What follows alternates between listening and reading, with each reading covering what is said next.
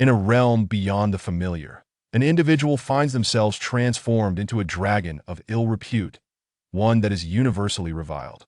Adventurers relentlessly pursue the creature, driven by an insatiable desire to slay, while the enigmatic Tiamat, the dragon mother, lurks in the shadows, ever watchful. Thus, the dragon must tread with utmost caution as it develops.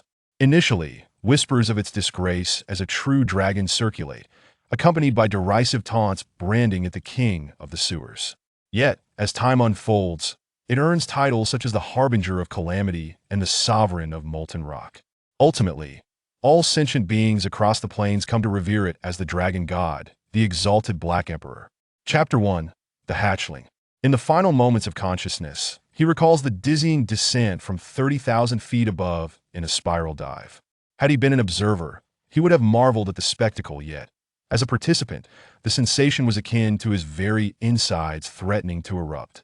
Inside the cabin, the cacophony of screams from passengers filled the air, but beneath the gaping breach of the fuselage, their cries were rendered feeble against the roaring tempest that engulfed them. At that moment, he too was shouting, though the words eluded him, fading into obscurity. In the last flicker of memory, he felt the unrelenting force of a rapid plummet, as if his body were aflame with heat. And then silence. A rustle of movement stirred him from his reverie. Upon reopening his eyes, he found himself enveloped in darkness, save for a faint glimmer of light seeping through a narrow crevice. It was only when he gingerly used his newly formed, glistening claws to clear away the debris beside him that his vision began to sharpen. Yet, the world appeared as though viewed through a darkened lens. Everything was rendered in shades of black and white, intermingled with muted hues. The blackish-green moss, the stark gray walls devoid of color, bore the semblance of artfully chiseled stone. Time had etched deep, profound fissures into the curved rock face. However, what captured his attention most was his own hand, or rather his claw. Ugh! He attempted to articulate something, only to find himself emitting a sound reminiscent of a beastly growl. It bore similarities to the rumble of a train, albeit sharper and more jarring, as a series of strange, guttural sounds escaped his throat. Gordon Alduin Targaryen. He recognized the name. He uttered with clarity. It was his own Gordon Alduin Targaryen. A true dragon's name, a legacy bestowed upon every genuine dragon. Just as he pondered the source of this knowledge, a torrent of disordered memories surged forth, flooding his consciousness. Fortunately, his soul was of considerable strength, far beyond that of a typical hatchling, enabling him to withstand the overwhelming influx of draconic heritage. He beheld fragments of memories relating to the continent of Eo, deities, their kin, humans, the 5 clans of chromatic dragons, the metallic dragons, and his own identity, scion of the lava dragon lineage. He was no larger than a house cat, yet distinctly smaller than a ponya, a veritable hatchling of a true dragon. Yet a sense of confusion began to envelop him. Where was his mother?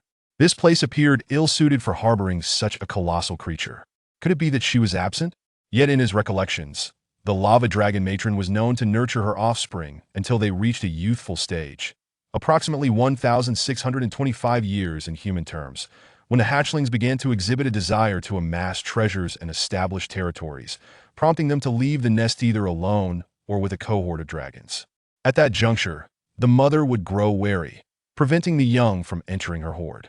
If she were particularly avaricious, she would expel even the newly fledged from her lair. However, in the years surrounding the hatching, she would never allow her young to grow independently, especially considering that dragon eggs typically contained around 25 eggs. Yet he found himself utterly alone, devoid of siblings. The remnants of consciousness from the egg provided clarity. The awareness within the egg retained memory during the final quarter of its incubation.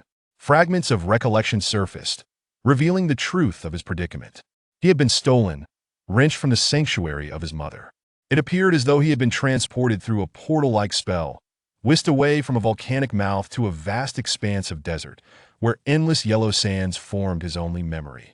Thereafter, he was in constant motion, confined within a basket. Approximately 7 sunsets later, he found himself in an underground laboratory beneath a coastal estate. It was at this point that the lava dragon's egg finally settled. Had he been an ordinary dragon egg, the hatchling within might have perished, for dragon eggs cannot be relocated during incubation. Doing so could result in the hatchling's demise before birth. Yet, The lava dragon's egg possessed unique characteristics.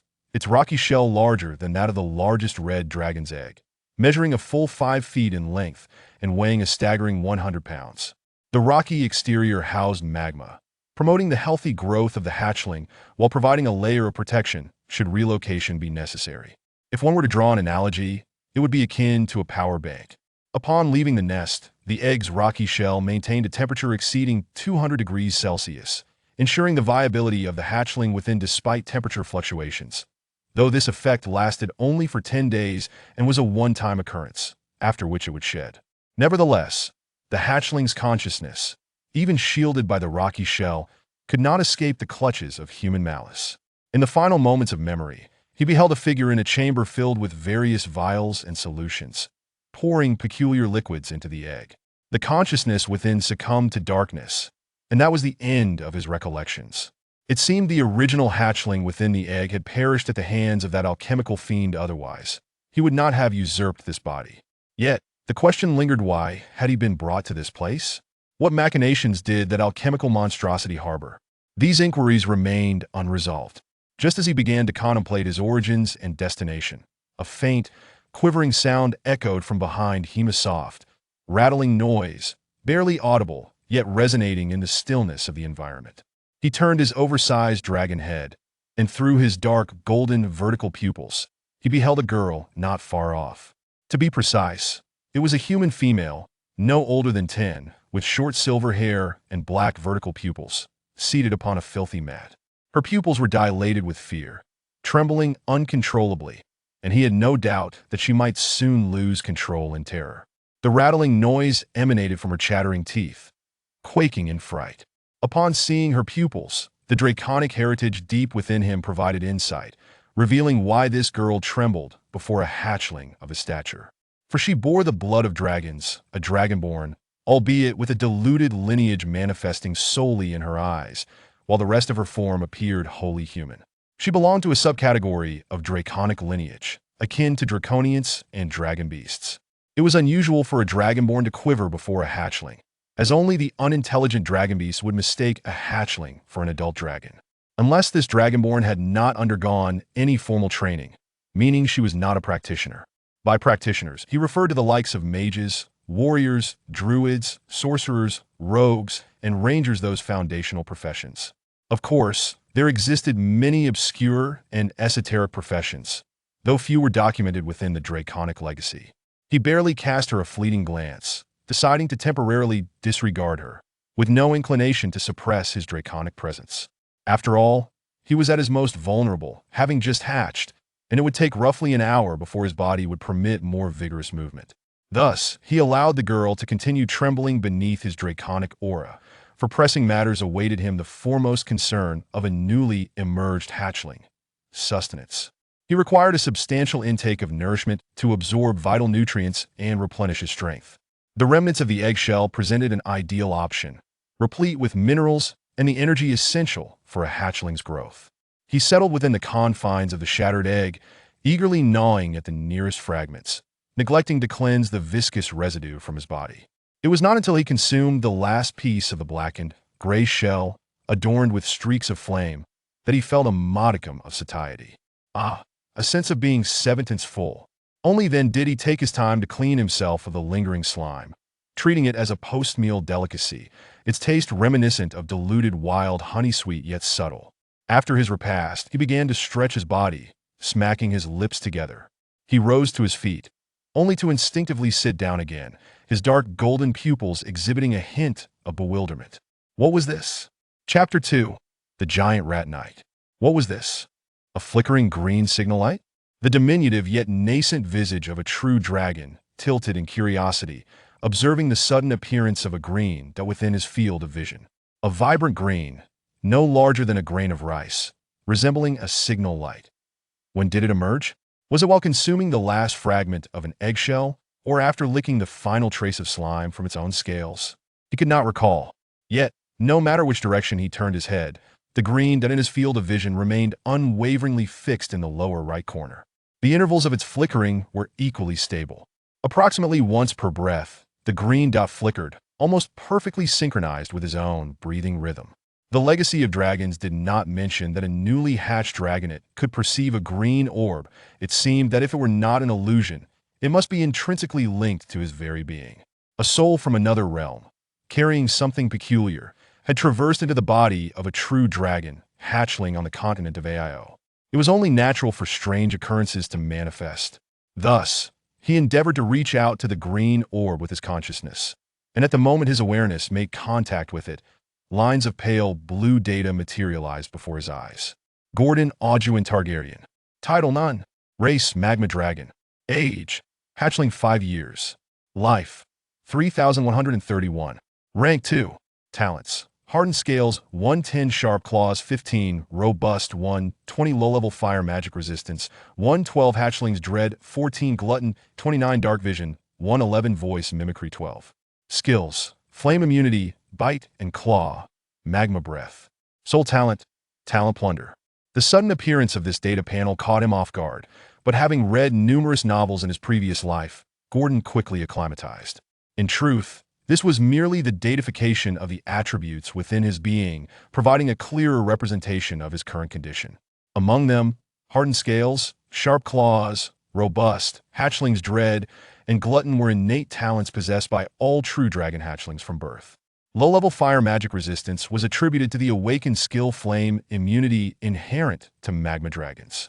Furthermore, the skills Flame Immunity, Bite and Claw, and Magma Breath were those he had intuitively grasped from his draconic legacy since his inception, or rather, had self-awakened. The latter term is more precise. Moreover, this was merely the beginning. As he aged and grew from hatchling to true dragon, the skills he could comprehend would multiply. Take the Magma Dragon as an example. From the hatchling's grasp of Burning Hand, to the juvenile's understanding of Heart of Magma, the adolescent's mastery of Scorching Ray, and the adult's acquisition of Magma Wall, not to mention the skills to be gleaned in his later years of maturity, old age, and ancient status. It was no wonder that he began his journey at rank 2. Reaching rank 6 upon maturity, he was indeed a being perched atop the pinnacle of existence from birth. Initially, he had felt discontented about being reincarnated as a dragon. Yet now, what was there to be dissatisfied with? After all, the majority of true dragons required no training. Simply eating and sleeping would allow them to surpass most creatures on the continent of Ao with ease. Among the frail humans, a warrior would need to reach adulthood and endure years of training and adventures to meet the standards of a rank 2 professional. To effortlessly slay a hatchling dragon, one would require a party of 5 average rank 2 adventurers to secure an easy victory. In an unknown confrontation, most individuals would find themselves no match for a hatchling dragon. If hatchlings faced such challenges, what could be said of the true dragons in their mature state? Each true dragon possesses the legacy of dragons. Their combat techniques are innate and cannot be underestimated due to age. Nevertheless, dragon slayers on the continent of Ao continue to emerge in waves, relentlessly pursuing the eradication of evil dragons, akin to harvesting chives time and again. After all, both wealth and prestige are coveted by those dragon slayers. The hatchling's talents, much like its skills, will evolve as it matures, potentially increasing and strengthening. For instance, a year later, Gordon's foundational talents may still remain at 1/10 or 1/5, yet they could very well develop to levels 3 or 4. 2 years hence, he could reach the pinnacle of the hatchling stage before solidifying and evolving further. Among them, the soul talent Plunder left him somewhat perplexed. This was not mentioned in the draconic legacy. Could it be a boon brought from his reincarnation? As he pondered how to utilize Talent Plunder, a rustling sound emanated from below the sewer entrance.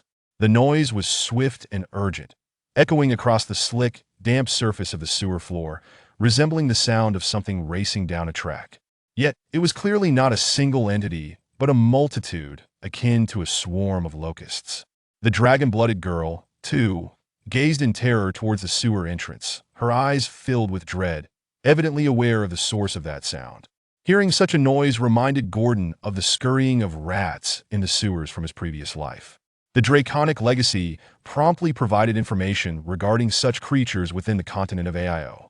Giant rats, one of the most commonly encountered monsters in sewers, are dozens of times larger than ordinary rats, standing approximately 1.2 meters tall when upright, equivalent in height to an adult goblin. Typically, a rank 1 adventurer could easily handle 3 or 4 simultaneously, Provided they were equipped with specialized protective armor otherwise, a single bite could expose them to pathogens that they would struggle to resist. In such cases, the wound would likely become infected, and the local physicians would find it challenging to treat such injuries. After all, giant rats could be considered a form of magical creature, albeit not ranked.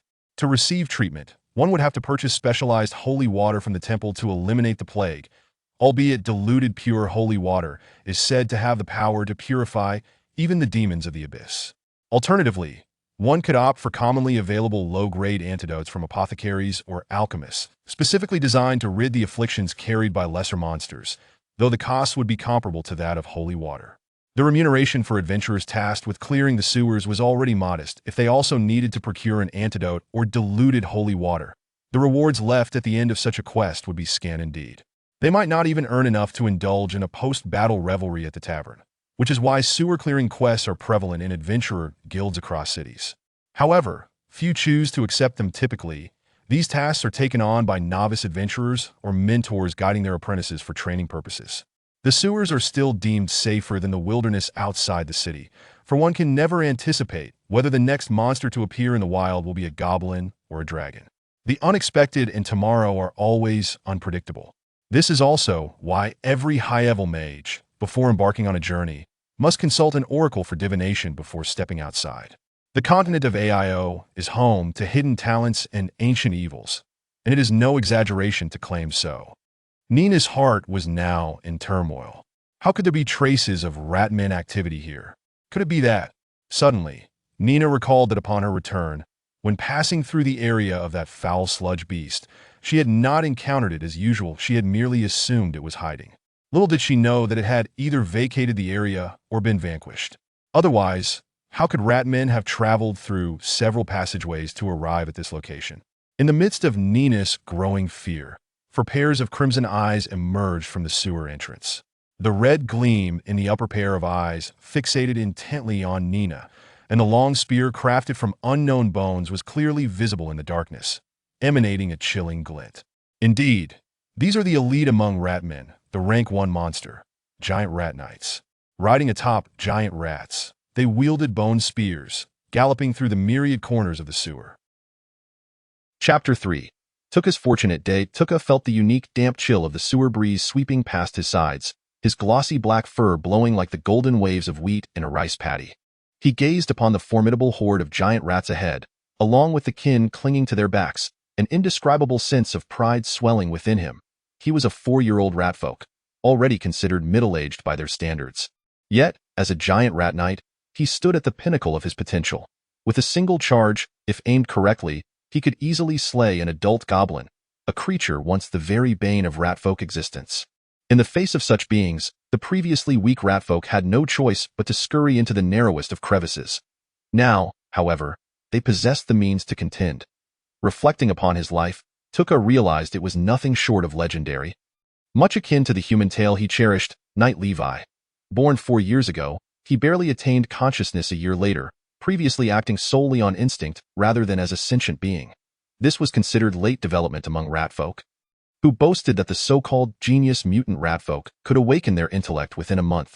Sometimes, when he listened to the elder rats recount tales of the past, Tuka felt a shiver run down his spine.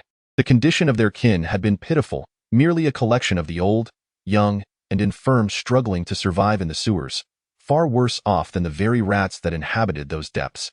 It was not until the arrival of the priest 3 years prior that their clan was saved, liberating them from the daily struggle for sustenance. Newborn ratfolk were now subjected to specialized vocational training to enhance their combat prowess. Tuka was fortuitously swept along in this wave of opportunity, a sentiment echoed by the elder rat who often remarked that his generation was the most fortunate. However, unlike his compatriots, Tuka chose not to pursue the paths of ranger or rogue, professions that played to the ratfolk's innate talents in stealth and agility, especially in the confines of the sewer. Instead, he resolutely opted to become a giant rat knight.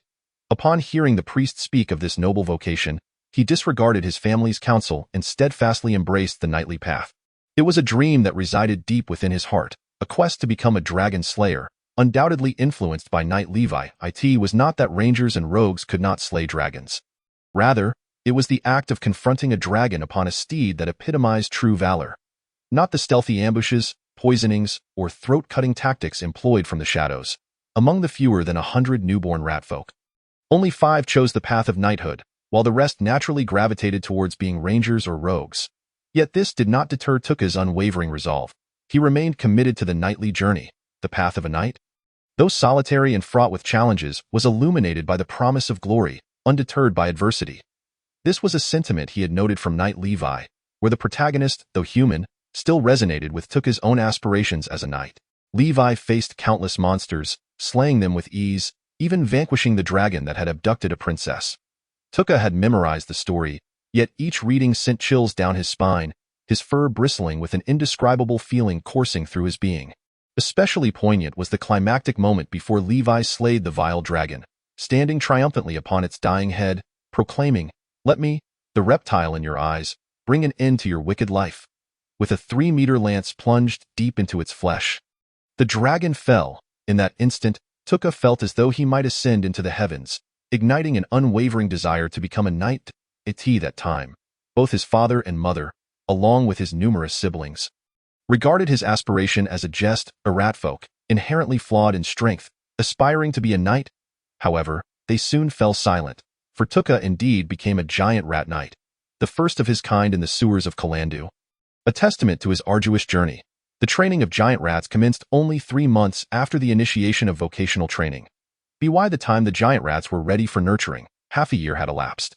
During the first 3 months, Tuka had no training with his steed, as knightly training and steed mastery are inextricably linked. Nevertheless, Tuka mastered giant rat riding in a mere 9 months, a testament to his considerable talent, particularly in the realm of knighthood. This proficiency stemmed from his 9 months of sharing meals and rest with his steed. As a first-tier knight, mastery of riding and proficiency with the lance were paramount. The training regimen the priest devised for Tuka and his peers involved wielding a branch taller than themselves as a lance, performing 500 thrusts and jabs daily. Tuka, however, pushed himself to 1,000. Sometimes even exceeding 1,500. In addition to regular training, he bound his hand to the lance with a rope, ensuring he was never apart from it, even in slumber. Many of his contemporaries abandoned the tedious lance training, finding it monotonous, but Tuka persevered, emerging as the sole knight from the original cohort. Statistically, a 1 in 5 chance was remarkably high. The success rate for vocational training was dismal. While many ratfolk aspired to be thieves or rangers, most were filtered out in the initial rounds, with few advancing to become professionals. At times, a ratio of 20-to-1 proved too daunting. The knightly vocation gained prominence among the ratfolk only after the giant rats were fully cultivated. Tuka, now mounted on a giant rat, patrolled the sewer territories daily, boldly confronting swamp frogs in one encounters. He not only defeated goblins but also brought back their corpses to share with his kin, allowing them to feast upon the spoils. The giant rat knight vocation swiftly ascended to the pinnacle of ratfolk aspirations. After all, Tuka, having slain goblins, had become the object of admiration among countless female ratfolk, with many of the current generation bearing his bloodline, a testament to his allure. Now, as he prepared to lead a group of giant rat knights into newly explored sewer regions under the priest's orders, Tuka sought suitable strongholds. After all, even cunning rabbits require multiple burrows, and the ratfolk, not lacking in intelligence, contemplated propagation in stages, mindful not to place all their eggs in one basket. However, just as Tuka felt the day was proceeding smoothly, a giant rat suddenly bolted up through a sewer opening above. Tuka recognized the ratfolk upon the giant rat, Vichy, the most adept among the new knights for reconnaissance, possessing an acute sense of smell capable of detecting scents imperceptible to others.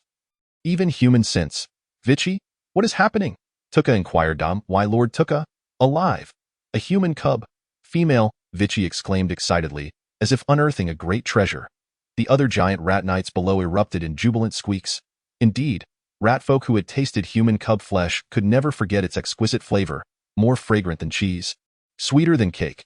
Tuka felt elated, silently affirming the priest's wisdom. Exploration yields surprises. Today was indeed his lucky day. Perhaps he should adopt the name Takasa, as Kasa in ratfolk language signifies fortune. Vichy, capture it alive. Tuka, or rather, now Takasa, joyfully called out to Vichy, who had already entered the sewer pipe, tail disappearing from view. Chapter 4. The light orb Vichy and his giant rat steed, with their 2 pairs of crimson, cherry-sized eyes, fixated intently on the human cub before them, unmistakably a female. Vichy was certain. He trusted his keen sense of smell. Gripping the reins attached to his steed's exoskeleton, he shook them and listened to the cheers of his ratfolk comrades below. For a fleeting moment, he felt like a true knight. The only drawback was that his opponent was merely a human cub. Had it been a goblin, it would have been far more gratifying. Vichy felt that his inaugural battle as a knight against a human cub tarnished his reputation as the second knight of the sewers, a title he had bestowed upon himself. Yet, he cared deeply about this reputation. After all, to insult him was one thing, but to tarnish Tuka's name was another. Thus, he resolved to capture her alive, not for his own sake, but to uphold Tuka's honor. He raised his head, striving to meet the trembling eyes of the human female, stammering yet undeniably assertive. He declared, "You, come with me, or else." Vichy brandished his half-meter-long bone spear. The implications unmistakable, however. To his surprise, the human cub shrank back in fear. Retreating deeper into the darkness of the sewer, foolish and hopeless, Vichy thought, realizing that he would have to resort to force. Otherwise, this dim-witted human might cower in the corner like a quail, refusing to emerge. With this thought, he tugged on the reins, signaling his giant rat companion to charge forward. Charge is the sole active skill possessed by the giant rat knight, requiring a profound bond between the knight and their steed. Mastering charge signifies that one has ascended to the rank of a first-tier giant rat knight.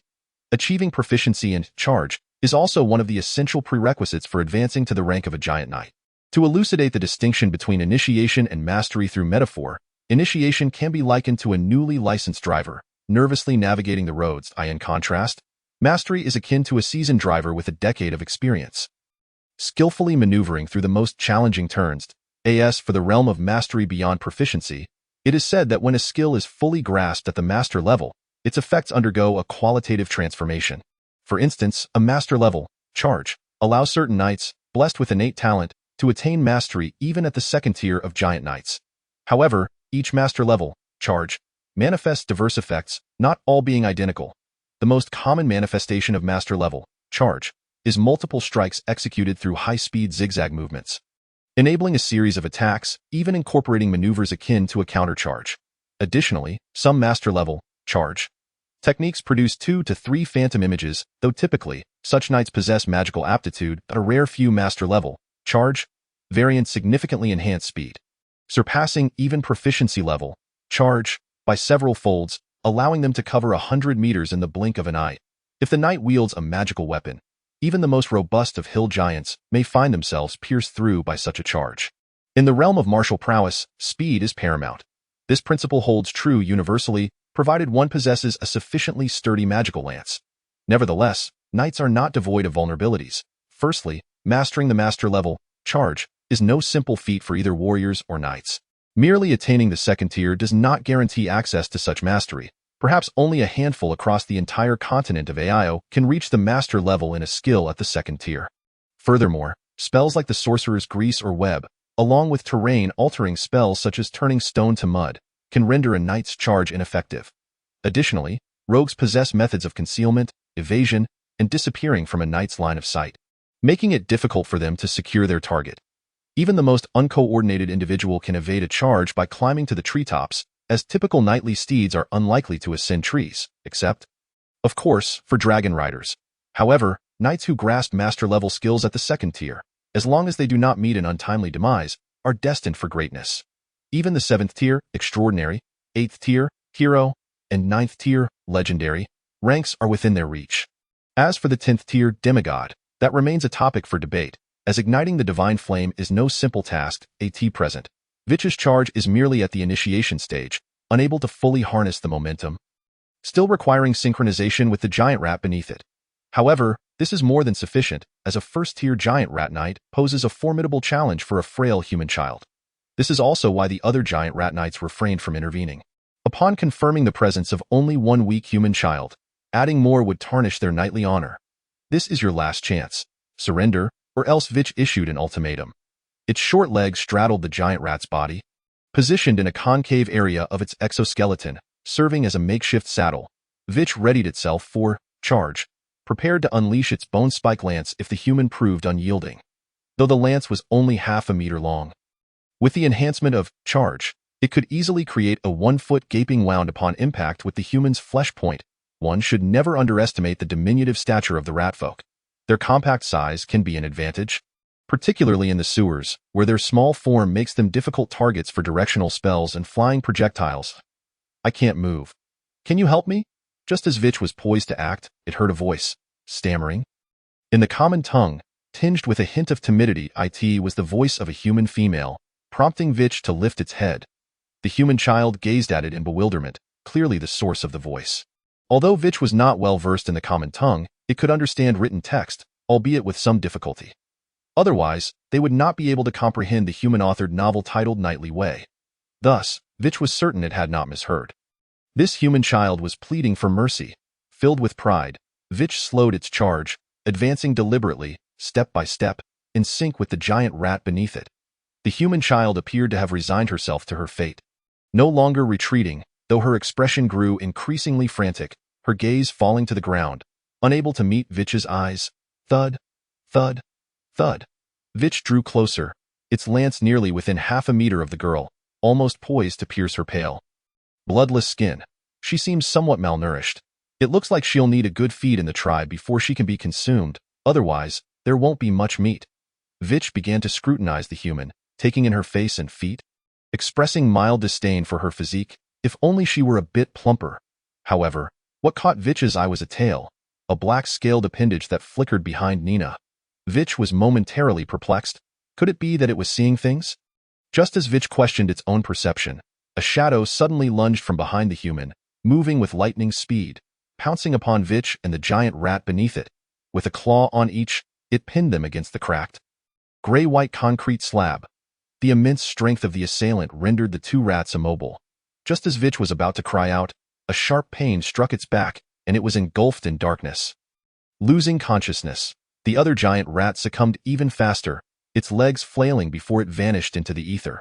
Subsequently, in Gurdon's view, two rat corpses appeared, accompanied by two luminous orbs, each the size of a ping-pong ball, emanating a soft glow, quite conspicuous in the dark, monochromatic surroundings. However, the dragon-blooded girl seemed oblivious to the orbs, her attention instead drawn to the two corpses. Licking her lips, she was feeling a bit hungry.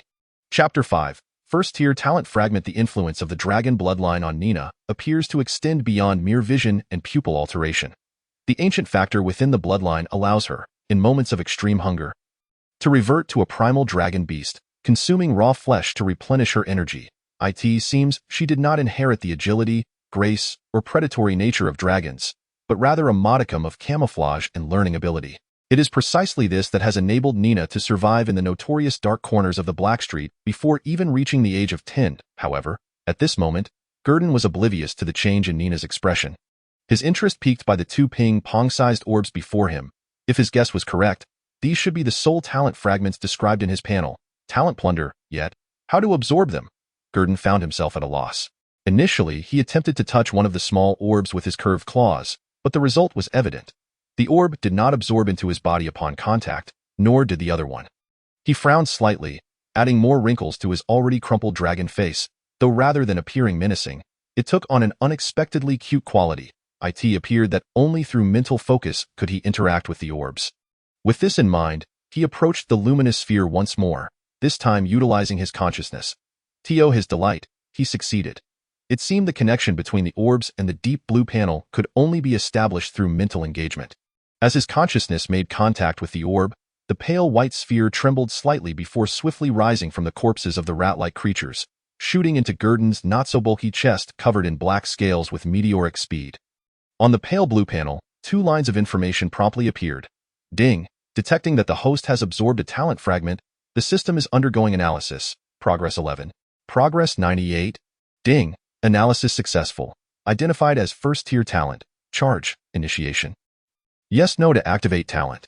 Ding, detecting that the host has absorbed a talent fragment, the system is undergoing analysis. Ding, analysis successful. Identified as first-tier talent. Dark vision. Yes/no to activate talent. Clearly, the former talent belonged to the ratfolk wielding the bone spear, while the latter pertained to the massive rat creature. Although the ratfolk alone could not unleash charge, the timing of its execution was indeed contingent upon the ratfolk's mastery. As for dark vision, it likely explained why their eyes were red. It is well known that ordinary rats possess poor eyesight, relying on their whiskers to navigate. Gurdon did not deliberate for long over the two talent options presented on the panel. He was certain to accept charge, for although the dragon heritage encompassed numerous techniques related to dragon attacks, hunting, and melee combat, charge was notably absent, likely preserved as a progression for some dragon-related profession. Furthermore, dark vision was inherently one of the dragon's talents and would evolve alongside Gurdon's growth. He also wished to utilize this fragment of talent as an experiment, to observe what would transpire if the talent fragment remained unactivated. With a mere thought, he lightly touched the first option, activating charge. Almost simultaneously, a line of pale blue text materialized upon the panel. Ding! Talent activation successful. The panel began to transform accordingly. Gordon Alduin Targaryen, title, Nun Race, Lava Dragon Age, Wormling, 5 years, Health, 31 rank, 2 talents, Armored Scales, 110, Sharp Claws, 15, Robust, 120, Low-level Fire Magic Resistance, 112, Wormling's Dread, 14, Glutton, 29, Dark Vision, 111, Mimicry, 12, Charge, 115 Skills, Fire Immunity, Bite and Claw, Lava Spit, Soul Talent, Talent Plunder. Simultaneously with the panel's changes, a torrent of memories surged into his mind.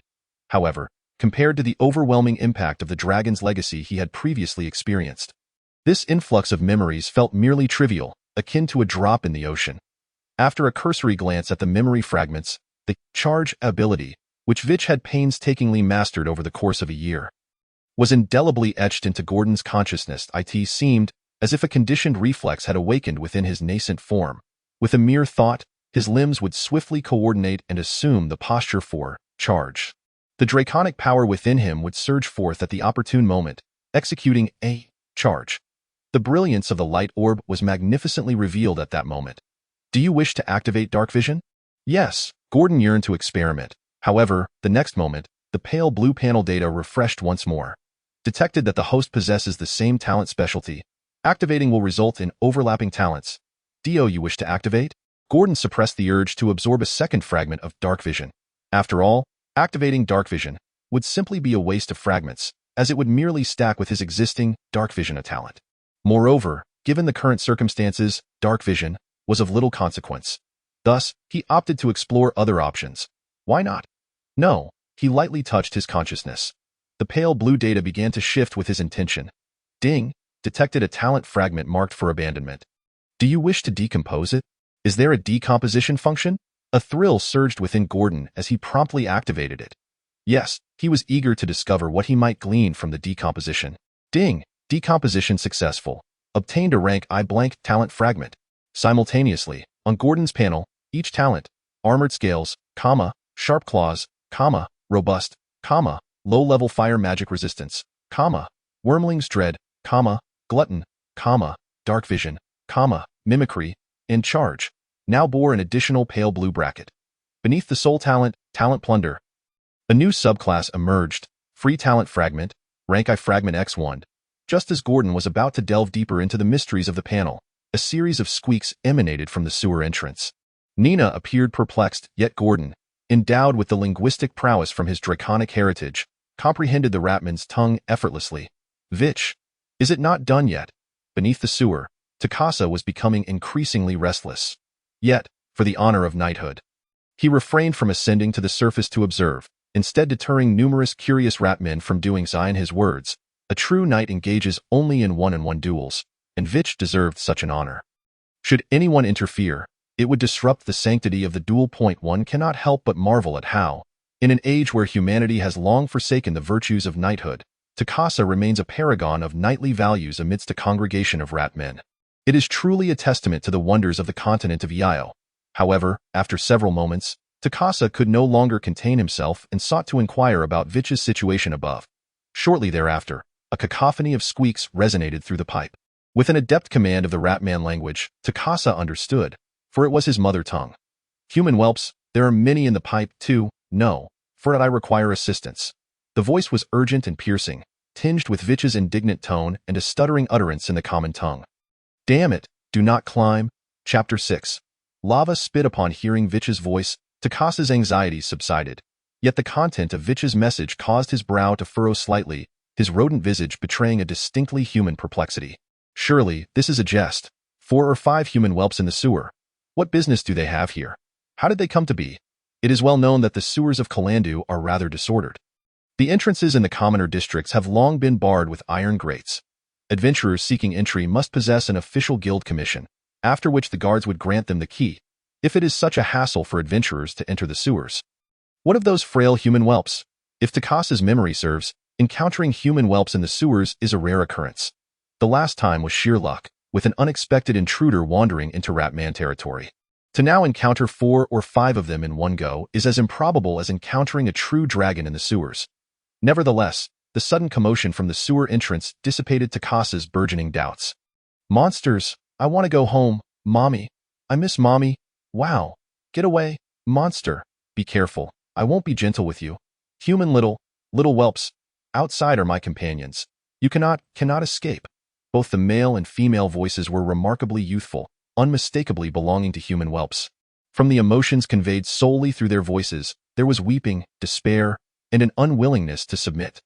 Yet, intertwined with Vitch's triumphant, albeit stuttering, common tongue, the tone was oddly out of place. Could it be? Takasa suddenly recalled the warnings he had received from the elder shaman prior to his recent excursions, advising him to pay close attention to any anomalies within the sewers and to report back. He had once inquired of the elder shaman what was being sought. The shaman, appearing somewhat aged yet radiating wisdom, had not concealed the truth from Takasa.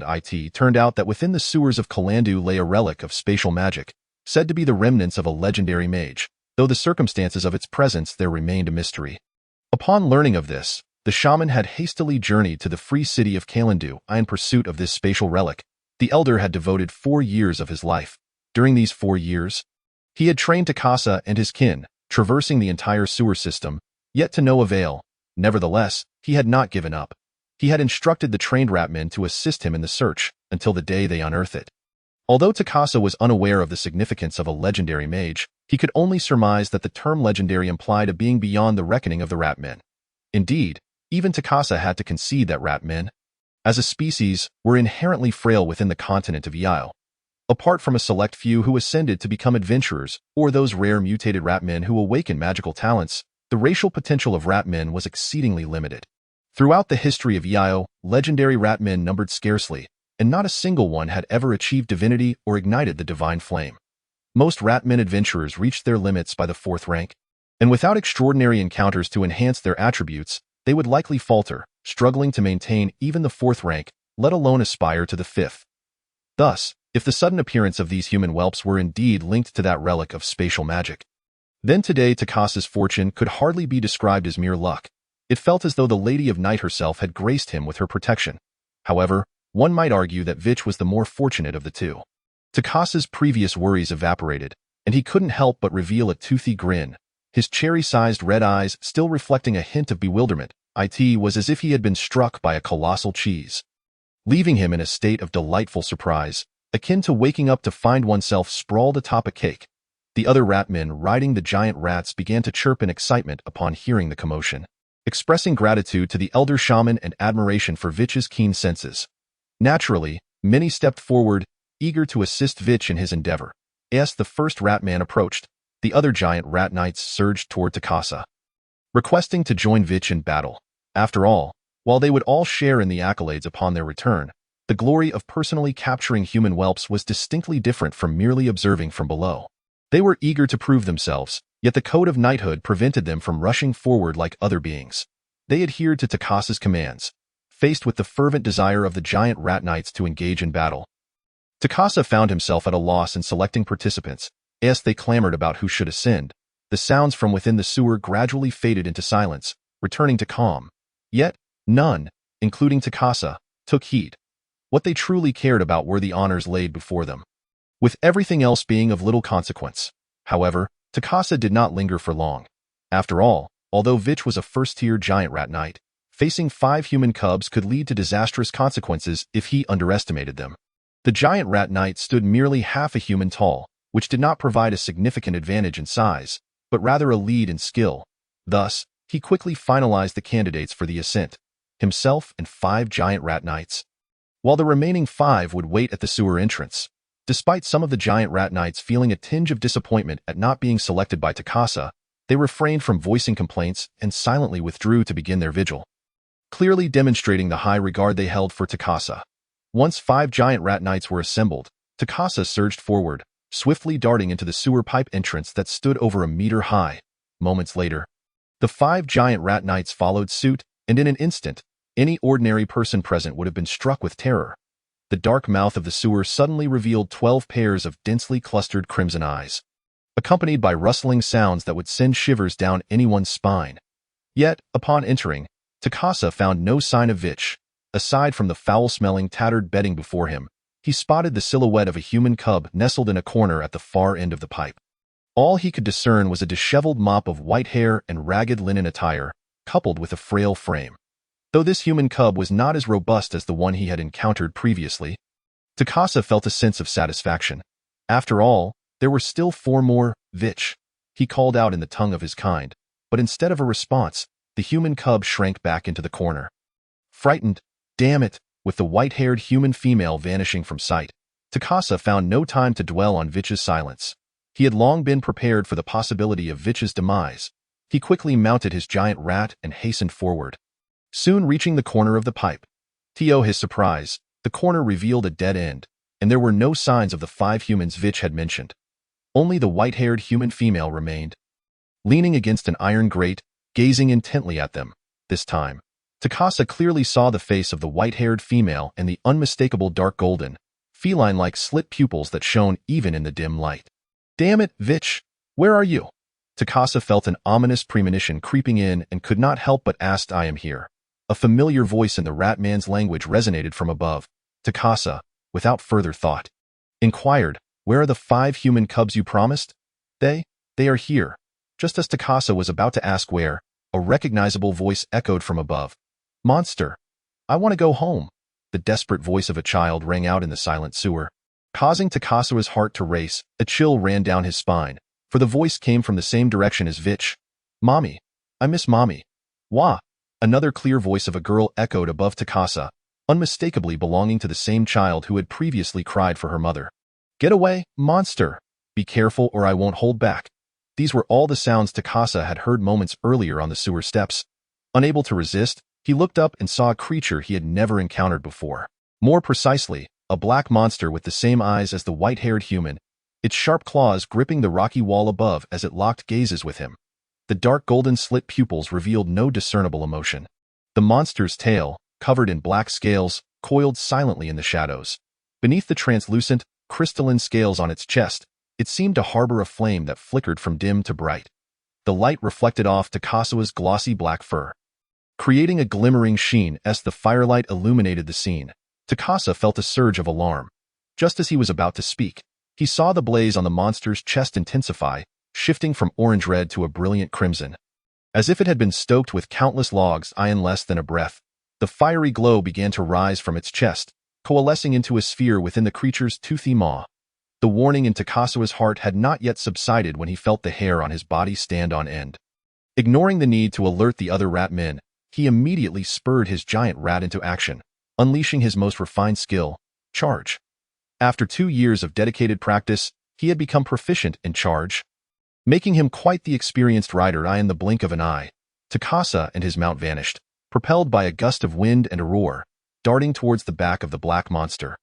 However, the 5 giant rat knights trailing behind him were not so fortunate. When Tiamat glanced back, a wave of dread washed over him.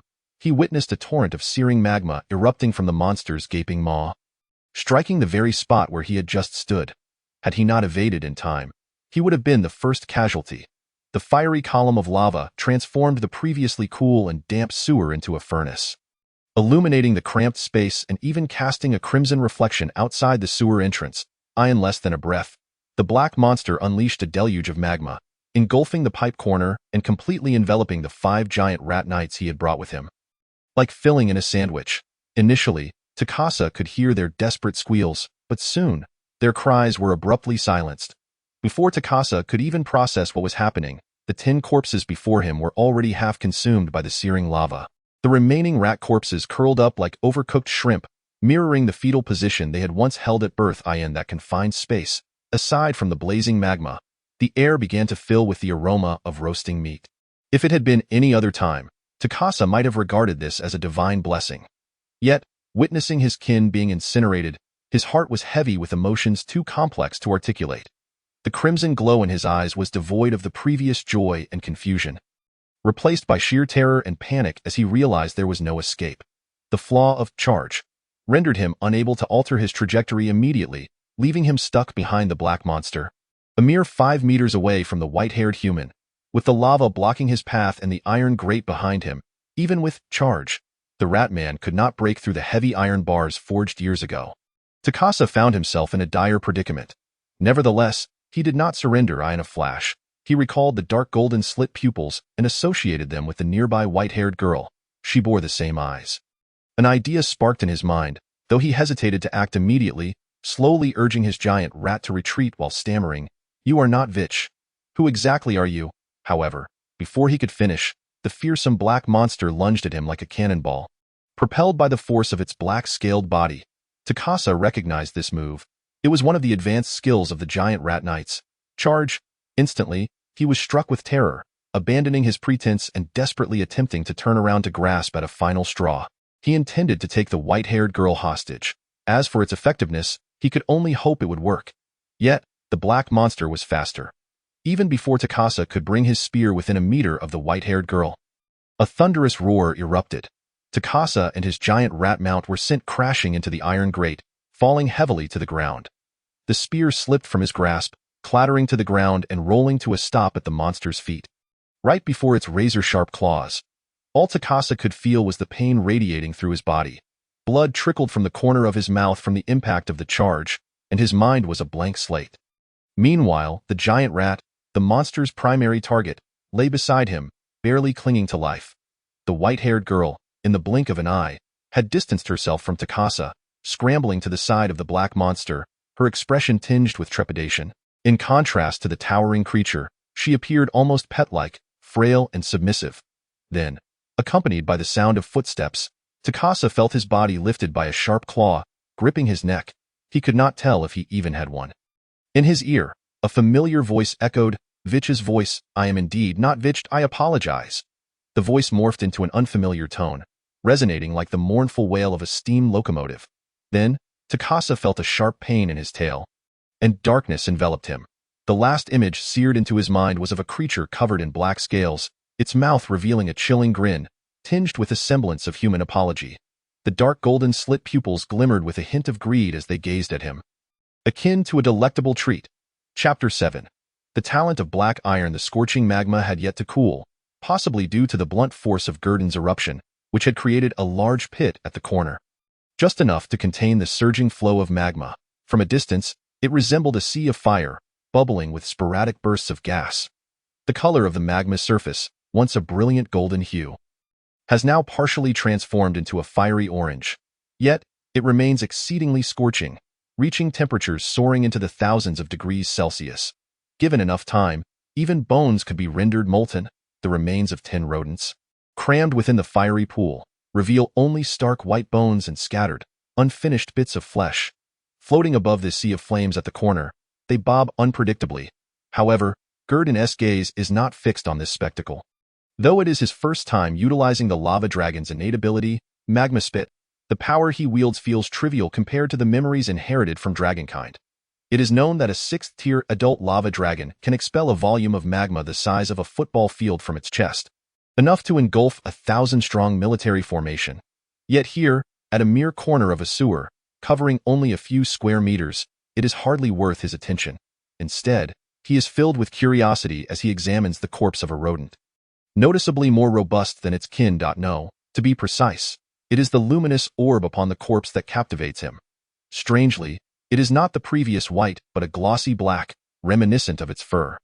With a faint metallic sheen, Gurdon rubbed his dark golden eyes several times, yet the orb remained a striking black, distinctly visible in the harsh glow of the flames. Could this black substance be a fragment of a higher tier? Let us name it the Black Iron Talent Fragment, Gurdon mused, christening this mysterious orb. He then casually lifted the twitching corpse of a massive rat, grasping it by the neck and tail. A sharp crack echoed in the background, accompanied by the bubbling of the magma, as the rat's body emitted a crisp, melodious sound of dislocation, its spasms calming almost instantly, its rodent face devoid of any pain, the burdens of profession. he muttered, discarding the massive rat aside and beginning to guide the white orbs, 11 in total, along with one black orb using his consciousness. The orbs gradually ascended from the fire pit and the corpses on the ground. 12 luminous spheres hovering in the air. Swiftly and orderly, they collided into Gurdon's body. A flurry of pale blue data manifested in his vision simultaneously, akin to a computer's sudden blue screen of death. Ding! A talent fragment has been detected as being inhaled by the host. The system is undergoing detection. Progress 1. Progress 23. Ding! Detection successful. Ding! A talent fragment has been detected as being inhaled by the host. The system is undergoing detection. Progress 2. Ding! A talent fragment has been detected as being inhaled by the host. The system is undergoing detection. However, this chaotic, pale blue interface lasted only for 3 breaths.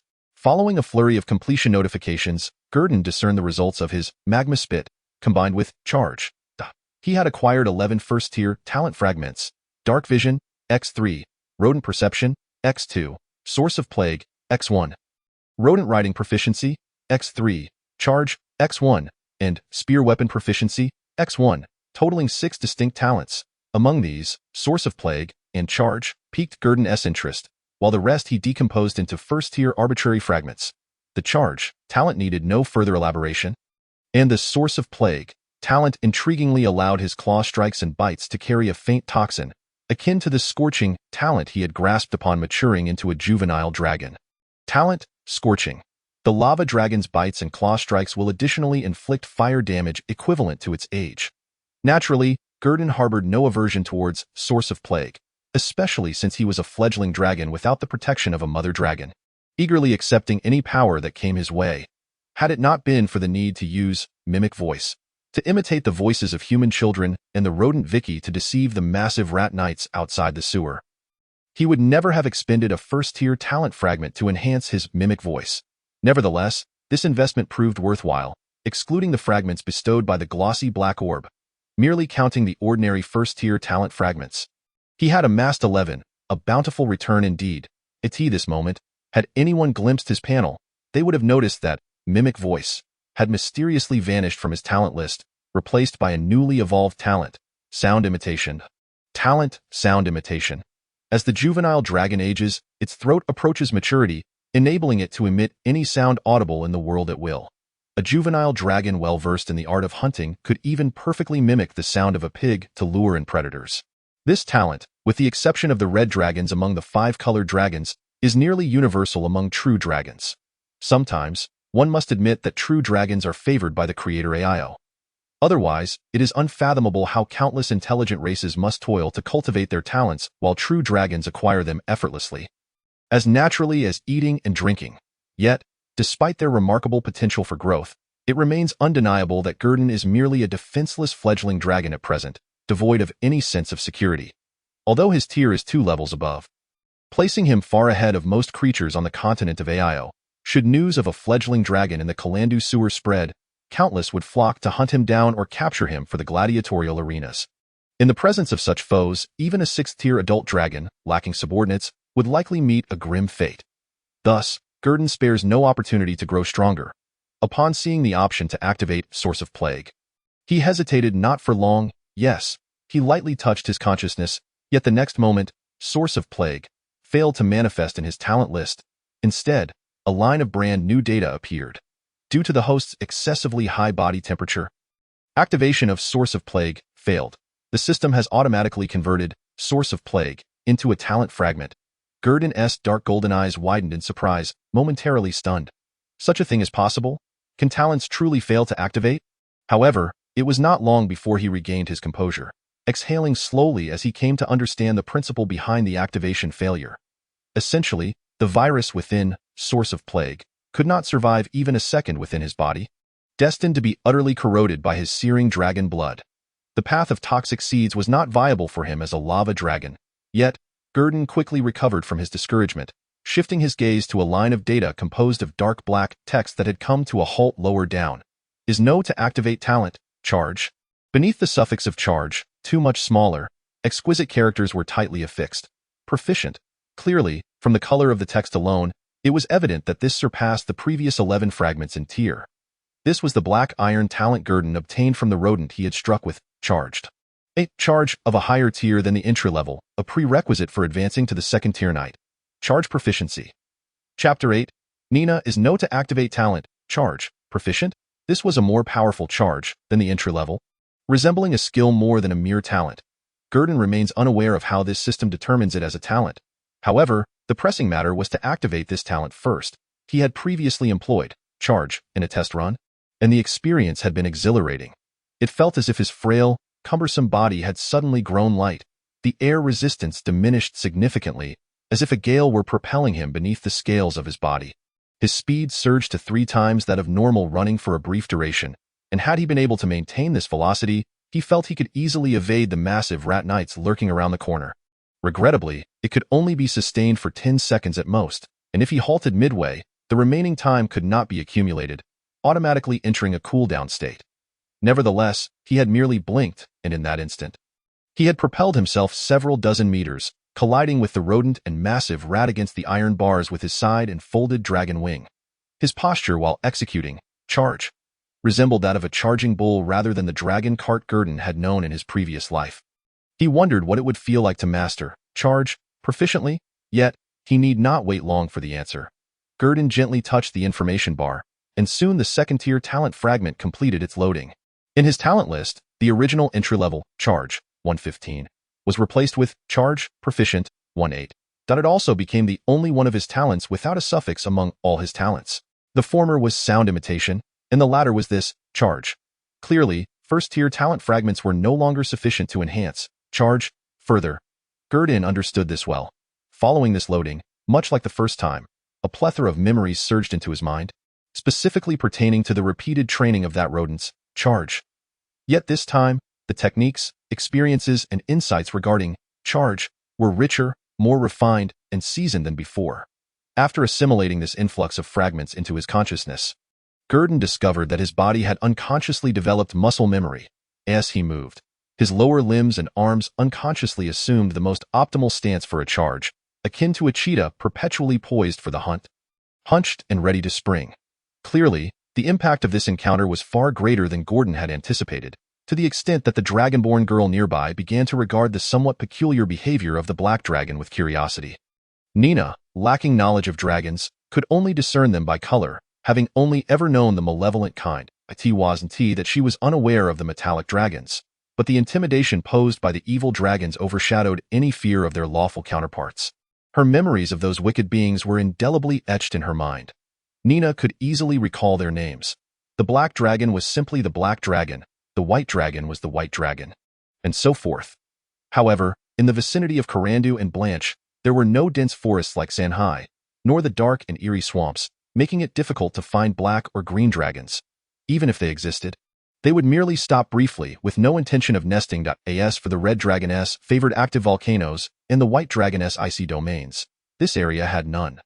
Thus, if one wished to seek out the 5-colored evil dragons nearby, one would likely have to venture to the surreal desert west of Karandu. It was said that travelers had discovered traces of blue dragons in the desert oases, with footprints and mischief left by the blue dragon.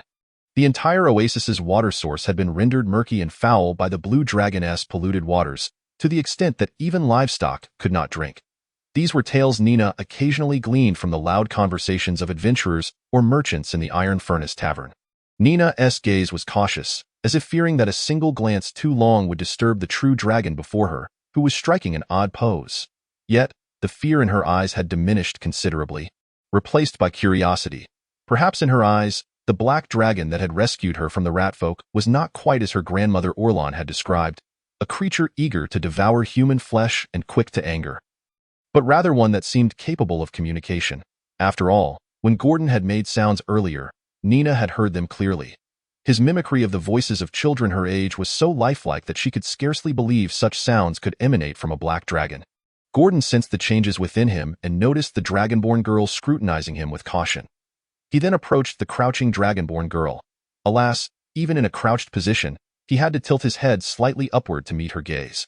He folded his somewhat splayed wings and regarded the dragonborn girl, who was taller than him even in her squatting position.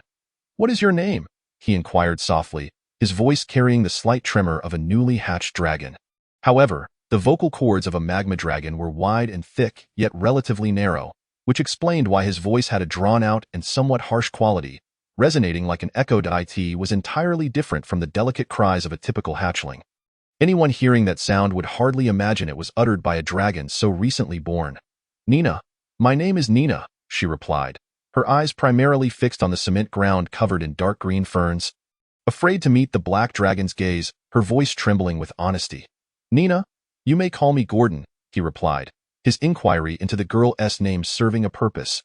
Since he had come to this world, his foremost task was to understand his surroundings, and who better to provide insight into the environment than this obedient dragonborn girl before him? Otherwise, this hatchling dragon might not survive long in this world, either being sent to the arena or becoming yet another experiment on a wizard's workbench. "Then, Mr. Gordon, how may I assist you?" Nina asked, her stomach audibly growling. Upon hearing the black dragon introduce himself, she felt a wave of relief wash over her. Attempting to employ the etiquette taught by Grandma Orlon in addressing a black dragon, she was interrupted by another unwelcome sound from her belly, causing her face to flush with embarrassment. Gordon remained silent, his dark golden slit pupils unwavering as he observed the blushing dragonborn girl. He then walked directly behind her, and under her curious gaze, he lifted the 2 rat corpses lying nearby and placed them before her. Then, from a discreet recess to the left of the sewer's iron grate, he dragged out 2 earlier rat corpses that had been concealed and set them down as well, before leisurely stating, "Let us eat while we converse." Within the legacy of dragons, ratfolk were considered both companions to true dragons and appetizers for when true dragons were bored. After all, these squeaking little creatures were, in the eyes of a true dragon, mere food, no different from the cattle or horses they typically consumed. Just one was a main course, while the other served as a dessert. The 4 rat corpses, 2 giant rats and 2 ratfolk, were all larger than Gordon, except for the ratfolk, which was slightly smaller than him.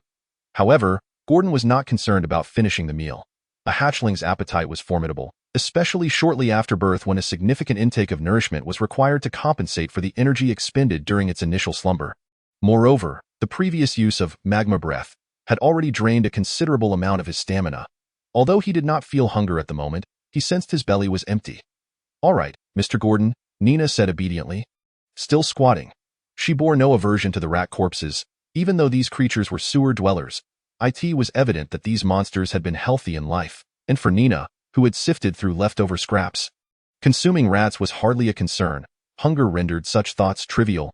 "Very well, please wait a moment." Following the culinary methods ingrained in his dragon heritage, Gordon dragged the 2 giant rat corpses toward a nearby magma pool and set them down. He began to count down silently, his dark golden slit pupils fixed intently on the transformations of the giant rats within the magma pool. The corpses began to exhibit visible changes as their fur singed and their flesh contracted. Progressing toward a state of melting, Gordon swiftly grabbed the heads of the 2 giant rats, twisting them off and carelessly discarding them into the magma pool to join their now-bone companions. It must be noted that the method of consuming meat as per the magma dragon's legacy was quite similar to Gordon's favorite cooking method in his previous life, hot pot. Both involved submerging ingredients in boiling liquid for cooking, although one utilized magma at temperatures exceeding 1,000 degrees Celsius, while the other employed a carefully crafted hot pot broth. Nonetheless, the essence remained the same.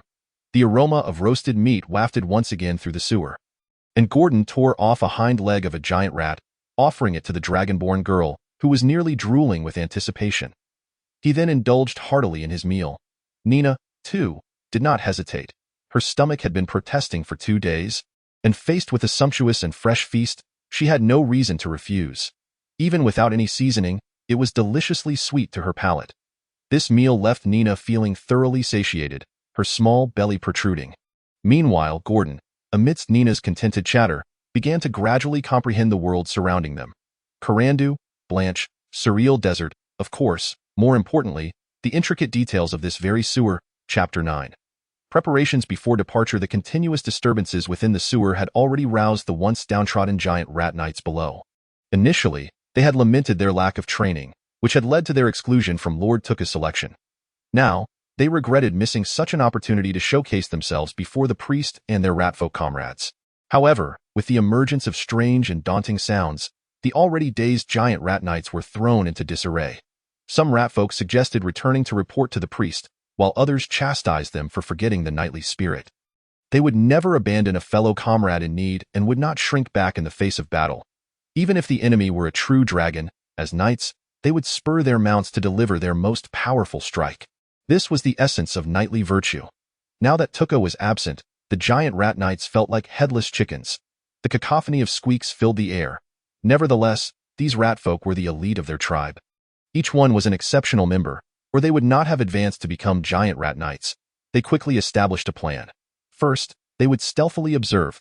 If there were signs of enemies, they would act accordingly. If the situation appeared dire, they would promptly return to report to the priest in their tribe.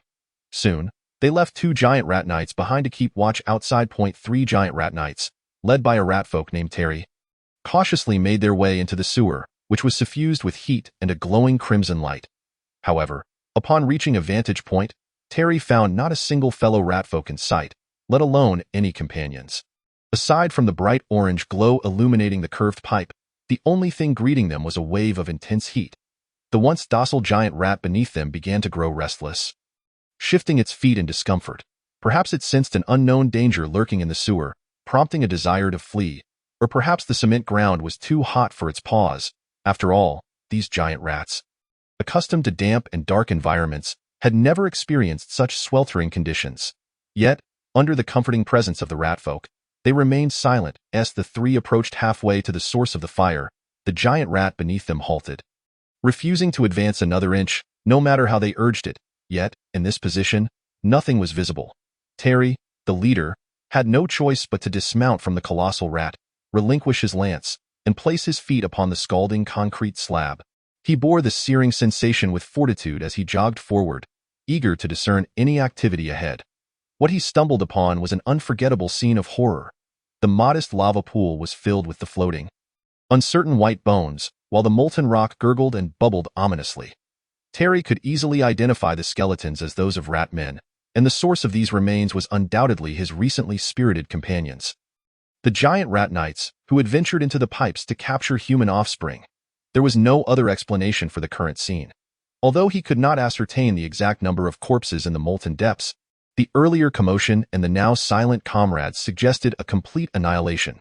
A chill surged from the soles of Terry's feet, spreading throughout his body, even tempering the unbearable heat of the air. Beads of cold sweat trickled from his forehead, only to be swiftly evaporated by the oppressive warmth. "Run," he urged himself, hastily conveying the need to report everything to the high priest. "They are all dead?" "All of them," countless thoughts swirled in Terry's mind, yet he restrained his curious impulses and began to retreat slowly. He dared not make a sound, hastily signaling the retreat gesture learned during training to his 2 rat-man companions. Then he remounted the agitated giant rat, positioning himself between the other 2 rat men, and swiftly departed from the sewer that had become the grave of 7 giant rat knights. Only a forgotten spear lay behind, a remnant of their passage. As Terry descended, he welcomed the long-lost dampness and coolness, and without a moment to explain to his companions, he simply declared, "We must return to inform the high priest. Lord Tuka has likely met with misfortune." "Terry, what exactly did you see?" a fellow rat-man blurted out, unable to contain his impatience. Had it not been for the fear of disturbing the silence within, he would have asked sooner. "Bones, nothing but bones. None escaped." Terror flickered in Terry's crimson eyes, as if that horrific scene lingered vividly in his mind. "There is nothing left but white skeletons. This is beyond our capability to confront. We must report to the high priest," Terry asserted. Upon hearing this, the other giant rat knights experienced a flicker of panic in their gazes, despite having anticipated such a fate. However, hearing the confirmation of total annihilation from Terry's lips was still difficult to accept. After all, who could reconcile with the fact that just moments ago, they had been exuberantly preparing to capture human offspring, only to find themselves ensnared in an unknown sewer? They did not even know who the true culprit was. Terry and his companions exchanged little time in discussion. The urgent matter was to return to the tribe and inform the high priest. Thus, in no time, the 5 giant rat knights hastily departed, vanishing into the depths of the sewer corridor. Yet, if one were to observe closely, they would notice a pair of crimson eyes watching from the shadows, fixated on the brightly illuminated cave entrance. They had not forgotten to leave behind one to monitor discreetly, ensuring assistance when needed. Inside, after Gurdon and Nina exchanged information, Gurdon understood the necessity of not lingering in this place. Although Nina had informed him that this sewer entrance had previously been devoid of monsters, enabling her to survive here for several months. He remained vigilant. The recent incursion of the giant rat knights could merely be a coincidence. However, he would not lower his guard, for even though he had just vanquished numerous formidable foes with relentless fury, this was Io, and a second-tier fledgling dragon was hardly trivial in these sewers. While such beasts were rare, they did exist. A lurking lich, a high-tier wraith, or even a goblin shaman could easily spell disaster for him. Moreover, a tribe capable of breeding so many first-tier monsters like the Ratmen was certainly not to be underestimated. It was conceivable that within their ranks, there were a few second or even third-tier Ratmen. Thus, after luring the giant rat knights to their demise, Gurdon had already prepared for a hasty retreat. He had no intention of remaining in place, awaiting others to challenge him as a boss. Perhaps only the red dragons, or no, the white dragons, would dare to remain stationary, awaiting their enemies to come and settle scores. Yet before departing, he intended to discreetly alter the environment, ensuring that no traces of fledgling dragon activity would remain for future visitors to discover. With this thought, he plunged into the lava with a splash, initiating the process of erasing his scent. Chapter 10. Misdirection. Terry, you have finally returned, High Priest. The giant rat knight, who had been covertly observing, turned at the sound of rustling behind him. He beheld Terry's return, particularly noting the imposing figure of a giant rat man cloaked in black robes following closely. Excitement surged through the rat, and it quickly expressed its reverence. What news? What have you discovered? Terry, taking the lead, stepped forward to inquire. I have been stationed here since your departure, and aside from the dimming of the firelight at the cave entrance, there has been no movement whatsoever. The watchful giant rat knight replied honestly. Terry nodded, convinced of the knight's sincerity. With a grave expression, he turned to relay every detail to the cloaked giant rat man, cautioning that the perpetrator responsible for the slaying of their comrades might still lurk within the cave. Urging the high priest to exercise caution. Having faced the scorching lava firsthand, he was filled with trepidation regarding the creature capable of producing such molten fury. Though the high priest held an omnipotent image in Terry's mind, he could not quell the turmoil within. The giant ratman's height was comparable to that of an adult human from Kalandu, yet his black robe obscured his features, leaving only his crimson eyes and a visible rat tail to betray his identity. After contemplating Terry's words for a moment, the ratman priest turned to the ever-constant darkness behind him and uttered a soft, yet resonant sound. The sound was subtle, yet carried a penetrating quality, making Terry feel as though the entire sewer had heard it. A seasoned adventurer would surely recognize that the sound emitted by the giant rat man was a rare talent, known only to the kings among rat men, called summon swarm. This ability allowed him to convey his message to any rat man under his command, regardless of location, a sort of unlimited telepathy from another world. Moreover, any rat man or giant rat hearing the call of their king would experience a temporary surge in agility, enhancing both their attack and movement speeds by 20. Before Terry could even register the passage of time, several Ratman professionals clad in leather armor emerged from the shadows. Their weapons varied. Some wielded bows, others daggers, and a few brandished dual swords, with sharp gazes and finely crafted gear.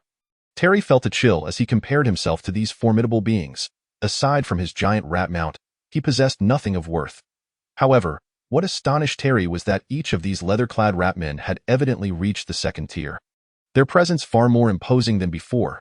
He recognized them as the strong members of the Ratman tribe, contemporaries of Lord Tukka, who had transitioned into rogues or rangers. Rumors had circulated that some rat men had achieved the second tier.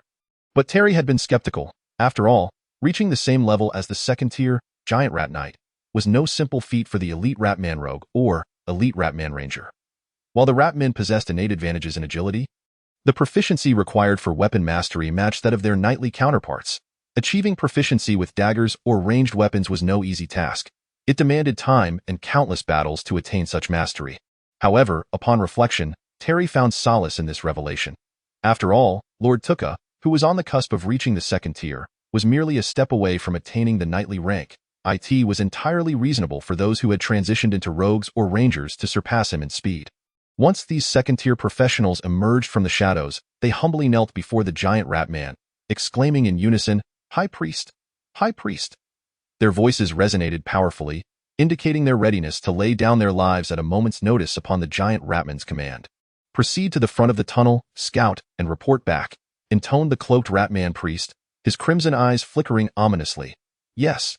The four ratman professionals chirped in response, and just as they were about to depart, A sudden chill enveloped their bodies, and their surroundings blurred. They found themselves encased in a frost-blue diamond shield, which had seemingly appeared out of nowhere. Simultaneously, they heard the calm voice of the Ratman priest behind them. With this, there is no need to fear the curse of the fire demon. This was a group ice shield, a rather obscure spell among third-tier incantations. However, it served as an exceptionally useful buff in explorations or battles within deserts or hot regions, enhancing external armor and shielding the recipients from the affliction of the fire demon's curse. The fire demon's curse, commonly known as heat stroke, could ensnare even the most seasoned professionals. Each year, a considerable number of impoverished souls succumb to the harshness of cold and heat in various regions, with those perishing under the curse of the flame demon even outnumbering those who fall victim to goblins and kobolds. After all, this affliction does not discriminate between the wilderness and urban environments. As long as one is under the sun god's radiance, one is vulnerable. The Ratman shaman had already learned from the mouth of Terry, the great rat knight, that the temperatures there soar above 100 degrees Celsius. And even now, blisters from burns form beneath his feet. With the aid of the ice shield, these second-tier Ratman wanderers and rangers can unleash their full potential, skillfully maneuvering against the monsters within the tunnel without being affected by the searing heat. Terry wished to join them but hesitated, ultimately watching as four professionals ventured into the nearby sewer entrance. Glowing with an orange-red hue, he feared that he might hinder their progress and felt a sense of aversion towards the dense accumulation of white Ratman bones submerged in the lava. Not wanting to witness such a hellish scene again, however, not long after, the four second-tier Ratman scouts emerged from the tunnel, each carrying various items, and Terry's keen eyes discerned among them the bone spear he had inadvertently dropped during his departure. Resolved already? So soon? Just as Terry was engulfed in doubt, those second-tier professionals approached the Ratman shaman with their belongings, recounting their experiences within the cavern. Upon learning that there were no living beings remaining in the tunnel, the shaman instructed the second-tier Ratman to lead the way and donned an ice shield of his own before following into the sewer entrance. The adult-sized Ratman shaman could not proceed upright like the other scouts. Instead, it had to hunch over and writhe forward, the black robe billowing beneath it, concealing who knew what beneath its folds. Soon, the shaman and the four second-tier Ratmen arrived at the edge of a lava pit around the corner. The once unbearable heat of the lava now appeared a dark red, clearly indicating that the temperature had nearly reached the magma's lowest depths. Had the Ratman shaman arrived any later, it might have encountered merely a pile of cooled lava stones. At that moment, the end of the corner was marked by an iron grate twisted open by some unknown force, creating an exit large enough for any creature that could enter the sewer to pass through. Surrounding the lava pool, both the ground and the rock walls were splattered with solidified black material, unquestionably the remnants of cooled magma. Above the corner tunnel, there were several areas widened by sharp implements, evidently raised above the surrounding terrain. Even the Ratman shaman could stand upright there, unbending its form. "Shaman, it is right here," one of the second-tier Ratman wanderers reverently gestured towards a direction. Following the wanderers, the Ratman shaman gazed at a region obscured by rubble, revealing blood-red markings. From the fragments of stone peeking out, it resembled a circular hexagram of a magical array, its outer circle adorned with artistic script-like patterns. It exuded a classical aesthetic imbued with a touch of delicacy. "This is abyssal language, a summoning array?" The Ratman shaman stammered, evidently astonished by the emergence of abyssal creatures in the sewer. This was precisely the reason for Godin's confidence in concealing his presence. After all, magma had no ties to the dragonkin.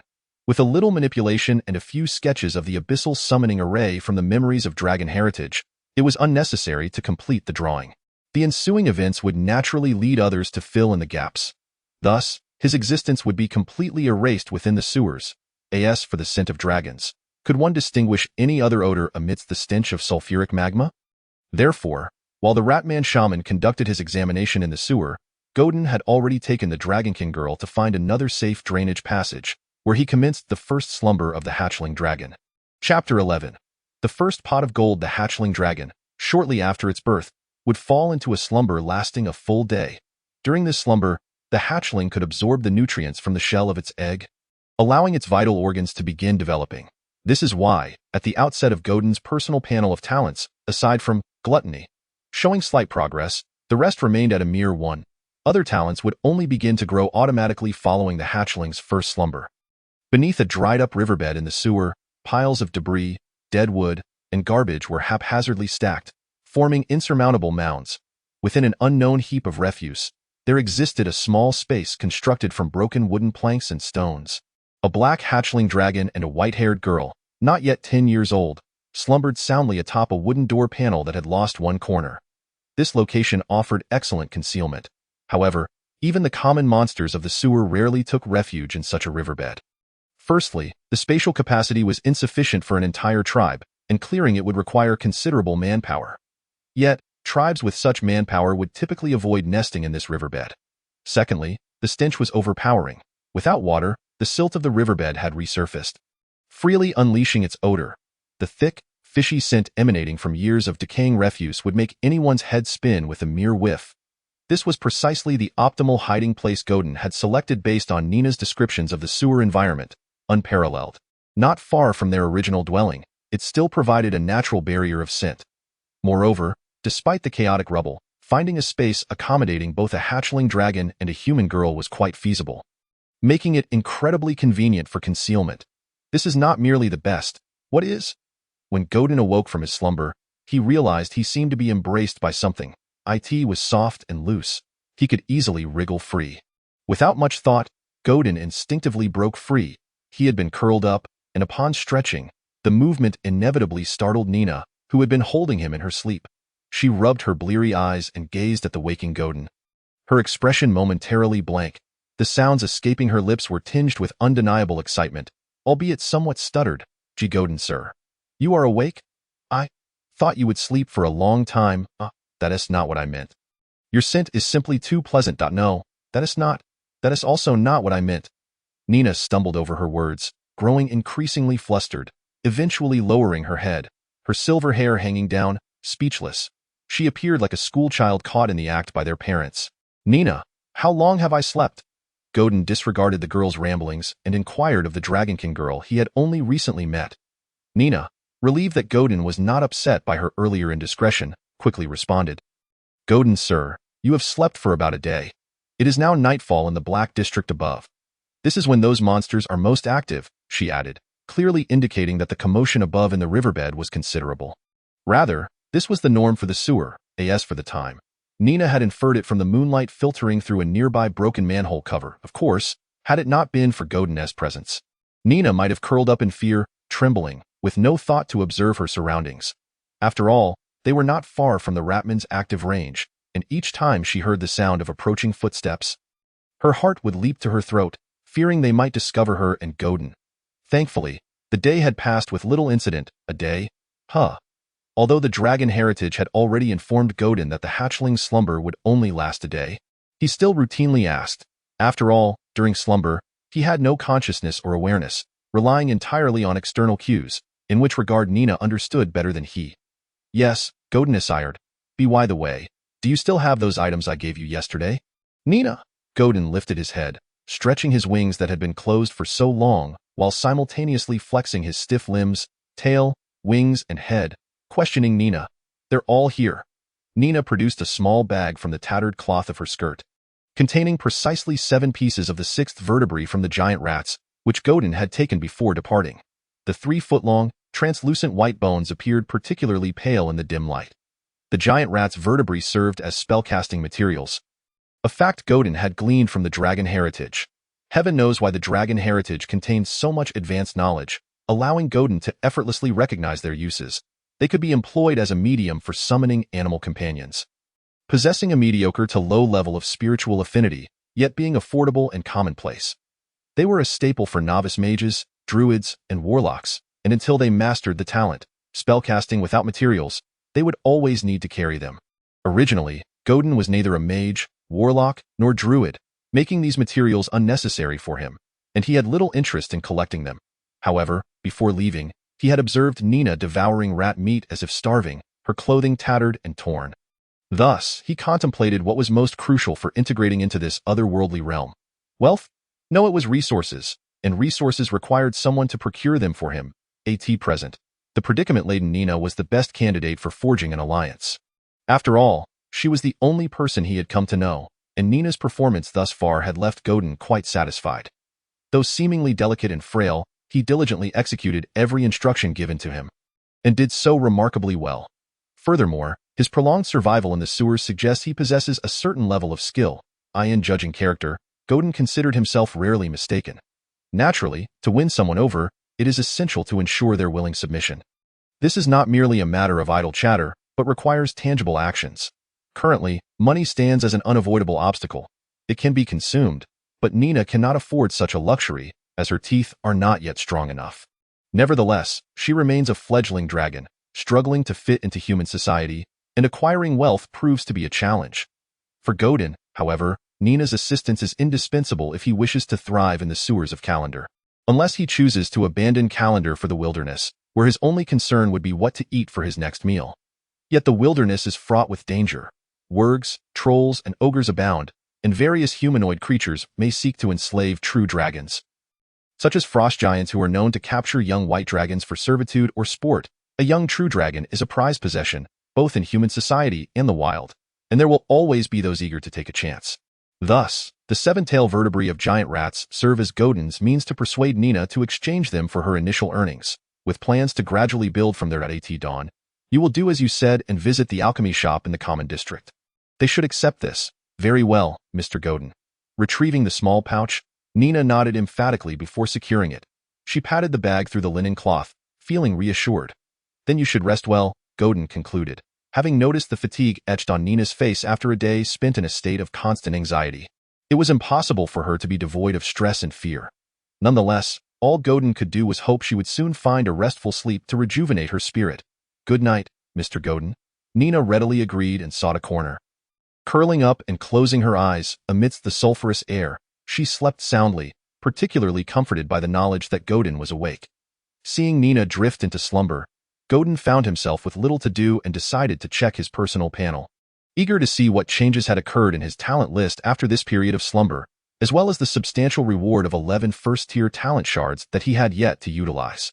In the next moment, a pale blue data screen appeared once more before Godin's eyes. Chapter 12, Extravagance, Allocation. The pale blue screen paused before Godin's field of vision, and he expertly scanned the information presented.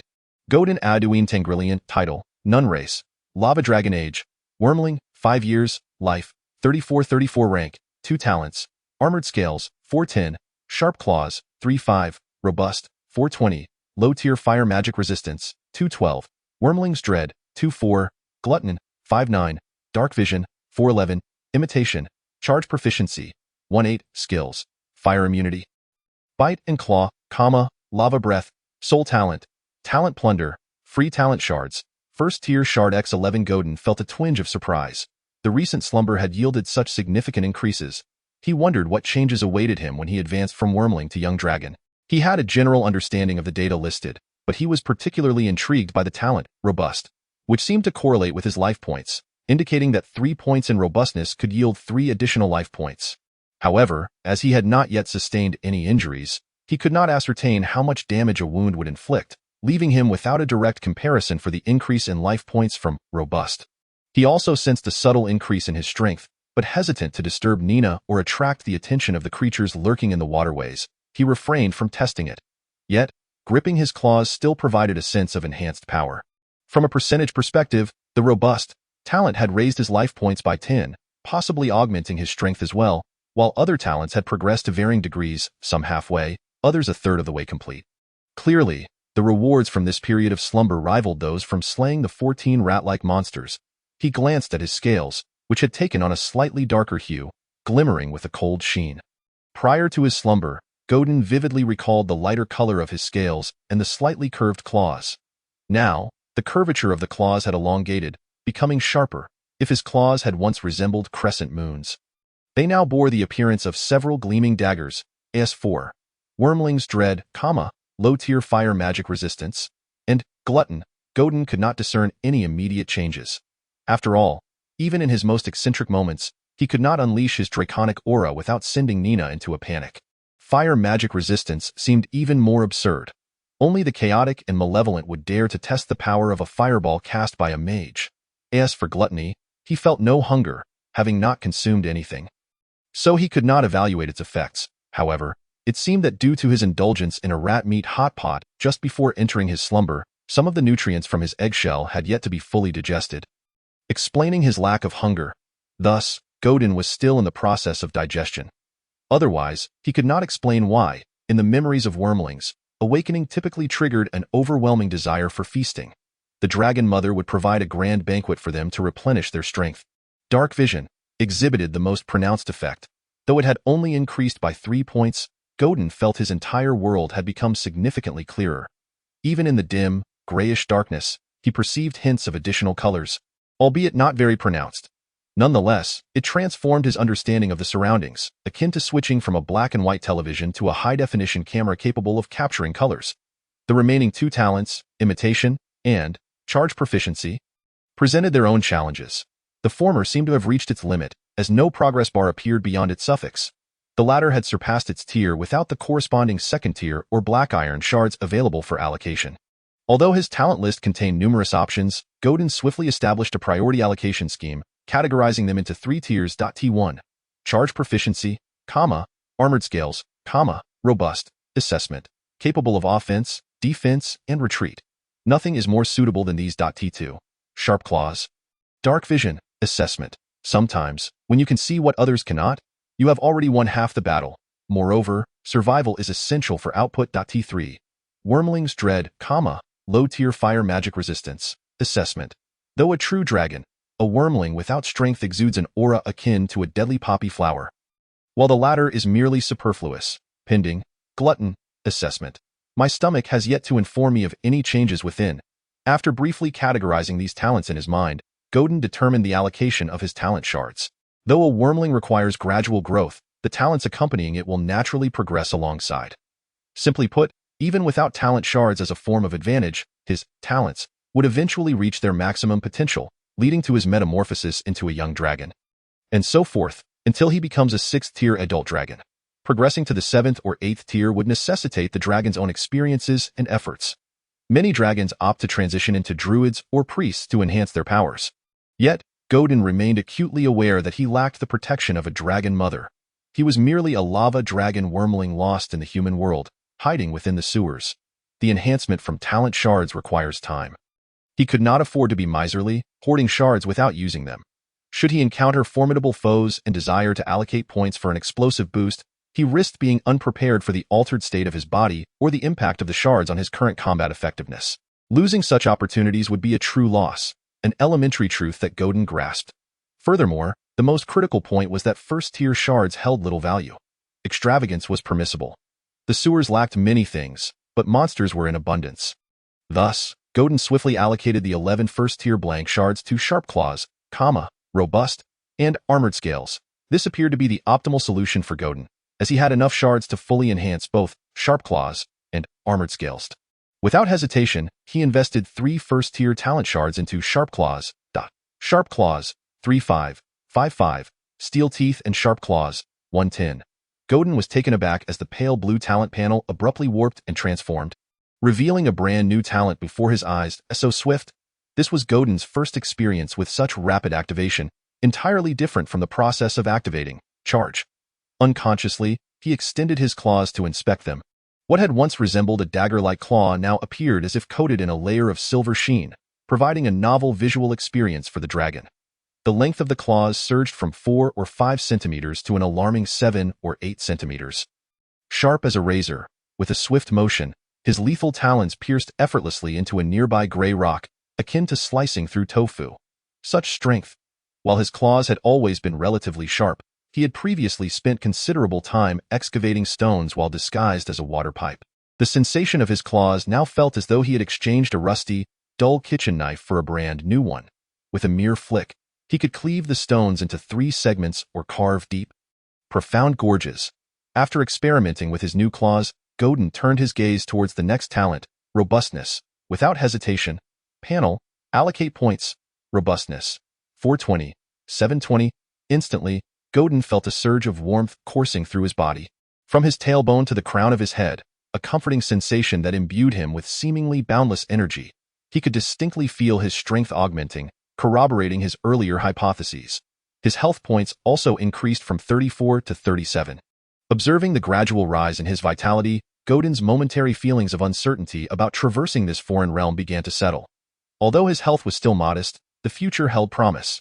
The The remaining 6 first-tier fragments were collectively allocated to armored scales.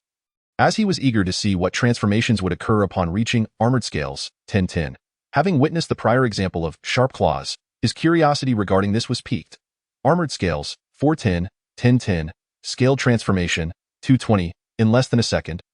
Godin felt a heaviness enveloping him, as if he had donned a suit of heavy armor. Such brutality? He prodded at the 2 to 3 centimeters thick, lustrous scales adorning his body with his claws. Marveling at their texture, he even tested the scales by applying slight pressure or tapping gently, producing a crisp metallic sound. It was evident that Godin's defensive capabilities had significantly improved. The talent, armored scales, vanished without a trace, replaced by scaled transformation in his talent list. Furthermore, another talent, low-tier fire magic resistance, silently disappeared alongside armored scales. Chapter 13. Nestling the disappearance of the low-tier magic resistance coincided intriguingly with the emergence of the scaled transformation. The coincidence was too striking for Godin to ignore, prompting him to ponder the connection between the two. However, his personal panel lacked artificial intelligence. Despite his speculations, he had no evidence at hand. For now, he could only tentatively attribute the emergence of scaled transformation, 220, to the vanished, low-tier fire magic resistance. He wondered what would have transpired had he fully allocated points to fire resistance before maxing out armored scales. But the moment had passed and dwelling on it was futile. After all, trading an inconspicuous talent for a bit of unallocated, scaled transformation was clearly advantageous. It is worth noting that scaled transformation provided resistance across all attributes, mitigating damage from elemental and energy-based spells alike. Alas, Godin sighed, glancing at the 2 skills in his panel that now bore suffixes reminiscent of charge proficiency, devoid of their previous warmth. Next, he planned to max out robustness, followed by glutton, and finally, dark vision. That night, Godin began to strategize for the future and the immediate tasks ahead. For instance, he contemplated finding a refuge within the sewers and recruiting some minions as his subordinates. Additionally, if possible, he wished to improve Nina's circumstances, sparing her from the plight of scurrying like a rat in the sewers, allowing her to carve out a space for herself in Carindor. Of course, this was contingent on Nina successfully. This thought flickered through Godin's mind. Yet it was not the time to dwell on such matters. Through the scattered moonlight, Godin's dark golden dragon eyes peered through the crevices of the chaotic pile of stones and wood. Observing the world below, which was no larger than a fingernail, It was eerily quiet, though he could only see a dilapidated European-style wooden window creaking in the wind. Yet, his gaze was filled with anticipation. While he could not yet savor the wonders of this foreign realm, the memories passed down through the dragon lineage revealed the vastness of this land known as Aiou. Countless adventurers sought fortune and glory, braving the dense forests, towering mountains, and deep valleys, battling one another. Humanity and beastliness often intertwined, composing an elegy of life. In the shadows, sinister entities whispered plans to unveil a new chapter, seeking to upend the world and forge legends. Even the loftiest deities would clash for the sake of faith, igniting divine wars that could engulf multiple principalities and nations, possibly sweeping across half the continent. In such times, whether powerful or weak, all would strive towards a common goal, spreading the glory of their revered deities. What a fascinating world, one that felt almost tangible. How could such a vision not inspire Godin's yearning? Yet, to avoid becoming a dragon-slaying hero or a mere accolade of a team, Godin resolved that his immediate plans would involve survival, cultivating his power, leveling up, and acquiring talents. Should the sewers become untenable, he would seek an opportunity to depart Carindor, venturing into the wilderness or overseas islands. Even the desert could serve as an option. However, for now, the sewers were indeed the most suitable place for him. Though monsters were plentiful, they did not present the same risks as the wilderness, where one could unwittingly encounter a resting black or red dragon. Godin was not a chromatic dragon. It was entirely normal for true dragons to slay the offspring of other true dragons. Given his current fledgling strength, survival in the wilderness was a slim chance. Even with his advantages in the wilderness, adventurers shared a consensus.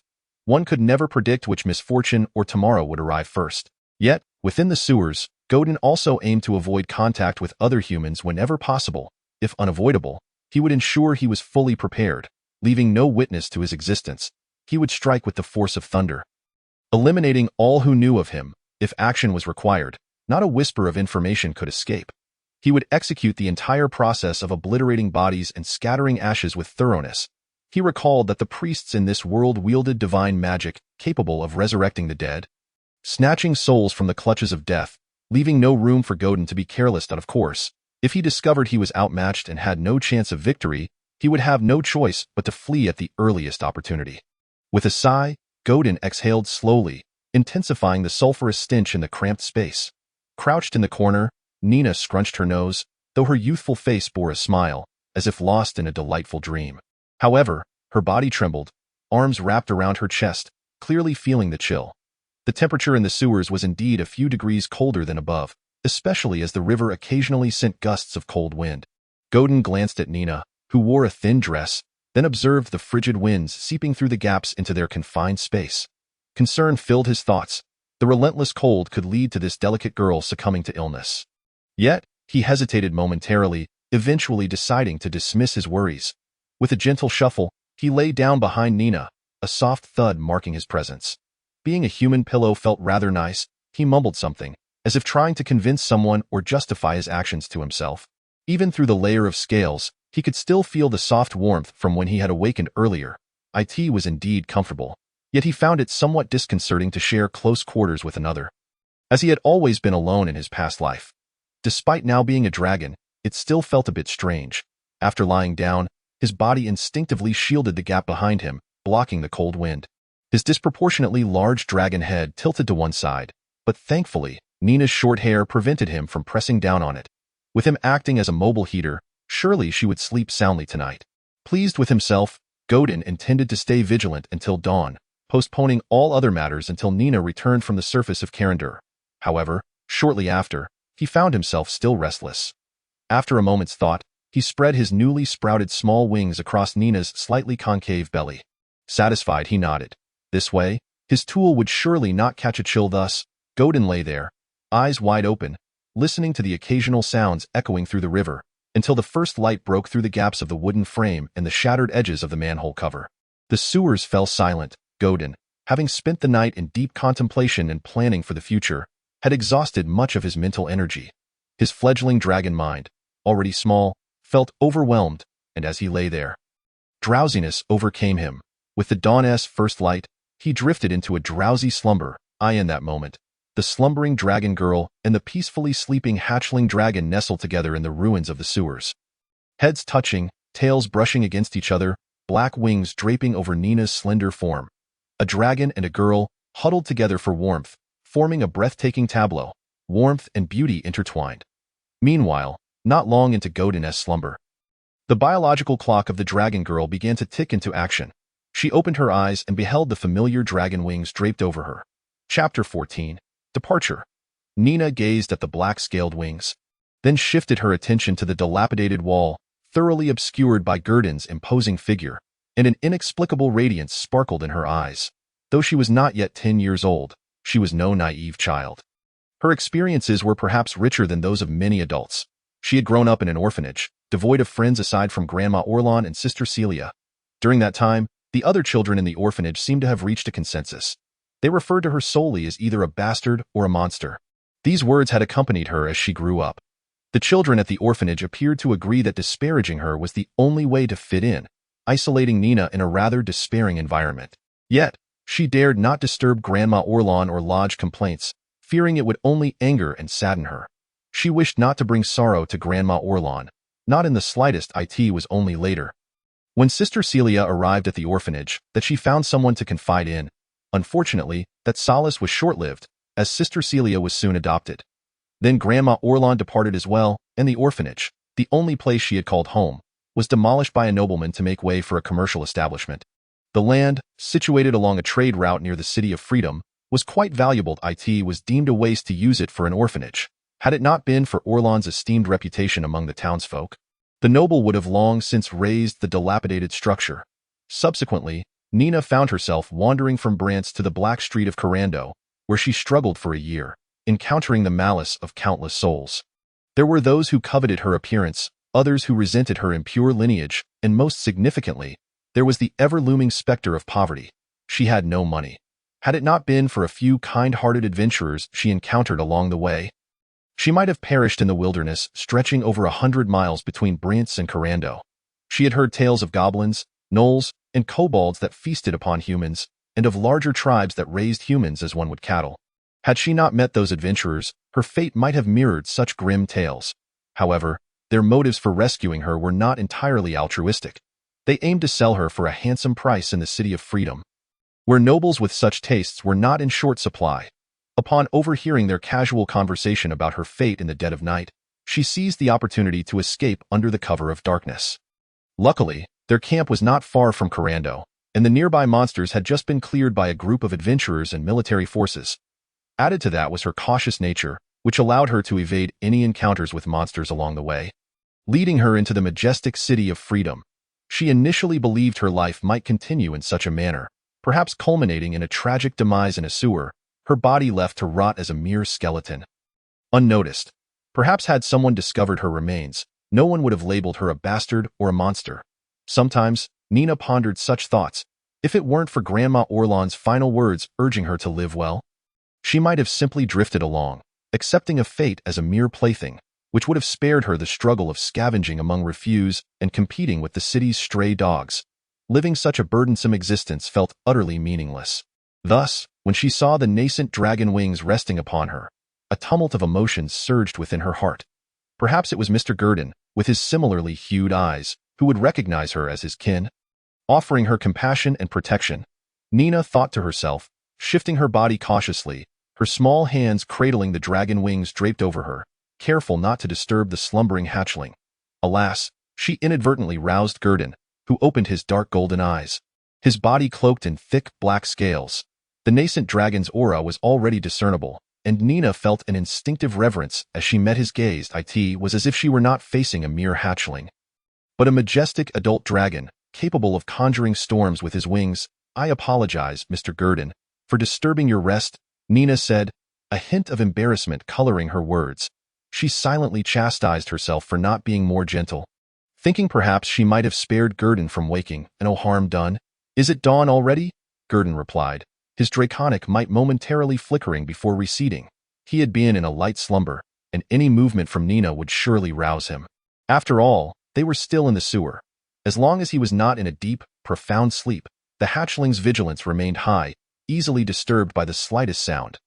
"Yes, it is dawn, Mr. Gurdon," Nina affirmed, then seemed to recall something. Her voice urgent. "I must leave. If I delay any longer, I may not be able to enter." Her words came swiftly and with urgency.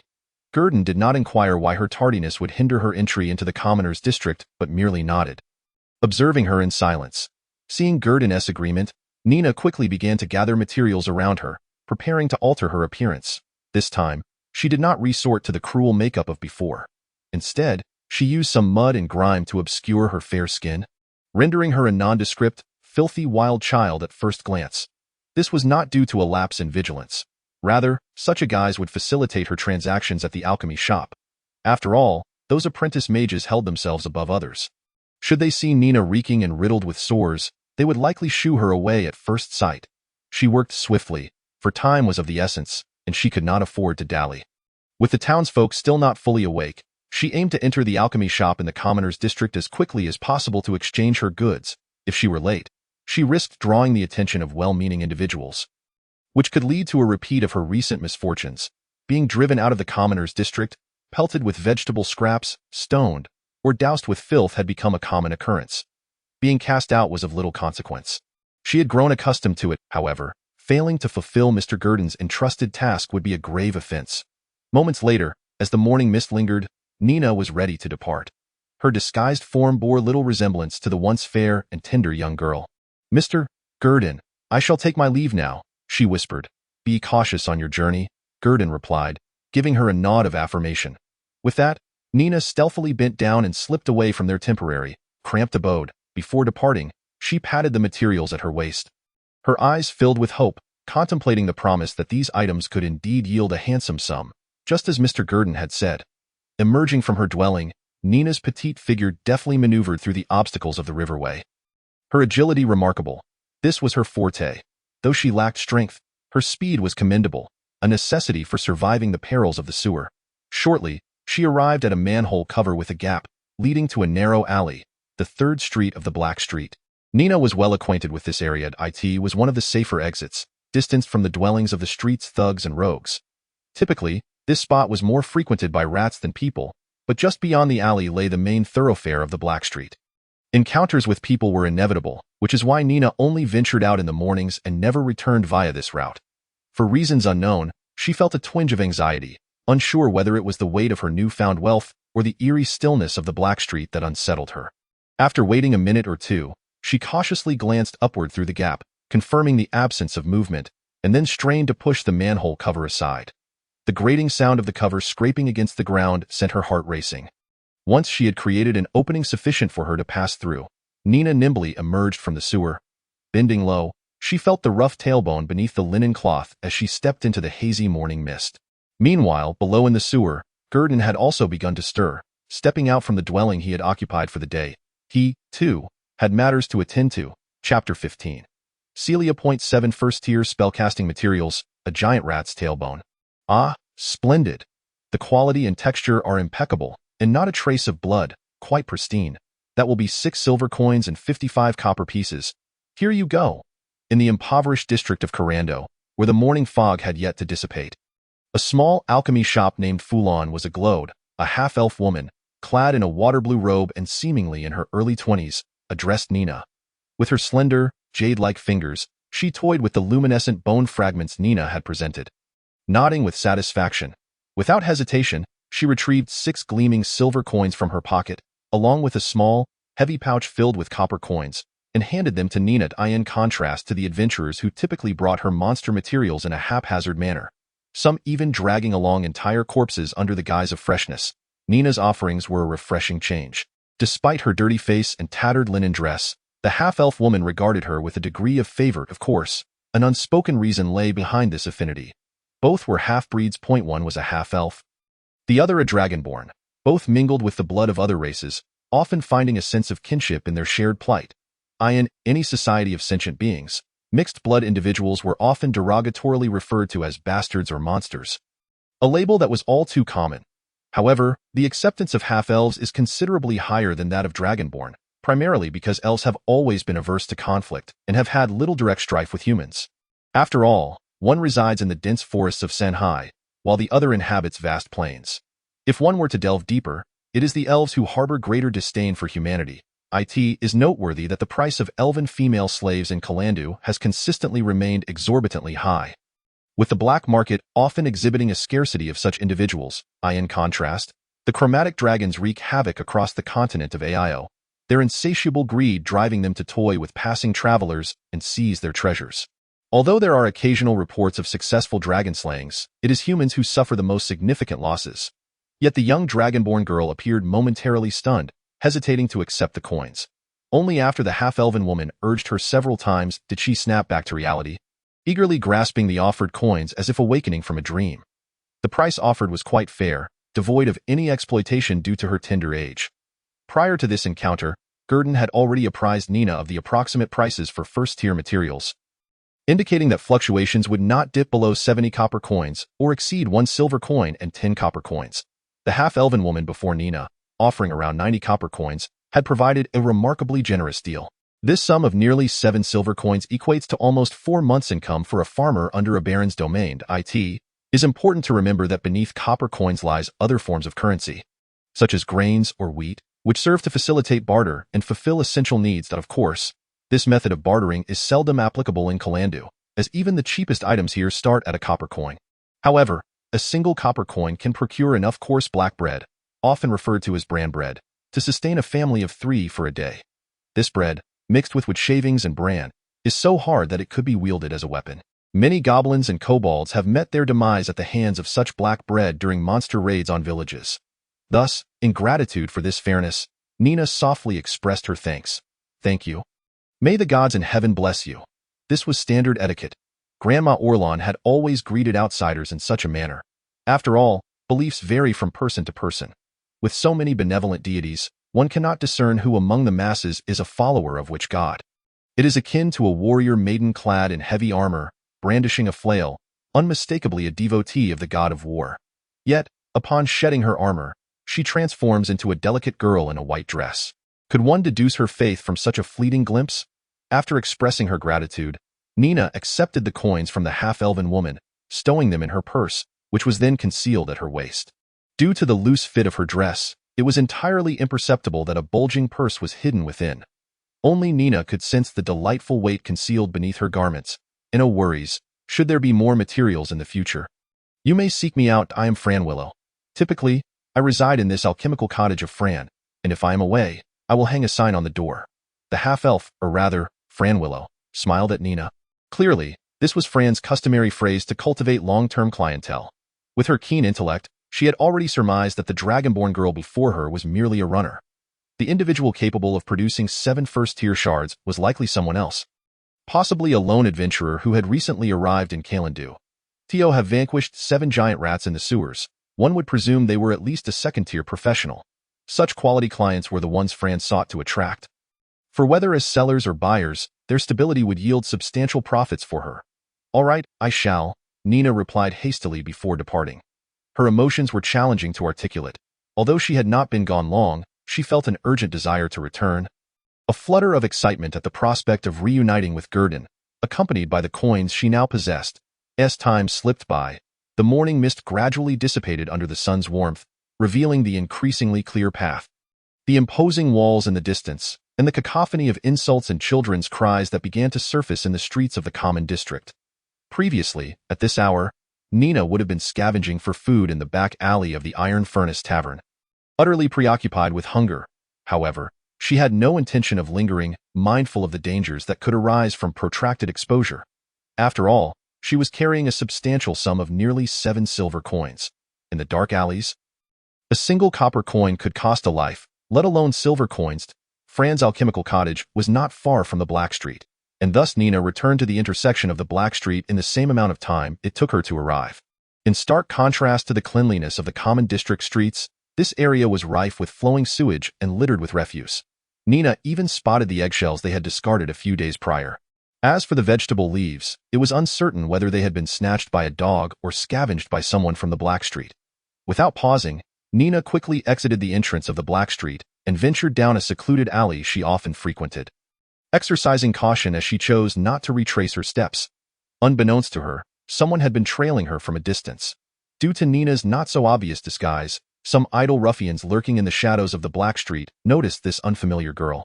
Upon catching sight of her obsidian-like dragon eyes, they recalled her as the ailing dragonborn beggar suffering from festering sores. Nina's transformed appearance astonished these ruffians. They were incensed to have been toyed with for so long by a mere child. Consequently, 3 of them decided to follow her, intent on causing trouble, or at the very least, to amuse themselves at her expense. As they drew closer, Nina became aware of the footsteps behind her, but she dared not look back, uncertain if they were indeed pursuing her. Thus, she cautiously quickened her pace, only for the footfalls behind her to grow more insistent. A sinking feeling gripped her heart. It was indeed directed at her. However, the nearest sewer entrance lay a block away, over 200 meters distant. In a straight sprint, she knew she could not outrun these adults, especially if the manhole cover remained closed, leaving her with no means of escape. After all, despite her agility, her youth placed her at a disadvantage in terms of stamina and speed, her only advantage being a quicker reaction time. Therefore, Nina dashed towards a nearby alley, recognizing it as her best chance to lose her pursuers in a familiar terrain. With a determined stride, she rushed toward the alley's entrance, knowing that once she entered, she would have the opportunity to slip away and return to the sewers. The pursuers, sensing Nina's sudden change in pace, abandoned their earlier amusement and hastened after her, aware that any visible blunders in this area could lead to ridicule for an entire year.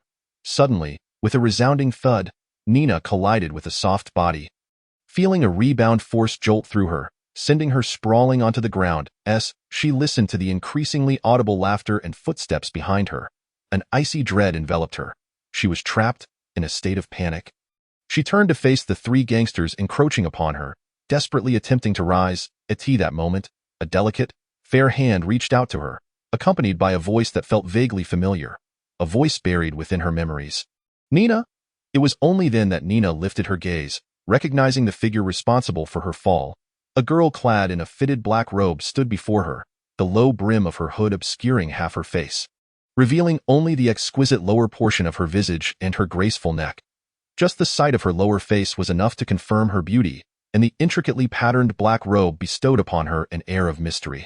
Hearing that voice, Nina felt as if she were in a dream, gazing at the familiar yet strange face of the girl in the black robe, incredulously exclaiming, "Is that you, sister?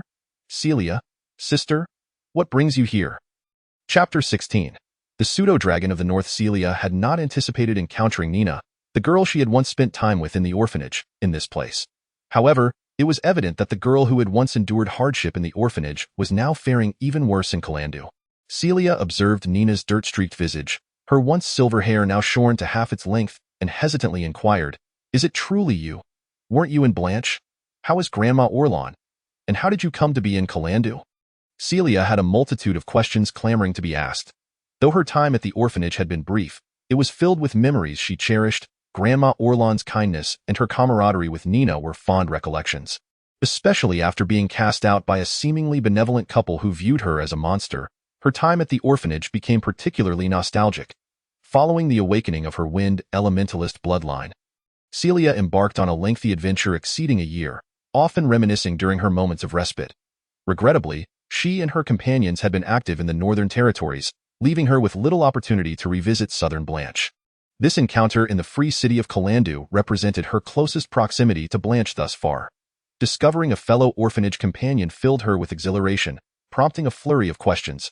However, upon witnessing the dimming of Nina's golden eyes, Celia, having experienced her share of life and death separations, instinctively understood the underlying implications. The orphanage was no more, and Grandma Orlon had passed away. Otherwise, Nina would not have found herself in such dire straits in Calandu. Nina's once silver hair, which had rivaled Celia's gray locks, had dulled, become dry, and lost all luster, now reduced to a disheveled bob. As Celia observed Nina, the latter, with an anxious expression, spoke up, revealing that she had heard footsteps approaching from around the corner. "Now is not the time for discussion, Sister Celia. You must leave quickly. Those behind me are here to capture me." Nina had not forgotten the three gangsters hot on their heels, and she attempted to push Celia's outstretched hand away, urging her to flee. After all, even if she were to fall into the abyss, she could not allow the sister she had just met to plummet alongside her. "You bastards, keep running, huh? You won't be able to escape this time." Accompanied by scornful laughter, three silhouettes blocked the alley's exit. Nina knew without turning around that the three thugs had caught up to her, now merely a breath away. The gangsters regarded Nina, who had fallen, with the mindset of a cat toying with a mouse. To them, the fallen Nina was already their prey, and now was the moment for endless humiliation. They laughed derisively at her, mud-stained dress now tainted with dark smudges. "This is the Black Street Dragon Hunter Gang. If you don't want to incur the wrath of Finchy, our boss, I advise you to leave quickly." Someone had naturally spotted the mysterious figure in the black robe. Yet their view was obscured by the dark hood, preventing them from seeing Celia's face. Having spent many years on the Black Street, they knew well whom to provoke and whom to avoid. Such mysterious individuals clad in black robes were always treated with caution. Who knew what lay beneath that robe? A dagger, a pair of swords, or perhaps a staff? Thus, they wished to avoid conflict with this black-robed figure, resorting to invoking the name of Finchy, the dragon hunter who had once slain a third-tier dragon beast, to exert influence. The name of Finchy was not only esteemed on the Black Street, but also frequently mentioned among the nobles of Carland. However, when they finally beheld the face revealed from beneath the hood, they were instantly struck dumb. They had initially assumed that the person beneath the robe was merely a frail young man. But instead, it was a strikingly beautiful young girl with flowing gray hair, surpassing even the most alluring courtesans of the Black Street Tavern. Suddenly, the leading thug had a cunning idea and addressed the gray-haired girl. "What is your relation to this wretch? She has stolen our belongings, and by the orders of our boss Finchy, we must take her back." He intended to use Nina as leverage against the girl. Convinced that in the hierarchy of the Black Street, this seemingly 14 or 15-year-old girl was not someone to be feared, "I did not steal your things," Nina retorted, quickly urging the gray-haired girl. "Sister Celia, disregard them and leave quickly. They are villains with ill intentions." The thug scoffed. "If you didn't take anything, then why are you running?" He chuckled smugly, evidently pleased with his own excuse. Nina found herself at a loss for words. But before she could respond, Celia, who had been crouched and was now standing, spoke up. She removed her hood, revealing her face without any concealment, her deep gray eyes locking onto the thug who had just spoken. "Did she truly steal your belongings?" Her voice seemed to carry a certain enchantment. Any professional present would have recognized that this girl was a spellcaster. The spell she had employed was the often criticized charm spell. Charm person. While ineffective against seasoned professionals, it was infallible against the unprotected nobles, let alone these street thugs. The thug, gazing into her gray eyes, first appeared startled, then seemed captivated, his expression vacant. No, then why accuse her? The voice inquired again. Tio threaten you. To do what I love to do, the thug replied, still entranced. The other two thugs felt a chill run down their spines, a wave of dread washing over them. And a thought inevitably arose in their minds. A mage? Absolutely a lofty mage. But why would a noble mage come to the Black Street? Why not remain in the affluent noble district instead of wandering into this filthy den? They internally screamed, yet their outward demeanor resembled that of a frightened quail, cowering as they watched the gray-haired girl interrogate the leading thug. Such bullies, who preyed on the weak, reacted similarly when faced with strength. The two thugs felt utterly despondent. Even invoking Finchy's name would likely not save them. Finchy would not risk angering an unknown tier spellcaster for the lives of two lowly thugs. After hearing the thug's response, the gray-haired girl showed no anger. She turned to the other two thugs, smiling. Do you two have anything to add? That smile appeared to them as wicked as that of a demon. This girl, whose features blended the essence of elves and angels, was someone they could scarcely bear to look at. Esteemed mage, our boss is Finchy of the Dragon Hunter Gang, and he is also his cousin. The thug pointed at the last remaining gangster, who had been ensnared by the charm person spell, desperately trying to bolster their position. Esteemed mage, we shall never dare again. Some attempted to muster a final struggle or plea for mercy. Yet, within moments, the girl's mocking laughter reached their ears. Is that all? They wished to articulate further, but the girl softly intoned a peculiar syllable. Fight. A miniature cyclone swiftly materialized in her hand, stirring gentle winds. The winds whipped her gray hair into a dance, and her black robe with golden trim rustled dramatically. Two miniature elemental arrows, each a foot long and composed of wind, swiftly took form in her palm. A first-tier spell known as Wind Arrow. This spell could launch arrows at targets within 30 feet, with the number of arrows determined by the caster's will, albeit with reduced damage. Before the two Blackstreet thugs could even turn to flee, they were pierced through the throat by the elemental arrows, which had pursued them relentlessly. Blood gushed forth like a faucet turned wide open, splattering across the muddy black street, gradually staining the ground a dark crimson. The blood pouring from the thug's throat jolted the last remaining gangster, who had been entranced by the charm person spell. Awake, he broke free from the spell's hold, but what lay before him was a scene of utter devastation. His erstwhile companions, who had come to jest with him, now lay lifeless on the ground, their faces still etched with panic, blood pooling around them. Trembling, he gazed at the gray-haired girl, his eyes devoid of their previous greed, replaced now by sheer terror. You cannot kill me. I am Finchy's cousin. You cannot kill me. A foul stench wafted from beneath him, but he paid no heed to his dampened trousers, repeating the phrase in a desperate bid to escape the gray-haired girl's wrath. He slowly retreated, and upon seeing that she made no move to harm him, a flicker of hope ignited within him. Could it be that she truly intended to spare him? Indeed, perhaps she feared his cousin. The dragon hunter Finchy, a slight smile crept across his lips, only to vanish as quickly as it appeared. He would not dare to issue threats, for that would serve no purpose other than to provoke a sorceress who had just taken a life. No. A sorceress, not a mere mage. He had yet to indulge in the delights of the nearby taverns, to savor the company of nightingales, nor had he tasted elves, beast women, or dragonborn. He did not wish to perish here.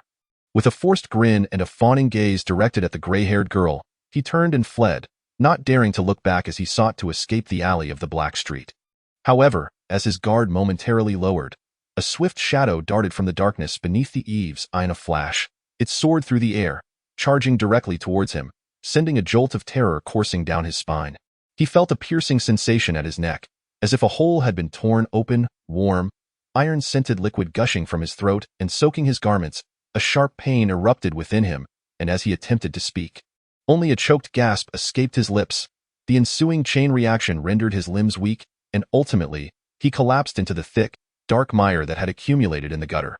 The warm liquid flowed from his neck, cascading down his chin, lips, and nose, filling his eye sockets until everything faded to a crimson blur, plunging him into oblivion. Sister Celia, are you now a mage? Nina gazed upon the three lifeless bodies, feeling no discomfort. Having spent nearly a year on the Black Street, she had become unafraid of death. Her curiosity was now piqued by the marvelous spells Celia had just wielded, reminiscent of the tales Grandma Orlon had recounted about witches. I am not a mage. I am a sorceress. Mages require study, whereas I possess innate abilities, Celia clarified. The distinction between sorceress and mage was profound, and should Nina wish to learn more, Celia would gladly dedicate ample time to elucidate the differences. And what about that shadow just now? Nina had observed the earlier charm person, Wind Arrow, and a peculiar creature aiding them. Oh, that is Miss Liz, my companion. Miss Liz? Companion? Nina inquired, puzzled, wondering if it was a creature akin to Mr. Gadden. Noticing Nina's confusion, Celia merely smiled and uttered an unusual syllable. As if summoning, a swift shadow darted forth from the shadows beneath the eaves, allowing Nina to behold the visage of Cecilia's magical companion. Perched upon Cecilia's shoulder was a diminutive silver dragon, no larger than a household cat, its entire body adorned with a dense array of scales. The creature tilted its head, shaking its silver wings, which still bore traces of a crimson liquid, and began to lap at the remnants of blood clinging to its wings with its long, forked tongue. Once it had finished its grooming, it nestled its elongated neck against the other side of Cecilia's shoulder. Feigning sleep, a clear testament to their profound intimacy. This was a Northland pseudo-dragon, a creature of the first tier, bound by contract to Cecilia as her magical companion. This is Miss Liz, a pseudo-dragon with the bloodline of the Northland silver dragon. My partner, Cecilia introduced, pointing at the pseudo-dragon. The Northland pseudo-dragon cooperatively opened its golden, slit-like eyes, gazing at what appeared to be its master's childhood companion. A dragonborn girl, however, upon a closer inspection and a brief sniff. It shuddered, detecting a familiar, commanding scent of true dragon mingled with sulfur. How could this dragonborn possess the essence of a true dragon? The little pseudo-dragon's mind became utterly befuddled. Chapter 17. Speculation as its name suggests. A pseudo-dragon is a cousin to the true dragon, distinctly categorized apart from dragonkin and dragon beasts. Despite lacking the power characteristic of true dragons, their intelligence in adulthood is comparable to that of ordinary adult true dragons. However, due to their diminutive size, most true dragons do not acknowledge any kinship with them, dismissing them as merely slightly intelligent dragon beasts. Adventurers, too, share this skepticism, often doubting that this cat-sized creature could be a true dragon. Hence the name pseudo-dragon became widely known across the continent of Aio. Liz, a pseudo-dragon recently turned 30, is still in her juvenile phase. Unlike the typical timid and bashful nature of most pseudo-dragons, Liz is imbued with an insatiable curiosity about the outside world, having longed to leave the icy plains to explore the realm of humans, where countless enchanting tales and delectable cuisines await. Self-proclaimed as a connoisseur of culinary delights, she has grown weary of her monotonous diet of insects, mice, squirrels, rabbits, and snakes. Thus, by a fortunate turn of fate, specifically, drawn in by the aroma of roasted black sturgeon, she forged a pact with Cecilia, becoming her magical companion and fulfilling her desire to escape the Northland's icy expanse. Regardless of whether they are true dragons or pseudo-dragons, both enjoy long lifespans, and even if a sorcerer possesses bloodline powers or elven blessings, they rarely live longer than a dragon. This time could be lavishly squandered, savoring the cultural wonders of Aio and indulging in its diverse culinary offerings. Though referred to as magical companions, the bond between them resembles that of true partners. Cecilia would never compel Liz to undertake any task. She would only act if she wished to do so. The earlier villain was merely a result of Liz's willing compliance. Throughout their journey, the dragon and her human companion have supported and encouraged one another, forming a deep-seated bond. Despite being female, Liz detests anyone who covets Cecilia. Cecilia is hers, now and forever. If one were to impose a temporal limit, it would likely be until Cecilia ceases to provide her with roasted black sturgeon. Since Liz entered into a contract with Cecilia, their adventuring party, Dawn and Bloom, has undertaken numerous tasks over the past 6 months. Encountering countless professionals and monstrous foes, Liz prides herself on her battle-hardened experience, yet she has never truly felt danger, because, indeed, they have never accepted perilous assignments. However, today, from the filthy dragonborn girl, she detected the scent of a true dragon. Enduring and profound, it was unmistakable that this being had spent time in close proximity to a true dragon. Otherwise, such a scent would not linger. Although faint, her unique heritage as a pseudo-dragon granted her an acute awareness of various dragon scents, and she could not be mistaken. Even with the pervasive odor of sulfur, The unmistakable essence of a true dragon could not be wholly obscured. The presence of sulfur-laden true dragon scent hinted at something ominous. Having read numerous tales of human courts, Liz felt she had caught a whiff of conspiracy. She swiftly ruled out the possibility of this sulfurous presence being associated with metallic dragons, be they bronze, brass, or gold, as they preferred the cool caverns of forests rather than the perpetually erupting volcanoes. The only dragons likely to dwell near a volcano, thus susceptible to sulfuric contamination, would be the red dragons, or perhaps the brutal lava dragons.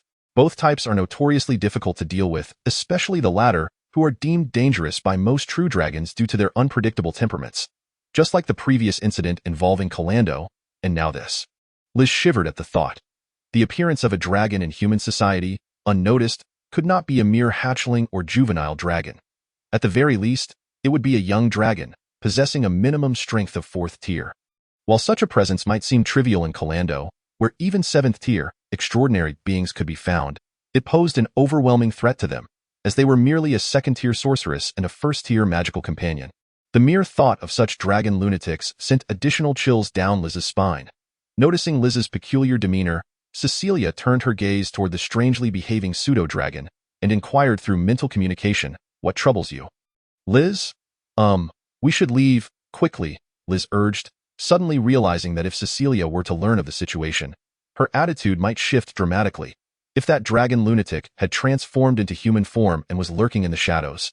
Then, thus, Liz decisively altered her approach, opting not to disclose the truth to Cecilia, but instead hastening her away. They could discuss matters once they had departed from the free city. "Indeed, Nina, let us depart. I shall take you to meet a friend of mine afterward," Cecilia suggested, having understood that this was not an appropriate place for conversation amidst the scattered corpses. Oh, the gods preserve us. If one were to inquire about the current mindset of the pseudo-dragon, its response might be succinct. It was evading the situation, yet here was Cecilia, inviting her to return as if her time on the AIO continent had been excessively lengthy, and she was eager to return to the embrace of her mother goddess. At that moment, Liz felt a pang of despair, but she quickly offered a counter-suggestion through mental communication to Cecilia. "Do we not have tasks to attend to in the free city? It might be somewhat inconvenient to bring her along. Let us complete our commission first." She refrained from revealing to Cecilia that her former friend might have connections with a red dragon. After all, if Cecilia were to insist on helping, she would lose her precious roasted black sturgeon. To ensure her continued indulgence in this delicacy, Liz meticulously persuaded Cecilia, yet before she could convince her to abandon the idea, Nina hesitated upon hearing Cecilia's invitation. She recalled that Mr. Gurdon was still waiting for her return in the sewers. Nevertheless, she yearned to converse with her once sister Cecilia, as they had not met for quite some time and had much to share. However, upon learning that there were also friends of hers present, she glanced down at Cecilia's immaculate black robe adorned with gold-edged runes, and then at her own grimy little hands, clutching a linen skirt smeared with fresh black mud. Ultimately, she raised her head, shook it gently, and managed to muster a smile. "Sister Cecilia, no need. I have matters to attend to. Once I finish, I promise I shall come find you." With that, she attempted to sidestep Cecilia, making her way toward the alley. For a moment, Cecilia, who had been swayed by Liz's arguments, forgot to stop her, only managing to inquire, "Nina, where do you reside?" She intended to bring Nina out of this dark street once their task was complete. It wasn't that she couldn't do so now. The reward she had received from her assignments over the past year could certainly cover the cost of a simple inn in the commoner district. After all, she was a sorceress and did not require anything as costly as spellbooks. However, Liz's insights had led her to some reasonable conclusions. For instance, leaving a child under 10 alone in an inn while they carried out their tasks for several days would render the inn no safer than the dark street itself. It would be wiser to let her remain in the familiar surroundings of the Black Street, ensuring her safety. Of course, this depended on the 3 corpses not implicating Nina in any way. "I will come find you later at Rose Street, the White Horse Inn. I will remember." Nina waved goodbye to Cecilia, signaling that this was their final farewell for now. Cecilia, who had not obtained Nina's address, did not take offense. If Nina was unwilling to share, she had her own means of discovering it, for Nina's features were quite distinctive. At present, it was far more crucial to handle the aftermath of the 3 corpses without drawing Nina into the fray. Her gray eyes scanned the surroundings, noting the walls devoid of windows. With her keen perception, she recalled that she had not sensed any prying eyes. The gray-haired girl released a gentle sigh, donning her black hood to conceal her visage. Silently, she departed the scene, leaving behind the three corpses, now growing cold, along with the spreading scent of blood. Chapter 18. Sudden change in the dark street, amidst the cacophony of startled crows taking flight. A group of individuals stepped onto the blood-soaked earth, now stained a deep crimson. A myriad of feet, clad in leather boots, trampled upon the mingled blood and filth, causing crimson splatters to fly. The individuals bore tattoos upon their chests and arms, some grand, others modest, depicting a dragon's head clutching a sword. It was unmistakable that this was the emblem of the infamous Dragon Hunters, the most notorious gang in the southern reaches of the Black Street. The leader of the Dragon Hunters, Finch the Dragon Slayer, had arrived at the scene with his subordinates, only to find that it was no longer the same as when Celia had departed. The bodies of 3 individuals lay stripped of their leather boots, belts, and vests, leaving only bare undergarments behind. Such scenes had become commonplace for the onlookers, for they had witnessed far worse. Eyes, limbs, and organs, all rendered into mere commodities for the merchants. The impoverished denizens of the Black Street were unperturbed by the gruesomeness. To them, as long as there was coin to be earned and black bread to be consumed, it was akin to paradise. Yet, such individuals were a minority in the Black Street. Otherwise, the order of Calandu would be much worse than it currently was. However, they still showed restraint, for the 3 corpses belonged to the Dragon Hunters. Sparing Finch a measure of dignity, Finch was a robust man, appearing to be in his late 20s, his bare torso riddled with countless healing scars. The longest and deepest of these were 3 brown scars stretching from his right chest to his navel. Those in the know understood that these marks were the result of encounters with a triad of third-tier wyverns, the source of his title as Dragon Slayer. Yet, seeing him still evoked astonishment. It was hard to fathom how he had survived such injuries and managed to return with the dragon's head to Calandu. Unlike in the past, Finch now had a shadow behind him, a figure in a gray robe, their face obscured. This was a mystery even to the loyal confidants of the Dragon Hunters, who had prided themselves on being close to Finch, as if the figure had appeared overnight. They could only occasionally discern a raspy voice from the black robe, reminiscent of an elderly woman. Emerging from the robe were skeletal hands, further corroborating the truth. Those hands were devoid of flesh, covered in layers of wrinkles resembling molting skin. Age spots clustered densely, enough to cause discomfort to those averse to such sights. Yet, what unsettled them more was the thunderous voice of Finch, which resonated like a storm, sending shivers down their spines. Who could possibly be responsible for this? They raised their eyes to behold a familiar yet ominous face. Paired with a fierce gaze, it was evident that this dragon slayer was teetering on the edge of fury. A misstep could unleash his wrath. Finch was seething with anger. His earlier mood had been relatively pleasant. After all, who wouldn't feel at ease witnessing a task completed successfully?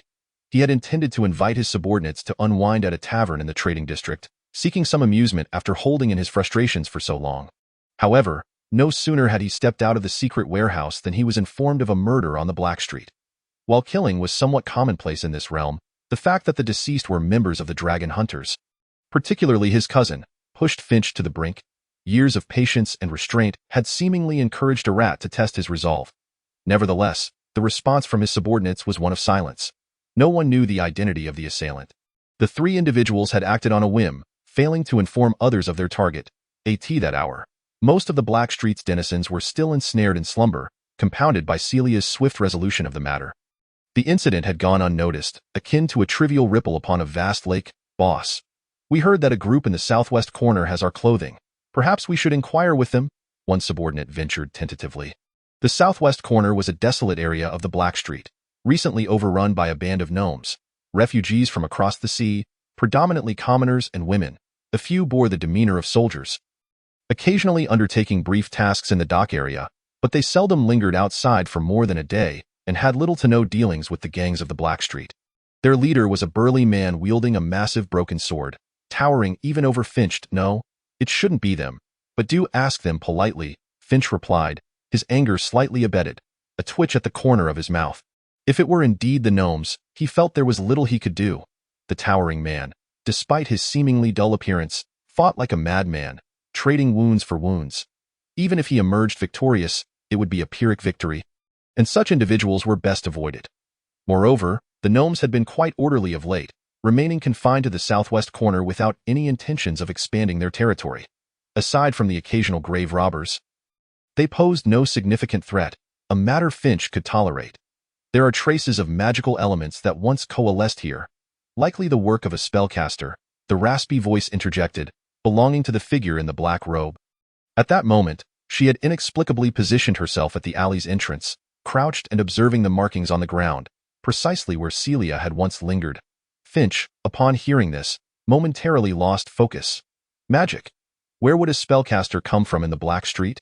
Yet, as he absorbed the old woman's words, his expression shifted, and he strode forward, whispering, "Surely they are not targeting us? The ritual is only just prepared. The arrival of a spellcaster would be troubling, Lady Vimiere. Should we delay the ritual? It would be ill-advised to attract the attention of the temple." His thoughts had shifted from the lives of his 3 subordinates to the unexpected actions of the spellcaster. Concern evident in his voice. "There is no need. It appears to be merely a passing spellcaster. Nevertheless, we should conduct the ritual in a more concealed location. Your warehouse is regrettably too conspicuous," the woman. Vimiere replied coolly, offering Finch a reassuring glance despite his evident apprehension. "Fear not. The paladins of the temple do not tread lightly upon the Black Street, for their first obstacles are the noble lords of the aristocratic district. The malevolent auras they bear are no less than those of us cultists." Her voice carried a hint of mockery, indicating her disregard for the situation's gravity. Upon hearing Vimiere's words, Finch finally exhaled. The tension easing from his shoulders. "That's a relief, Lady Vimiere. The next shipment is expected to arrive in 3 months, barring any unforeseen circumstances. We shall proceed with the next phase in the sewers." "It is quite convenient, is it not?" Finch insinuated, to which Vimiere nodded in agreement. "Indeed, the sewers are suitable, though transporting that shipment may pose a challenge. It amounts to a full 500. Vimiere hesitated. "Leave that to me. Not a single one will be lost," Finch assured her, patting his chest confidently. "Then it is settled." With that, Vimiere rose, her tone indifferent as she remarked, "Let us proceed. Given the presence of a spellcaster, it would be prudent for us to avoid provoking them. If they indeed seek us out, we can address the matter then." "Understood," Finch conceded, fully aware of the wisdom in her words. Even without Vimiere's prompting, he recognized that revenge against a spellcaster was folly. Only another spellcaster could hope to prevail against one eye in the sewers. Nina cautiously emerged from the abandoned pipe, her hands smeared with dark green moss. Yet, through her enhanced vision in the shadows, she recognized the familiar yet foreign sight of the dry riverbed. A landscape cluttered with refuse. With a sigh of relief, she navigated the twisting pathways, finally returning. This journey had proven more exhilarating than the past year, nearly causing her to forget how she had come to be here. For her true expertise lay in retracing her steps through the original pipe. She wondered if Mr. Godin had grown anxious from her prolonged absence. With that thought, Nina leaped from the pipe, taking care to avoid the muck as she searched for solid footing amidst the litter. Soon enough, she bounced back to the cramped space beneath the ruins, where stones and wooden debris had formed a makeshift shelter. The dilapidated door panel marked the spot where she and Godin had rested the previous day. However, upon squeezing into the narrow space, a wave of dread washed over her. The black wyvern, only half her height, that had sheltered her from the wind that morning was nowhere to be found. Chapter 19. Distribution of monsters. Godin had not strayed far. It lay dozing beneath a stone crevice to the right of the dry riverbed. From its vantage point, it could keenly observe the movements of their former dwelling. Its elevated position granting it a broad view above, it was the perfect perch for surveillance. The instant Nina appeared, Godin sensed her presence. Upon hearing the solitary footsteps echoing in the riverbed, its heart lightened. The rhythm of its pulse slowing, the worst had not come to pass. Hiding here was a contingency plan. Should Nina betray it and return with pursuers, it could simply shift to another hiding spot. Avoiding capture. While the likelihood of such a scenario was slim, Godin had nonetheless vacated its position after Nina departed, opting not to remain in one place.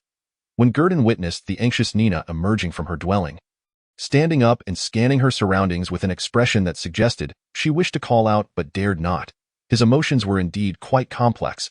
He contemplated revealing himself, but had set a time limit of 1 hour for himself. Considering that the only individuals Nina could encounter were the nefarious denizens of the underbelly, who typically exhibited the least patience, they would hardly believe that a fledgling dragon was engaging in a game of hide and seek with them. Rather, they would likely assume that the dragonborn girl had lost her mind and was fabricating stories to deceive them. Thus, if a true ambush were to unfold, it would not be long before her ruse was uncovered. Fortunately, Nina did not venture out in search of him. After a brief look around, She settled down on a stone, curling her legs in and facing the entrance to the waterway, leaving Gurdon to see only her back. While her facial expression remained obscured from view, however, this state of hers did not last long. Upon realizing that the entrance was devoid of activity, Nina retreated into the cramped space where she had slept the previous night. The sounds of rustling indicated she was up to something, but Gurdon could not discern what through the narrow gaps. He merely noted that she was not sleeping, and time swiftly passed, with the sunlight streaming through the cracks of the sewer becoming increasingly bright. Gurdon extricated himself from his hiding place and slowly approached Nina. Before he could reach her, he heard a soft gasp, and then a figure swiftly emerged from the crevice, lunging forward to crouch down and embrace his not-so-svelte neck tightly. "Mr. Gurdon, I thought you had abandoned Nina." The dragonborn girl's voice was tinged with sorrow, the hour-long wait having felt like an eternity to her. Countless thoughts intertwined and collided in her mind, each one dismissed in turn. "I merely stepped out for a moment," Gurdon replied in a tone that felt somewhat unnatural, clearly betraying his unease. But Nina paid no heed to this. Having vented her anxiety, she reverted to her previous demeanor. Smiling as she tugged at Gurdon's forelimb, "Mr. Gurdon, you must take a look inside. Nina has prepared something that your kind truly adores." Oh? Nina's earlier rustling had indeed piqued Gurdon's curiosity about what she had been concocting.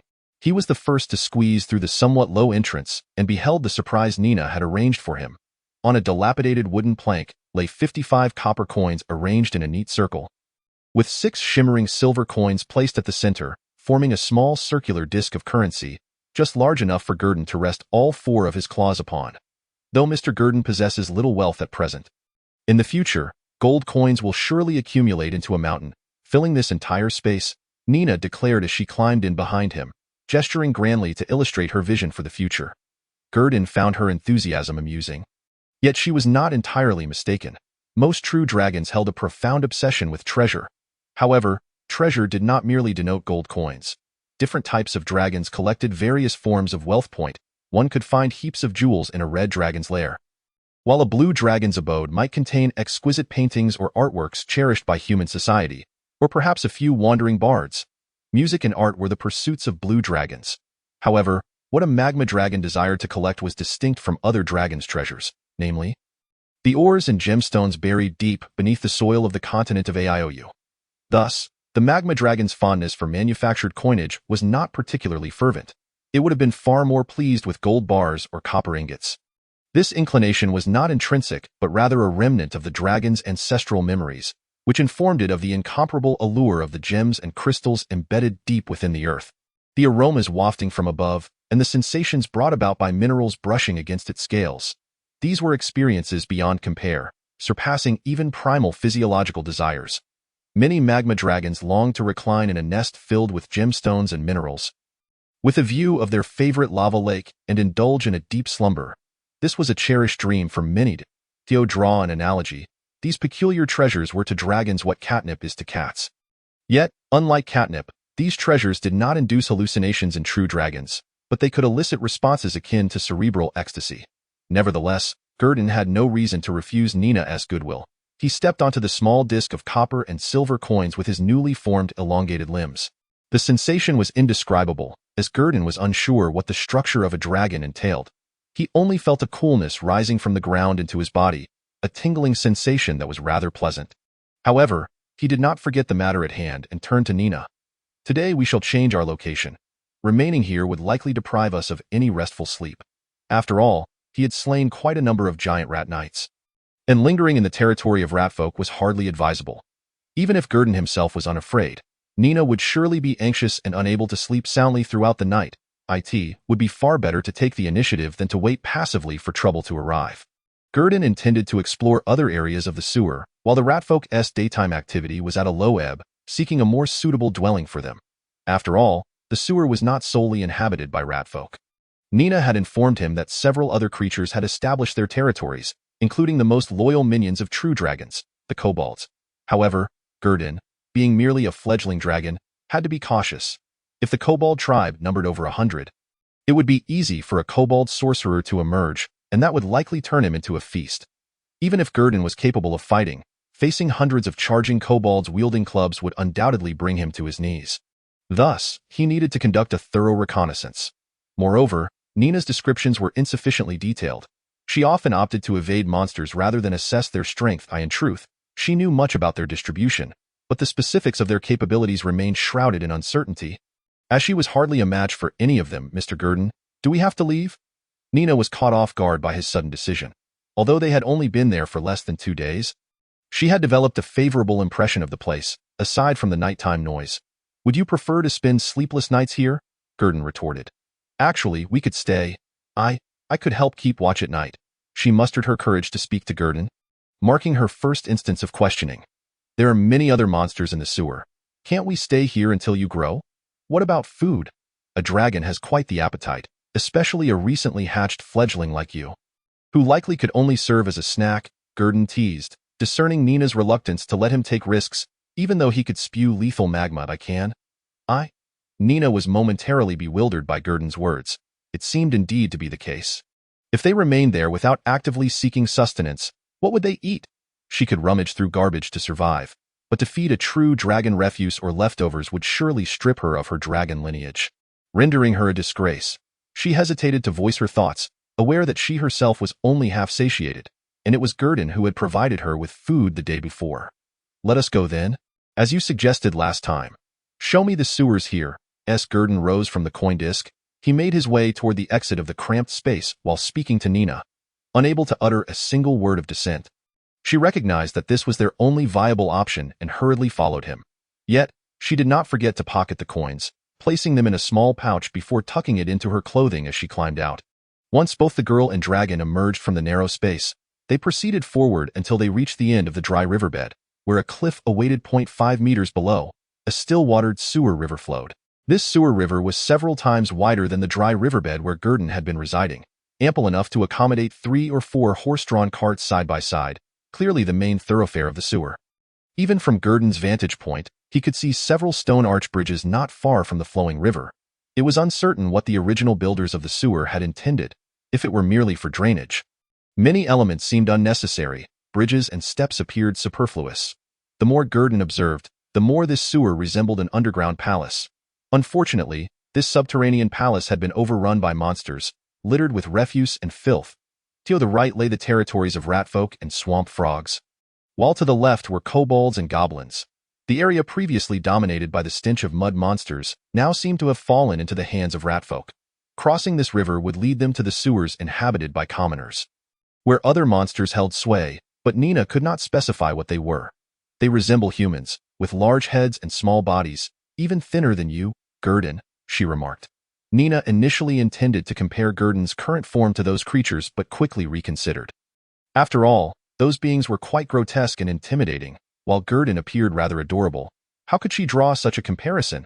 They also ride creatures resembling dogs, much larger than the giant rat I encountered before. But they are completely hairless. I ventured there once, but dared not return. I felt I nearly exposed myself last time, Nina added, crouching on a stone as she continued to share her knowledge with Gurdon, who listened quietly to the slow flow of wastewater below. Nina had a rough understanding of what was being discussed: goblins and their canine counterparts. They favored habitats within caves, dense jungles, or the ruins of structures abandoned by other races. Although it was somewhat unexpected to encounter them in the sewers, upon reflection, it seemed quite reasonable. Nina, I comprehend, Gordon nodded. He had gathered a general idea of the monster distribution from Nina's accounts, and now it was time for a field investigation. Gordon did not intend to rely solely on Nina's word. After all, she was at the bottom of the food chain in the sewers, fleeing from any monster she encountered, hardly a credible source of true intelligence. He needed to experience everything firsthand. Chapter 20. Submit to death, choose one. Initially, Gordon had no intention of bringing Nina along, but considering her vulnerability in this perilous environment, it seemed wiser to keep her close for mutual protection. Furthermore, he indeed required a guide. Otherwise, while venturing forth would be manageable, returning through the labyrinthine sewers posed a significant risk of getting lost, which could lead to great trouble. Thus, he decided to take Nina with him.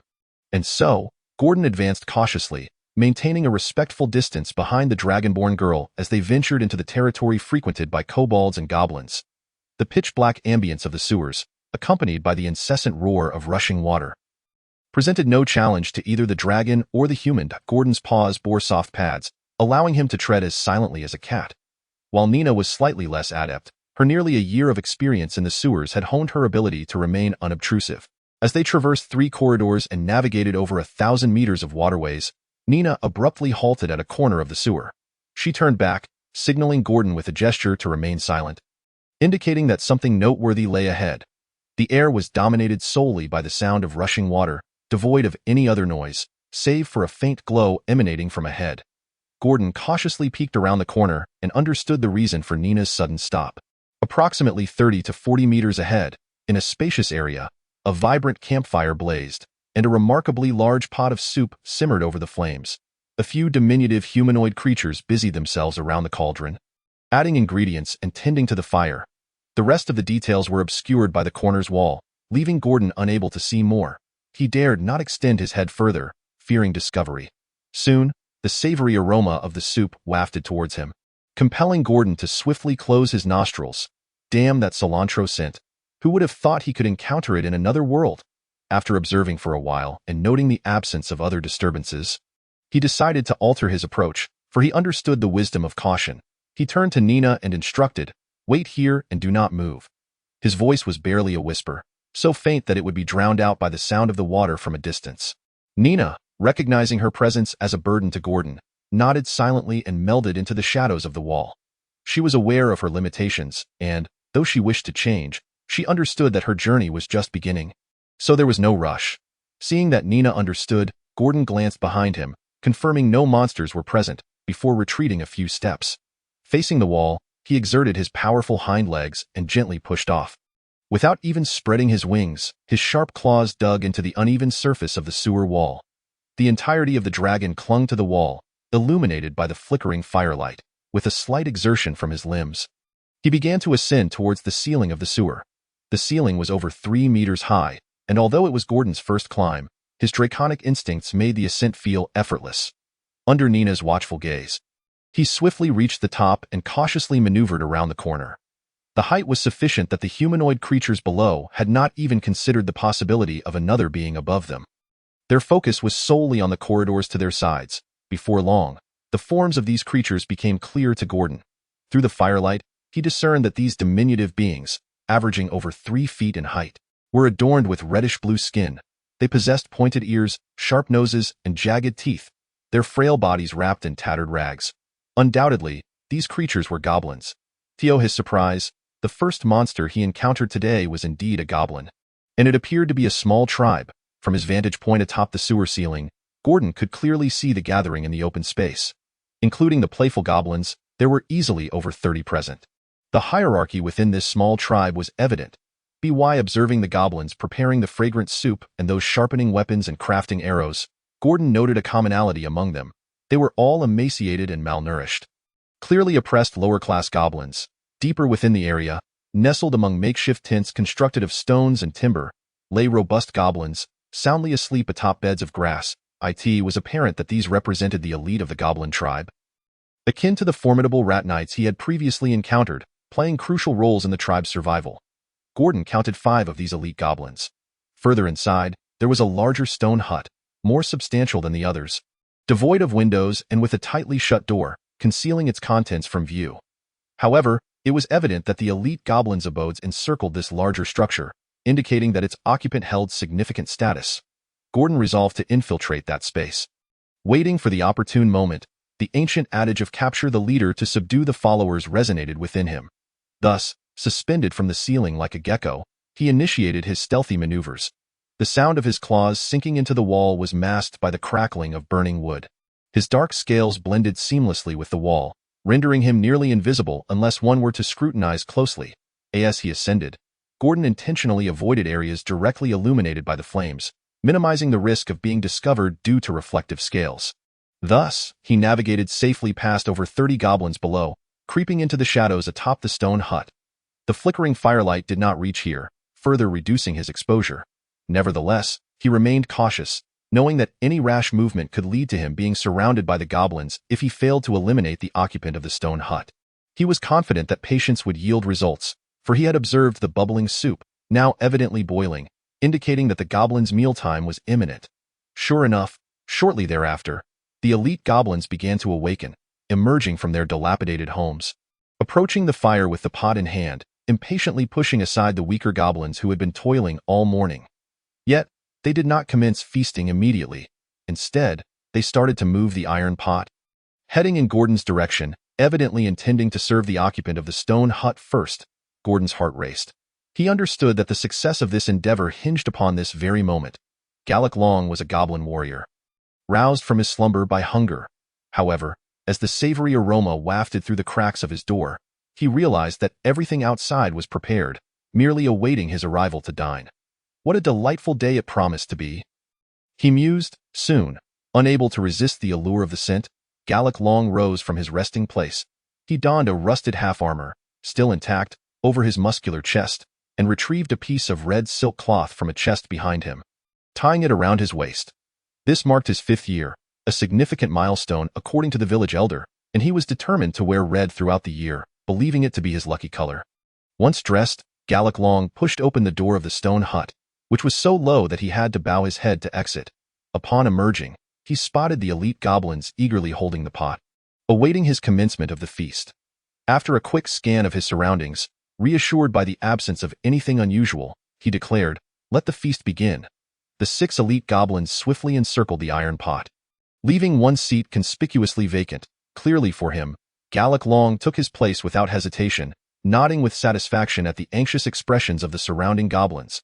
It seemed the authority spoken of by the village elder had indeed taken root within him.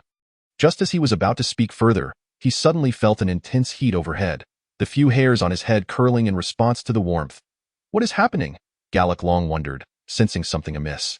Just as he prepared to look up, a golden-red orb hurtled towards his face with unerring accuracy.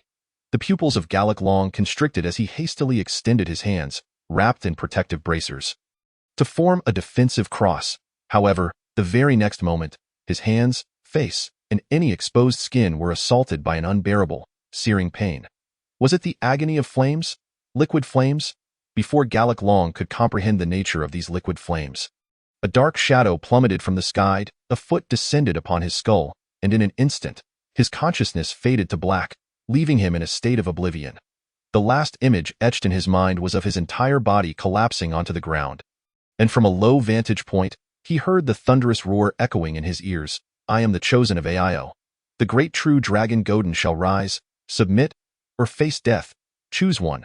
A black wormling descended from the heavens, its foot crushing the skull of Gallic Long, the mightiest warrior in the goblin's heart, now reduced to white bones by molten lava. Oh, the goblin horde, who stared in panic at both the wormling and the body beneath its feet. It roared. Chapter 21. Neil Godin's roar was imbued with the nascent power of Wyrm's dread, commonly referred to as dragon fear. Though insufficient to compel the goblins to prostrate themselves, its presence was enough to instill a sense of dread, causing them to hesitate in their approach. The only flaw in this scenario was that Godin's current form was still smaller than those elite goblins writhing in agony on the ground. He was too diminutive, having been born less than a week ago. Despite his scales being thicker than those of an ordinary wormling, he was merely slightly larger than a pony, while the goblin warriors, steeped in lava, were several times his size.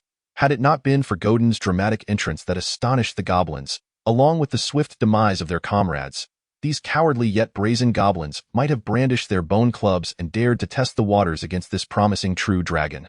Yet, Godin was perplexed. Although the goblins' eyes reflected fear and panic, there was no sign of submission or retreat. Instead, they seemed to consolidate their ranks. This was illogical, for just moments ago, Godin's novel, Magma Eruption, had engulfed 3 goblins, leaving none unharmed. The collision of flesh and lava was beyond what their constitution could endure. Even the goblin warriors would not withstand it. Without engaging in combat, nearly half of the elite goblin forces had already perished. The remaining elite goblins had been scorched by splattered magma on their eyes, legs, or arms, undoubtedly diminishing their combat prowess. Yet now, the tribe's mightiest had been systematically eradicated and weakened, yet these goblins still retained their fighting spirit. The only conclusion was singular. Godin's dark golden pupils narrowed slightly, akin to the embodiment of a reaper, as a notion began to form in his mind. His gaze swiftly scanned the surroundings.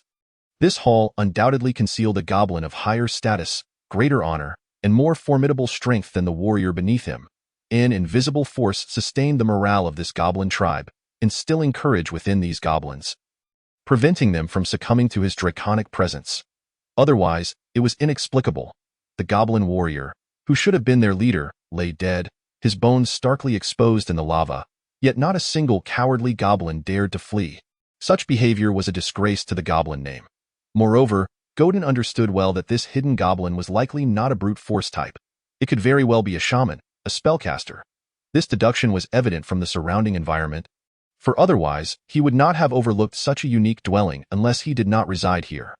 However, goblins, being tribal beings, could not possibly stray far from their tribe, as for the nature of this spellcaster. He held some speculation. Goblin spellcasters were generally categorized as shamans, though their professions varied. They could be priests or warlocks. After all, some goblin shaman spells were not derived from divine supplication but rather innate awakenings. However, in a tribe of this size, if there were priests, they would not be of this scale.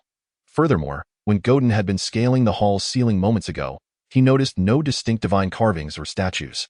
Thus, he surmised that a goblin spellcaster was hidden among their ranks, and it was likely a warlock, requiring caution. For even if a true dragon were powerful upon maturity, it was still merely an adult. Godin, as a fledgling dragon, had only just emerged 3 days prior, and there lay a considerable distance until he reached adulthood.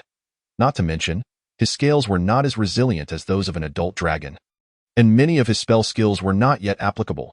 Tio, a spellcaster, he was akin to a mere wild beast. Should he falter and be captured by the goblins, it would spell true death, one that a dragon had no second chance to escape. Thus, after observing the goblins' reactions, Godin acted with remarkable swiftness. Almost in the blink of an eye, he flapped his dragon wings, soaring into the air, feigning an eagerness to make a hasty retreat. The goblins below, witnessing this apparent flight after his slaughter, were momentarily dumbfounded. Only moments ago, he had been a fearsome dragon roaring in fury, and now he seemed desperate to flee. This stark contrast left many goblins unable even to aim their weapons at him, staring vacantly as he departed the empty hall at a leisurely pace. Indeed, Godin had not soared far when, still a distance from the corridor, he heard a hoarse incantation resonate from below, "Fu," almost simultaneously with hearing that syllable. A chill coursed through Godin's body from the base of his tail, spreading throughout him.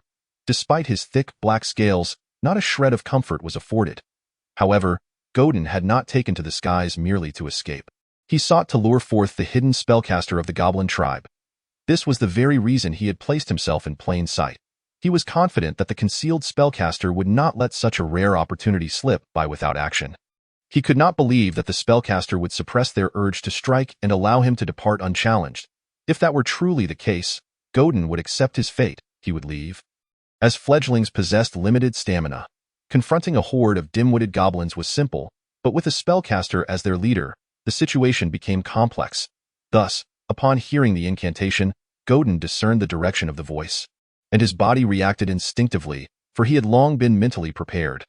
His wings ceased flapping, and he plummeted like a kite severed from its string, landing among the goblin horde. Fortunately, the height was not great. His limbs found solid ground. Ignoring the dazed gestures of the surrounding goblins, he swiftly adjusted his trajectory toward the northwest corner of the hall, behind the stone hut, from whence the incantation had emanated. Godin had no time to ponder why the spellcaster would hide directly beneath where he had concealed himself. Instinctively, he activated the skill that was etched into his very bones. Charge! That a black true dragon, slightly larger than a pony, had muscles rippling beneath its black scales in the blink of an eye. It transformed into a fleeting shadow, vanishing before the bewildered goblins, some of whom found their trousers lifted by the force of his passage. Meanwhile, the spellcaster's incantation began to take form. Behind the stone hut, the air itself seemed to warp, rippling with magical energy. A shadowy orb materialized in the glow of the campfire just as Godin charged halfway. Swelling ominously in the wind in an instant, it expanded into a basketball-sized black-green sphere, suspended in the air. Godin could clearly see the nauseating acidic liquid and twisted black water within. This was a second-tier spell known as Acidic Sphere, accessible to mages and warlocks alike, albeit somewhat obscure. Under the kaleidoscopic illumination of the dark light, stood a figure even smaller than a typical goblin, hunched and frail. Godin could discern that it was an elderly goblin, adorned with an unknown circular ornament upon its head and leaning upon a bony staff. The creature was aged beyond recognition. its green wrinkles forming a topographical map across its face, and its gaunt body seemed as if a mere breath could topple it. If not for the bright, wise eyes that remained open beneath the ominous acidic sphere, one might mistake it for an ordinary monster. It was indeed the shaman of this goblin tribe.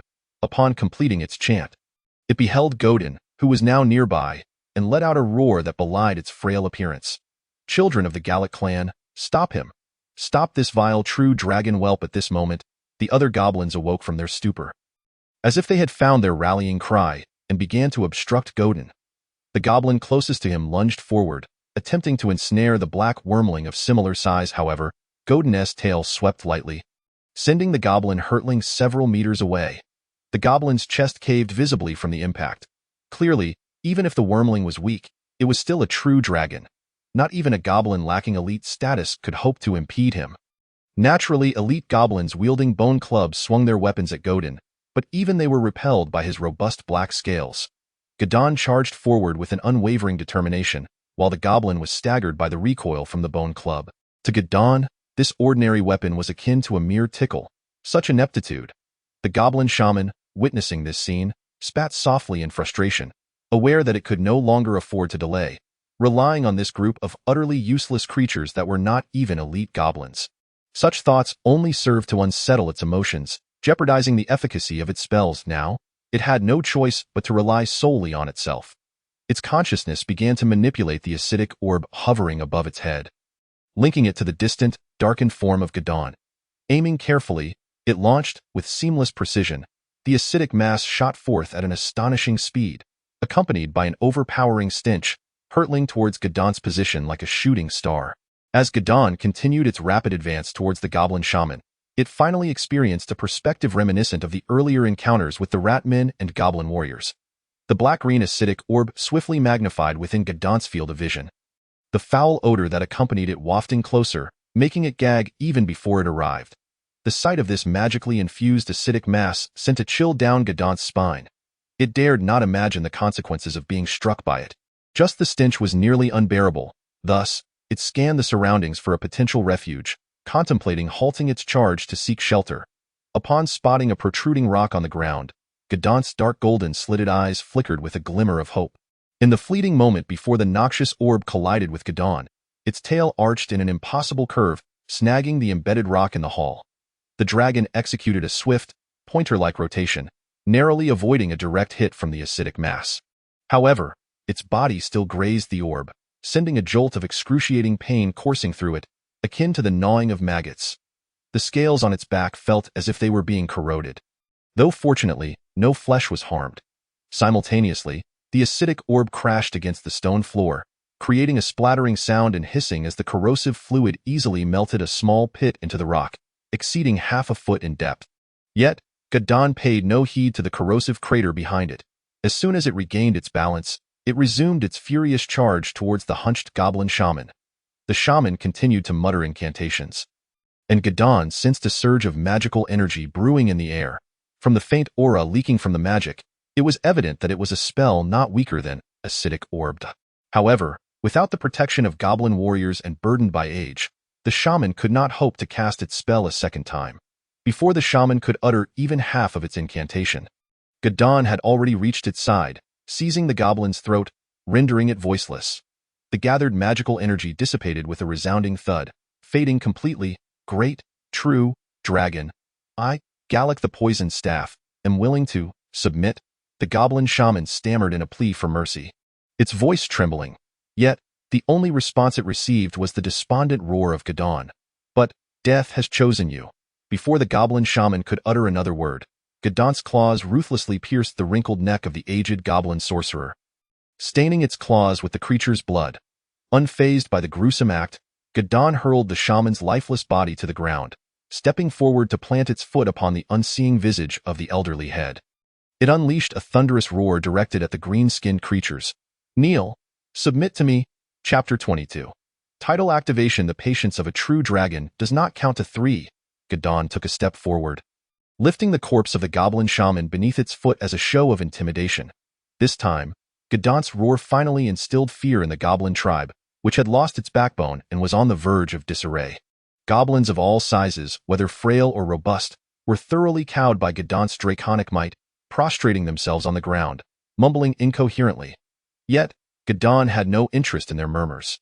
Its focus lay on the fact that all the goblins capable of movement in the hall had just bowed before it. A faint blue data list abruptly materialized, revealing its familiar personal panel. Gadon Alduin Targaryen, title, Lord of Gallic Race. Magma Dragon Age, WIRM, 5 years, health, 32-37 rank, 2 talents, scaled magic, 220, steel teeth and claws, 110, comma, robustness, 720, comma, WIRM's dread, 24, comma, glutton, 59, comma, dark vision, 411, comma, sound imitation, comma, charge proficiency, 18, skills, flame immunity, comma, bite and claw attack, comma, magma breath, soul talent, talent plunder, free talent shards, 0. Gadon quickly noted the changes. A new title had appeared in the title bar. Lord of Gallic? What sort of title is this? It sounds rather weak. However, as it pondered, a line of faint blue text appeared in its retina, elucidating the matter. Lord of Gallic. Though you have become the master of the Gallic clan, your influence is confined to this sewer hall, and most beings will not regard a WIRM reduced to subjugating goblins as worthy of respect. Effect, draconic presence, reputation of the Gallic clan, a meager effect, yet it opened a window for Gadon. If it were to unify the entire sewers of Carandur in the future, would not the title then become the Emperor of Carandur's Underground? The Sovereign of Shadows in Carandur, a title that resonates with grandeur?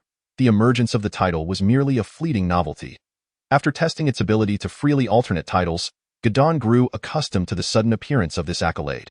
After all, it was merely a beneficial buff, with no adverse implications.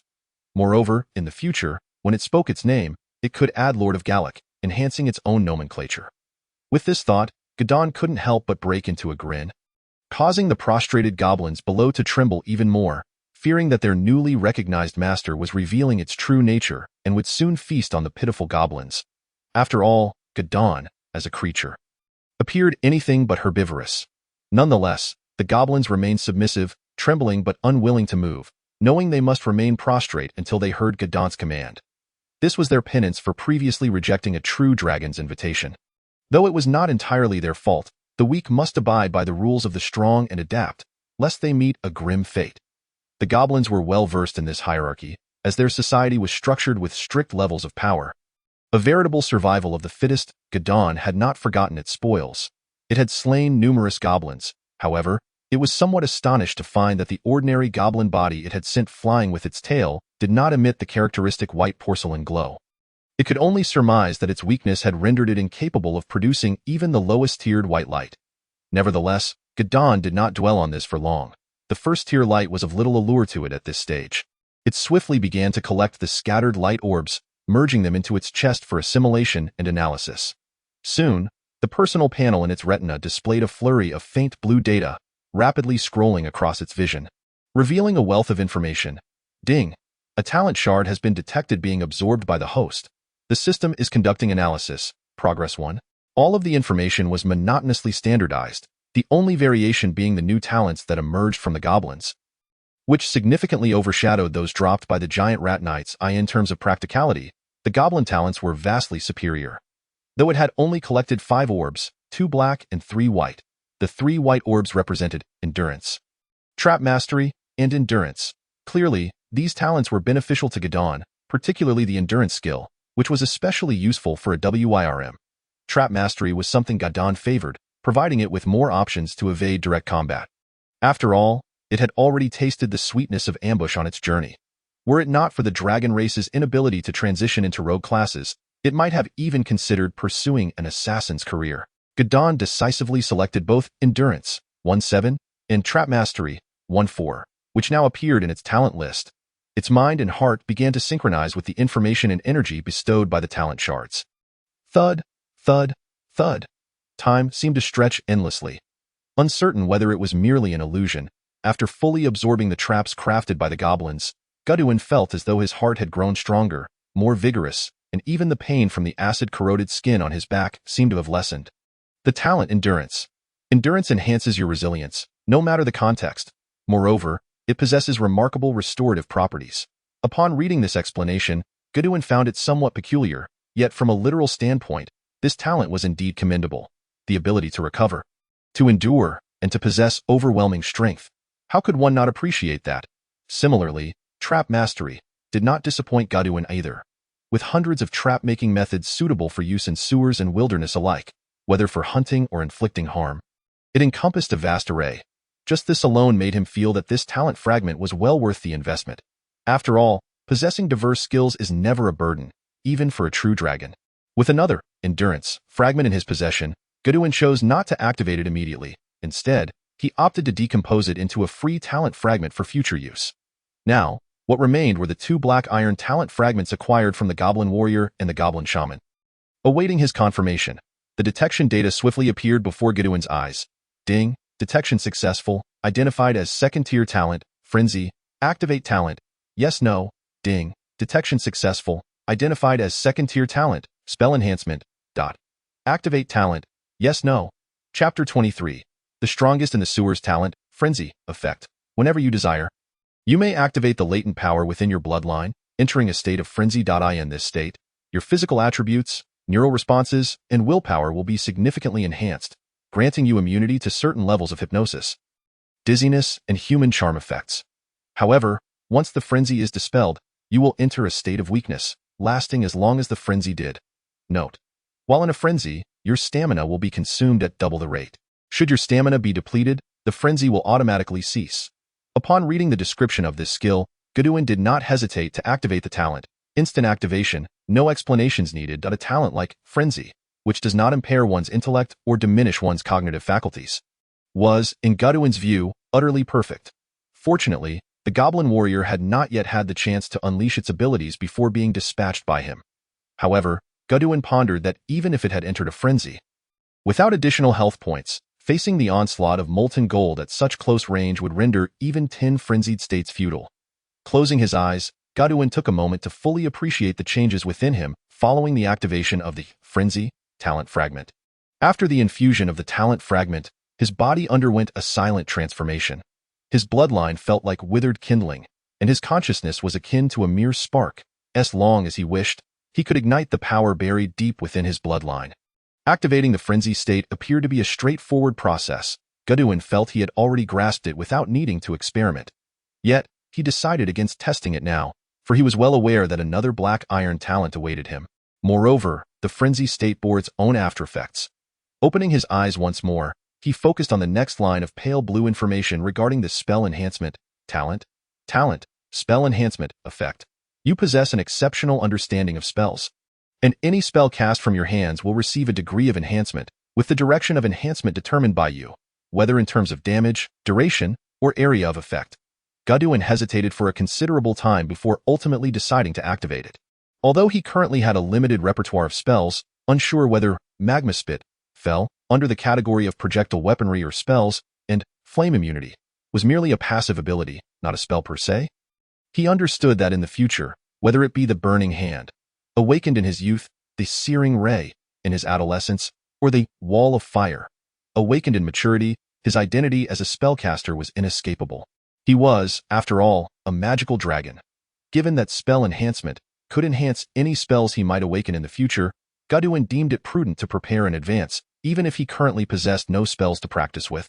With a silent confirmation, Godwin activated the talent, and in an instant, a new talent appeared in his talent list alongside the previously activated Frenzy, 118, and Spell Enhancement, 150. Upon seeing the denominator following, Spell Enhancement, Godwin could not help but gasp in astonishment. This was the highest progress bar talent he had encountered. If his comprehension was accurate, without dedicating time to studying spells, he would require 49 black iron talent fragments to evolve Spell Enhancement. That was nearly 50 second-tier monsters. The thought of this made the life of a spellcaster seem genuinely daunting, truly, one to be reckoned with. Yet, upon further reflection, this was hardly surprising. Others typically devoted years to honing a specific talent to its zenith. In contrast, Godwin, with the opportunity to roam the abyssal battlefield, could potentially collect hundreds or even thousands of low-tier free blank fragments, provided he returned alive. At that point, he could augment his talents as he wished. The speed of talent advancement was already remarkable, and perhaps being a spellcaster was not so excessively formidable after all. With this realization, Godwin felt considerably more at ease. After digesting the intricacies of the spell enhancement, talent fragment in his mind, the profound theories of magic, practical spellcasting experiences, and spell techniques were imprinted in his consciousness, as if he had acquired these memories innately, yet they felt more akin to data transmitted at will. Godwin found that he could indeed optimize his spells, though he currently had no spells to practice with. As Godwin concluded his exploration of the talent fragments, he suddenly realized there was one more task to undertake: looting the corpses.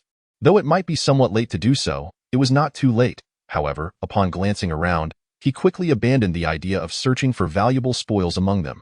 The most valuable bone staff had been inadvertently broken when he thwarted the casting, and the circular ring atop the goblin shaman's head was merely a piece of iron wire coated in silver paint, nothing more than an ornamental item denoting status within the goblin tribe. The goblin warrior, too, was not worth mentioning. Apart from a rusted, heavy half-armor unsuitable for any humanoid, it wore nothing but a piece of red silk cloth around its waist. Clearly, it was devoid of value, a palpable poverty. Sighing, Godwin resigned himself to the fact that he could not expect to extract anything of worth from the goblins. Nevertheless, they were likely privy to certain information, particularly regarding the precise layout of these sewers. Knowledge that Nina, hiding in the sewers, would undoubtedly lack. Surely, these creatures understood more than she did. Godwin contemplated this as he looked at the nearby goblins, still trembling and crawling on the ground. He casually pointed to one and called out, "You, come here." This goblin, the nearest to Godwin, had green skin, pointed ears, and a muscular build. Standing taller than the average goblin, it was one of the few elite goblins remaining, having survived due to its distance from the goblin warrior during the magma spit. However, it now appeared exceptionally disheveled, with its left hand from palm to elbow charred black, and its feet blistered from the molten lava. The stench of burnt flesh emanated from its body, indicating that it had not escaped unscathed. Upon hearing Godwin's summons, the elite goblin shuddered but could not refuse. It obediently approached Godwin, bowing low, and knelt before him, allowing the viscous blood of the goblin shaman to stain its knees, gazing up at the black hatchling dragon before it. The goblin felt an indescribable pressure and authority. The closer it drew, the more it trembled, its green face contorting in trepidation. Yet, it did not forget to respond in an exceedingly humble tone, "Great true dragon, supreme ruler of the Gallic clan, how may I serve you, your most loyal servant? Tell me, who is the strongest in the sewers?" Godwin's voice rang with authority in its ears. "Of course, it is you." "My master," the goblin replied without hesitation, its face adorned with a sycophantic expression. "And aside from me," Godwin furrowed his brow slightly, scrutinizing the elite goblin kneeling before him, suspecting that this green-skinned creature might not grasp his meaning. However, he quickly dismissed that doubt. "In the sewers, aside from you, no other creature could be described as a strong one. They are all but humble crawlers, prostrating beneath your wings." Chapter 24. Dragons and Goblins. Godwin found himself at a loss. Gazing at the elite goblin, whose face was a mask of obsequiousness and flattery, he felt that it was beyond redemption. He decided to change his approach and asked the elite goblin, "A map? Do you have a map of the sewers?" He required a more tangible layout to gain a general understanding of the power dynamics within the sewers, which he could then have the elite goblin assist in clarifying. "Yes, there is a map in that old fellow's room. I once saw it hanging on the wall when I entered," the elite goblin divulged, showing no hesitation in betraying its former idol, the shaman. Having divulged all that it knew to its new master, a black hatchling dragon, Gurdon felt a surge of joy upon hearing that the map had been collected by a spellcaster, which likely indicated its precision. Possibly even detailing the distribution of power, it commanded. "What are you waiting for? Bring it here at once. If there are any other items, fetch those as well." However, upon noticing its scorched left arm, Gurdon added, "Call a few others to assist you." "Yes, my master," the elite goblin eagerly replied, promptly summoning a handful of robust goblins to aid in the task. The shrine was not far, but transporting the items would still require some time, especially since this goblin tribe had been thoroughly conquered. Gurdon then recalled the timid Nina, who was hiding in the shadows around the corner. Without hesitation, it stepped out of the hall, bowing to by the group of goblins, and approached the cloaked figure of Nina. Nina, startled by the sudden arrival of the silent black hatchling dragon, felt a gentle nudge from its claw, causing her to jump. Upon recognizing Gurdon, she quickly resumed her composure and whispered, "Ah, what is it, Mr. Gurdon? Are you all right?" After a swift scan, Nina noticed that aside from the slight curvature of its back scales, Gurdon bore no blood or injuries, leading her to believe it was unharmed. She quietly offered her gratitude to the heavens. Few thanked the gods for their protection. Unsure to which deity she should attribute the event, she simply invoked the divine. As a general believer, she did not lack faith, but instead worshipped many gods without ever being truly devoted to any one of them. She had once prayed to the god of travel for the safe journey of her sister Celia, and had also visited the sole temple of the earth goddess in Brank to seek blessings for the ailing grandmother Orlon. Furthermore, she had implored the storm god to safeguard fishermen during tempests, lest the orphanage suffer from a lack of fish. However, the consequence of her lack of steadfast faith was that after death, no divine messenger would guide her soul to the realm of the gods. She would either enter the river of the dead or be ensconced within the wall of the faithless. In the continent of Ao, many lived without faith. They might have thrived in life, but their souls would face the harshest of fates in death. Returning to the matter at hand, Gurdon felt a warm glow within as Nina expressed her genuine concern for its well-being. Gently ruffling her hair with its clawed "I am fine," it reassured her, playfully scratching her palm with its long tail, eliciting a giggle from her. That, Nina chuckled, but was about to inquire about Gurdon's recent haul when the atmosphere was abruptly shattered by a cacophony from the hall. "Master! Oh, exalted master! Where are you? Do not forsake your most loyal servant." The heart-wrenching wails echoed from the hall, accompanied by a series of chattering sounds reminiscent of goblin speech, indicating that the elite goblin, who had entered to collect items, was now in a state of distress upon discovering Gurdon's absence. Nina, bewildered by the commotion, turned to Gurdon and asked, "Mr. Gurdon, what is the matter?" "They seem quite distraught." Gurdon offered no explanation, simply responding, "Come, Nina. We have a new dwelling, and no longer shall we sleep among the drafty piles of debris. But over there—" Nina hesitated, wanting to warn about the monsters, yet seeing Gurdon already leading the way, she steeled herself and followed. The bright flames of the bonfire blazed, illuminating the hall, where she saw a group of creatures sprawled on the ground. At a glance, there appeared to be 2 or 3 dozen of them, causing Nina to instinctively reach for Gurdon's tail to retreat. However, before she could act, the previous mournful cry returned, now transformed into a jubilant exclamation. "My most revered master, I knew you would not abandon your most loyal servant." This time, the voice brimmed with elation, and if not for the similarity, Nina would have never guessed it belonged to the same individual. The transformation was as swift as turning a page, akin to a scrappy dog behind a tavern. She soon spotted the source of the voice, a robust goblin towering over her, who would make even the strongest enforcers of the Black Street appear as infants in comparison, despite their similar heights. Though it bore wounds, its left arm charred and walking with a limp, it moved with remarkable speed. Even if Nina were oblivious, she sensed that the situation was not as she had imagined. It seemed, as Gurdon had suggested, that it had indeed subdued this band of creatures. Before she could articulate her thoughts, she watched in awe as the towering goblin, despite its injuries, rushed towards them, with a resounding thud. The goblin bent at the waist, knees buckling as it knelt before Gurdon, mumbling the same spine-chilling praises as before. Nina had no doubt that if this green-skinned creature were to be given a tail, it would wag it faster than the windmill at Aunt Verney's. Gurdon offered an awkward smile to the dazed Nina, revealing its sharp teeth. "Apologies for frightening you. I did not anticipate they would act in such a manner." It's all right, Mr. Gurdon. Please continue as you wish." Nina quickly waved off, trying to mask her bewilderment. "Very well," Gurdon nodded, turning to the still-kneeling elite goblin. "Have you retrieved the map?" "Yes, my master, under your wise guidance." "The servant successfully procured the map from that old man's chamber," the goblin responded, ignoring the lengthy explanation that followed. Gurdon, engrossed in its own thoughts, led Nina towards the gathering of goblins.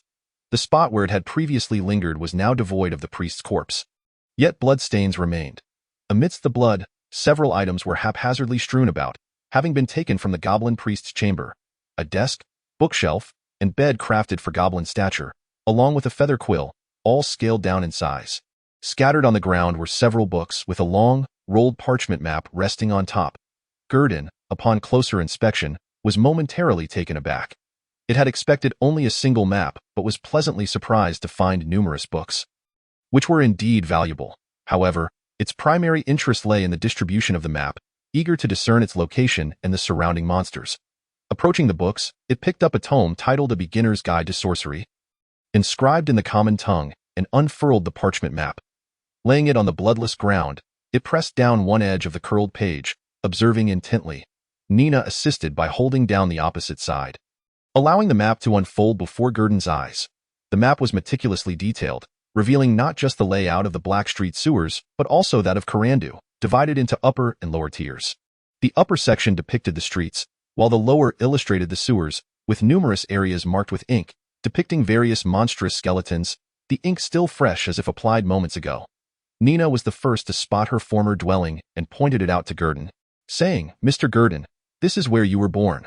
Following Nina's finger, Gurdon located an inconspicuous intersection in the northwest corner of the map, near which two skeletal monsters were depicted, one representing a rat-like creature, the other resembling sludge, arranged sequentially.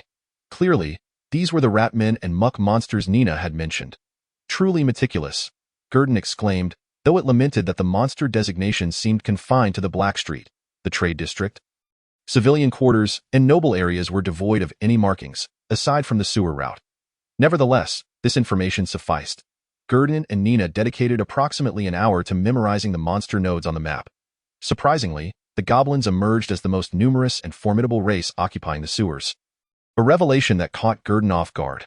They firmly held the northern part of the Blackstreet, just north of the river main road, near the ocean's edge, adjoining the civilian sewer. Yet despite their strength, they did not expand, content to guard their territory. As long as other monsters did not intrude, they would not initiate attacks. Otherwise, the sewers of the Blackstreet would likely be rife with trembling monsters.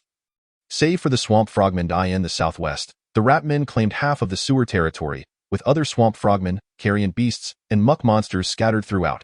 Meanwhile, the southeastern region, where Gurdon currently resided, was contested between the dog-headed men and goblins. There existed two goblin clans of considerable size akin to Gallic, distanced from one another. Their reluctance to draw closer stemmed from a lack of unity among the goblins, who frequently engaged in infighting. Conversely, the dog-headed men formed a single clan, numbering over 100, situated in the southeast corner near the walls of the Free City. Additionally, Gurdon marked the dog-headed skeleton symbol on the map, indicating their presence. Gordon's gaze fell upon a familiar emblem depicting a creature with a dragon's head, dual wings, and 4 claws. Could this be a dragon? Chapter 25. The Curtain Falls. Are there other draconic beings lurking in the sewers? A shiver ran through Gordon's heart as he cast a glance at the map's annotations and swiftly summoned the elite goblin standing nearby. Are there true dragons like me in the dog-headed tribe? What kind? The elite goblin, momentarily taken aback by its new master's query, stared blankly at the parchment where Gordon's sharp claws pointed. With a look of utter confusion, it stammered, "Great master, I have never heard of other dragons existing in the sewers. That old coot never mentioned it, and if there were true dragons among the dog-headed kin, our Gallic clan would likely have perished long ago. Those wretched mutts with their hideous lizard heads." "Oh, master, I didn't mean it that way." The elite goblin's explanation was laced with irritation as it cursed the dog-headed creatures, revealing an evident rivalry. However, upon realizing that its own master shared a similar lizard-like visage, it hurriedly sought to clarify. "There won't be another chance. Please, continue." Gordon fixed a penetrating gaze on the goblin prostrated before him, speaking with an air of indifference. While he bore no grudge against the goblin's words, he felt compelled to uphold the dignity of a true dragon, not hesitating to discipline those who dared to insult. A true dragon must not be dishonored. The goblin, visibly shaken, nodded fervently, vowing to refrain from further transgressions. It continued to elaborate to Gordon, "If those dog-headed creatures truly have a dragon backing them, our tribe would have been subjugated or reduced to their dinner long ago. We would not have encountered such a magnificent and benevolent master as you." With every few words, the elite goblin glanced at Gordon's expression, daring to proceed only when it perceived no change in his demeanor. "Indeed," Gordon replied, dismissing the latter statement, acknowledging that the goblin had a point. He, too, pondered the implications. If the dog-headed tribe were truly under the aegis of a dragon, it would be improbable for the goblins to coexist in this territory alongside them. After all, this matter would be trivial for a true dragon, who could simply appear and command the allegiance of these fickle goblins without raising a single soldier. Just as the goblin priest he had slain had succumbed to his overwhelming might, so too would they become the most loyal servants in the face of absolute power. Moreover, dragons are creatures with an acute sense of territoriality. Even those without magical capabilities would not tolerate the presence of other threatening entities near their lairs, let alone a true dragon. Even now, Gordon began to envision how he might integrate the two remaining goblin tribes in the days to come, before ultimately confronting the most formidable dog-headed force. Such a plan was only natural. It was inconceivable that the dragon above him would be devoid of similar aspirations. Unless, was it possible that it had no such intentions? This thought flickered through Gordon's mind. But he quickly dismissed it. After all, nothing occurs without reason. The presence of that mark indicated a cause behind it. Even if Gordon were skeptical, he knew it was prudent to remain vigilant, wary of unexpected pitfalls. Yet, conquering the dog-headed tribe was an essential component of his plans. In time, he would employ some goblins to test the waters regarding the existence of a dragon behind the dog-headed kin. Gordon, while contemplating the map earlier, had already devised a 5-year plan for his endeavors in the sewers. He aimed to secure sufficient territory before entering his juvenile slumber phase. His goal was not merely to rule the depths of the Blackstreet sewer, but to establish complete dominion over a substantial area. This first step was critical and pivotal for him. This was Iou world, a realm of gods, a proving ground for adventurers. Even the mightiest dragon, when acting alone, could fall prey to the underhanded machinations of those despicable adventurers. Especially considering he was still but a hatchling. Even if he vanquished all the monsters in the sewers, his power had its limits. Could he truly challenge foes with mere fragments of talents that barely exceeded the 3rd tier? It is worth noting that the dragon lairs across Iou's expanse remained well known, yet ancient red and blue dragons thrived despite this. Their commonality lay in being formidable lords, commanding armies of monsters that numbered in the tens or even hundreds of thousands. They ruled specific regions for over a millennium, unbothered by councils or kings, while the gods above turned a blind eye. Adventurers, too, lacked the courage to confront them, often settling for mere contracts to resolve disturbances caused by their minions. As for the dragons themselves, they would retreat, taking their treasures and vanishing without a trace. Thus, Gordon understood this dynamic well. Once he claimed the entirety of the Blackstreet sewers, he would have his finger on the pulse of every movement within. Should adventurers come in droves, he would face them unperturbed. After all, if one could not prevail, one could always flee. A classic tradition of the true dragon, and he felt no shame in it.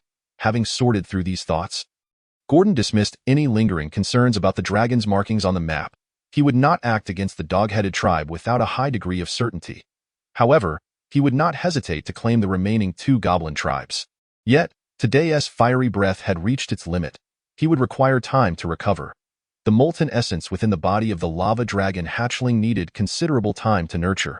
Unlike an adult lava dragon, which could unleash flames multiple times in a single battle, his capabilities were limited. If only he could utilize it again. Gordon glanced at the cooling molten rock not far away, quickly discarding that notion. Consuming what he had expelled felt inherently wrong, especially since the magma had not originated from his stomach. Very well, I understand. You may leave now, and please rouse the others. Also, bring a portion of food from over there. Gordon instructed the goblin before him, allowing the others in the hall to rise from their kneeling positions. He reminded the goblin to fetch food, recalling that both Nina and he had yet to dine. With that, he resumed his contemplation of the parchment map, focusing on regions beyond the Blackstreet. After all, this was his first encounter with the map of the free city of Calandu, and he was uncertain how long he would remain here. Would it be in his juvenile phase or his adolescent phase? Perhaps he would depart. The future remained uncertain. However, acquiring knowledge about the sewers was undoubtedly beneficial. Meanwhile, the elite goblin, having overheard Gordon's words, reacted with exaggerated gratitude, nearly falling over itself to express its appreciation. Master, even if the ancestors of Gallic were to rise from the river of the dead, they could not match your kindness. I shall prepare breakfast for you and your retinue immediately. Upon noticing the black dragoness brow furrow slightly, the elite goblin hastily stifled its praises and diligently set about fulfilling Gordon's commands. The Gallic clan was not lacking in sustenance. After all, they were in the sewers where abundance reigned. The other goblins, previously prostrate on the ground, finally stood, and the oppressive atmosphere of the hall began to ease. Nevertheless, they dared not make a sound, moving and speaking in hushed tones, fearful of disturbing the dragon and its companion, who were intently studying the map. Within the hall, the campfire continued to crackle, the wood emitting its familiar pops and hisses. The sole difference was that the dominion of this hall had shifted in less than an hour. Gordon had now entered the 3rd day of his existence as a newly hatched lava dragon. And within the sewers, he had claimed his first territory. Chapter 26, The Adventurers Guild. Just as Gordon embarked on transforming his first domain within the sewers, the world above began to awaken. the delicate golden rays of dawn dispelled the morning fog and gloom over the free city, and the daily quests of the Kalandu Adventurers Guild commenced.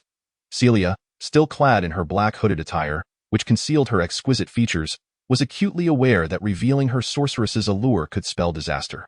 She stood among hundreds of adventurers outside the guild, queuing to receive their tokens, before entering in turn to peruse the notices tacked upon the walls.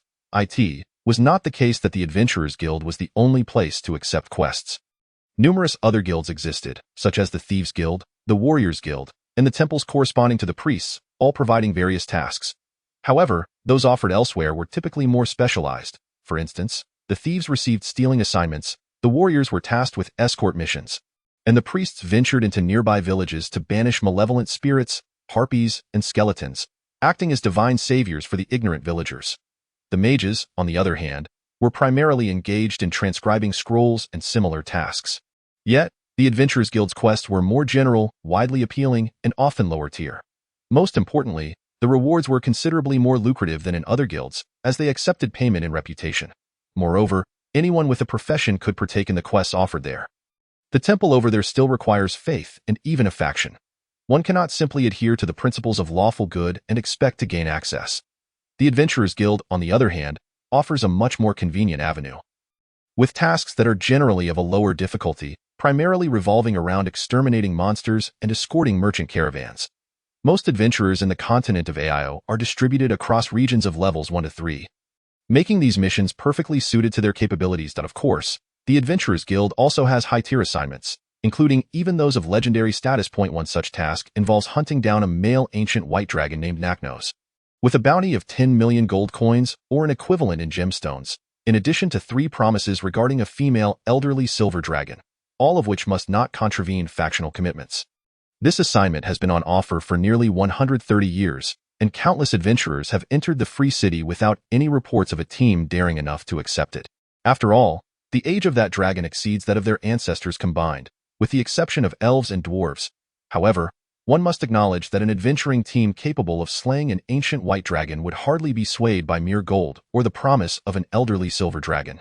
Moreover, the challenge level of the ancient white dragon approaches the 9th-tier legendary classification, coupled with its loyal minions, making the difficulty of the kill exceptionally high. It may require the intervention of a divine incarnation of a saint or a legendary mage capable of interplanar travel to succeed. Otherwise, whether a standard team could even defeat an ancient white dragon remains a question. It is a creature that will not simply remain stationary and engage in a battle to the death. The ancient white dragon is immune to all spells below the extraordinary tier and is itself a highly skilled spellcaster, possessing not only the ability to fly but also the power of high-level teleportation.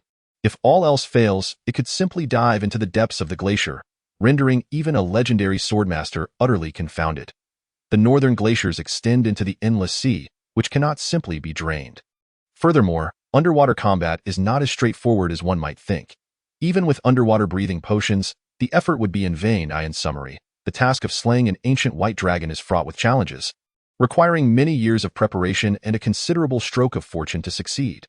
Yet, if one were to succeed in such a feat, the rewards would undoubtedly be substantial. Aside from the quest's bounty, the hoard of the ancient white dragon would likely rival that of the elderly silver dragon, with millennia of accumulation that cannot be underestimated. There would also be powerful magical weapons, scrolls, and materials, everything one could desire, visible within the dragon's treasure trove. However, legendary assignments are indeed rare. Typically, one such task is completed in the AIO continent approximately every 20 years. If the frequency were slightly higher, it might occur every 10 years, and in the best of cases, every 5. After all, behind every completed legendary assignment lies a tale of bloodshed and the fall of formidable beings. The demise of a legendary tier individual is no trivial matter and can echo throughout half the continent. Spreading among its humanoid inhabitants, beyond legendary tasks, there are naturally high-tier, master-level assignments, corresponding to the 4th to 6th levels, as well as assignments in the 7th-tier extraordinary to 8th-tier hero regions. The most recent master assignment was jointly funded by the Merchant Alliance of Rhine Kingdom, which sought to repel the blue dragon population from the Surreal Desert or, more broadly, to resolve the issues of trade routes, ensuring that the blue dragons cease their attacks on merchant caravans. Recently, the frequency of blue dragon assaults on caravans has escalated alarmingly. Just this week, it is said that 3 teams and hundreds of merchants have been forever concealed beneath the shifting sands. This was once an unimaginable scenario. Previously, these blue dragons exhibited restraint, merely collecting protection fees on a daily basis, resorting to robbery only when in need of funds that, of course, the more astute blue dragons would opt for a transactional approach, such as polluting an oasis in the desert and then selling water to merchants. The prices, in any case, were satisfactory to the blue dragons. As for the satisfaction of the travelers, that was of no concern to them. Consequently, the Merchant Alliance of Rhine wishes to either crush or eradicate this band of blue dragon marauders, or at the very least, drive them away from the trade route extending from Rhine Kingdom to Calandu. Initially, the merchants of Rhine had intended to seek the aid of the Temple of the Goddess of Wealth, as they are among the most devout followers in the Free City. However, for reasons unknown, the temple has recently been understaffed, seemingly dispatching its members to procure wealth for the goddess. Furthermore, the usually infallible Goddess of Wealth has not responded to their prayers this time. No oracle has been delivered. Despite their donation of 2 million gold coins, not a ripple of response has been felt. In their desperation, they have turned to the Adventurers Guild, posting assignments for the extermination of the blue dragons while simultaneously issuing tasks to escort merchant caravans. Requiring at least 4th-tier adventurers, they cannot afford to lose this lucrative trade route. The spices, porcelain, and silk transported from the eastern continent, docking at the eastern shore of the western continent and destined for the Rhine Federation on the western shore, yield profits that are not merely tenfold but rather 100-fold. It is no wonder the Merchant Alliance of Rhine is incensed. However, none of these assignments are suitable for the team led by Zelia. The highest level they can accept involves the extermination of solitary frost giants. She stands before the assignment board, perusing the tasks for 5 minutes, her demeanor remarkably calm. This time is sufficient for her to review the lower-tier assignments. As she leisurely searches for a target, low-tier assignment, locate the missing Flandra. Number of participants, unlimited. Reward, 1,000 gold coins, 100 gold coins for a death. Clue, 1 gold coin. Note, the clue must be verified at the Temple of the Just God. Upon seeing this assignment, Zelia furrowed her brow. This task remains uncompleted. She had thought someone had already claimed it. This morning, she had ventured to the black market precisely because she accepted this missing person assignment yesterday, hoping to investigate and perhaps strike luck. Unfortunately, she uncovered nothing. However, she fortuitously encountered Nina, which made her trip worthwhile. It is indeed difficult to locate. After some contemplation, Zelia decided to abandon this assignment, although the disappearance occurred in Calandu. The vastness of Calandu renders the search akin to finding a needle in a haystack. The divination spells prove ineffective. Pursuing blindly would be a gamble for the 5 members of the relatively impoverished Dawn Adventurers Guild. As the vice-captain, Zelia has no intention of gambling. She is no gambler. She recalls that keeping Nina by her side would require a considerable sum of money. Ever since she met Nina, she has resolved not to let her suffer in the black market any longer. She might even be hungry at this moment. Thus, she shifted her gaze to the middle section of the low-tier assignments, focusing on the far-right task. Meanwhile, in the sewers, goblin hauled, a succulent and tender giant frog leg was thrust towards Nina's mouth. Thank you, Mr. Gurdon, but I'm full, quite full. Nina waved her hand, hurriedly declining the sharp snout frog leg offered by Gurdon, patting her round belly, feeling somewhat stuffed. Nevertheless, she had enjoyed the meal. The unique sharp snout frog meat from the sewers was abundant and delicious. She had eaten 3 and was satisfied. These sharp snout frogs are among the food reserves of the goblins, each measuring over a foot in length. Seeing that Nina had finished eating, Gurdon devoured the remaining frog legs with gusto. Cooking the frog meat with still warm magma provided a unique flavor, albeit lacking in spiciness, which was somewhat disappointing. He noted that next time, he would ask Nina to see if she could procure any chili or similar seasonings. Chapter 27. Belief. The other goblins in the hall, busy with their tasks, watched in awe as their new master devoured the food voraciously, each bite a sharp snout frog. Tears nearly welled from the corners of their eyes. Such delicacies were previously only available to the esteemed priests. It was said that consuming them allowed one to see more clearly in the darkness and tasted incredibly sweet. However, they dared not voice any complaints. For even in Gurdon's absence, such food would not be theirs to eat. Still, they breathed a sigh of relief with every bite their new master took, grateful that he was satisfied and would not turn his hunger toward their meager. Pitiful forms, a sharp crack echoed through the hall as a whip struck against the stone. The goblins, who had nearly been rendered immobile by the sight of food, suddenly snapped back to reality. Reminded that they still had work to complete, they hurried to labor, striving to finish the construction of their great master's lair before he rested, eager to showcase the capabilities of the Gallic clan. The 10 fastest workers today would earn the privilege of drinking that. The sturdy goblin wielding a blackened elbow, a prominent figure among the goblins, swung his whip to supervise the group. His tone was stern, yet his words were filled with encouragement as he gestured toward a large pot emitting a fragrant aroma. As a distinguished goblin, he understood the nature of his kin, lazy yet fearful, requiring both gentle persuasion and firm discipline to motivate them. Today's task was to dismantle the stone dwelling and construct a lair spacious enough for both the great new master Gurdon and himself to rest. He certainly did not wish to fail on the very first day of the task entrusted to him by Gurdon. For Gurdon, the commotion was merely a minor interlude. He continued to eat until he felt a slight fullness in his belly, at which point he finally slowed his pace. The ever-ready goblin attendants nearby wiped the sweat from their brows. Realizing that if he continued to eat, they would soon be left with nothing. It was not that they were unwilling to share, but rather that they feared his wrath should he desire more sustenance and find their stock depleted. Serving a master is akin to serving a tiger. Being in the presence of a true dragon is no different. Heaven knows that one day, should it suddenly take a fancy to the taste of the green-skinned creature, it would not be an impossibility. Gurdon observed that it did not possess a belly covered in the mildly bulging scales akin to Nina's, after consuming a weight equivalent to that of its own size in the form of a sharp-nosed frog. He felt no hint of fullness in his stomach. Gurdon almost believed that its mouth, along with a spatial pocket dimension, was responsible for this sensation, were it not for the absence of any sense of satiety in its abdomen. Although Gurdon had spent 3 days atop the dragon's back, he could not help but marvel at the exquisite structure of the true dragon's body. Moreover, it felt as though its own body had yet to fully develop. No, that is not right. It had yet to mature.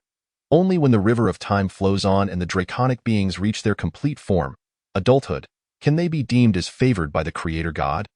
AIO, with hearts colossal enough to shatter granite through their vibrating frequencies, adorned with scales of varying sizes, their bodies can extend over 20 meters in length, casting shadows large enough to cover a 100-man formation as they soar low with their wings spread.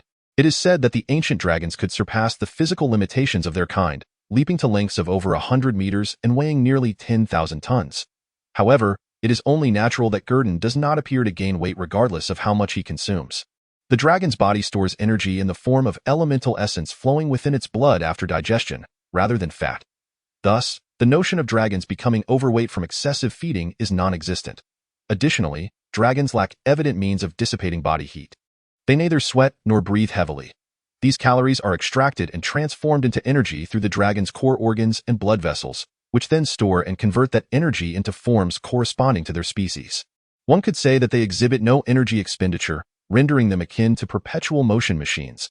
This ultimate biological weapon indeed earns the title of AIO's favored ones. Gurdon shifted his gaze from the undulating insides of his body to Nina. At that moment, she was perched on her knees over the map of Karandar, seemingly believing that this position was more conducive to digestion than lying flat. Nina was earnestly flipping through a book, her small face serious, as if she were deeply engrossed. The parchment-covered book was one of those retrieved from the Goblin Shrine, titled A Beginner's Guide to Magic. Nina was acutely aware of Gurdon's nearly undisguised, fervent gaze upon her, and before he could fixate on her for 3 seconds, she hurriedly closed the book and looked up at the now partially true dragon before her, cautiously and flustered. "Mr. Gurdon, are you full?" she inquired tentatively. Yet, Gurdon responded with a question that seemed to sidestep her own, gazing thoughtfully at the dragon-blooded girl before him. "Are you quite interested in magic?" "Well, not exactly." Nina seemed a bit shy in response to the question, her speech somewhat hesitant, but she was no longer as reserved as she had been initially around Gurdon. "I just feel that since you, Mr. Gurdon, protect me, I ought to have my own value. If I cannot be of any help, I would feel quite useless. Whether it be as a mage or a sorceress like Sister Celia, as long as it assists you, Mr. Gurdon, I would be willing to pursue any profession." Nina's voice was low, her emotions flickering under the glow of the campfire, but it was evident that she felt a tinge of disappointment. In her orphanage days, Granny Orlon had told her that what one receives is not always guaranteed to be retained. To hold on to something, one must maintain it diligently. The same applies to both possessions and feelings. Thus, around the age of 6, she started working, eagerly taking on various chores to prolong her life at the orphanage. Unfortunately, in the end, as a half-dragon, she treasured that hard-won love even more and wished to protect it, not wanting to lose it. This was why she was so eager to learn and improve. Gurdon initially wanted to say, You can simply be a purchasing assistant. I will take care of any issues. But then he reconsidered. He would eventually leave this place, and what if he could not take her with him? Would she not return to that precarious existence? He could temporarily shelter Nina, but he could not guarantee her safety indefinitely. Therefore, Gurdon carefully rephrased his words, addressing Nina. Very well, if you require assistance, you may direct my goblins to help you gather spell materials. If you are interested in other professions, I shall support that as well. Do what you wish, Nina. Though Gurdon's tone was not soft, Nina nonetheless perceived concern in the voice of the black hatchling before her. Remembering Gurdon's previous actions, her heart nearly melted. Yet, she fought back tears, nodded, and resumed her study of the spellbook. Meanwhile, Gurdon, resembling a cat, lay on the ground, occasionally glancing at the progress of the goblins constructing its nest, but spending most of its time further examining the map of the free city. The 2 layers, several blocks. 1 hour was insufficient for thorough study. Moreover, it had already begun to devise its next 5-year plan, the Underground Emperor of Carandur. It was decided. Nina was immersed in the esoteric and challenging introductory knowledge of magic, feeling that her little head was not quite up to the task. She contemplated giving up, but to put the book down now would only provide Gurdon with a reason to laugh. So, Nina gritted her teeth and continued to delve into the profound knowledge contained within the spellbook. Occasionally, she glanced at Gurdon, who was playfully gnawing on his own tail while boredly studying the map. Additionally, her thoughts wandered to Sister Celia, whom she had just reunited with that morning. She wondered how she was faring now. To yawn. Outside the free city of Carandur, a carriage was making its way through the wilderness. Some 10 miles from the city. Within the carriage, Celia felt a tickling sensation at the tip of her nose, prompting her to stifle a yawn. Her companions, seated alongside her, noticed her unusual behavior and expressed their concern. Celia, are you all right? A female knight with soft golden hair, clad in silver armor and possessing an Eastern serene visage, asked with genuine concern. Would you like? She began, producing a bottle of diluted holy water from her adventurer's pouch. The adventure is about to commence. Our main damage dealer, the sorceress, must not fall ill. Marglesia. I'm fine. I'll be all right shortly. I may have just woken up too early and caught a chill from the sea breeze. Celia replied apologetically from beneath her black hood, waving her hand in rejection. Very well, if anything arises, do not hesitate to inform me, Marglesia Vaughn said, casting a glance at the contemplative sorceress before falling into silence. They began to conserve their energy and rest. This mission was bound to be more challenging than those in the Northern Territories. Had they not adequately prepared for it, they would never have permitted Celia to undertake this task. Mission objective, Dragon Lion. Mission team limit, 1. Mission reward, 300 gold coins or equivalent magical items. The carriage continued its journey, occasionally interrupted by the rumbling roars emanating from the forest, warnings from Celia's magical pet, the pseudo-dragon Liz, urging goblins, gremlins, and kobolds to retreat. As a born scout, Liz relished her role. Thus, the carriage bearing Celia traversed the wild road southward, the towering walls of the free city gradually receding into the distance until they vanished from sight. Chapter 28. Setting traps. Great, merciful, yet immensely powerful master, your most loyal servant has completed the task you entrusted. Gurdon awakened from the depths of darkness upon hearing the first syllable. The black hatchling, lying in the open, opened its slit pupils, possessing dual irises and crystalline lenses that could easily focus and adjust. It could clearly perceive its surroundings. The first sight to greet its eyes was the seemingly eternal campfire in the hall. With sparks floating about, as well as the walls shrouded in darkness, uneven and covered in dark green ferns, a familiar scene. However, below its line of sight lay a grotesque green-skinned creature, nearly pressing its head to the ground as it gazed up at Gurdon. Its recently acquired subordinate. The black hatchling recognized it as the creature it had just taken in. Gurdon glanced at the well-worn, detailed map of the free city beneath it, scattered with books, and at the dragon-blooded girl sleeping soundly while curled around her own tail. Her bare feet touching its soft pads, cool to the touch. Gurdon quickly recollected that it had dozed off while examining the sewer-mapped It, had fought in 2 battles consecutively, depleting all the energy stored within its body through its dragon breath and physical exertion. Not a drop remained. Following that, it had gorged itself, and being a hatchling still in its growth phase, feeling drowsy was entirely natural. Gurdon gently twitched the slender tail of the girl in its embrace, cautiously shifting its body. The delicate motion did not disturb the dragon-blooded girl from her slumber. She had not experienced such a restful sleep in a long time. In a warm room, the hall, alongside the one she cherished, the dragon. Free from worries and cares in her dreams, a faint smile graced her lips, clearly indicating that the story within her slumber was as beautiful as reality itself. Rising from the map, Gurdon stretched leisurely like a cat. The dragon's wings unfurled silently in the grand hall, stirring a breeze that caused the flickering flames of the bonfire to sway. While dragons are often classified as reptiles, adorned with scales, skeptics might dismiss them as merely colossal.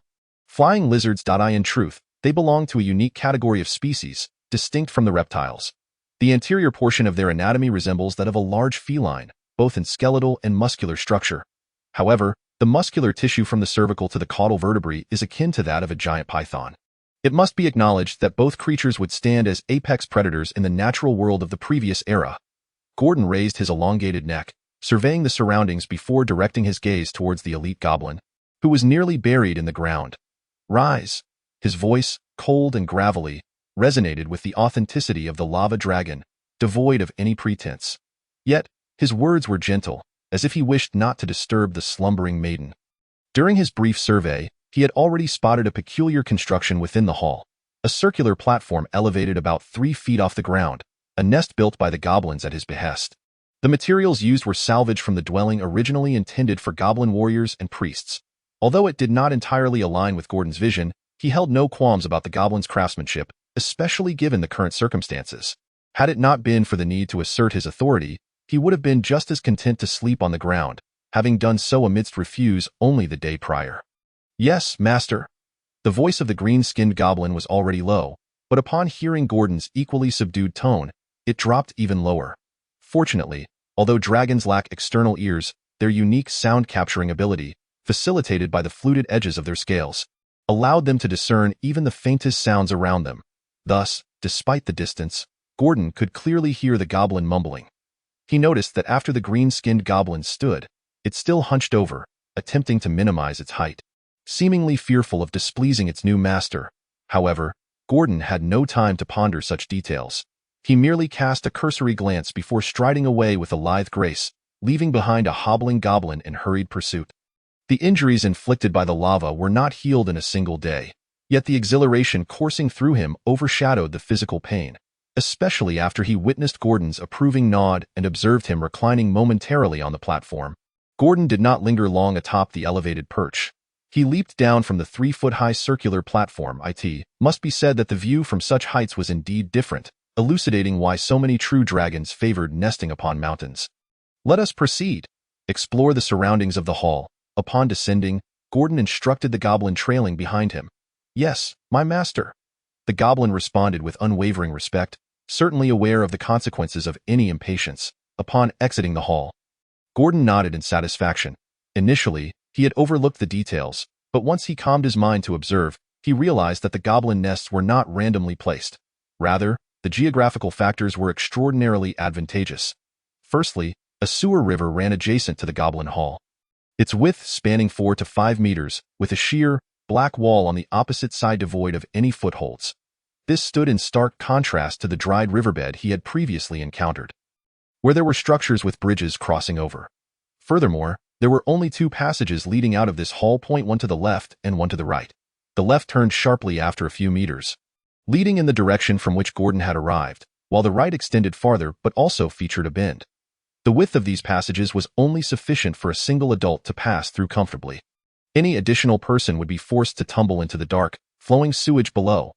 Both passages had corners that concealed the glow of the bonfire from the outside world, making it challenging for anyone to detect the light. Moreover, Gordon had exited the nest via the right passage. Upon stepping outside, he noted that the entrance to the goblin nest was quite secluded, nestled within the crevices connecting the sewer pipelines. If an adventurer donned armor and had even a modicum of strength, they would find it difficult to squeeze through sideways. Having already formed a mental map of the surrounding area, Gordon was acutely aware that if he emerged from the crevice and entered the main sewer thoroughfare, he could easily follow it upward and soon encounter or catch sight of another goblin tribe. This tribe was known as Kaz, a name that, in the goblin tongue, connotes divine favor or the blessed tribe. However, its strength was only marginally superior to that of the Gallic clan that Gordon had just conquered.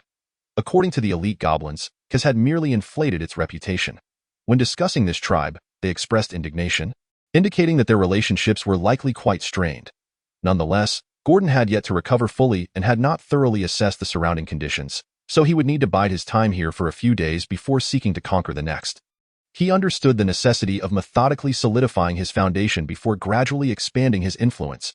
As a fledgling dragon, his appetite was vast, but his strength was limited, a truth that Gordon grasped well. Thus, he patrolled the vicinity several times. Yet he failed to spot even a single mouse. It was all for naught. However, his primary aim was merely to familiarize himself with the environment and correlate it with the map in his memory. Before long, he returned to the hall with the goblin. However, prior to their return, he had instructed the goblin to set traps in both passages to prevent any potential intruders from sneaking in. After all, he had no desire to become a cautionary tale. Understood, master. The goblin responded promptly upon receiving Gordon's directive, scurrying back into the hall to retrieve a few ready-made traps, large animal traps. Upon seeing them, Gordon frowned slightly, spreading his wings to halt the goblin from approaching the nearby passage directly with one. Using these? His voice was laced with skepticism. Indeed, master, big. Very big and effective, the green-skinned goblin boasted, brandishing the oversized trap as if showcasing a prized possession. Having seen smaller traps, it was clear that larger ones were superior in its view. The goblin's mindset reflected a well-honed battle wisdom. Anything substantial was deemed better than something diminutive. Gordon could not help but facepalm at the lack of intelligence displayed by his subordinates. It was a burden for him as their leader. Put them back.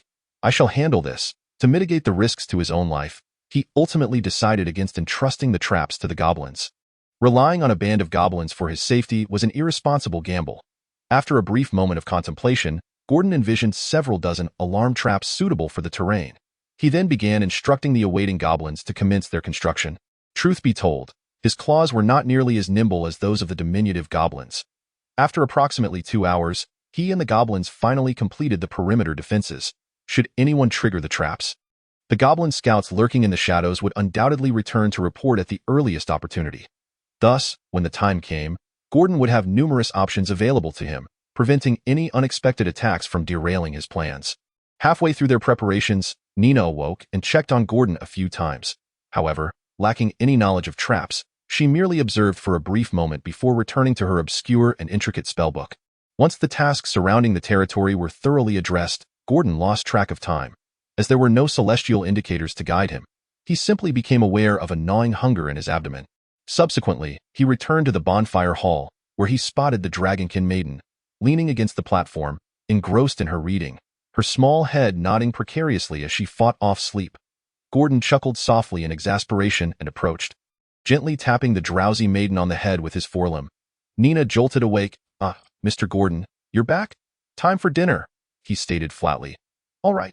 Nina sprang to her feet, but upon rising from her crouch, she felt unsteadied. It was only when Gordon spread his wings to provide her support that she managed to regain her balance. The dining location was not atop the platform but rather beside the bonfire. Although the food had not been prepared by the lava, as long as it wasn't frozen, Gordon found it acceptable. Before departing, he glanced back at the platform, which shimmered with coins. Clearly, Nina had scattered her wealth upon it. Let us go. Tonight, we feast on the sharp-nosed frogs. Without looking back, Gordon addressed Nina. Mr. Gordon, wait for me, Nina exclaimed. Finally steadying herself and feeling a bit numb in her legs, hurriedly following after him. The other goblins in the hall regarded the odd duo, a dragon and a girl, with a mixture of awe and fear. Maintaining an uneasy silence, the bonfire continued to blaze, and the banquet had commenced. Chapter 29. The lucky one beneath the deep blue night sky, dim stars concealed themselves within the gray clouds, as if shrouded in a delicate veil. Only the embodiment of the moon goddess, Surin, a silver crescent nestled among the gray-white clouds, gazed eternally upon the continent of Ao. Naturally, the faint starlight drew the attention of priests from temples and astrologers. But the majority of commoners, nobles, and adventurers remained immersed in the warmth of family, revelry at banquets, and the conviviality of taverns, indulging in the most mundane emotions in the free city of Calendar, located on the eastern shore of the western continent. The streets were ablaze with lights, particularly in the trading and noble districts. The throngs of people jostled against one another, a veritable sea of humanity. Countless carriages raced along King S Avenue, their hooves kicking up dust as they hurried to the next soiree hosted by the nobility. Merchants and travelers arriving from various regions of the mainland have bestowed upon this city, blessed by the goddess of wealth, an abundance of gold coins, ushering in prosperity and vitality. The dock area is teeming with dockworkers laboring through the night, their backs glistening with sweat, embodying a scene of fervent activity. This bustling atmosphere is largely due to a warning delivered by the priest of the storm god, Talros, just days prior. He cautioned that a tempest was brewing at sea, potentially affecting this harbor, urging them to prepare in advance. Faced with the priest's ominous admonition, the maritime merchants dared not dismiss it. They scrambled to hire dock laborers at exorbitant prices, pulling all-nighters to transport their goods, while relocating their ships to safer moorings, seeking to avert financial loss.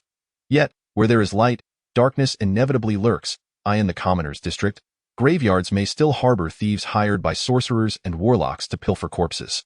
In stark contrast, the noble district's graveyards, patrolled with vigilance, are so eerily silent that one might hardly hear a dog bark in the vicinity. The stillness is unnerving, with the only glimmer of light emanating from an unassuming cottage where a dim lamp flickers. The wan glow of the candlelight barely illuminates the soft earth beneath and the pale, ornate gravestones nearby. If one were to draw closer, they might discern two faint, distorted silhouettes through the glass window, and the muffled voices within could be heard. "What cargo do we have this time? Let us see it." An aged, raspy voice calls from within the cottage.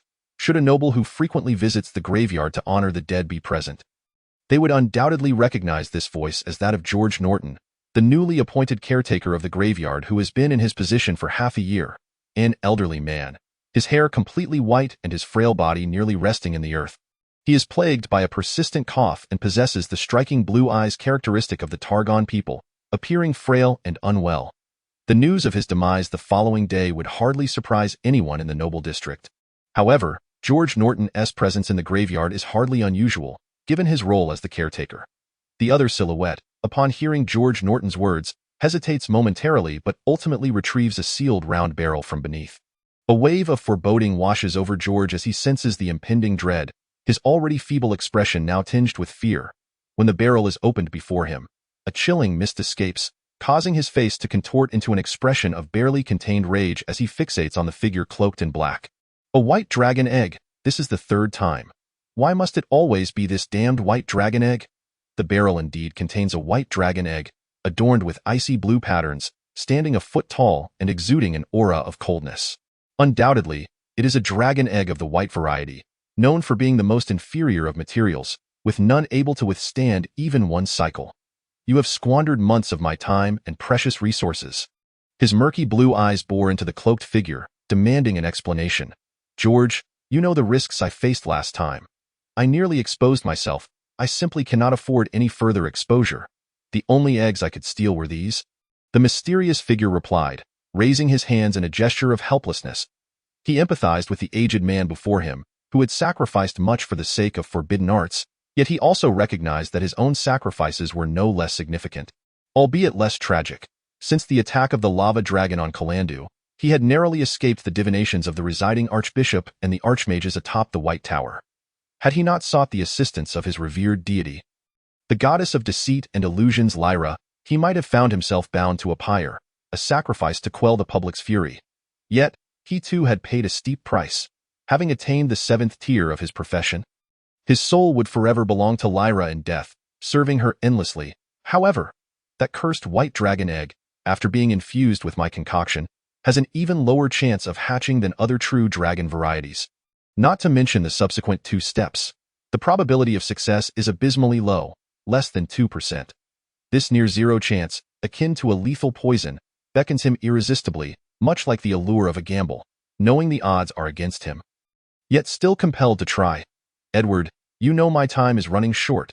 If I do not succeed in these final years, we may meet again in the river of the dead. George's voice quavered, now tinged with desperation, as he beseeched his longtime collaborator, Edward Henry, to perform a miracle, hoping he could exchange the white dragon egg for any other dragon type, anything but a white dragon.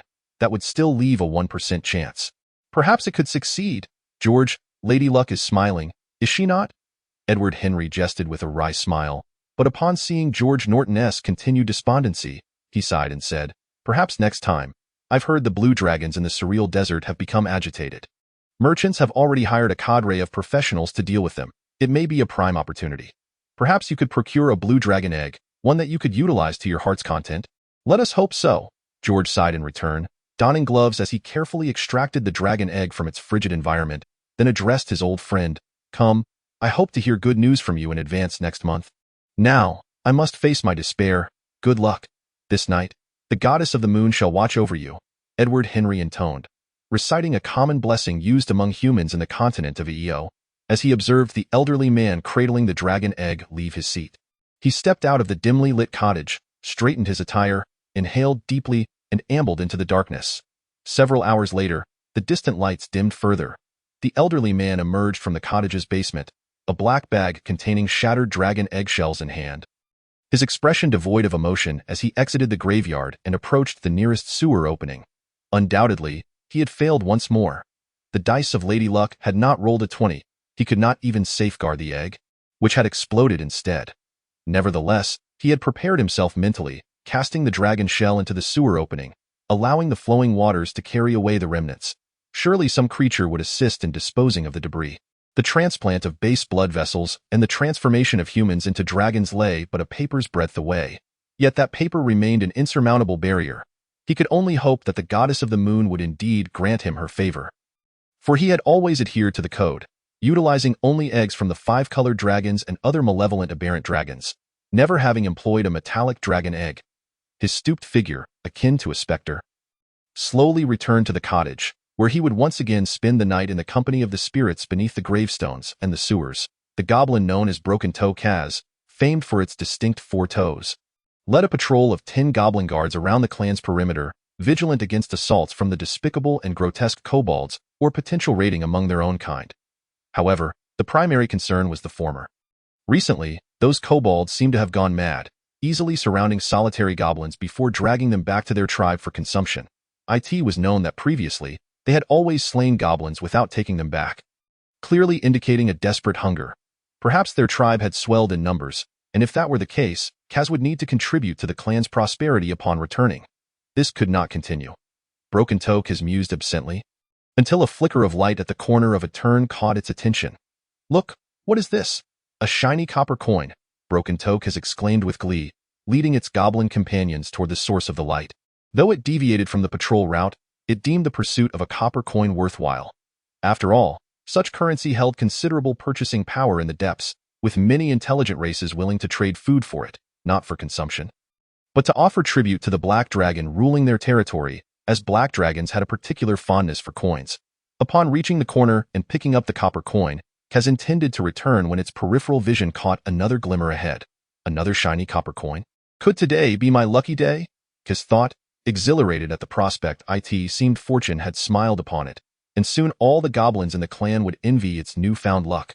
Kaz truly felt favored by the gods. After picking up the copper coin, Kaz squinted its eyes, scanning the surroundings for any overlooked treasures. Indeed, ahead lay another coin, this one gleaming with a luster unlike the previous copper coins, a brilliant silver. By the gods above, it's a silver coin. Broken Toe Kaz was nearly overwhelmed with joy, hastily leading its 10 companions toward the silver coin, feeling immense gratitude for the duty roster set by the priest. Today had been its turn, or else this fortune would have fallen into the hands of that wretched Sharp-Eye Kaz. Praise the gods! Broken Toe Kaz lunged forward like a hungry tiger, snatching up the silver coin. However, just as it prepared to rise, it suddenly noticed a shadowy figure emerging from the corner ahead, enveloping the area in darkness. A throng of goblins crowded the space. Among them 3 elite goblins. Damn it, these are the green-skinned wretches of the Gallic clan. It's a trap. Even the dim-witted Dantuk has realized he had fallen into a scheme and hastily sought to flee. Then, around a corner of the corridor, a shadow emerged. Not tall, yet the slightly spread wings, the prominent angular forehead, and the sharp claws, combined with the thick, black scales, signaled something ominous. A myriad of images flashed through Dantuk Kaz's mind as he struggled to utter 2 syllables. A true dragon, a genuine dragon, allied with goblins, had blocked their path. Gods above, surely, I am not dreaming. Dantuk has screamed internally, watching the approaching dragon with trembling limbs, paralyzed by fear. The other goblins under his command had long succumbed to Godin's draconic dread, their legs giving way beneath them, with yellow stains seeping from their groins. In an instant, this motley crew of 11 was reduced to a spectacle of disgrace. Under the influence of Godin's tidal effect as Lord of Galluc, Most ordinary goblins, particularly the frail ones, could not withstand his draconic intimidation.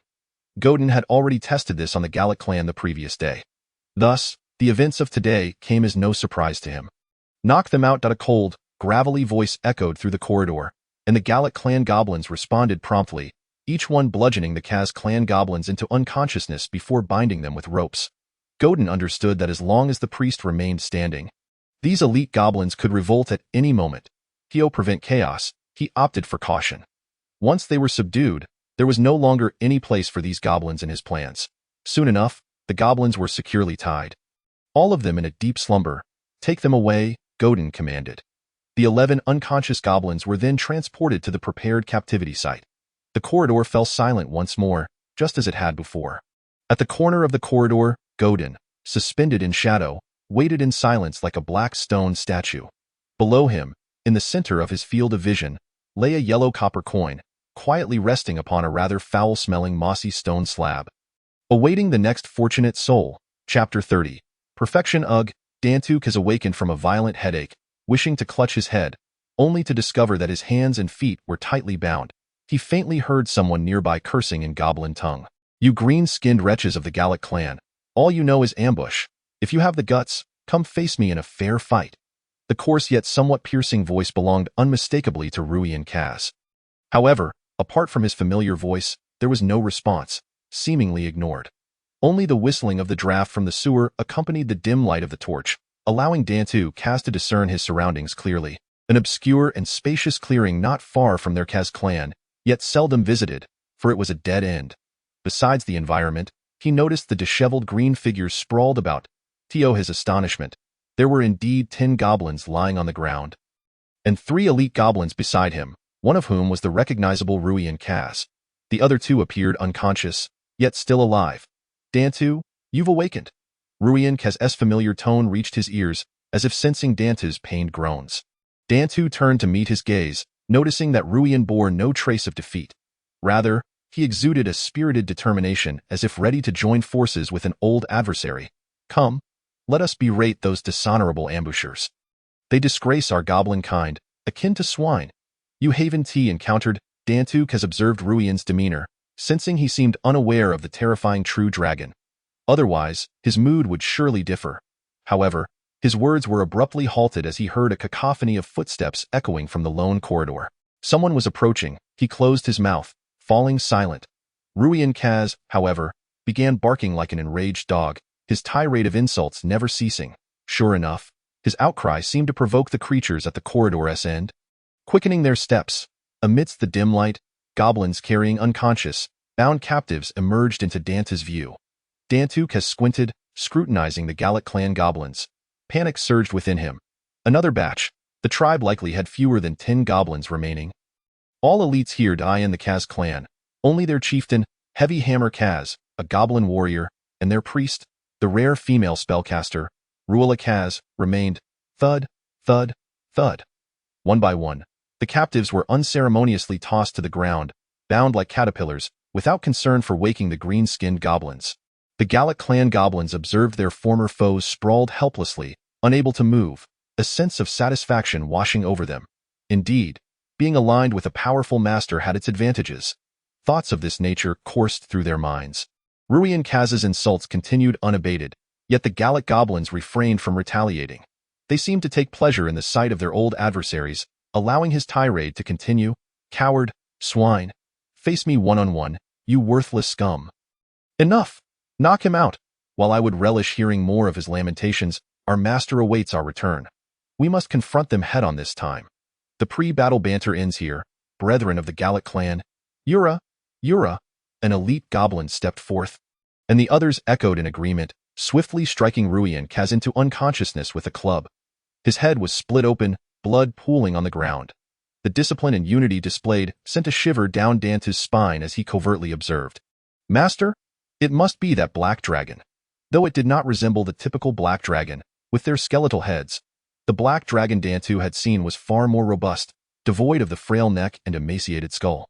Yet, Dantuk has had no time to dwell on such details, for he had overheard the elite goblins discussing their next move. They were preparing to assault their tribe. Dantuk has thought anxiously, uncertain if their chieftain and others could hold their ground.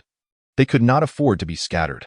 Silently praying in his heart, Dantuk has clung to the hope that the lone black dragon would not separate them, as long as they remained united. There was still a chance. This was the only way his small mind could conceive of avoiding defeat. The chieftain and priest must not be parted. Otherwise, they would be easily overwhelmed, and the Kaz clan would truly face annihilation. The tribe blessed by the gods would descend into servitude under a dragon's shadow. Though it may not seem disgraceful, aligning with a stronger entity often comes at a heavy price. This truth was well understood even by the 3-year-old goblin in the sewer. Yet here he was, trapped and bound, unable to escape to warn his kin. Sigh. The only thing left for him to do was pray to the heavens for the protection of the Kaz clan. "O Hamriel, bless the Kaz clan." Heavy Hammer sat restlessly upon a wooden chair, which creaked under the strain of his weight. This prompted Rula Kaz, who had been resting nearby, to furrow her brow and open her crimson-tinged eyes, irritably remarking, "If you break that chair I just repaired, you'd better get out, Heavy."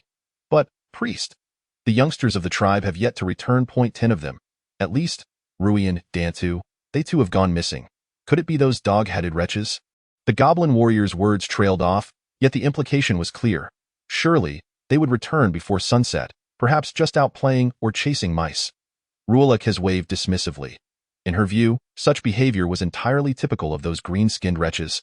Given their low intellect as a spellcaster, she had always looked down upon her kin who shared the same bloodline. Yet, just as Heavy Hammer sought to voice more, a commotion outside seized his attention. "Yura! Yura!" The goblin's taunts reached his ears. Heavy Hammer sprang from his seat, ducking out of the low-ceilinged spellcaster's hut. His pupils dilated as he clearly saw a group of creatures across the road from the clan, a handful of goblins. They stood with their backs turned, playfully slapping their bare behinds in a humiliating display, chanting "Yura! Yura!" This sight ignited a fierce rage within the already irritable Heavy Hammer Kaz. Grabbing a stone hammer, he thundered out, followed closely by several goblins from the clan. "The green-skinned wretches of Garruk, you are merely courting your own demise. I shall pound each of you into a pulp to feed the rats. Do not flee." Accompanied by 5 or 6 goblins, they scattered in a chaotic rush. The fury of Kaz, the Heavy Hammer, surged within him, compelling him to pursue them relentlessly. Behind him, he remained oblivious to the shadow that silently slipped into the Kaz clan from above the unseen sewer. The creature, Godin, clung to the ceiling with its claws, deftly navigating the space above the Kaz tribe, which bore a striking resemblance to the campfire hall. However, the totems here vastly outnumbered those of Garruk, with intricate totemic engravings adorning nearly every structure. Yet, devoid of any magical essence, they seemed to be mere symbols of faith. Upon discerning no anomalies among the totems, Godin boldly descended into the heart of the Kaz clan. Where it first glimpsed the humble abode of Heavy Hammer Kaz, the dwelling was exquisitely crafted, exuding a fragrance that starkly contrasted with the foul stench of surrounding houses. Clearly, this was a residence reserved for those of elevated status. Most likely the spellcaster of the Kaz clan. This thought sparked a sense of wonder in Godin. Indeed, the Kalandu sewers were a haven for hidden talents, with 2 tribes harboring spellcasters. It was well known that in the wilderness, one might slay 1,000 beasts without encountering a single spellcaster, for the price of such an encounter could spell disaster for adventurers. Godin refrained from descending immediately, although the number of goblins present was even fewer than before. It would not act recklessly unless absolutely necessary. After all, surprise was the most advantageous strategy for Godin at this juncture. Time was on its side. Rylak slowly opened her eyes, exhaling as her round of prayers concluded. She felt a surge of divine power within her. Perhaps soon she would surpass that old codger.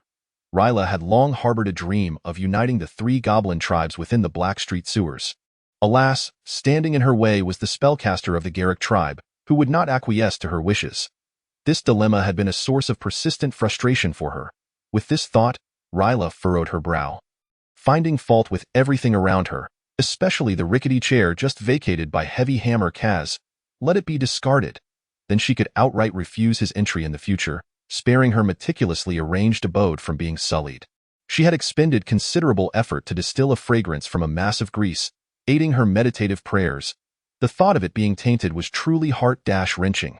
As Ryla grasped the broken chair and exited her dwelling, she noticed a handful of goblins bustling about, preparing food or repairing weapons. She paid them no mind, as such scenes were commonplace. However, Just as she was about to take another step, a faint hissing sound reached her ears, a sound so subtle yet unmistakable. Something was above. Being a young spellcaster, Ryla was still somewhat inexperienced. The sewers had always been safeguarded by Heavy Hammer's presence, and given that this was the Kaz clan, her vigilance had waned. She had not even considered dodging. Her curiosity as a spellcaster compelled her to see what lay above. Suddenly, her pupils dilated in shock. "By Hamriel, what is this?" She beheld a dragon. A genuine hatchling dragon. Its pale yellow scales glimmered with a flicker of fire. As air flowed into its lungs, cycling through to its core, transforming into the molten essence capable of incinerating all within moments. The golden red light was poised to erupt from the hatchling's maw. Ryla now wished to dash back to her abode and seize her staff. Yet, the hatchling was swifter than she anticipated. Adi leapt down effortlessly from above and landed gracefully, akin to a cat. Before swiftly capturing the inexperienced spellcaster, its claws pierced her limbs, pinning her firmly to the ground. As she listened to the agonized cries of the creature beneath its claws, Godin considered letting forth a plume of fire for theatrics. However, it swallowed its urge, saving its magma spit for the next unfortunate adversary. With that thought, its claws sliced through the spellcaster's throat, blood flowed, and the campfire blazed. The commotion in the hall erupted and was swiftly quelled. When Heavy Hammer has returned to the Kaz tribe, exuberantly wielding a bloodied stone hammer, he immediately sensed something amiss. It was far too quiet. An eerie stillness enveloped the space. Not a single goblin was in sight. Earlier, even in the sparsely populated hall, he could at least spot a few goblins engaged in clan duties. But now, there was no one, save for the faint fragrance wafting from Ryla's dwelling, which offered him a modicum of solace. Yet, the scent today was strange, as if tainted by something else. Nevertheless, in an instant, he dismissed that fleeting unease. Ryla was present. Surely, even if there were enemies, they could not have caused not a single stir. "Come forth, you wretched spawn. The sun has yet to rise, and you already seek to shirk your duties. Get out here." Heavy Hammer has bellowed within the clan, attempting to rouse those goblins who had been lazing about in tense or shadowy corners. Yet, all he received in return was an abyss of silence, save for the crackling of wood in the burning campfire. "Damn it. When I catch you, each and every one of you will be strung up." He swung his stone hammer through the air with a fierce whoosh, startling the goblins trailing behind him, causing them to stumble and nearly topple over. "Ryla, Ryla, come forth and punish these lazy wretches. I've only been gone a short while, and they've already grown idle. This cannot continue." As he searched through the stinking buildings, he called out to the exquisite dwelling. Typically, punishments were carried out by the priest in the name of the goblin god. Hamriel, however, after rummaging through several small abodes, he found no sign of the goblins who often sought refuge there. Moreover, Ryla had yet to respond, and the fragrance in the air could not quell his rising fury. In a fit of rage, he hastened towards the delicate abode, and before even pushing the door open, he shouted, "Ryla, why do you ignore me?" A hissing sound, a mere inhalation, emitted from within, but Heavy Hammer Kaz, consumed by anger, thought little of it as he forcefully swung the door open. He was immediately struck dumb. Corpses, all corpses, goblin corpses filled the room, each bearing familiar faces, including Ryla, who had just angrily shooed him away. Her throat torn open, blood flowed freely, yet the scent of iron was masked by the lingering fragrance, rendering it nearly undetectable. What shocked him further was the creature perched upon Ryla's lifeless body, a fearsome being with wings. Resembling a true dragon, its chest burned with a flame, illuminating the small abode. Then, Heavy Hammer Kaz was engulfed in blinding golden red light, as if he had been doused in searing magma, his body succumbing to the flames and melting away. His consciousness plunging into darkness. Along with his awareness, a whisper echoed in his mind. "I'm sorry. She is already dead. I apologize for this, but isn't it perfect? Isn't it, little one?" Godin wiped its bloodied claws, flicking its elongated dragon tail, its dark golden slitted eyes fixated on the goblins who had retreated several meters away from the doorway, breaking into a grin. Chapter 31. The roar of the hatchling in the sewers. Within the hall of the Kaz clan, Godin withdrew its gaze from the trembling goblins who had narrowly escaped. Their pants damp with fear, it looked down at the robust goblin warrior's body, slowly corroding and dissolving in the magma. The process was sluggish, lacking the efficiency of the prior Ratman's magma baths. The goblin's body showed signs of charring, yet flames flickered in the charred areas. Godin had grown accustomed to such sights in the campfire hall, its attention instead drawn to the black iron essence hovering over the corpses. Every elite creature Godin encountered with second-tier combat prowess had met its end at its claws. Without exception, it wasn't that Godin did not desire their submission. Alive, a second-tier ally would be far more useful than a mere black iron talent. However, such a choice also posed a risk to itself. Albeit a minor one. Godin was unwilling to take that risk, thus leaving no alternative but death for those second-tier monsters. The primary reason for this was the inhospitable environment within the sewers, rife with mixed monster races and external pressures from adventurers. Retaining a second-tier creature as a subordinate was akin to adding a ticking time bomb, ready to explode at any moment. After all, a single setback in battle could trigger an uncontrollable eruption. Such verbal pledges of allegiance held no binding contracts, which was also a crucial factor. Godin harbored no trust for any creature within the sewers. Without absolute power to dominate or effective means of control, it would not seek similarly tiered subordinates in its juvenile state. It preferred to remain cautious rather than risk an unnecessary gamble. After all, Godin was still merely a slightly peculiar yet fundamentally weak hatchling dragon, whether in Kalandu or within these sewers. Its slitted gaze remained fixed on the all-too-familiar black iron essence. Gordon did not hesitate. He swiftly drew the dark iron-hued orb of light from the nearly charred corpse, allowing it to merge seamlessly into his chest, adorned with large scales. He had yet to examine the talents he had absorbed from the spellcaster who had slain the Kaz tribe. He had merely consumed them. Now that the matter was concluded, he delightedly focused his consciousness on the small green. Below his field of vision, it was time to reap the rewards and savor the fruits of victory. A translucent azure screen, along with lines of numerical data, instantly enveloped Gordon's visual range. The soft blue light reflected in his obsidian-like vertical pupils. Ding! Detected that the host has absorbed a talent fragment. System is currently detecting. Progress 15. Ding! Detection. Ding! Detection successful. Identified as a first-level talent endurance. Ding! Detection successful. Identified as a first-level talent, alliance morale. Ding! Detection successful. Identified as a second-level talent, heavy weapon mastery. Ding! Detection successful. Identified as a second-level talent, devotion. Activate talent. Yes, no. Among the goblins previously slain, only 2 had bestowed upon him white orbs of light. The others had perished without value. However, they served a purpose by ensuring the returning goblin warriors remained unaware of any anomalies. The remaining 2 second-level talents were gifted to him by the 2 greatest powers of the Kaz tribe. Gordon continued to peruse the data. The effects of the endurance were self-evident, prompting Gordon to select no and decompose it. He already possessed this talent, and decomposition would grant him agility. The first-level talent, alliance morale, piqued his curiosity. It seemed to be a beneficial aura. Yet, upon opening the effect panel, Gordon felt disappointment. Alliance morale. As the number of your kin increases around you, you will gain a slight boost in morale. The greater the number, the higher the morale. Note: when 1,000 goblins encounter an injured ogre, they will not consider making it their leader but rather ponder which part is most delectable. For goblins, this is indeed a decent talent, but for the lava dragon Gordon, it is hardly even worth considering. After all, he currently had no idea how many kin he possessed. Yet, from the memories of his dragon heritage, he knew that his kind was rare on the continent of Ao, far less common than the myriad of rainbow and metallic dragons. No, decompose, heavy weapon mastery, was something Gordon could hardly bear to look at.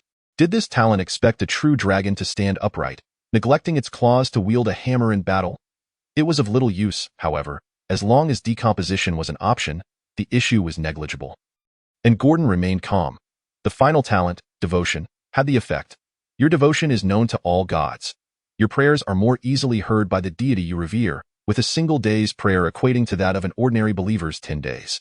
If Gordon were a dragon of faith, this effect would indeed be commendable, for a priest's divine abilities rely entirely on the gifts of their deity. If the deity favored them, it would not be difficult for a believer to ascend to legendary status. Countless examples of this exist on the continent of Ao, from the former elven queen of the Underdark to the spider goddess Lolth, and even the Dawn Lord Lodhander have accomplished such feats.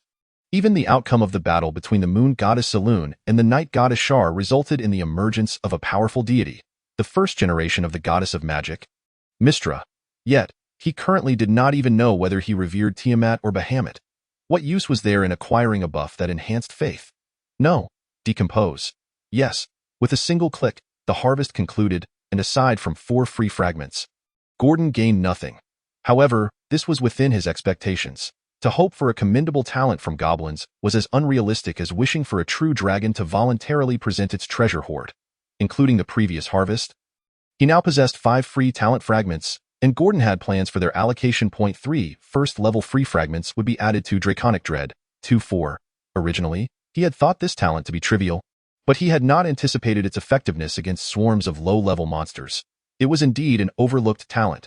Considering that there were still dog-headed men and goblins to contend with, Gordon was generous with the allocation of the 2 talent fragments. Draconic Dread, 2-4, 4-4, Whelp's Roar, 1-8. The familiar distortion and panel changes were met with Gordon's practiced ease. He curiously opened the second-level talent that seemed entirely out of sync with his age. Talent, Whelp's Roar. After a prolonged slumber, having grown into the second stage of a true dragon, your internal organs gradually taking shape, your charged dragon roar can impose a will check on all nearby creatures capable of hearing it. Should they fail the check, they will be afflicted by random negative states such as stupor, madness, chaos, or paralysis.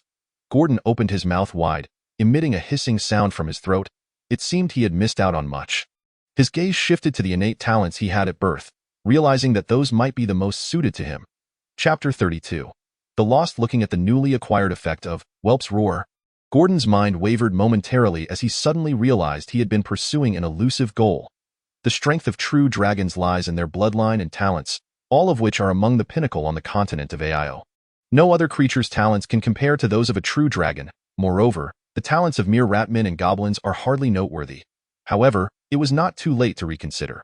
Originally, Gordon had intended to allocate the 2 second-level talent fragments to the freshly minted Rage. Now, it seemed there was no need for deliberation. Without hesitation, he directed the talent points into scale-bound empowerment. Strength is paramount.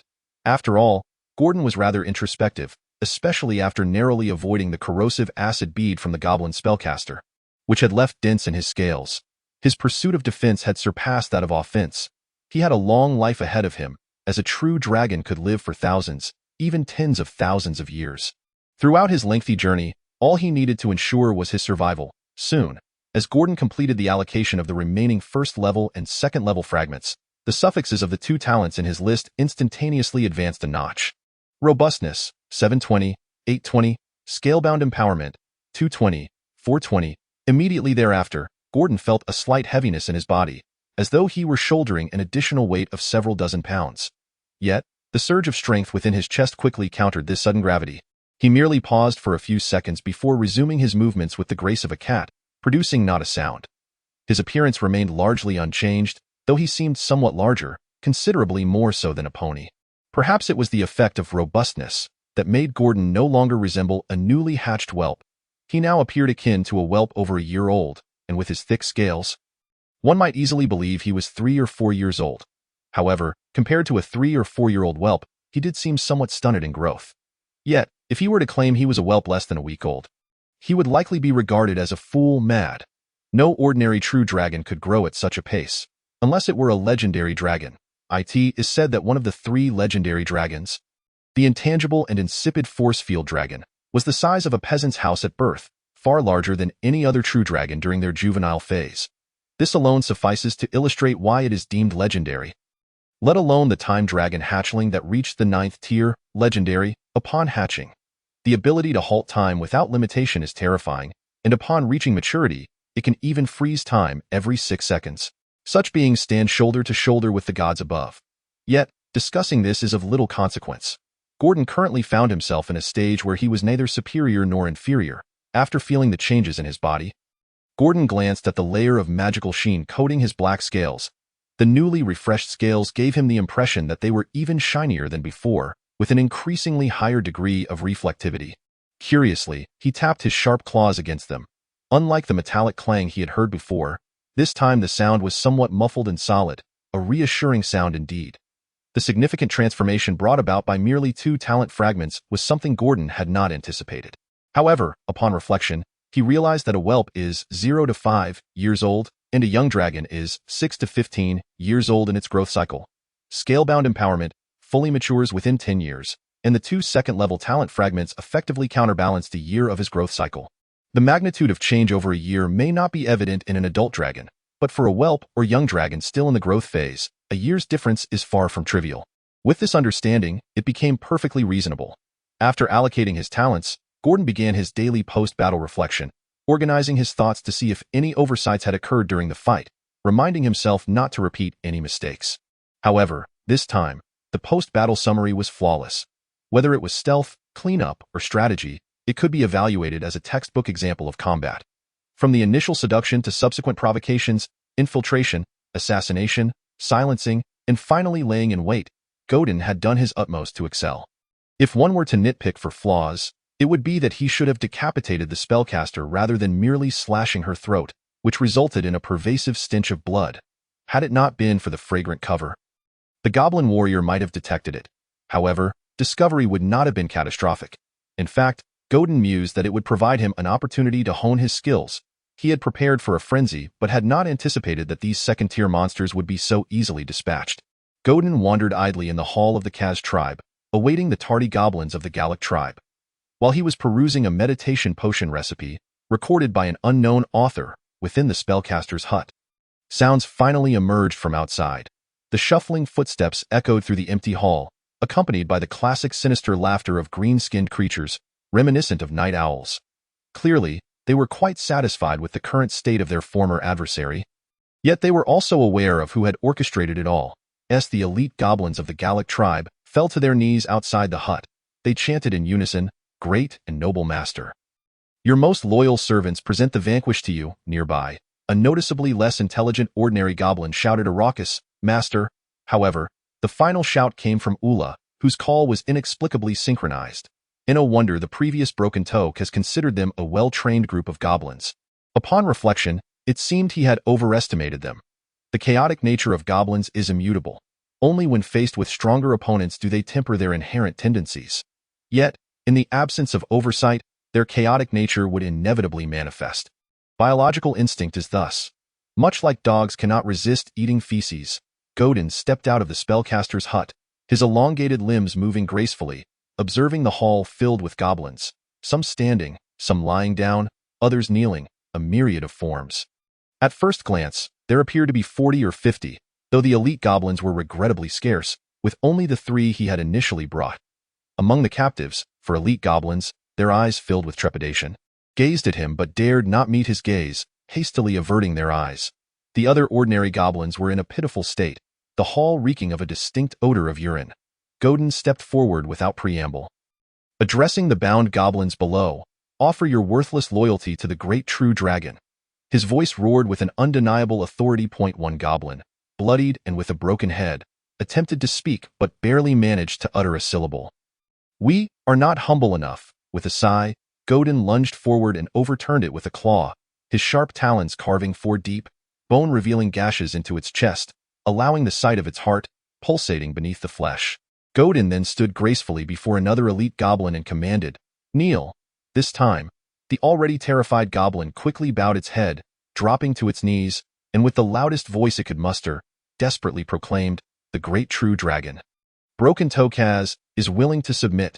You shall be my one and only master in this life." Its voice was urgent and piercing, as if fearing that even a moment's delay might render it voiceless.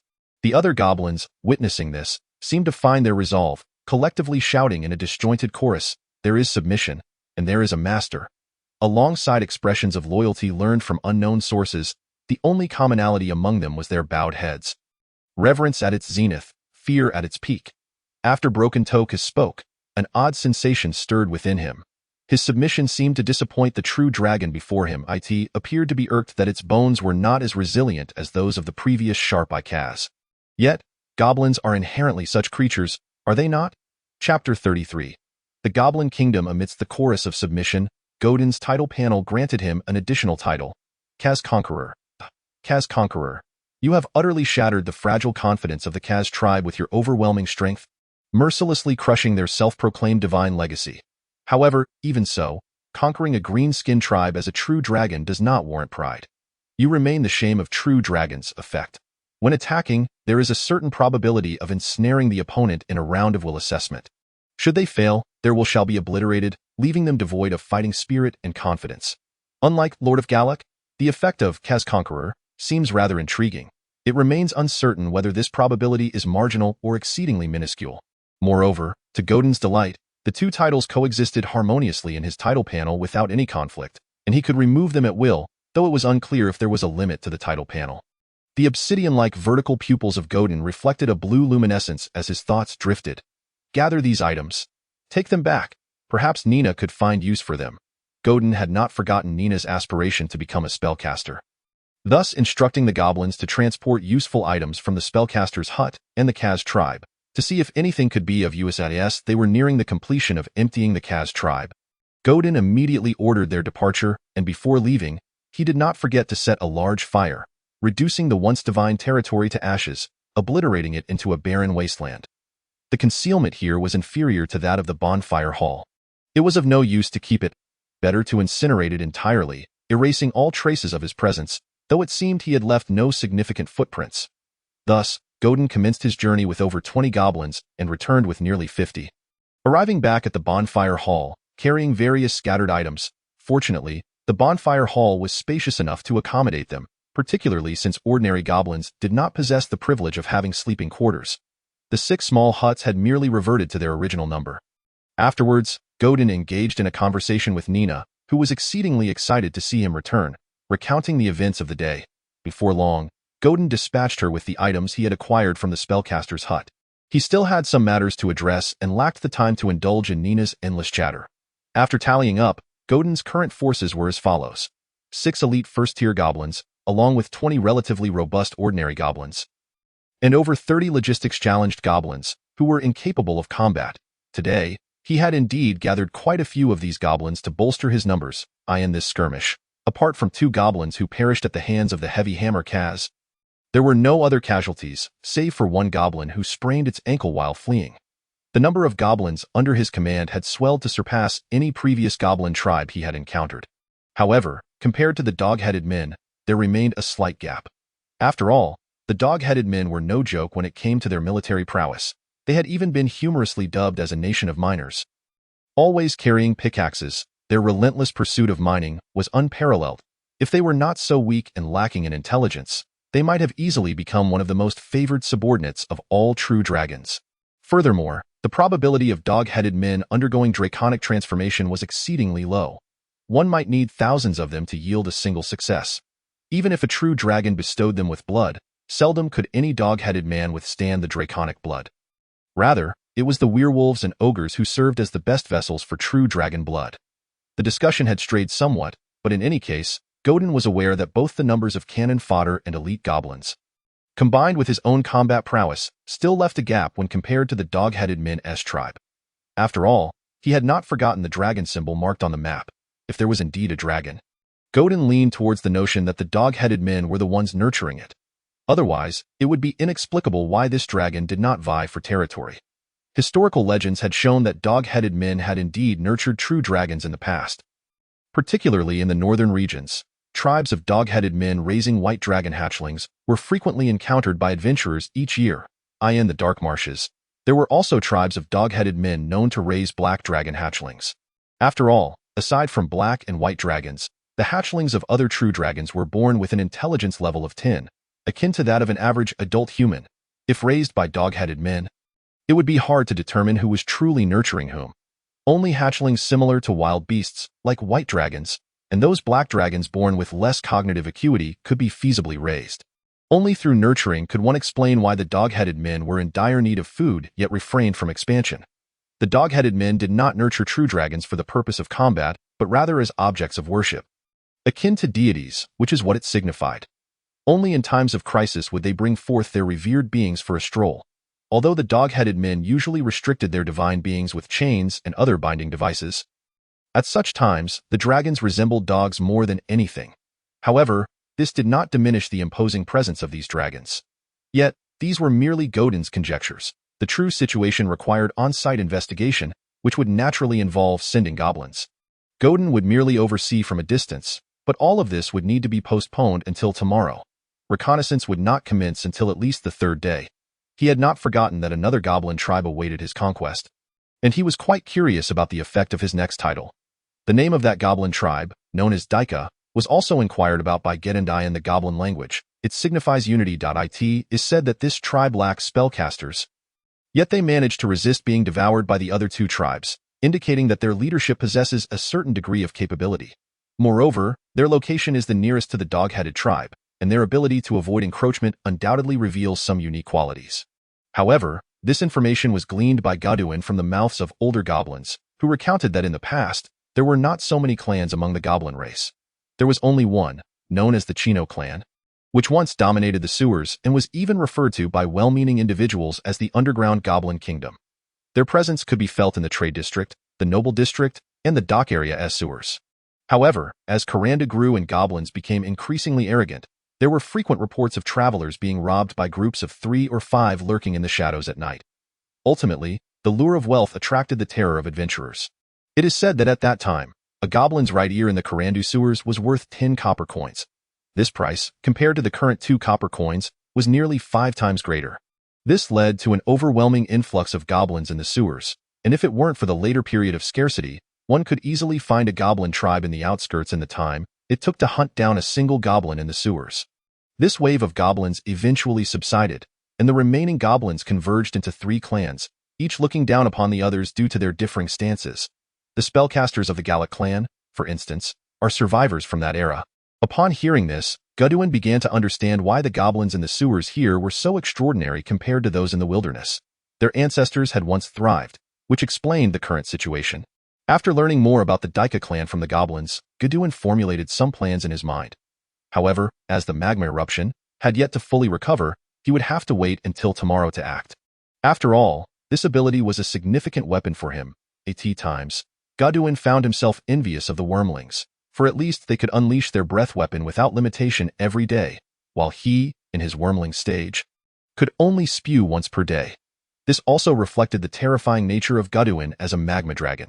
Even in wormling form, his combat prowess surpassed the other 4 types of chromatic dragons, rivaling that of the red dragon. Once he understood all this, Godwin found himself with nothing pressing to do, so he lay upon the high platform, scratching a few silver coins beneath his claws. He then glanced over at Nina, who was clutching a spellbook and appeared drowsy. Watching her for a moment, he too began to feel drowsy and soon fell into a deep slumber, as he was rather fatigued. A wormling must ensure adequate rest to grow swiftly. Zzz, I too shall sleep. Chapter 34. Taming. When Nina awoke from her slumber, she discovered that the wormling, which had originally been lying beside her, had vanished without a trace. Only the residual warmth on the high platform and the scattered coins remained to attest to its prior presence. Sitting up, Nina gazed down from the high platform and noticed that many goblins had indeed departed from the bonfire hall. With the elite goblins completely absent, at first glance, the place seemed rather empty. Nina was well aware that Mr. Godwin had likely gone off to lead his subordinates in conquering another tribe, specifically one known as Daika. While she knew this, she couldn't shake the feeling of emptiness in her heart upon awakening to find Godwin absent.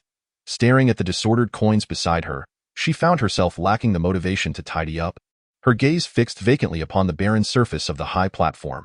After a prolonged moment of stupor, she picked up the obscure and perplexing spellbook, but found herself unable to turn a single page, ultimately shutting it and casting it aside in frustration.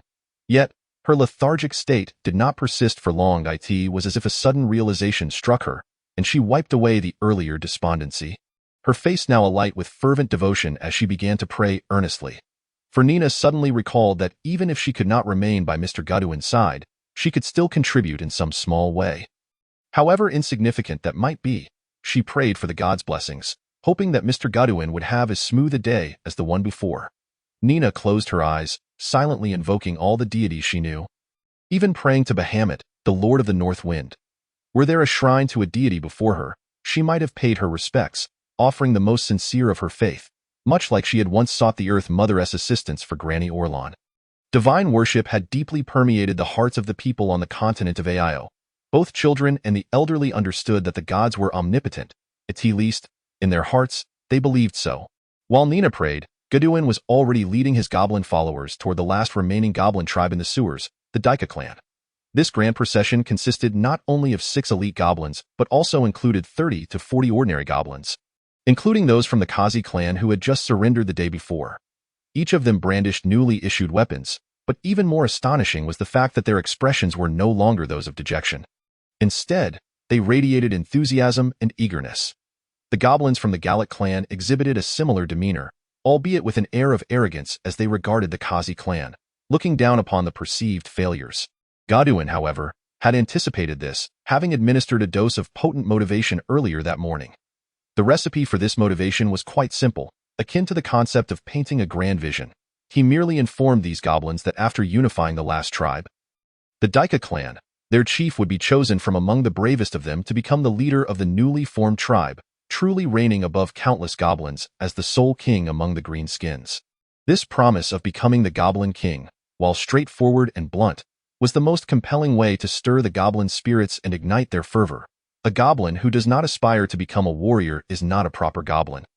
And the title of Goblin King needs no further explanation. Every goblin understands the power that such a position entails, as well as the privileges it bestows within their strictly hierarchical society. Thus, the elevation of morale had long been expected by Godwin. However, he was surprised by the remarkable effect it had. Not only the elite goblins, but even those of frail physique now appeared brimming with vigor. It seemed that this dose of motivation had indeed struck the right chord.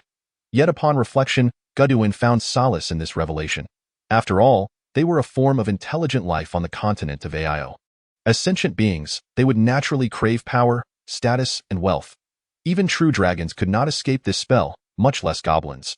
With morale high, Godwin intended to engage in a genuinely significant confrontation, laying the groundwork for the upcoming battle against the dog-headed ones. If there truly was a dragon in the dog-headed lair, they would inevitably encounter it sooner or later. Although the lower-tier forces might not be decisive in battle, they could still contribute to a degree of strength. Godwin did not expect them to win against the dog-headed ones despite their numerical disadvantage. His expectations were modest. He merely hoped that these goblins would not flee in panic before he had revealed any signs of defeat. Therefore, in this battle, Godwin hoped that by its conclusion, these goblins would gain some confidence in their master. Of course, confidence was not something merely spoken. It had to be earned through tangible actions. With this in mind, Godwin found himself, without realizing it, leading the goblins to a moss-covered underground corridor. If his memory served correctly, at the end of the corridor, a slope awaited, which when descended and turned left, would reveal a circular, abandoned underground hall, the dwelling place of the Daika clan, a gathering spot for over 40 goblins. Ghana Daika is the current chief of the Daika clan. 5 years ago, he inherited the supreme authority of the clan from his ailing father, who was on the brink of death, and has maintained it ever since.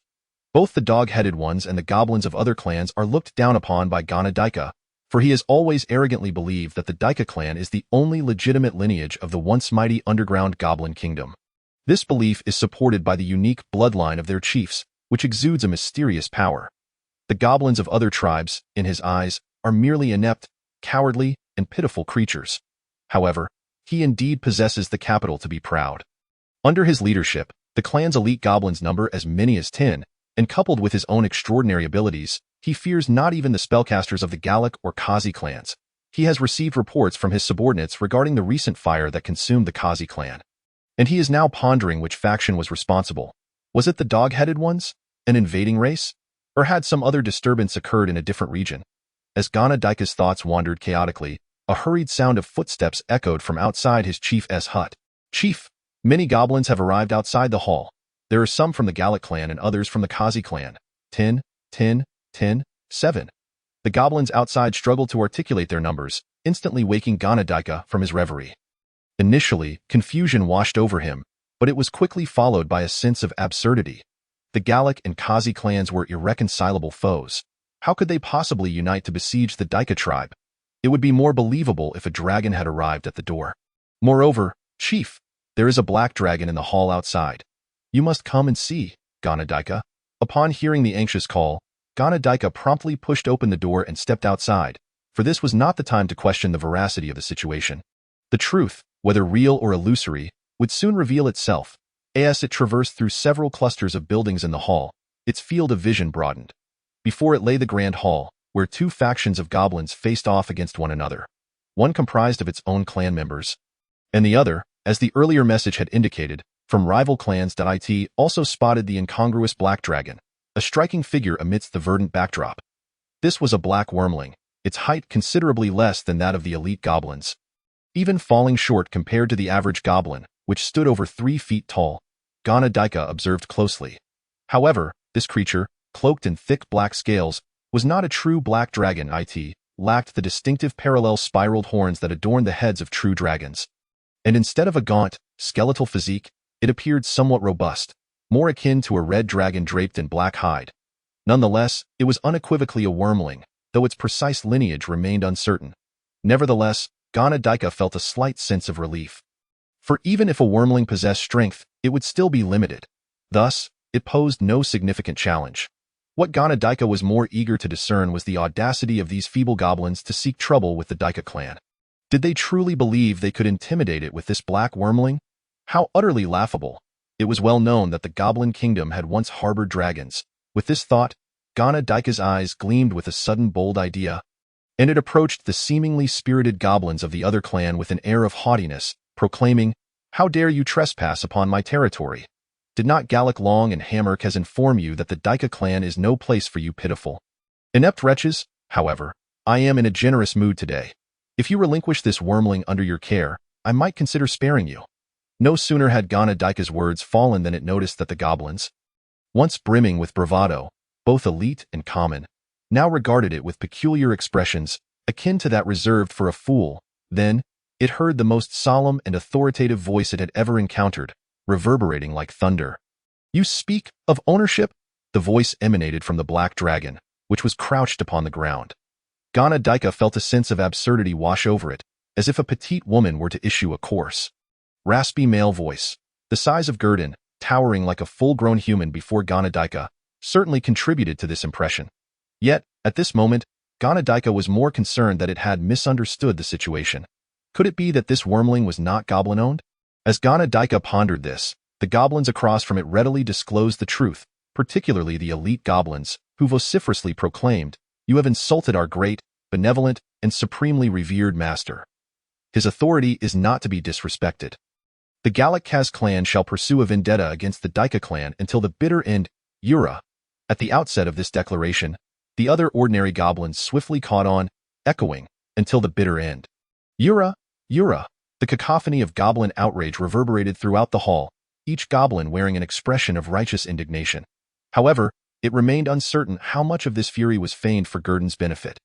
Though Ganadika displayed no fear towards this ragtag assembly of goblins, the realization that the black dragon was their master elicited a flicker of surprise. After all, if it were merely a wormling, subduing 2 clans of spellcasters and second-tier warriors would be no easy feat. Might there be other hidden entities lurking in the shadows? Ganadika warily scanned the darkened corners, seeking any signs of additional threats. Yet, in the next moment, a roar far louder than the din of the goblins erupted, drowning out all other sounds within the hall. Wormling's roar. Then came that familiar, hoarse and rugged voice, "My subjects, arm yourselves and fight for me. Crush any creature that dares to insult the true dragon. Submission or annihilation." Gurdon's voice served as a clarion call, spurring the previously stationary goblin followers into action, each raising their weapons and charging towards the Dika clan with fervor. In stark contrast, the authority and intimidation conveyed by Gurdon's roar caused many ordinary goblins of the Dika clan to kneel, their legs trembling uncontrollably. Some goblins instinctively sought to flee, while even the elite goblins appeared shaken, helplessly observing as their adversaries surged forward. Witnessing this phenomenon, Ganadika could scarcely entertain the notion of other threats lurking in the shadows. If it continued to indulge in paranoid speculation, the warriors of the clan might very well be slaughtered by these filthy swine. The immediate priority was to eliminate the adversaries before it. Thus, Ganadika skillfully summoned the mysterious power within, inhaling deeply, before unleashing the mightiest roar befitting the chieftain of the Dika clan. "Warriors, rise. We shall ensure that this wormling and its minions remain forever within the Dika clan. I will mount its head as a trophy upon my wall." Ganadika's roar seemed imbued with magic, revitalizing the morale of the Dika goblins, who had been on the verge of collapse. Some goblins immediately emerged from their dazed, paralyzed state. Their trembling forms steadied, their chaotic thoughts coalesced, and their hands regained strength, their expressions once again exuding the vigor of old. They began to wield their weapons with newfound confidence against the approaching foes. This roar effectively salvaged the Dika clan from the brink of despair under Gurdon's thunderous bellow. Naturally, Gurdon took note of the unexpected resistance to its previously unassailable presence, piquing its interest. Moreover, after the roar, the Daika clan's goblins appeared to have grown even stronger, their bloodshot eyes, heightened morale, and agile movements suggesting a remarkable transformation. While Gurdon's goblin followers could strike thrice, the Daika clan could now retaliate 4 times in that same span. Were it not for the minimal physical changes among the goblins, Gurdon might have been inclined to believe they had activated some form of group frenzy. That it seemed this goblin chieftain was not to be underestimated. Gurdon narrowed its dark golden eyes, fixating on the chieftain who had nearly vanished into the throng of goblins after its roar, a glimmer of murderous intent flickering within it if it could eliminate this figure. The Daika clan would likely cease to pose any further resistance. With this thought in mind, Gurdon wasted no time, exerting its limbs and folding its wings. Its elongated body, including its tail, arched into a bow-like form, an optimal posture for a charge. In the blink of an eye, Gurdon transformed into a streak of black light, its scales trailing a visible gust of wind as it hurtled towards the goblin chieftain still within view. Second-tier advancement talent. Charge. Ghana Daika, just after unleashing its roar, felt a chill creep down its spine, a sense of alertness surging within. Without a moment to spare to assess the unfolding battle, it swiftly retreated behind several goblins. This keen instinct allowed it to evade disaster. With a tremendous crash, Ghana Daika's previous position was struck. 2 goblins sent sprawling from the force of the impact.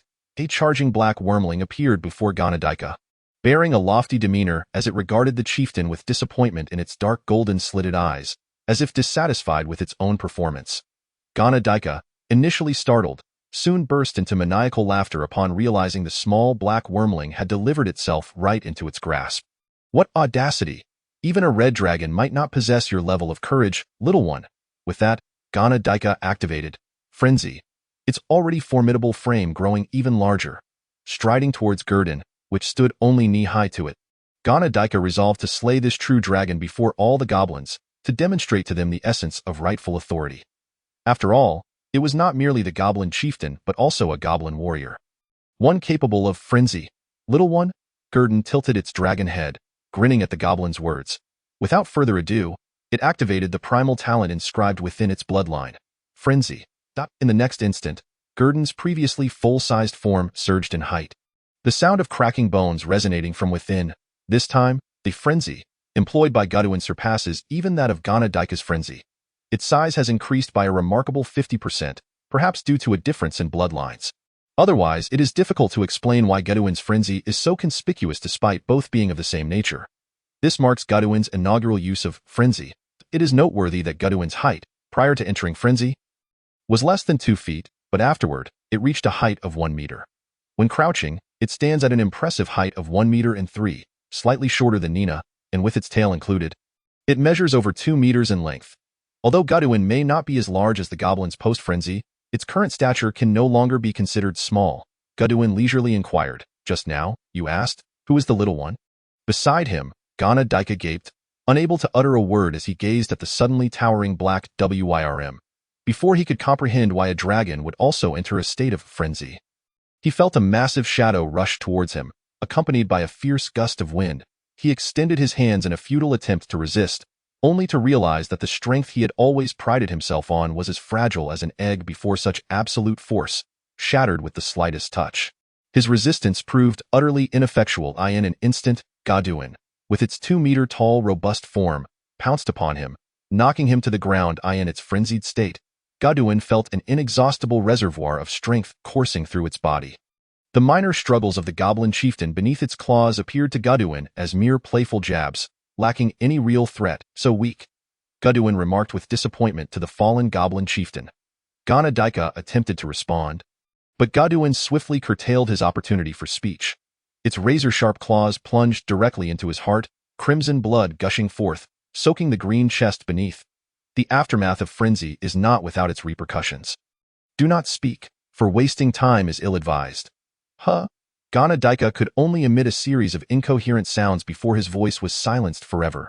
Godwin, feeling somewhat let down, cast a glance around, observing the other goblins fiercely engaged in battle. Both sides bore eyes ablaze with fury, evidently fueled by raw emotion. Only the goblins in Godwin's vicinity trembled, too fearful to move. Witnessing their chieftain's demise beneath the true dragon's claws, they understood that further resistance was futile.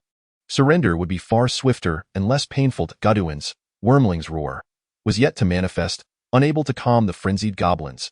However, Godwin swiftly conceived a new tactic to halt the ongoing conflict.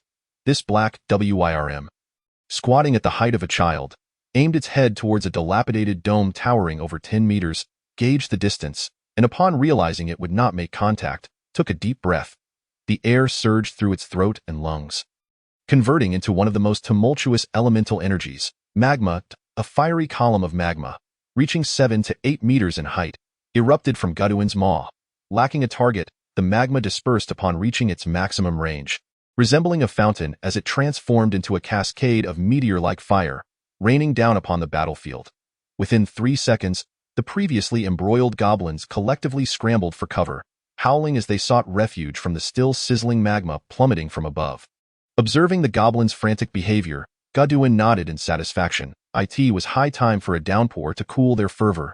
Godwin, noticing the multitude of goblin gazes directed at it, remained silent, planting a foot upon the lifeless form of the goblin chieftain.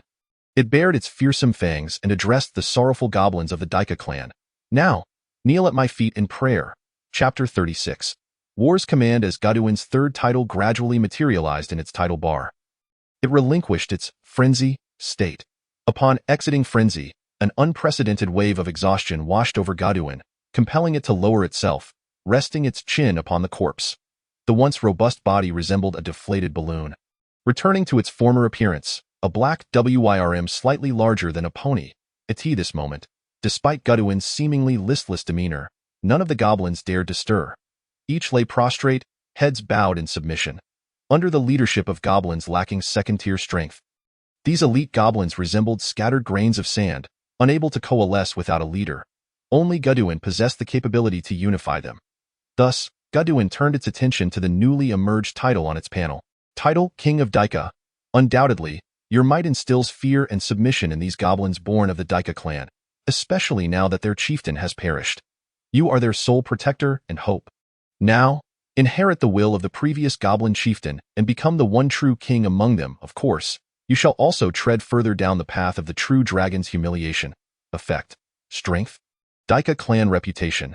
Due to the waning effects of its frenzy, Godwin sensed a profound emptiness within, rendering it unable to directly perceive the power bestowed by the title. It merely felt a warm current surging within, only to vanish as swiftly as it had come, like a cow sinking into the sea. Gone in an instant, however, the aftermath of the frenzy dissipated as quickly as it had arisen. In a mere 30 seconds, Godwin felt its body brimming with renewed strength, even surpassing its previous capabilities. Rising to its feet, it flexed its claws and then lifted its gaze towards the goblins still respectfully prostrated before it. It issued its first command after unifying all goblin tribes. Take everything of value from this place and depart. Godwin had resolved to convert the bonfire hall into its stronghold, having no intention of establishing a mining outpost.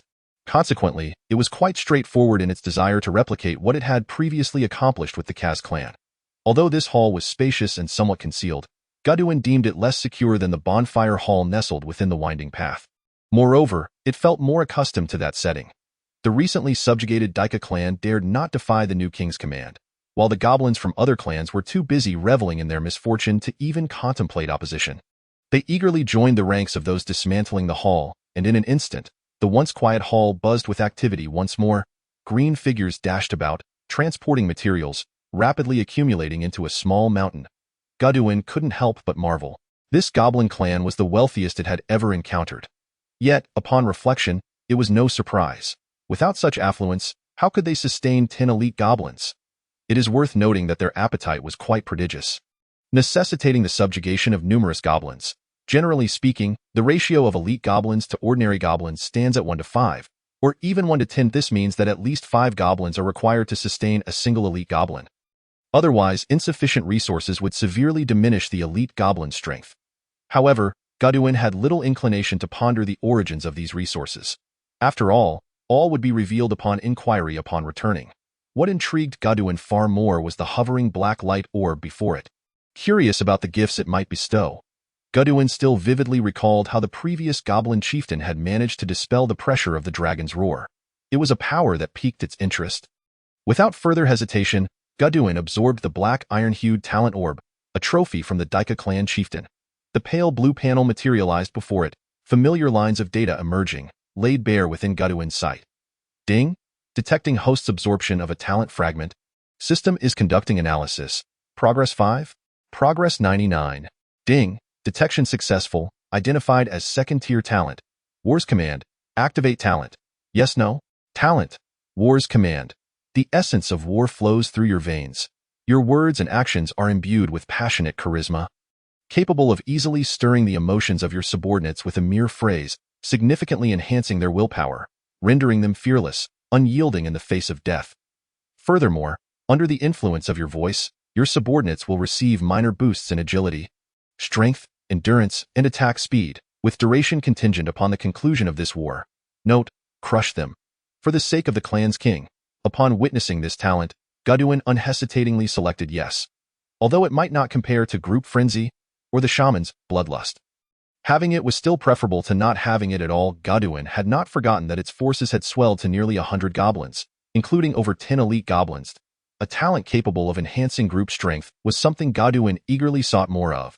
Ideally, it would acquire talents like group stealth, group magical weapon, bear's strength, and cat's agility. This way, it could remain passive while its goblins resolved everything, for does not a saying go, when buff effects stack to an overwhelming degree, even gods would be slain before you? Upon confirmation of the talent fragment, it immediately merged into Gaduin's body, and the talent list subtly transformed. War's command, 118. Simultaneously, a method of use akin to Wormling's roar quietly emerged in Gaduin's mind. It bore an identical vocalization to the dragon's roar, but required synchronization with the bloodline within, manipulating the hidden War's command, nestled within its essence. This would cause a resonance of spirits among its subordinates, igniting the tumultuous emotions within them, thereby empowering them to unleash their inner vigor without fear. Much like the process of blood sacrifice, the latter is characterized by its simplicity and directness, employing magical energy to alter the body of the recipient. In contrast, the War command operates subtly and insidiously, allowing the recipient to naturally accept the changes occurring within their body.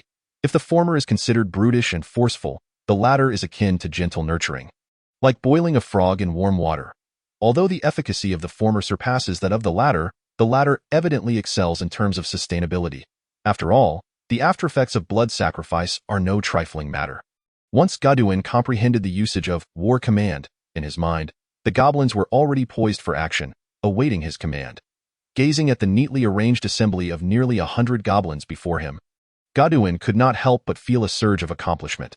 After all, it had taken him less than 3 days to unify the goblin tribe residing in the sewers from scratch. While he could not compare himself to the true dragons who commanded ogres or dragon kin as their subordinates, Gaduin felt a sense of satisfaction with what he had achieved as a fledgling dragon. One does not simply devour a meal in haste, does one? With this thought in mind, Gaduin's gaze drifted towards the desolate and fractured stone steps in the distance of the hall. Atop those steps stood a stone archway towering 5 or 6 meters high, behind which lay the familiar environment of the sewers, the direction of the kobold laird, present. This area was the only domain not under Gaduin's command. However, such matters required careful consideration. Gaduin recalled the dragon-shaped marking on the map, and a shadow flitted through his dark golden vertical pupils. Let us proceed. Gaduin rose gracefully and departed from the ancient hall. With a command issued and Gaduin gradually moving away, the assembled goblin army from 3 clans began to march, swiftly coalescing into a serpentine formation, disappearing into the hall, leaving behind a scene of disarray that seemed to herald something significant. Chapter 37. The Blackfire clan. Throughout their journey, Gaduin and his companions encountered no obstacles and safely returned to the bonfire hall, where they chanced upon Nina busily preparing a meal. Upon spotting Gaduin's return, she hurried over, her cooking utensil still in hand, eagerly inspecting him. However, upon seeing his pristine scales and the orderly line of goblins behind him, Nina beamed and exclaimed, "Mr. Gaduin, welcome home. The oyster soup is almost ready." "You must savor my culinary skills, oysters," Gaduin pondered, recalling that if his memory served him correctly, this was a creature of the sea. How could it possibly be found in the sewers? Beneath the sewers lies an underground river that connects to the ocean. Although it is merely a small overflow, marine life occasionally makes its way here. I learned of this after discovering some dried seafood in the storage room and inquiring about it, Nina explained. gesturing animatedly with her utensils, a proud expression adorning her face. The underground river. Godwin mulled over these words, sensing a flicker of inspiration that he could not quite grasp. Well done. You must take me to see it sometime. He praised Nina, and upon receiving her enthusiastic nods, he turned to the elite goblins behind him and instructed, once you are settled, have them gather at the foot of the high platform in the hall. I have something to discuss. Godwin had contemplated much during the journey. Now that he had united 3 clans, it was essential to integrate them. The most effective means of dissolving the barriers between clans was to merge them into a singular entity, a clan of his own. Thus, there would be no more distinctions among Kaz, Galak, or Daika. From henceforth, these goblins would bear but one designation, with only one master. Himself, Godwin. Initially, he intended to announce this during their journey, but considering there were still goblins awaiting him in the bonfire hall, he decided to save it for later, to avoid unnecessary repetition. Understood, Master. The elite goblins readily agreed, particularly the newly joined members of the Daika clan, who eagerly dashed to the rear of the formation to relay the message. Subsequently, Godwin and Nina descended to the high platform to await the completion of the delectable oyster soup. As the aroma wafted through the hall, Godwin and Nina soon finished a large pot of the soup.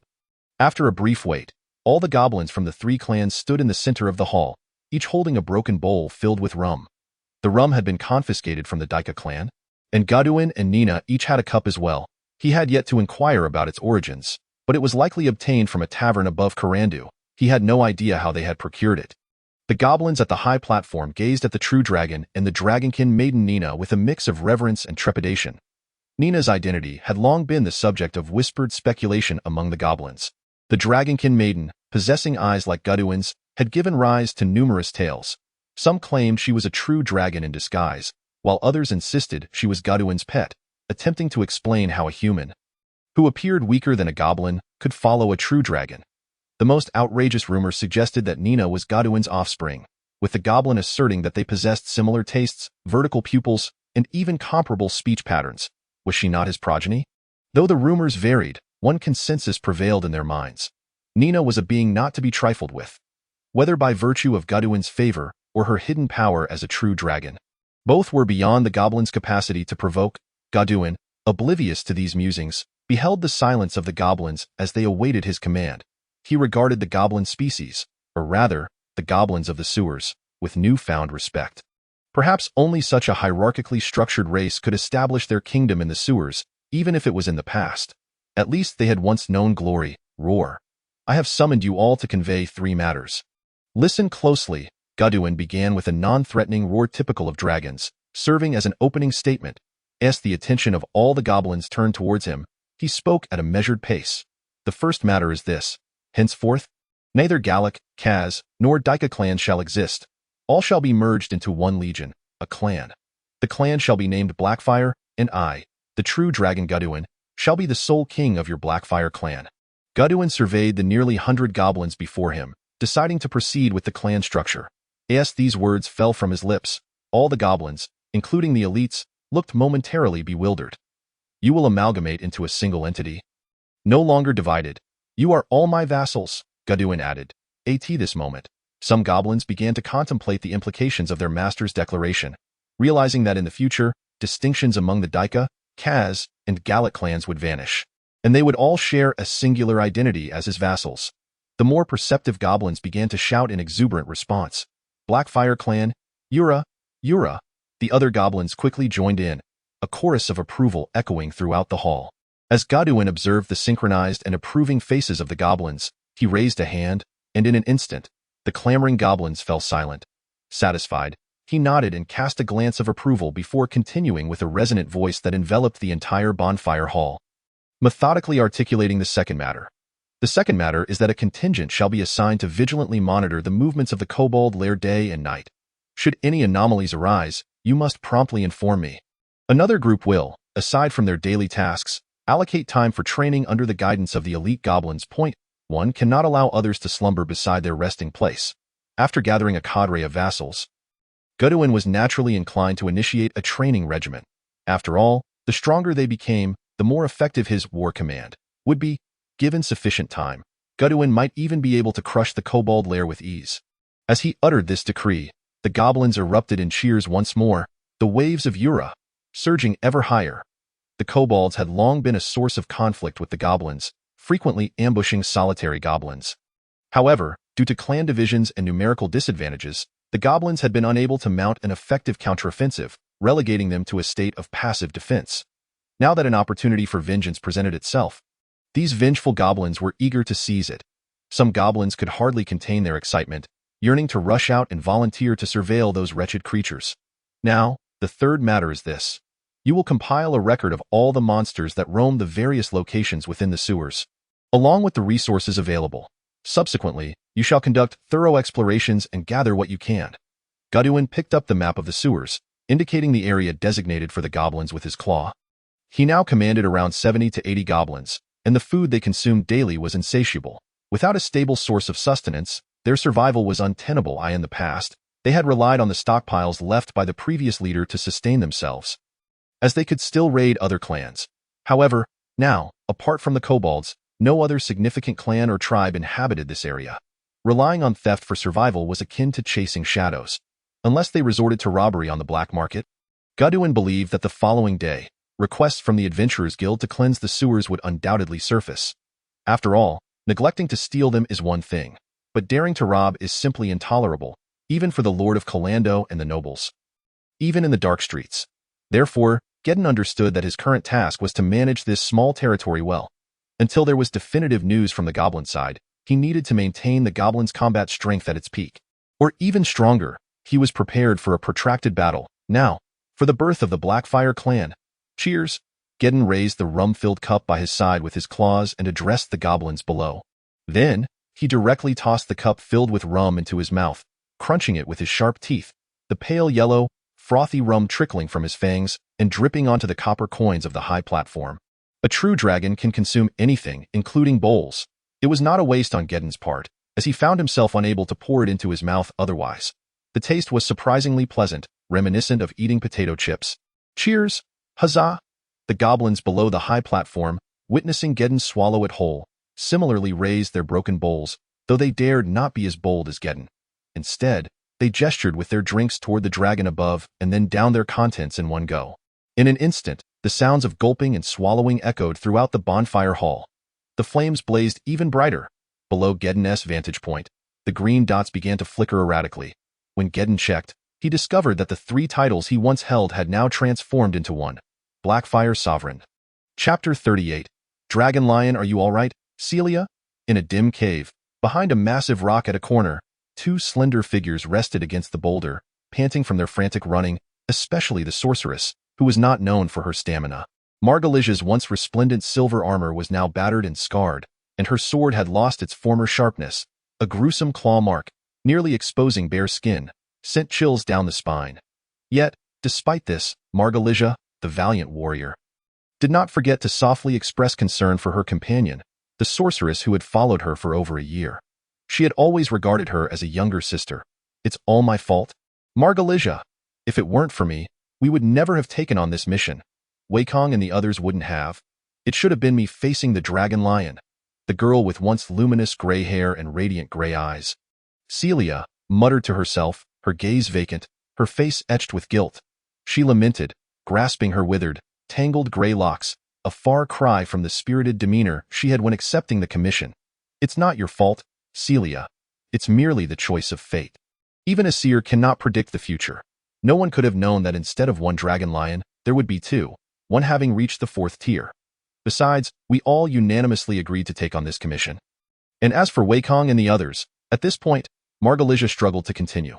Just moments ago, to ensnare the formidable 4th-tier dragon lion and buy them enough time to escape, Weikong, Galier, and Mai Fong, the wanderers, warriors, and rangers of the Dawn and Prosperity Adventurers Guild, had stayed behind to battle the beast. Weikong was the last to remain, a 2nd-tier forest scout, more agile than monkeys in the woods. But just as they had fled a few hundred meters away, seeking refuge in this dark cave, they had heard Weikong's anguished scream and the horrifying sound of bones being chewed. Followed by the dragon lion's roar, a flurry of birds took to the skies in panic. It was said that dragon lions favored consuming the heads of their prey, as chewing skulls would grant them wisdom and the ability to learn skills. The thought of Weikong, their companion who often jested with them, now meeting such a grim fate rendered Margalija speechless, unable to offer solace to Celia. After all, he was their comrade, and even in death, he remained so. Captain, I am the one who should not be alive. Celia lifted her head, her face stained with tears, her mind spiraling into despair. A wave of immense regret flooded her chest, leaving her with an indescribable discomfort, especially as she recalled the departure of each companion. The pain was heart-wrenching. The anguish of an adventurer's farewell was something Celia finally felt after a year. Uncertain whether it was a blessing or a curse, as a sorceress, the only spellcaster in the group and the youngest, she had always been the focus of concern among her companions. Weikong and Maifeng treated her with utmost care, not in a romantic sense, but with the affection one would show a sister. Even the usually taciturn half-elf ranger Galier would greet her with a warm good day, Miss Celia. Even his ferocious, one-master Gabron hound welcomed her with a wagging tail. Captain Margalija always kept diluted holy water on hand for her, willing to use it even for the slightest injury, and no matter how grievous her own wounds, she would smile and declare herself a warrior, dismissing her injuries as trivial, while sparing no expense for Celia. Even in the dead of night, when Celia awakened from meditation, she could hear Margalija, sleeping beside her, taking deep, hissing breaths. Though Celia knew this might be due to her sorceress charm, the concern was undeniably genuine. Seeing Celia on the brink of despair, Margalija quickly offered comforting words. It is precisely because of this, Celia, that you must not let their sacrifices be in vain. With your sorceress bloodline, you will surely avenge them. Suddenly, Margalija was interrupted by a hurried chirping sound from outside the cave, as a silver figure crashed into Celia's soft embrace. It was Liz, Celia's pseudo-dragon familiar, now perched on her lap, flapping its wings and communicating with her through sounds and gestures. It warned, the dragon lion is approaching this cave. How is that possible? Margalija exclaimed, her voice rising an octave, unable to conceal her astonishment. Dragon lions do not inhabit dark, damp caves. I have already cleaned the bloodstains on me and the traces outside the cave. There is no reason it would find its way here. Dragon lions spend most of their lives on the ground, a small portion in the sky, but underground caves are not their preferred domain. Yet Liz would not deceive me. The reality is, it is indeed coming this way. Faced with impending danger once more, Celia seemed to regain her composure, gently stroking Liz's trembling form. It appears we are all destined to perish here today. Captain Liz, do not emerge, Celia instructed her familiar, then entrusted it with some trinkets from her person. When you return to the Northlands, could you please find that girl for me, the one with the vertical pupils? Deliver this to her, oh not tell her I have died. Liz gazed sorrowfully at the sorceress capable of roasting black sturgeon, wondering if her less than 2-year adventure would come to an end here. It can't be, Margalija, seeing Celia's farewell demeanor, gritted her teeth, suppressing the pain in her chest. Just moments ago, the dragon lion had attacked her first while they dealt with the corpse of another dragon lion. If not for Celia's timely casting of mage armor, she might have met her end before anyone else. Standing up, she grasped Celia's frail hand and pulled her to her feet. There must be another way down. I believe we still have a chance, Celia. No matter the circumstance, we must never relinquish hope, for right now, you are not alone. You carry the lives of others. Maifeng's sister is still waiting for him in White Tower City. Would you truly abandon them? You are causing me great disappointment. By the end of her speech, Margalija's tone held a hint of reproach, words she had never directed at Celia before. However, this stern admonition sparked a flicker of light in the shadowy depths of Celia's eyes. As if she had begun to cling to the world once more. Come, there must be a way down. If we must die, let me perish before you. Margalija released her grip and led the way deeper into the cave.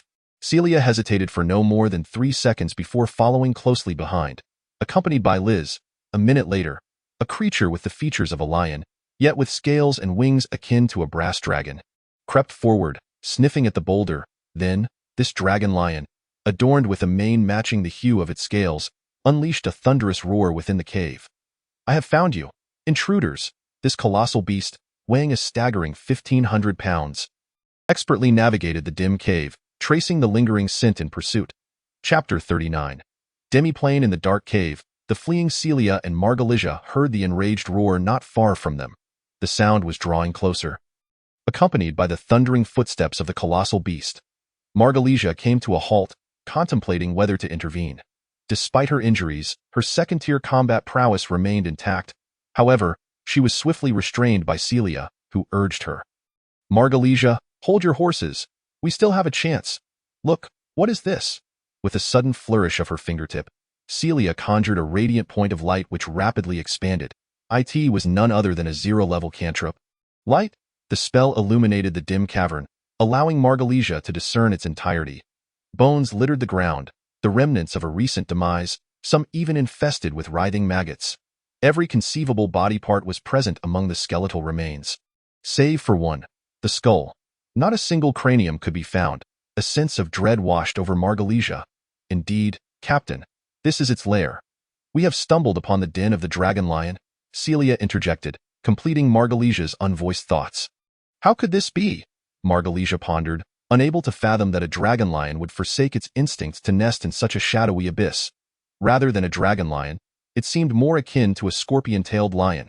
Only such malevolent creatures would choose to dwell in darkness. Dragon lions preferred warm, sunlit locales, typically residing in hills or plains, serving as guardians of something within this cave. As Celia spoke, she unearthed an ancient copper hexagram seal from a pile of trinkets, inscribed with a language she could not comprehend. This peculiar seal had originated from the deceased dragon lion, initially perceived as merely a collected item, intended for identification upon their return to the Free City. After all, dragon lions were rumored to have ties to brass dragons, making their collecting tendencies rather ordinary. However, it now appeared that this seal could very well be the key to the hidden portal they sought. As a sorceress, Celia possessed a wealth of knowledge regarding magical familiars, including substantial information about dragon lions. These creatures inherited the ferocity of lions and the cunning of brass dragons. Scholars believe that the likelihood of a hybrid offspring between a brass dragon and a lion was exceedingly low. Given their territories had no overlap, and the wise brass dragons showed little interest in ordinary lions, they leaned towards the theory that dragon lions were magical creations, products of interdimensional hybrid experiments or arcane mishaps. Yet a brass dragon could converse for an entire day with a creature that could only utter 2 syllables. It was not beyond reason to imagine a wayward lioness in the desert engaging in a delightful conversation with a brass dragon, leading to some extraordinary friendship, for those scholars knew little of the joys that transcend species. As neutral beings, dragon lions could be tamed by wizards or warriors, requiring a certain level of leadership or personal charisma. Much like Celia herself. This, coupled with their strong territorial instincts and fierce hostility towards intruders, made dragon lions excellent guardians of treasures. Most importantly, they inherited a trait from brass dragons, requiring only a small amount of inorganic matter, such as rocks or soil, to survive. Although their predatory nature inclined them towards flesh, they could also subsist on dirt. Thus, many liches or wizards would place dragon lions in their crypts or treasure hoards to deter intruders. As for why these 2 dragon lions had broken free from their restraints, allowing hunters to witness them and report back to the free city of Kalandu, that was beyond Celia's speculation. However, with the approaching footsteps and roars of the dragon lion growing ever closer, their time was running thin. Fortunately, Liz's call soon reached them. Upon realizing they were in the dragon lion's lair, Celia had immediately dispatched Liz to assist in their search. Though not a true dragon, the pseudo-dragon excelled in locating treasures and hidden doors. It swiftly led the trio to a clear patch devoid of bones, where they discovered a peculiar indentation in the stone slab beneath their feet that perfectly matched the size of the hexagram copper seal Celia held. The moment she placed the seal into the groove, a massive shadow lunged at them with a roar and a gust of wind. Yet no matter how swift its claws might be, they could not impede the magic circle beneath Celia's feet. In an instant, Celia, Margalesia, and Liz vanished from the stone slab, leaving only the thunderous roar of the dragon lion reverberating through the cave, as if it would bring down the very pillars of stone. The 2 women escaped a harrowing fate, their hearts still racing from the brush with death, when a mechanical voice echoed in their ears. Greetings, adventurers from afar. Welcome to the demi-plane of the legendary mage Galmadin, the Azure City. I am Talismancer number 1, Danriel. You have triumphed over the Guardian and may pose 3 questions to me, after which you may claim 1 item from the mage's tower as your reward. The sudden voice startled both Celia and Margalesia, the young girl and her older companion, sending shivers down their spines. The tone was distinctly non-human. As they looked up, they beheld a humanoid construct standing before them, its small head adorned with a blinking red light. Even Liz, the pseudo-dragon, was captivated by the peculiar being and eagerly approached it. Miss, kindly refrain from perching atop my head. It brings back memories of my bald days. Celia quickly called back her familiar, recognizing the need for caution in this strange place. After all, She was merely a second-tier sorceress, not one of those legendary mages capable of treating the domain of the succubus Lord Myconshut as a mere brothel or the fungal Lady Zugmoise's Sindakra as a botanical garden. Effortlessly traversing the abyss as if it were their backyard in this peculiar demi-plane, prudence was of utmost importance. At last, Celia found a moment to gaze past the construct and behold the towering edifice that loomed behind them. Standing over 1,000 feet tall, the tower was the sole structure within this demi-plane, prominently adorned with a hexagram insignia against the void-like backdrop. Meanwhile, in the sewers, Godin contemplated his new title, Master of Blackfire. Embarking on a long period of introspection. Title, Master of Blackfire.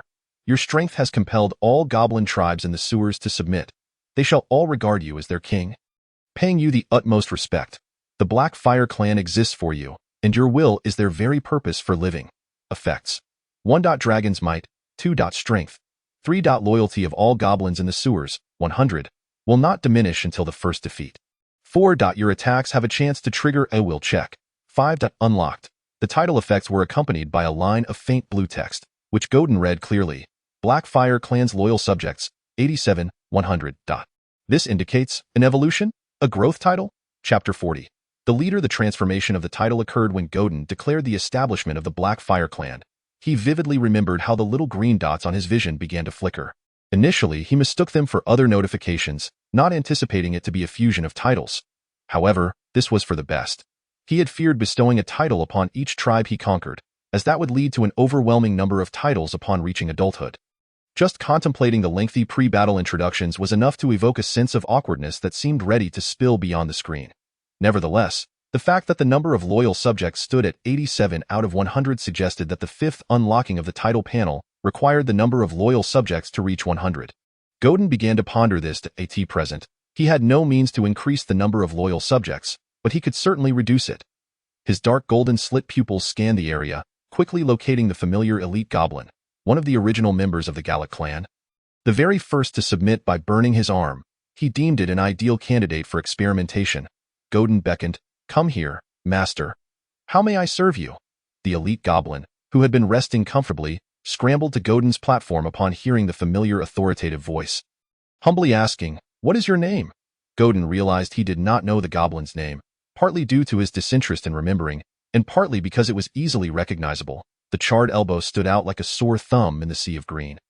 With a glance, he could identify it. Master, I am your most loyal servant, Grush Blackfire. The goblin named Grush recited his name fluently before Godin, as if the surname Blackfire was an intrinsic part of his being.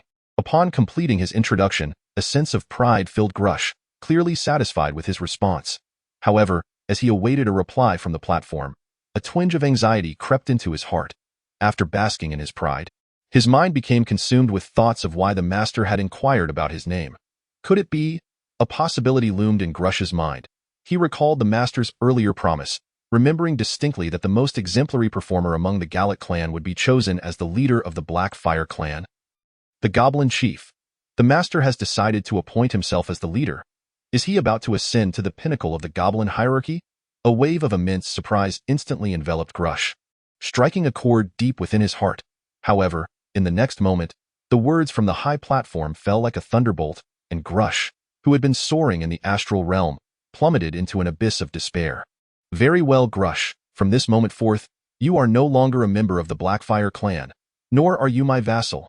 The coarse voice, resonating with a thunderous echo, was laced with indifference, devoid of any semblance of emotion, as if it were the most mundane of declarations. Yet, upon hearing these words, Grush was rendered utterly speechless. Why was he being expelled? And why was it he who faced this fate? Meanwhile, Godin reclined upon the high platform, observing the goblin named Grush, whose expression morphed from shock to anguish, from uncontainable joy to dejection. Such a display was particularly amusing. Nevertheless, in the end, with a somewhat forlorn and stooped demeanor, he complied with the command of the true dragon. Humbly kneeling upon the stone slab, exclaiming, As you wish, my master.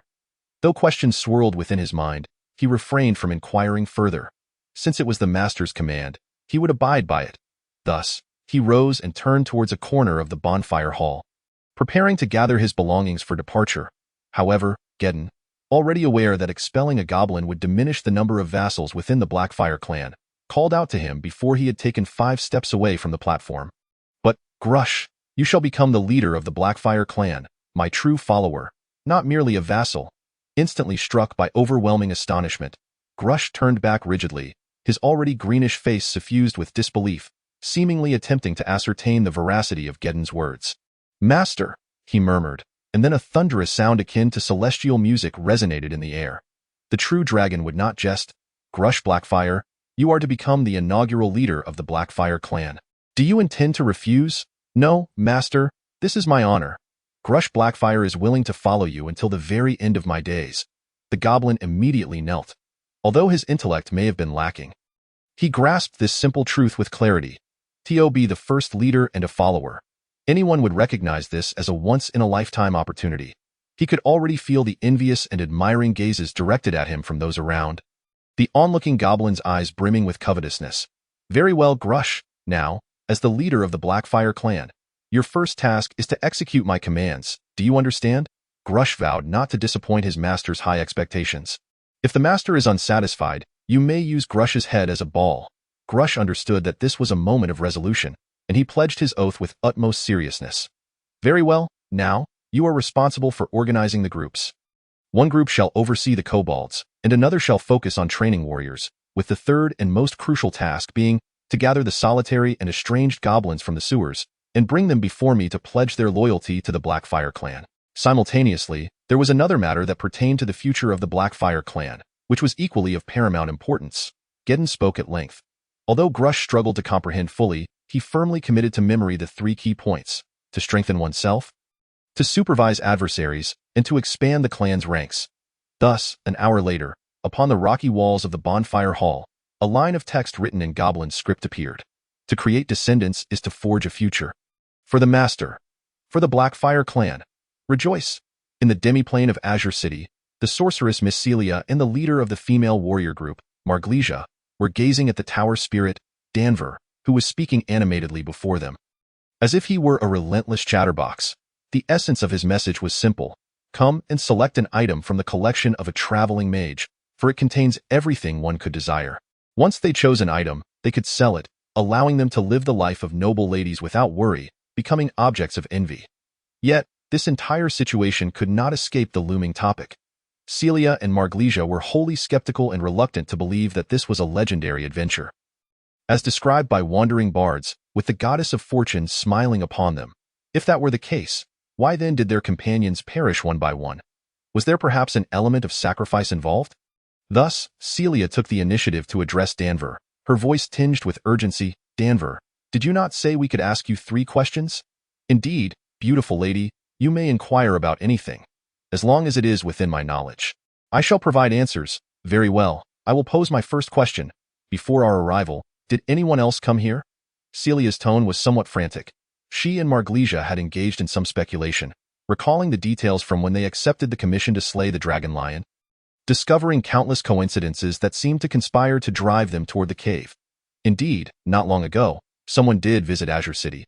He took away my favorite manual, which chronicles my master's autobiographical experiences. I often used it to pass the time when I was bored. Danver's incessant chatter struck the 2 women like a hammer, igniting suspicions of a deeper conspiracy. For this, I was quite distraught for some time. "What is it, ladies? You still have 2 questions. What would you like to ask?" "I can answer all." The tower spirit noticed their dazed expressions and kindly inquired. "It's nothing, Danver. I believe we need to deliberate for a moment." Celia glanced at Marglesia, and upon receiving her confirmation, she apologized to Danver. "Forgive us, we need to take some time to discuss." "No problem, ladies. But you only have 2 hours." Danver's voice was lighthearted, yet his words carried an undeniable weight. 1 mile away from the Dragon Lion Cave. Atop the highest hill, 3 individuals were gazing into the distance, towards the cave that Celia and her companions had entered. Among them, the leader was a young man with pale skin on his exposed wrists, clad in simple knightly training attire, resembling an inexperienced young noble. His voice seemed to carry a hint of amusement as he addressed Rosen. "Uncle Rosen, do you think they will acquire such an item?" "Young Master Joy, the tower spirit of the Mage's Tower is eager to break free from constraints and will undoubtedly resort to any means, even lying, to ensure they obtain that traveling mage's transition item. Since that manual you mentioned is not..." then there must be few alternatives left. The probability of success this time is quite substantial. The armored knight, who stood on the left, spoke promptly, his tone filled with utmost respect. Although the young master addressed him as Uncle Rosen, he dared not exhibit arrogance before this future mage, who was also a traveling mage. Then, please keep a close watch, Uncle Rosen. They will randomly teleport anywhere within a mile of the cave. Do not let them escape. I will return to the camp for a rest. Having watched the performance all morning, I feel somewhat fatigued. Joy received an affirmative response and nodded, offering further instructions. Yes, young master. You should meditate. I will remain here. The knight responded swiftly. Him Joy nodded. Feeling assured of the knight's abilities, he turned away and descended the hill. A gust of mountain wind swept by, lifting the unbuttoned edge of his white shirt, revealing his strong chest. Upon his chest was imprinted a pale blue six-pointed star. Under the sunlight, the azure lines shimmered and glimmered with brilliance. Chapter 41. Revere. The central hall was ablaze with a roaring bonfire, which, in the context of the overly resinous sewers, required little effort to ignite. The intense flames could not obscure the fragmented morning light filtering through the corners of the sewer's ceiling. Meanwhile, the goblins of the Blackfire clan, having indulged in revelry, appeared somewhat fatigued, stifling non-existent yawns. However, even in their inactivity, the dawn's transition marked their most relaxed moment. Mr. Geddon, I am leaving, Nina said as she descended from the platform, addressing the black-scaled dragon with dim golden vertical pupils who was half awake above. She waved her hand in farewell, clutching a bulging small pouch tightly in her other hand. With Dawn's arrival, she was set to return to the perilous Black Street, this time heading to the alchemy shop in the Commoner district. Unlike her previous visit, she was on a mission. She aimed to gather materials and see if she could procure an item list from the alchemy shop, facilitating Geddon's future purchases. Although it was somewhat risky, Geddon had no other creatures at his disposal and could only send Nina, his tool, to procure some items. Sending a goblin would likely result in them being unable to enter the alchemy shop, as they would be swiftly dispatched by the city guards. Be cautious on your way. Geddon's voice was languid, as he had yet to fully awaken. His thoughts from the previous night had left him somewhat sleep-deprived. As he spoke, he yawned widely, revealing his menacing teeth without reservation before Nina, who showed no signs of fear. After spending these past few days in close proximity, she had come to understand that this black-scaled dragon was not an evil creature, but rather a magma dragon. According to Mr. Gurdon, he is quite irritable and temperamental, advising Nina to keep her distance when he is in a foul mood. However, Nina cannot fathom how Mr. Gurdon, who has always been kind and caring like Sister Celia, could possibly be irritable. Although she has yet to witness Mr. Gurdon's anger, she assumes it cannot be particularly terrifying. Right? Mr. Gurdon, you must trust me. Nina can do it, Nina said with a mischievous smile, and then began to touch up her makeup on the spot. Before long, a sickly little girl, grotesquely covered in red sores and appearing to be on the brink of death, gracefully departed the bonfire hall, amidst the astonished gazes of dozens of goblins, and stealthily navigated around several small alarm devices. She then climbed the sewage pipes, and soon enough, she returned to the long-forgotten surface. The morning mist enveloped the Black Street, rendering visibility quite low. Yet, amidst the fog, the incoherent ramblings of drunken men and the distant sounds of barking dogs and crowing roosters could still be heard, creating a scene that was both serene and chaotic. Nevertheless, Nina paid little mind to such thoughts, plunging straight into the mist and skillfully traversing a few secluded alleyways. She soon climbed over a dilapidated courtyard wall and arrived at the entrance of the civilian district, where the fence had already been removed. There were city guards stationed there, but they generally did not pay much attention to someone like Nina trying to enter. After all, merely brushing against such lowly folk made them feel uncomfortable. It was best for them not to see eye in their eyes. The civilian district and the Black Street were hardly different. Their patrols were merely routine duties. Nina, hunched over with a bulging, inconspicuous little bag tucked under her arm, swiftly entered the civilian district. She then slipped into a corner alley, shedding her disguise and transforming back into a 10-year-old girl with slightly tattered clothing, short white hair, and a demeanor that still held a spark of vitality. Most of her makeup was applied to her skin or face, making it relatively easy to remove. Initially, she had been reluctant to take off her makeup due to the difficulty in sourcing some materials. But with the assistance of the Blackfire clan, Nina could afford to remove her makeup 100 times a day, given the inexhaustible supply from the sewers. After reverting to her original appearance, a petite and charming young girl, she clutched her little bag and navigated through the various streets and alleys of the civilian district. Before long, She arrived at the alchemical shop where she had previously exchanged a giant rat's tailbone. Flan's alchemical hut was owned by a strikingly beautiful half-elf, and the prices were quite reasonable, ensuring that Nina would not be taken advantage of due to her young age. Thus, without a second thought, Nina stepped into Flan's alchemical hut once more. However, this time, instead of the half-elf woman clad in a water-blue robe, she encountered a slightly older girl with red hair styled in twin ponytails. Engrossed in a thick book at the front desk, the title of the book was obscured by the desk, leaving Nina unable to see it. Although she initially felt uneasy not seeing Flan Willow, her apprehension subsided upon noticing that the girl was of a similar age, her childishness still evident on her face. "Excuse me, is Miss Willow in?" Nina timidly inquired, startling the red-haired girl from her reading. The girl glanced around in confusion, as the front desk was relatively high and she herself was quite short, preventing her from noticing Nina beneath her. In a moment of panic, she snapped the book shut, jumped down from her high stool, stumbled, twisted her ankle, and hobbled into the back room, shouting, "Sister! There's a ghost in the shop? A little girl-esque ghost. Is it here to eat me?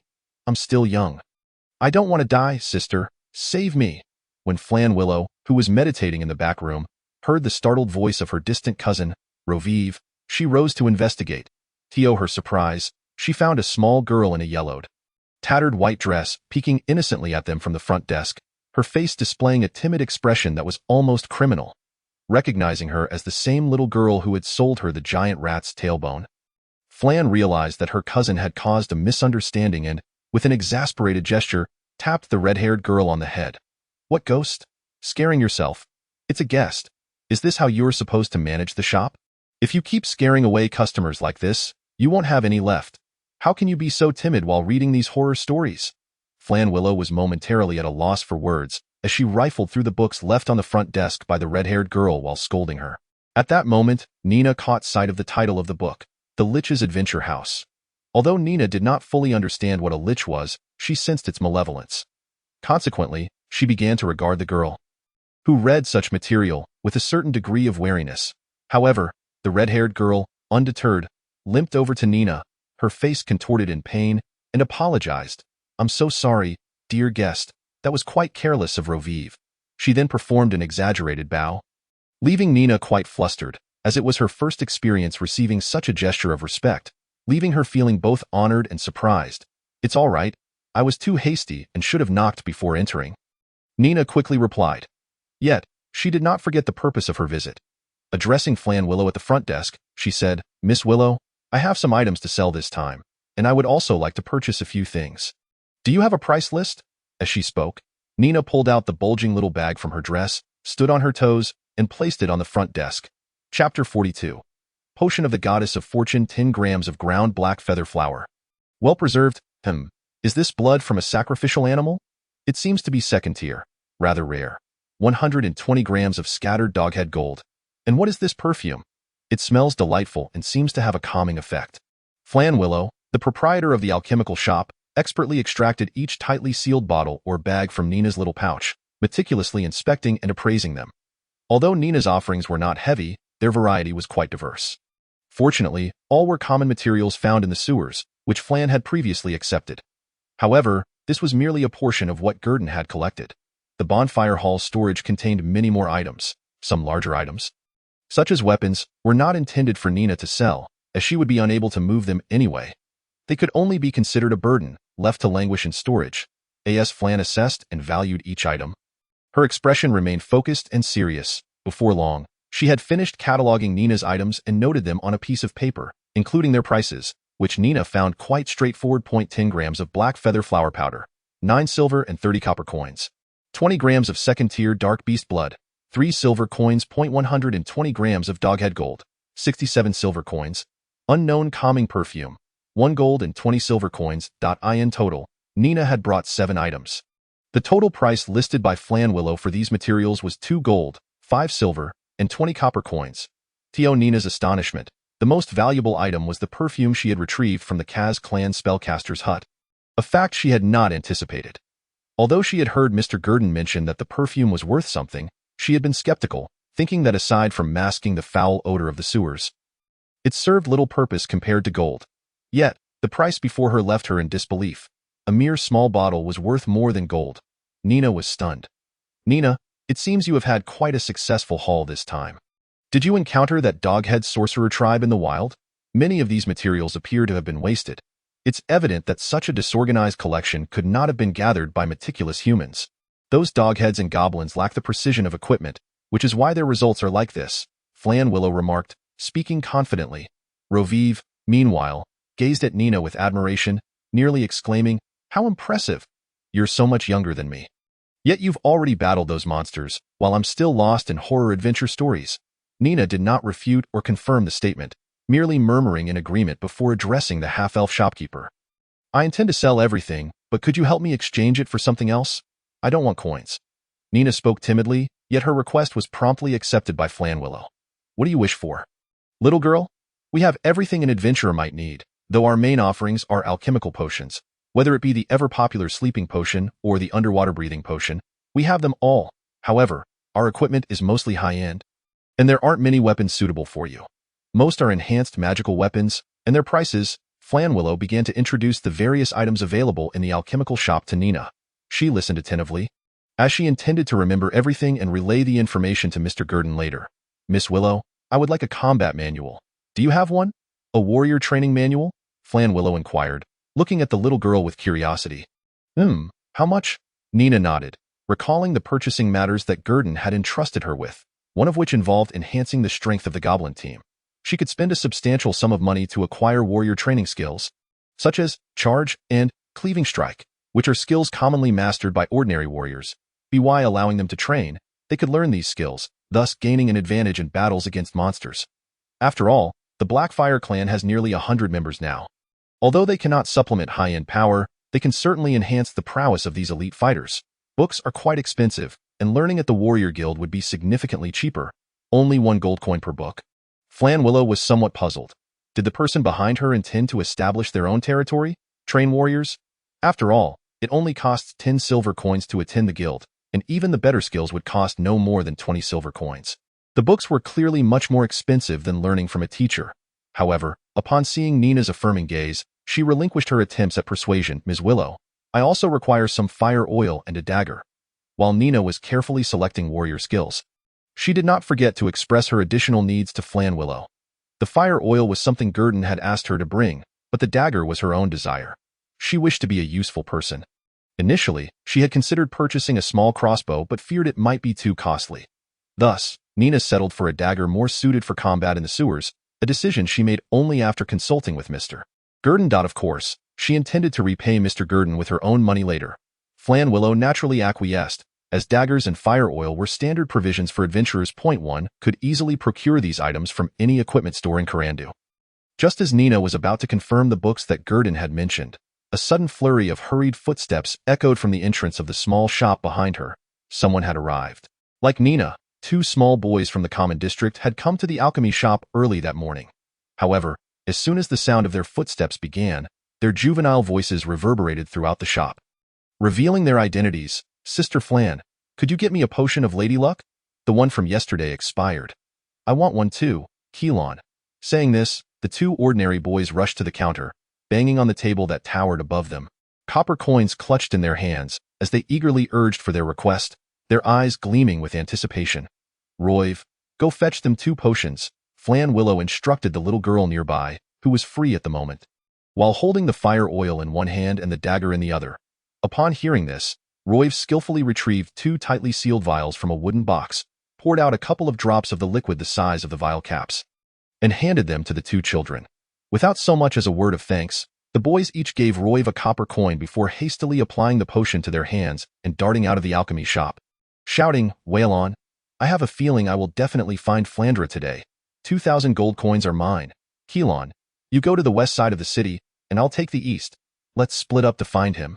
Their voices faded into the distance until they were no longer heard.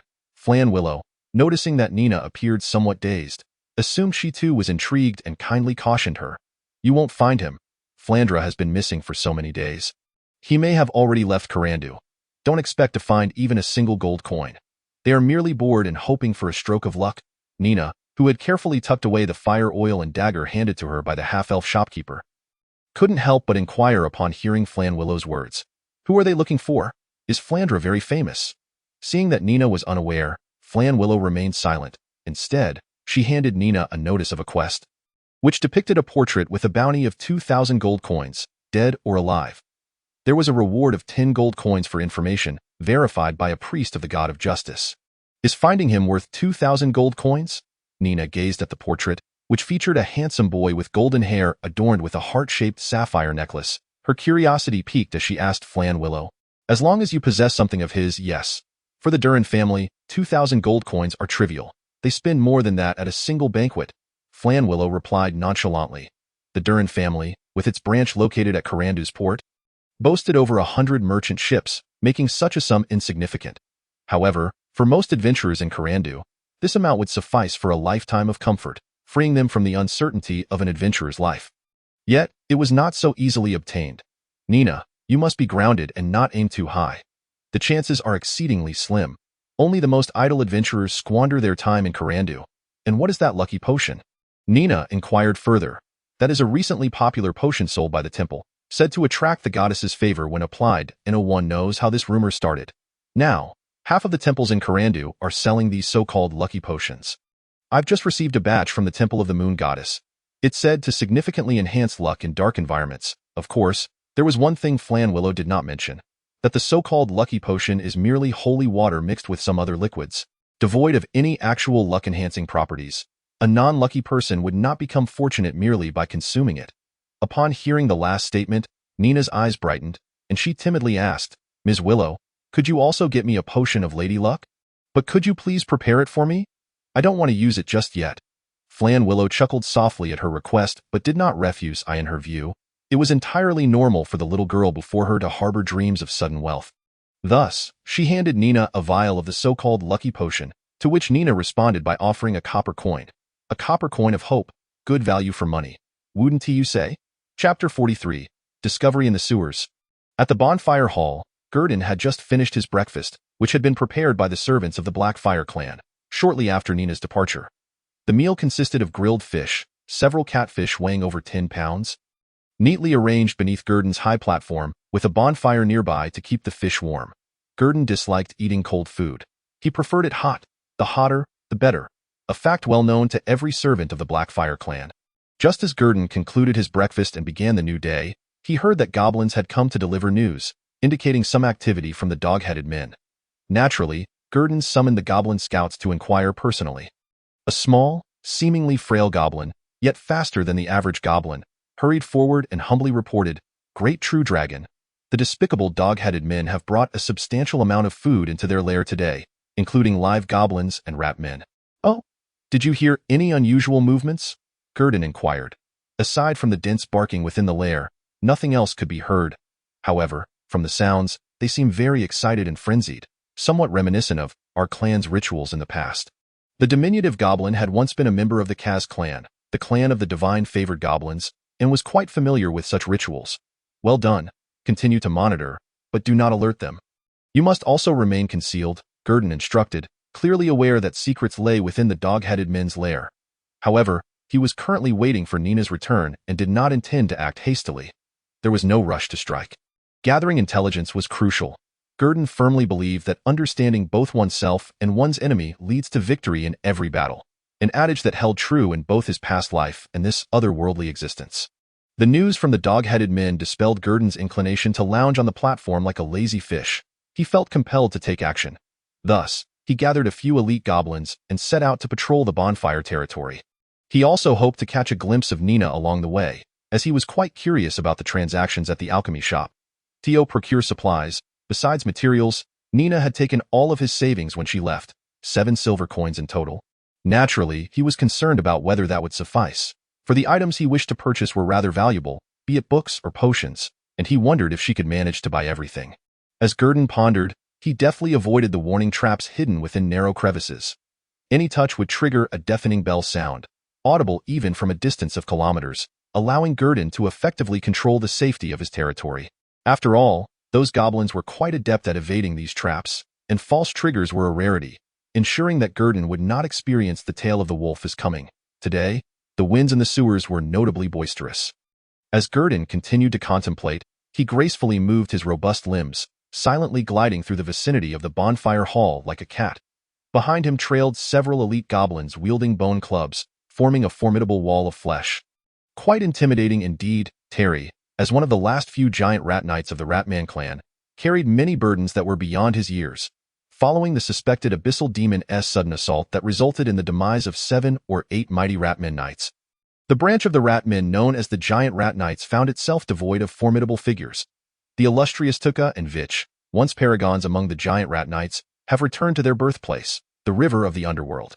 This exodus has led to a stark decline in the stature of the Giant Rat Knights within the Ratmen tribes. Just the day before, a new batch of Ratmen had begun training, leaning towards the paths of Ratmen rogues or Ratmen rangers, wielding diminutive poison-tipped crossbows. These two professions are undoubtedly more befitting of the Ratmen. With Tuka's death, the Giant Rat Knights have fallen into obscurity. Unable to stir even the slightest ripple, slaying a dragon ultimately amounts to but a reflection on a lake's surface, an ephemeral illusion. Now, Tyree, a Giant Rat Knight, bears the solemn command of the highest priest of the Ratmen to investigate the raging fires in the southeastern region, as well as the movements of the goblins, who seem to be stirring up considerable commotion of late. The priest intends to dispatch scouts to ascertain whether a new power has arisen in that vicinity. Given that rogues possess far greater agility than the Giant Rat Knights, Tyree has undertaken what it deems a task to prove the utility of the Giant Rat Knights. Thus, it is deeply committed to this mission. First visiting the goblin gathering places once known as the Kaz tribe and the Daika tribe. Upon concluding that both tribes had likely been eradicated, as evidenced by the decaying goblin corpses still displayed in the Daika clan hall, Tyree initially intended to report back. However, an indescribable sense of responsibility surged within, compelling Tyree to emulate Tuka and revitalize the Giant Rat Knights. It seeks to demonstrate to the newly born Ratmen that the knightly status in the eyes of the priest is no less esteemed than that of the rogues and rangers. It vows to inherit Tuka's legacy and promote the spirit of knighthood. Consequently, after discovering the two locations, Tyree swiftly urged its giant rat towards a third site, known as the Gallic clan's South Goblin Gathering Place. This time, it is determined to fulfill the task flawlessly. As Tyree gallops through the sewers, it fingers the mismatched heart-shaped blue gemstone hanging from its short, stout neck, silently praying for Tuka's blessing. Wishing to become as distinguished a giant rat knight as Tuka, leading the Ratmen into the future. This gem had been a reward from Tuka upon Tyree's ascension to knighthood, cherished as a treasure and kept at home until Tuka's demise prompted Tyree to don it, serving as a constant reminder of Tuka's legacy. The narrow crack ahead is the entrance. With a bit of caution and observation, it can report back afterward. As Tyree sped through the sewers, it soon beheld its destination. Gazing at the crack ahead, its mind raced through the steps to follow. After meticulously planning the approach and escape routes, Tyree gently urged the giant rat to silently slip into the inconspicuous fissure. Such a narrow crevice seems naturally designed for the Ratmen, a notion wasted on those green-skinned brats. As Tyree wriggled through the crack, the giant rat inadvertently stepped upon something akin to a switch. In the next instant, a sharp alarm blared through the fissure. Panic surged through Tyree, for the previously dark corner ahead was now illuminated by a flickering firelight, indicating it had been discovered. Simultaneously, the goblin's raucous cries echoed from beyond the turn. Yet, Tyree's expression remained momentarily stunned but otherwise unfazed. It believed that as long as it was not surrounded, it could command the giant rat to charge forth, eluding capture by the goblins. This confidence is precisely why Tyree so audaciously sought to explore the lair. Thus, with a hint of nonchalance, it crushed the shrill alarm device beneath its foot and cast a leisurely glance at the approaching goblins. Uttering a curse in the Ratmen tongue, it proclaimed, "Farewell, green-skinned brats. If you dare, come chase after me, Tyree." As it turned to flee, Tyree sensed the exit behind dimming significantly. Then, it beheld a pair of dark golden vertical pupils staring intently at it from the fissure's mouth. While their owner spoke in the familiar tongue of the Ratmen, "Oh, look what I found, 2 adorable and charming little mice." Its mouth widened in a grin, a very large grin. Chapter 44. Shattered bones. Gordon's robust black scales enveloped its entire form, while the soft underbelly was layered with massive pale yellow dragon scales, resembling a shield. It lay upon a high platform, its half-closed dark golden vertical pupils slightly squinting, yet its humanoid expression conveyed evident contentment. The scaled claws, encased in sharpness, unconsciously toyed with the resplendent heart-shaped blue gemstone, relishing its exquisite beauty. This treasure was one of its spoils, worth a considerable sum. Indeed, It was the most valuable item Gordon had encountered, estimated at a full 10 gold coins. Although the gemstone was of somewhat inferior quality, marred by slight imperfections within the heart shape, it was still a gemstone, was it not? Selling it to the blue dragon in the desert would command a significantly higher price, for they perceive gems of the same hue as their most precious treasures. However, this is contingent upon whether that blue dragon is willing to part with its hoard of riches rather than resorting to physical means to acquire it. Gordon had not anticipated that slaying a mere rat would yield a treasure more valuable than conquering an entire tribe. It recalled that ratmen typically do not delight in hoarding such glittering objects. Their treasures are akin to those of goblins. Nevertheless, having acquired the gemstone, Gordon felt no desire to ponder its origins. It was now rightfully in its possession. With that thought, Gordon directed its gaze towards a faint blue luminescence flickering in its retinal field. Contentedly allocating the 2 newly acquired talent fragments, robust, 820, 1020, observing the vibrant data within the light blue information panel and the newfound vitality coursing through its body, Gordon nodded in satisfaction. It had grown stronger once more, and the palpable sensation of this enhancement exhilarated it.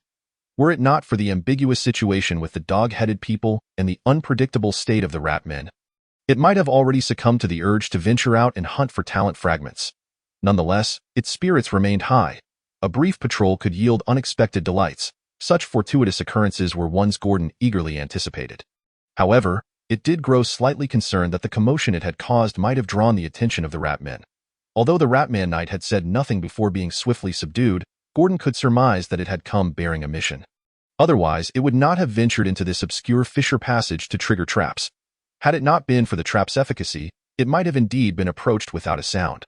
Thus, Gordon learned from this experience, adding a few more traps and employing minor adjustments around the fissure, just as it reflected on which traps from its talent, trap mastery, would be most suitable for this location. It heard footsteps echoing from the left corridor. The newcomer appeared somewhat out of breath, completely unguarded, indicating a level of comfort in this area. Recognizing the familiar sound, a smile crept across Gordon's lips. Nina had returned, bringing with her the items it desired. As Nina emerged from the corridor, she had yet to greet Gordon when she noticed the figure of Mr. Gordon descending from the high platform, striding towards her. Whether it was merely her imagination or not, Nina felt as though, during her brief absence, Mr. Gordon had grown significantly larger. Previously, when curled up, its head barely reached her chest. Now, it seemed capable of brushing against her neck. It was worth noting that this transformation had occurred in less than 5 days. Nina distinctly recalled that at that time, Mr. Gordon was scarcely larger than a house cat, only a bit larger than Liz, Sister Celia's pet. Perhaps it was true that true dragons possessed extraordinary gifts. She steadied her breath, which had become slightly labored from her haste, and smiled at Gordon. Mr. Gordon, I sold the items for over 2 gold coins. I managed to buy some of the materials you requested, but the invisibility potion you mentioned was far too expensive. Even if I forewent purchasing other items, I still couldn't afford it. The least expensive invisibility potion at the alchemy shop costs 5 gold coins per bottle, and it's rather minuscule, lasting only 5 minutes, I inquired with Lady Willow. As Nina and Gordon made their way back up to the high platform, she began recounting the marvelous potions available at the alchemy shop, along with some popular items for sale. Upon reaching the platform, Nina produced a well-sealed bag she had carried on her back, a slender volume of parchment, a bottle of thick, dark liquid that appeared viscous and carefully sealed, a dagger gleaming with a chilling light that resembled a short sword more than a dagger in her hand, and a handful of scattered silver and copper coins, indicating that she had spent quite a bit on this purchase. However, Gordon remained indifferent towards the coins. Unlike the Black Dragon, it harbored no strong possessiveness. What captivated Gordon's attention was the somewhat thin volume of parchment. It recognized the familiar script upon the cover, the general language it had instructed Nina to prioritize in her purchases, the Manual for Talent Specialization Training. The training manual for the rare yet commonplace first-tier talent specialization, Shatterbones, presents a unique insight. The talent Shatterbones. Through specialized training, you have honed your ability to pinpoint the vulnerable joints of living beings, delivering precise strikes that may shatter bones. Upon being struck, the adversary must make a judgment. Failure to do so results in debilitating effects, potentially leading to paralysis. Note: bludgeoning weapons enhance the effectiveness of Shatterbones. Mastery of this talent necessitates extensive combat and training over time, but having access to literature greatly facilitates the learning process. Gordon opened the parchment book, discovering that the first page contained an anatomical illustration of a creature, specifically a gnoll, depicted from various angles with annotations highlighting the critical joint locations. The manual also detailed instructions on constructing a training dummy for talent specialization practice, alongside illustrations of other creatures, including goblins and bear goblins, enabling adventurers to target specific weaknesses. The content was so lucid that even a mindless barbarian would comprehend it to it. Can be said that Nina's expenditure of 1 gold coin was well justified. Choosing Shatterbones was a decision grounded in Gordon's recollections of formidable adventurers wielding bludgeoning weapons from the Legacy of Dragons. He recalled a 5th-tier Warhammer Knight from the Northern Territories, who, equipped with weakness perception and clad in armor made from winter wolf pelts, had shattered the joints of a full-grown white dragon, rendering it utterly incapacitated. The dragon's body bore over 400 bones, with scarcely a few remaining intact, all accomplished through Shatterbones. The memory was particularly vivid. Coincidentally, goblins predominantly wield bone clubs, synonymous with bludgeoning weapons. Thus, the training for Shatterbones held a higher priority. After a brief examination of the tome, Gordon summoned the leader of the Blackfire clan, Grush Blackfire, to his side. He tossed the parchment before Grush, who knelt attentively to receive orders. With an indifferent yet authoritative tone, Gordon commanded, "Grush, ensure they train diligently." "Do not let me down." "Yes, my master," Grush Blackfire responded, his gaze fixed upon the open pages. Realizing this was a manual on combat techniques or talent training, he felt an overwhelming sense of fortune and swiftly affirmed his commitment, even going so far as to declare that should he fail, his head could be placed in a dung pit. This made Gordon momentarily suspect that Grush was merely seeking to curry favor for sustenance. Upon Gordon's gesture, Grush cautiously tucked away the book and departed hastily towards another gathering within the hall. From this day forth, they would no longer train aimlessly. Grush resolved not to disappoint his master. Meanwhile, atop the dais, Nina noticed a strange glimmer. Beneath the campfire, a captivating blue light beckoned. A heart-shaped blue gem nestled beneath Gordon's pale yellow cuirass radiated a brilliant glow. Chapter 45. The contract of Woken. The goblins of the Blackfire clan began practicing the key points of Shatterbones in a nearby clearing. Their voices neither loud nor soft, yet in Gordon's ears, they resonated as silence. He was still reeling from Nina's unexpected proclamation. "What did you say?" "This trinket is worth 2,000 gold coins. The people of Carandu have lost their minds?" Gordon lowered his gaze to the blue gem pressed against his chest, astonished. He hastily extracted the gem from beneath his not overly heavy form, placing it carefully aside, fearful of crushing it. He then leaned in closely, fixating intently upon this gem, which held more symbolic than actual value. Doubt lingered in Gordon's mind. Before Nina could respond, he added, "But while this gem is exquisitely crafted, it is merely a low-quality sapphire. Hardly worth such a price." "Nina, are you certain what you saw was indeed this gem?" Nina, absorbing Gordon's words, momentarily fell into doubt. After all, the quest notice described Flandra as adorned with a heart-shaped sapphire. But she was unaware of its material. The prospect of having made a grave error and experiencing a hollow victory was disheartening, filling her with guilt. Thus, she quietly recounted all she knew about this matter to Gordon, devoid of personal bias, presenting an accurate account. This instilled in Gordon a semblance of trust, for the gem's appearance was indeed peculiar, especially on ARAT. It was highly plausible that the gem's previous owner had perished, leaving it behind to fall into the possession of a ratfolk.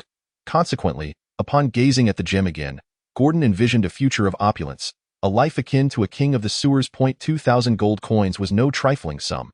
It could easily secure a shop deed or procure a few fine magical items in the illustrious city of Carandu.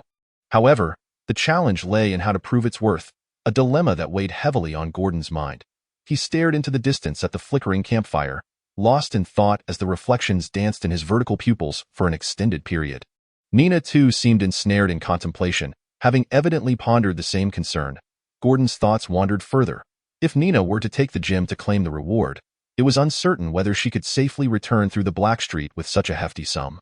Moreover, how could she pass the scrutiny of the Temple of Justice? The priests of the just God possessed true word, and should Nina attempt to submit the quest, Gordon's presence would be impossible to conceal. Every inquiry would yield a precise answer. Only the followers of Sherik or Layla could deceive the divine within the temple. 2,000 gold coins felt like a hot potato to Gordon, for Nina appeared to be his sole trustworthy ally, leaving him with little maneuverability. Was he to simply watch as 2,000 gold coins slipped through his fingers? A sense of reluctance enveloped him, yet Nina spoke up with an anxious gaze, she mustered her courage to address Gordon. "Might I try? I believe Lady Willow is a good person. Perhaps she could assist us." "That half-elf?" Gordon was well aware of Flandre Willow's existence, having been informed by Nina during their last transaction. It was said that she was a kind and generous alchemist shopkeeper who offered reasonable purchase prices. Nonetheless, Gordon scoffed, instinctively inclined to reject the idea and deliver a lesson on the treacherous nature of society. Nina, being young, might not grasp the inherent dangers. Betrayal often stemmed from a lack of leverage. While some might disregard trivial gains, the allure of immense wealth would reveal their predatory instincts, more ferocious than a dragon. The dragon may seize riches, but such individuals would not relent until they had stripped everything bare. 2,000 gold coins could awaken the primal instincts of even the most humble and courteous noble. Inciting them to plunder, with the contract of the goddess of wealth, we can ensure mutual protection, Nina hastily added. In the free city of Carandu, there was no doubt that the goddess of wealth, Woken, was the most revered deity, her temple sprawling larger than any other. The palaces surrounding her temple eclipsed those of lesser gods, constructed by her devout followers. Merchants who worshipped Woken were ubiquitous across the continent. Their faith fervent, often donating gold to maintain her temple. In this merchant hub of the free city, Carandu, the number of Woken's followers rivaled that of the other gods, leaving Gordon momentarily speechless. Indeed, with the goddess of wealth's contract, the concerns dissipated, allowing a third party to assist in appraisal or retrieval. As long as the sapphire was authentic, the promised reward would be honored without any deductions. His preconceived notions momentarily clouded his judgment. While this native girl, not yet 10, demonstrated a clarity of thought surpassing his own, the fairness of the goddess of wealth in transactions was unrivaled among deities. Any merchant seeking to enter a pact would undoubtedly prioritize Woken's contract to ensure equitable dealings. "Very well, we shall proceed as you suggest, but exercise caution. Nina. 2,000 gold coins is not an insignificant amount. If necessary, you may abandon it." Gordon spoke firmly, not neglecting to impart his caution. This tool had proven quite useful.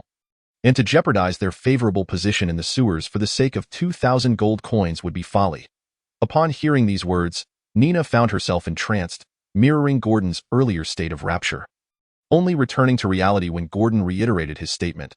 The rumbling sound snapped her back to attention, and she quickly turned away, wiping her eyes, and spoke in a soft, nasal tone. "I will, Mr. Gordon." It is worth noting that Nina was more vigilant than the rats of the sewers. She would flee at the first sign of danger. Listening to Nina's words, though Gordon recognized their inappropriateness, his gaze involuntarily drifted towards the enormous rat rotating over the campfire, its skin now a golden brown, glistening under the flames. Perhaps it would be prudent not to liken yourself to a rat, young lady, Gordon thought, but did not voice it aloud. Instead, he shifted the topic. "When do you plan to depart?" "Now." "Ah, I have ventured into the temple district numerous times before. It is quite a distance from the Black Street, requiring a full hour's walk to reach. The priests in the temple district occasionally distribute relief food. And Nina has visited a few times as well. However, it often happens that the portions she collects are snatched away by other beggars and vagrants before she can leave the temple district. Over time, Nina has come to believe that the refuse found in the back alleys of the Hearth Tavern is more appealing than what is offered there. At least, the food there provides a sense of security. "Very well, let us have breakfast before we depart. I imagine you haven't eaten yet this morning. Today, I shall treat you to some delightful flavors from the past," said Gadon, gesturing towards the massive rat meat roasting over the fire not far away. Nina's eyes sparkled with interest, and she readily accepted, as she was indeed hungry. Gadon then summoned a goblin from the Blackfire clan standing by, instructing it to bring the roasted rat meat to share with Nina. However, after Nina had eaten to about 60% fullness, she suppressed her lingering desire for more and bid farewell to Gadon. After all, being overly full would make her feel quite uncomfortable, which was not conducive to her mobility. Nina understood this principle well. Gadon made no attempt to retain her, merely offering his customary advice. Yet, before she departed, Nina produced a small, translucent, sealed bag the size of a fingernail from her belongings. It appeared to contain a liquid. She opened the sealed bag and proceeded to apply the liquid onto Gadon's padded claws. Gadon did not resist, allowing her to do so, though he was curious about its nature. Once she had finished applying it, Nina spoke. "Mr. Gadon, this is a luck potion, crafted by the Temple of the Moon Goddess. It is quite effective, especially in the dimly lit sewers, which belong to Sarah's domain. She will watch over you." Gadon examined his damp dragon claw with a mixture of skepticism and intrigue. Bringing it to his nose for a sniff. It had a pleasant aroma, but he pondered whether it was perhaps too extravagant. How much does it cost? He inquired. "1 copper coin," Nina replied. "When you return, please bring me 10 portions, thank you." Chapter 46. The carriage embarking on the journey at dawn. Nina strode confidently as she approached the Kalandu Blackstreet. It was not because she no longer needed to hide in the sewers, nor solely due to the presence of Mr. Gadon and the delightful goblins of the Blackfire clan behind her. Rather, her heart brimmed with hope and conviction. She could not pinpoint when it had begun, but she had started to notice the vibrant colors of the world around her, and even found herself taking an interest in places she had never cared about before. Perhaps it had begun 4 days prior. Nina mused. Under Gadon's watchful gaze, she climbed the familiar ladder leading out of the sewers. As she was about to depart, she silently mouthed a message to the owner of the pair of dark golden slit pupils below. "Mr. Gadon, return quickly. Lady Willow and I will finalize our discussion as you instructed, and then I shall return.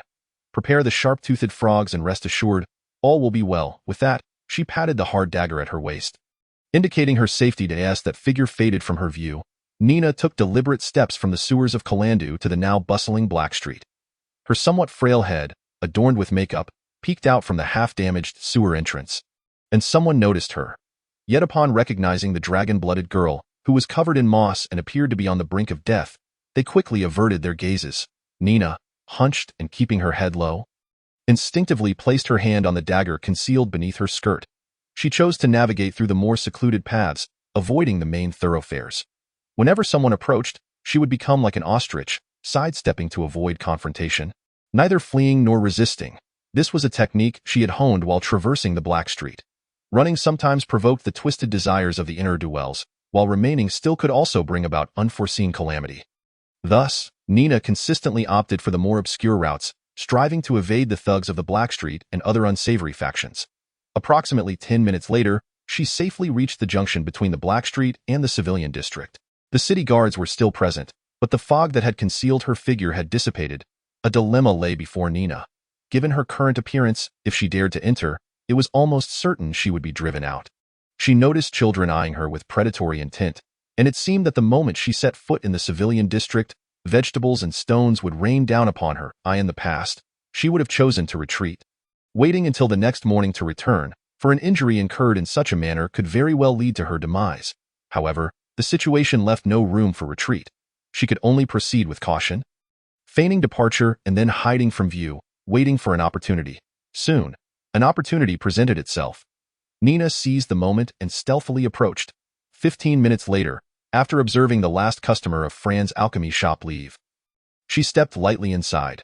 The foul odor emanating from her was immediately noticed before she could utter a word. "What a terrible smell!" "Oh, it's you, Nina!" exclaimed Lovie, who had been seated at the front desk, assaulted by the stench. Initially intending to complain, her eyes brightened upon recognizing Nina, and she dismissed her previous concerns about the odor. In her mind, adventurers, no matter how foul their stench, were deserving of respect. After all, they risked their lives in battle, adventure, and exploration. Go Lovie. Nina was no different from those adventurers, and indeed, she was an idol to her. Someone who could even make unpleasantness seem appealing. "Do you have anything to sell?" "I'll go fetch my sister," Lovie said, applying a drop of odor-neutralizing perfume to Nina before darting off into the back room, startling Fran Willow, who was engrossed in an experiment. The precious potion she had painstakingly concocted nearly met its demise. However, upon hearing Lovie mention Nina's return, Fran mistakenly assumed there was an issue with the items Nina had brought. After tidying up her experiment, she hurried back to the front, where she found the dragon-blooded girl standing awkwardly. "Is there something else you need? If you wish to return what you bought, you may do so today. If tomorrow, there may be a depreciation fee," Fran offered gently, having noticed the hesitation in Nina's eyes. Nina had been preparing to speak, but the suddenness of Fran's inquiry caught her off guard. "Sister Fran, I wish to discuss a business deal worth 2,000 gold coins with you." Fran Willow momentarily faltered, her mind racing, but quickly regained composure. She glanced outside, then hung a closed for the day sign on the shop door before shutting it completely. The atmosphere grew heavy with silence as the wooden door sealed off the alchemy shop from the outside world. It was impossible for Nina not to feel nervous, yet she maintained a facade of fragility, timidly asking, "Sister Fran, what do you think? Have you found Flandra?" "Where is he?" Fran Willow asked, Her curiosity piqued. She could not fathom how this girl, who had only recently learned of Flandre's whereabouts, was now returning less than an hour later to discuss a deal worth 2,000 gold coins. Nina remained silent, and Fran understood the unspoken implication. Thus, she shifted her inquiry. Why do you need me? You could go to the temple and submit the task yourself. The Temple of Justice does not refuse anyone entry, unless... You have a secret? Nina wanted to argue, but felt it would only draw more attention to her predicament, so she lowered her head and remained silent. However, Fran Willow was perceptive and straightforwardly asked, I can't prepay you in gold after assessment, but you must tell me how much I can earn from it. Her tone shifted from gentle to businesslike, as she recognized the customer's needs. 500 gold coins, Nina stated, a figure that Gadon had contemplated thoroughly as a reasonable share. Although the reward seemed somewhat steep, as Nina considered, a single gold coin could entice a desperate soul to take several lives on the Black Street. 500 gold coins could purchase a slave of noble lineage. Yet, if it came to fruition as anticipated, it could prove worthwhile. Moreover, the ease with which it came seemed like a windfall, making it easy for Gadon to overlook any potential profit loss. Oh, how bold! Fran Willow's previously stern demeanor softened, and she regarded Nina with new-found appreciation. 500 gold coins. I agree. Where are the goods? They are not with me. I must visit the Woken Temple to sign the contract before I can provide them to you. 50 silver coins. I can afford that. Nina retrieved a small, weighty pouch from her garments, the sound of coins jingling within bringing a sense of comfort. Very well. Fran Willow cast a deep glance at the dragon-blooded girl before breaking into a radiant smile. Turning to the stunned Lovi, she instructed, Lovi, keep an eye on the shop while I accompany her to the Woken Temple. We shall return shortly. Do not sell anything without my permission, understood? Yes, sister, Lovi replied, still dazed. Nodding stiffly. As for what the two had just discussed, she could only shake her head in confusion. Seeing Fran Willow's enthusiastic agreement, Nina's tense heart finally relaxed. Together, they stepped outside, and Fran Willow immediately hailed a carriage from the street, leaving Nina momentarily taken aback, as she had expected a much longer journey on foot. Thus, for the first time, Nina reveled in the sensation of riding in a carriage, experiencing a dreamlike, ethereal feeling. She was filled with excitement. Seated by the window, gazing at the ever-receding reflections of the streets, her eyes shimmering with anticipation and hope. Riding in a carriage was indeed delightful, of course, if only Mr. Gordon were by her side. It would have been even better. In Nina's slitted pupils, the towering temple of Woken glimmered with golden light in the distance, seemingly within reach. Chapter 47. A change in the weather. The priests within the Temple of Woken were adorned differently than those from other temples. Though they were referred to as priests, they bore a closer resemblance to nobility, draped in a display of opulence and splendor. Clad in silk shirts, with leather sleeves and ankle boots, every material they wore was crafted from the most luxurious fabrics and furs, epitomizing extravagance. The rings upon their fingers faintly pulsed with magical energies. As priests of Woken, their divine powers were largely intertwined with wealth. Consequently, the strength of a Woken priest was often correlated with their fortune. It was said that even the high priest could command tens of millions of gold coins, capable of invoking the Dragon Pact, to summon metallic dragons such as gold or brass to fight on their behalf. The cost of a single invocation by these true dragons could effortlessly deplete the annual treasury of a prosperous nation. Naturally, most priests, when seeking assistance, opted to call upon their goddess Woken, summoning formidable beings from her divine realm to aid them. This approach proved more economical, as it was rumored that frequent use could yield a buy one, get one free deal, wherein summoning a powerful creature would also bring forth a lesser one. Alternatively, after 10 summons, one could enjoy a repeat summoning for merely a copper coin. However, the creatures from Woken's domain were generally far weaker than those from other divine realms. They excelled in the art of acquiring wealth rather than in combat. For them, as long as there was sufficient money, nothing was insurmountable. Wealth was all-powerful.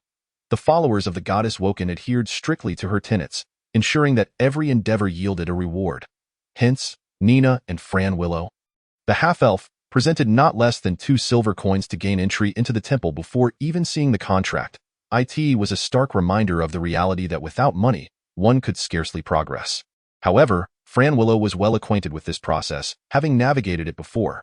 She promptly purchased a contract infused with the goddess's influence from the temple priests. Subsequently, she added clauses concerning the heart-shaped sapphire and delineated the responsibilities and obligations of both parties. Notably, within the contract of the goddess Woken, If the evaluation of responsibilities and obligations was found to be unequal, the document would self-balance, either reducing or eliminating responsibilities, or even leaving parts entirely blank. In matters of trade, Woken was indeed the god of fairness. Yet, the costs were equally staggering. The total value of goods required a tithe of 1/10 to be paid to the goddess Woken as remuneration. This meant that to have the contract recognized by the goddess, Nina and Franwillow would need to offer 200 gold coins to Woken. This revelation took Nina by surprise, though it was not entirely unexpected. Most of her knowledge stemmed from Grandma Orlon or adventurous tales shared in taverns. Under such hearsay, she had assumed that merely acquiring a contract would suffice for recognition. She had not considered that if one could indeed gain the goddess's acknowledgement for just 1 gold coin, there would not be so many greedy merchants losing their fortunes to deceit. Nevertheless, even 200 gold coins fell within Nina's acceptable range, especially since she had already dispensed 500. Thus, parting with 200 for security was not an unreasonable proposition. Particularly as these 200 coins would be split proportionately in essence. Nina would only need to contribute 150 gold coins, with Fran covering the remainder. Moreover, the establishment of this contract hinged upon the heart-shaped sapphire genuinely being an heirloom of Fland, thereby activating its validity. Thus, there was no need for Nina to worry about facing a loss of 2,000 gold coins if the sapphire did not hold true lineage, alongside the 200 gold coins owed to the goddess Woken. After Nina, with the priest's assistance, examined the contract and affixed her handprint, half an hour had already elapsed. The increasingly blazing sun illuminated the towering temple, coated in golden lacquer, making it shine brilliantly, with the circular roof reflecting pure golden rays. Nina and Franwillow had exited the temple, and at that moment, an invisible connection of divine power linked them. The contract remained within the temple of Woken, binding all their actions to the stipulations outlined therein until the contract's expiration. Any breach would invoke divine retribution from the goddess Woken, which was why her contracts held such formidable power. Provoking the wrath of a deity was not something an ordinary individual could withstand. Even a legendary mage would tread carefully in the presence of a god, let alone the common populace. Yet, as Nina boarded the carriage, she handed over the sapphire concealed upon her person to the half-elf before her. With the binding of divine power, she had no reason to fear any ill intent from the seemingly serene figure before her. Upon seeing the heart-shaped sapphire glimmering with a dazzling white light under the sun, Franwillow momentarily disregarded the little fib Nina had spun and began meticulously appraising the gemstone. As time passed, her expression softened, gradually blooming into a smile. When the carriage finally halted at the Adventurers Guild, Franwillow leaned in close to Nina and whispered, "Congratulations. If all goes well, you shall be crowned this year's luckiest adventurer in Karandu, fortunate scion of the dragons." Nina gazed at the slender figure of the half-elf, her waist-length hair held in place by a circular band, as she gracefully stepped into the bustling Adventurers Guild. The tasks of delivering commissions and managing subsequent affairs were entirely entrusted to Franwillow, a responsibility clearly delineated in their contract. Nina's sole obligation was to hand over the sapphire and, after the gold coins were settled, provide her with the 500 gold coin reward. After approximately another half-hour of waiting in the carriage, as the radiant sun approached its zenith, the smiling Franwillow finally emerged from the Adventurers Guild. Swiftly returning to the carriage, she signaled the long-waiting coachman to proceed to their next destination, Fran's alchemical workshop. With a playful glint in her eyes, she teased Nina, "You are now quite the little heiress. Most second-tier adventurers likely do not possess your wealth. Would you care to treat yourself to a new outfit?" "No need. I merely require a list from your alchemical shop, if that is possible, Ms. Willow." Nina shook her head, and of course, Franwillow, having just received 500 gold coins from Nina, had no qualms about earning a bit more. "By the way, could you prepare a few items for me to take back when we leave?" "What items?" "Invisibility potions and lucky potions. 10 of each, please package them up." Nina seemed to recall something delightful, her lips curling into a smile. Meanwhile, within the depths of the sewers, a black dragon yawned lazily, keeping a watchful eye on the tunnel. Anticipating the familiar sounds that echoed through it, began to feel a twinge of worry. Its restless demeanor and indifferent expression rendered the goblin training sounds in the bonfire hall nearly inaudible. It feared, inciting the ire of the great and benevolent True Dragon, the sovereign of the Blackfire clan. Simultaneously, at the Adventurers Guild, a noblewoman, a relative of Fland, lay weeping inconsolably upon an oak table, her grip tightening around the heart-shaped sapphire. As her sobs gradually subsided, she choked out to a guild officer, President Bame, "I wish to issue a commission." The task at hand was to exterminate all ratfolk and their kin dwelling in the sewers of Karandu. The reward would be 5 times the average price. Redeemable with the heads of the ratfolk or giant rats. I want the ratfolk of Karandu's sewers to pay for the demise of my poor Fland. As she spoke the latter part, her aristocratic visage betrayed an uncontrollable fury. The skies above the black streets were about to change. Chapter 48. The desecrated priest Jim. Why are there so many adventurers in my territory? Do you know the reason? Finch, the leader of the Dragon Hunters Guild, glared darkly at his subordinate who had just returned from an external inquiry, demanding an explanation. It was evident that this third-tier warrior, who had once brought back the head of a wyvern, was not in a good mood. The reasons for his discontent were likely known only to him. Boss, it is said that Fland's commission has been completed. The culprit who murdered Fland was discovered by the esteemed mage using retrace to be the ratfolk from the sewers. Thus, the Durin family has issued a commission to exterminate the rats, avenging their young Fland. It is rumored that a common ratfolk head is worth 20 copper coins, while a higher-tier ratfolk is valued at 3 silver coins. Adventurers have gone mad, flocking to the black street sewers with bags in hand to collect their bounty. Even many of our guild members are eager to venture into the sewers in hopes of pocketing some coins. The lean man, bearing a mottled scar that ran from his eyelid to his lip, quickly relayed all he knew to Finch, the undisputed strongest figure in the southern black streets. Finch's expression grew increasingly somber, bordering on the precipice of despair, until he remained utterly silent, his demeanor almost dripping with foreboding. His subordinate, Jim, was visibly shaken, cowering and awaiting Finch's command with trepidation. It's all right now. You may leave. Ensure that the gang members are restrained and refrain from clashing with those foreign adventurers. Finch finally regained his composure and spoke in a measured tone to Jim. Yes, boss. I shall inform the brothers immediately to avoid any conflict with those adventurers, Jim replied, feeling as though a great weight had been lifted from his shoulders. He couldn't help but reflect on how much stronger his leader seemed to have become. Even as a Tier 2, elite wanderer, he felt a sense of unease, fearing that before Finch, he might not even be able to employ stealth. Finch did not linger long at the headquarters. He departed the territory of the Dragon Hunters and headed directly to the second floor of a thorny tavern in the civilian district. Upon reaching the last room at the end of the corridor, he knocked gently on the wooden door and whispered, Lord Revere, are you there? It is Finch. This name referred to the old woman in the black robe who had accompanied Finch to survey the scene in the Black Street. However, the voice that responded from within was that of a young, delicate woman, imbued with a languorous and mysterious quality. Finch, what brings you here? Come in. The melodious tone was somewhat elongated, indicating her pleasant mood. The tavern door creaked open, and Finch glanced around the corridor, ensuring no one was watching before stepping inside the room. Upon entering, he beheld a young woman with a slender figure and flowing black hair. Reclining on the bed, her delicate hand holding a glass of crimson liquid, her gaze meeting his with a bewitching smile. However, Finch dared only to cast a fleeting envious glance at this woman, who had seemingly rejuvenated within mere days. This was a unique ability of the Ouroboros cult, harnessing life force to heal wounds and subsequently shedding age like a serpent, returning to youthful vigor. Though he had heard of it, this was Finch's first encounter. He bowed respectfully and remarked, Lord Vimier, you must have received divine favor. It is truly admirable. What brings you to me? Vimier replied, her voice still languid and relaxed.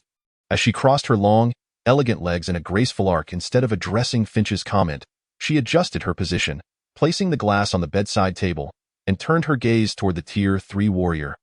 Awaiting his response, for reasons unknown, Finch felt a sense of avarice in Vimier's eyes directed at him. However, his mind was occupied with the turmoil in the Black Street, leaving little room for concern about her unusual demeanor. Adventurers have begun to swarm the Black Street, and I fear should we prepare for the Lord Serpent's ritual? Finch stammered, clearly caught off guard by the sudden influx of adventurers, his mind racing in disarray. Yet this reaction was to be expected. Anyone planning a dark god's ritual would understandably feel perturbed by the presence of adventurers lurking nearby. What is happening? The previously languid woman sat up straight, her demeanor shifting. What business do adventurers have in the Black Street, aside from dealing with scoundrels? Finch, not daring to withhold information, recounted the events of the day in Calando to Vimier in detail. After hearing Finch's account, Vimier, clad only in a silk gown that trailed to the floor, reclined back leisurely. Do not worry. It is of no consequence. They will purge their own kind while we prepare for our own affairs. Whether the ratfolk can endure beyond 3 months remains uncertain. With the storm eventually calming, the sewers would remain as desolate and abandoned as ever, just like before. Vimier resumed her nonchalant demeanor, whispering, during this time, refrain from making any rash moves. It would be prudent to wait until the turmoil subsides. 3 months is ample time. Understood, Lord Vimier, Finch replied respectfully, preparing to take his leave. However, just as he turned, a pair of pale arms draped over his shoulders. Icy fingers brushing against his neck, sending a chill through him. A fragrant breath wafted towards him, accompanied by an alluring voice. Since you are here, I have not indulged in such pleasures for quite some time. Come, lie down. A flicker of fear crossed Finch's eyes. He wished to protest, to escape her embrace, but found his body unresponsive, moving mechanically towards the soft velvet bed as if drawn by an unseen force. Lord Vimier, please, do not. His voice trembled with panic, fully aware that this unexpected encounter boded ill.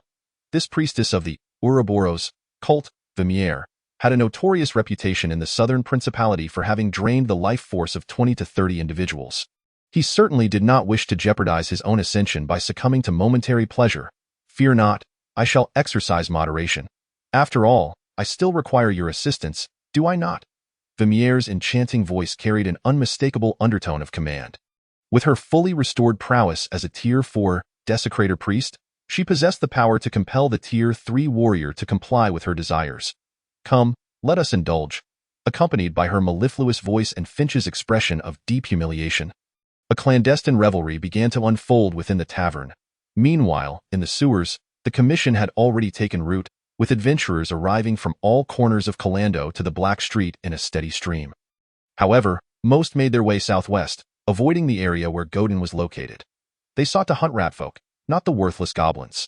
Thus, when Nina returned from Fran's alchemical shop, Godin became aware of the shifting dynamics within the sewers. Yet, this development had been anticipated. After all, a murderer must be brought to justice.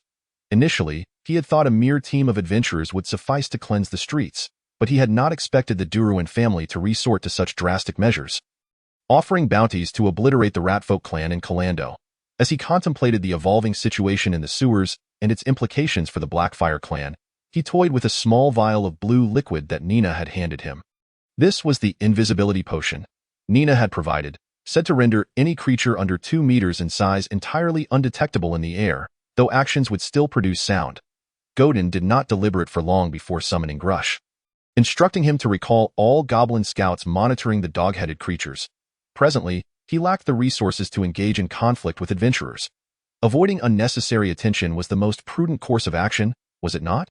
Reclining atop a pile of several hundred gold coins that had been extracted from a dimensional pouch, the black-scaled dragon squinted his eyes, relishing the sensation of the Dragonkin girl bathing his scales with warm water. While he languidly contemplated, occasionally, he would flip over, lazily resembling a sloth basking in the sun, completely motionless. Chapter 49. Reaping the hours since Celia and Marglesia emerged from the half-plane of Azure City had now reached 21. They were still approximately halfway from the free city of Calando. The midday sun bore down with considerable heat, yet neither of the two chose to rest, for their time was limited. Having changed into attire indistinguishable from that of ordinary adventurers, Marglesia turned to Celia, who trailed behind. Celia, how much longer? In 3 hours, the invisibility effect will wear off, Celia replied, still clad in her black robe, her silver hair cascading over her shoulders, while a silver pseudo-dragon rested on her shoulder. Eyes closed in slumber. The only noticeable difference was the diminutive golden crown adorning her soft gray hair, though the crown had begun to rust, losing its original luster. As Celia walked, her pace was neither hurried nor slow, and her rhythmic steps in the forest appeared particularly adept. This was the optimal way to traverse the terrain, maximizing both stamina and speed, an essential skill for adventurers in the wilderness. Remarkably, despite traversing through grass and stepping upon dry twigs, they emitted not a single sound. Even if ants were underfoot, stepping upon them would not disturb their labor of transporting grains of food back to their nests. This was the pinnacle of invisibility magic, capable of completely concealing sound and movement without affecting the environment. Much like a wanderer entering the shadow realm, they too had entered a phantasmal plane. Thus, their presence in the material plane vanished as if by divine intervention. Celia understood this was indeed miraculous, for the seemingly higher-level invisibility spell was a manifestation of a semi-artifact. The item known as the Crown of Dimensions, which she wore upon her head, allowed all allies within 30 feet to enter a dimensional plane for a duration of 12 hours. Usable once per day, it was said to have been crafted by a demigod sorcerer during the era when elves ruled the Aiou continent. Although somewhat lackluster, it was still a flawed relic, usable only 10 times before the energy became chaotic and rendered it unusable. The semi-artifact had subsequently been lost to another realm following the demise of its creator during the Elven Wars, eventually coming into the possession of a traveling mage. Later, it was displayed among the treasures in Azure City as one of the mage's prized possessions. Celia had acquired it from the Tower Spirit, turning it into a vital means of escape from their pursuers. In retrospect, Celia could still sense the fury of the Tower Spirit, which had been unmasked by them, as it helplessly revealed the usage methods to them. Let us travel for 2 hours before finding a place to rest and set out again tomorrow. Alas, Margalesia glanced at the slightly rusted golden crown atop the gray-haired girl's head, her voice tinged with regret. Upon hearing the sigh in her captain's tone, Celia naturally understood the source of her lament.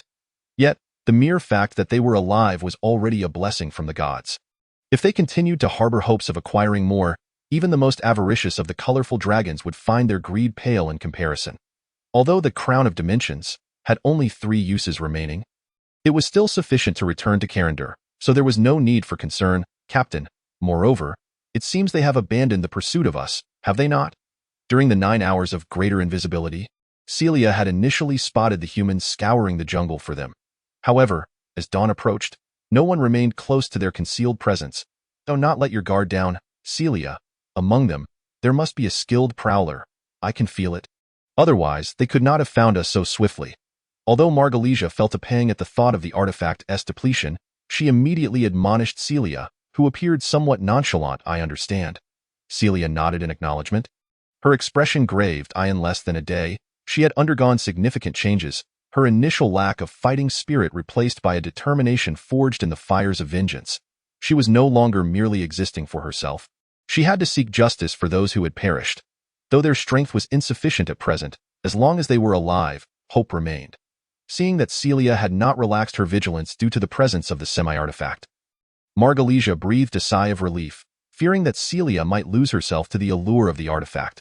After all, history was replete with tales of those who had been consumed by the very artifacts they possessed. Let us proceed, Celia. There is still a distance to cover. Indeed, within the unseen spaces of the prime material plane, the two continued their journey back to Carandur. There, the glimmer of hope for revenge awaited them. Sewers of Carandur, southeast region. 3 hours had passed since the bounty for clearing the sewers had been issued. The Ratfolk tribe, occupying the Rat City formed by over 50 converging pipes, was now in a state of panic. Although the adventurers had not yet arrived, it was merely a matter of time. The sudden emergence of these adventurers had completely disrupted the Ratfolk's aspirations and plans. They had not even fully claimed the southeast region when the most fearsome adventurers, as per legend, arrived. The calamity that had befallen them deepened their despair. The once mighty high priest of the Ratfolk tribe had vanished without a trace, leaving them in a state of leaderless confusion. Some Ratfolk suggested avoiding the adventurers, seeking a hidden place where they could regroup and recover. Others insisted that evasion was futile and proposed confronting the adventurers in the sewers, utilizing their own advantages. Even in death, they wished to take a piece of flesh from their foes, to show that Ratfolk were not to be trifled with. These conflicting voices echoed through the Ratfolk city. 5 well-equipped adventuring parties had already converged from the outer pipes of the Rat City. The sentinels among the Ratfolk, stationed at the pipe entrances, were no match for the elite human prowlers, who swiftly dispatched them with slashed throats and broken necks. The organized structure and vast territory of the Ratfolk tribe astonished the adventurers, but more importantly, it thrilled them. This also meant that those shiny, silver treasures were beckoning to them. A grand harvest was about to commence. Chapter 50. Targeted in the southern region of the Black Street sewers, a warrior-clad man charged forward, creating a whirlwind, before swinging his broad sword down fiercely, sending an unsuspecting Ratfolk ranger crashing against the uneven wall of the sewer, falling limply to the ground like a discarded frame. The gray-furred body crumpled into a puddle of mud, utterly devoid of its previous agility. To be approached by such a warrior meant certain doom. 3 silver coins earned. This Ratfolk is far easier to slay than goblins or kobolds, right? Kirin, the warrior cheerfully whistled, quickly jogging forward to sever the ratfolk ranger's head with a short dagger. Heedless of the blood, which he proudly hung at his waist. 3 hours had elapsed since the uprising in the Rat City. Although dusk was approaching, many adventurers were still determined to toil through the night in the sewers. After all, upon exiting, a small booth at the Black Street entrance awaited, offering immediate rewards for ratfolk heads, with heaps of copper and silver coins laid bare on the table. Nearby, a tavern beckoned, where one could enjoy a drink and then sleep soundly, a one-stop service. Do not be careless. Without my arrow ward, your reckless charge would have turned you into a pincushion. A girl in her late teens, sporting a single ponytail, replied coolly, though clad in a gray robe typical of wizards. She wielded a light crossbow. She had just shot a bewildered common ratfolk dead, the arrow embedded firmly in its forehead, its fletching still quivering. This was understandable, for in the continent of Io, low-level wizards had far too few spell slots and limited skills. Most of their slots were reserved for protective spells for themselves or their allies, such as mage armor, arrow ward, environmental adaptation, and grease. Pure wizards, especially at low levels without magical items, were indeed quite vulnerable. After a skirmish, they could expend nearly all their spell slots, leaving them in a state of helplessness, easily dispatched by a mere common goblin. Thus, choosing to wield a light crossbow or to take on a secondary role as a warrior was a common choice among low-level wizards seeking adventure. Hee. The valiant warrior scratched his head, chuckling lightly. He refrained from further comment. The wizard girl was indeed correct. Had it not been for arrow ward, he might have been struck by the ratfolk ranger's crossbow bolt in the first round. You two, stop chatting. The battle is not yet over. Whether we can enjoy a hearty mug of oat ale at the hearth tonight depends on this venture. Such opportunities are rare. The sound of blades sinking into flesh accompanied the unique counting method of their leader. Ryan. 20, 40, 6, no, 80, 380. In a matter of moments, Ryan, a second-tier, elite swordsman, had already slain 4 common ratfolk and 1 first-tier ratfolk. With Ryan's command, the two quickly ceased their banter and rushed to clean out this small gathering of ratfolk. They need not worry about the ratfolk escaping. The sewer pipes had long been blocked by various debris, leaving only a single gap, where 2 of their comrades, a dwarven warrior and a half-elf ranger, stood guard. They had invested considerable time to secure this small ratfolk enclave, all for this moment of unrestrained harvesting. The slaughter had not yet ceased.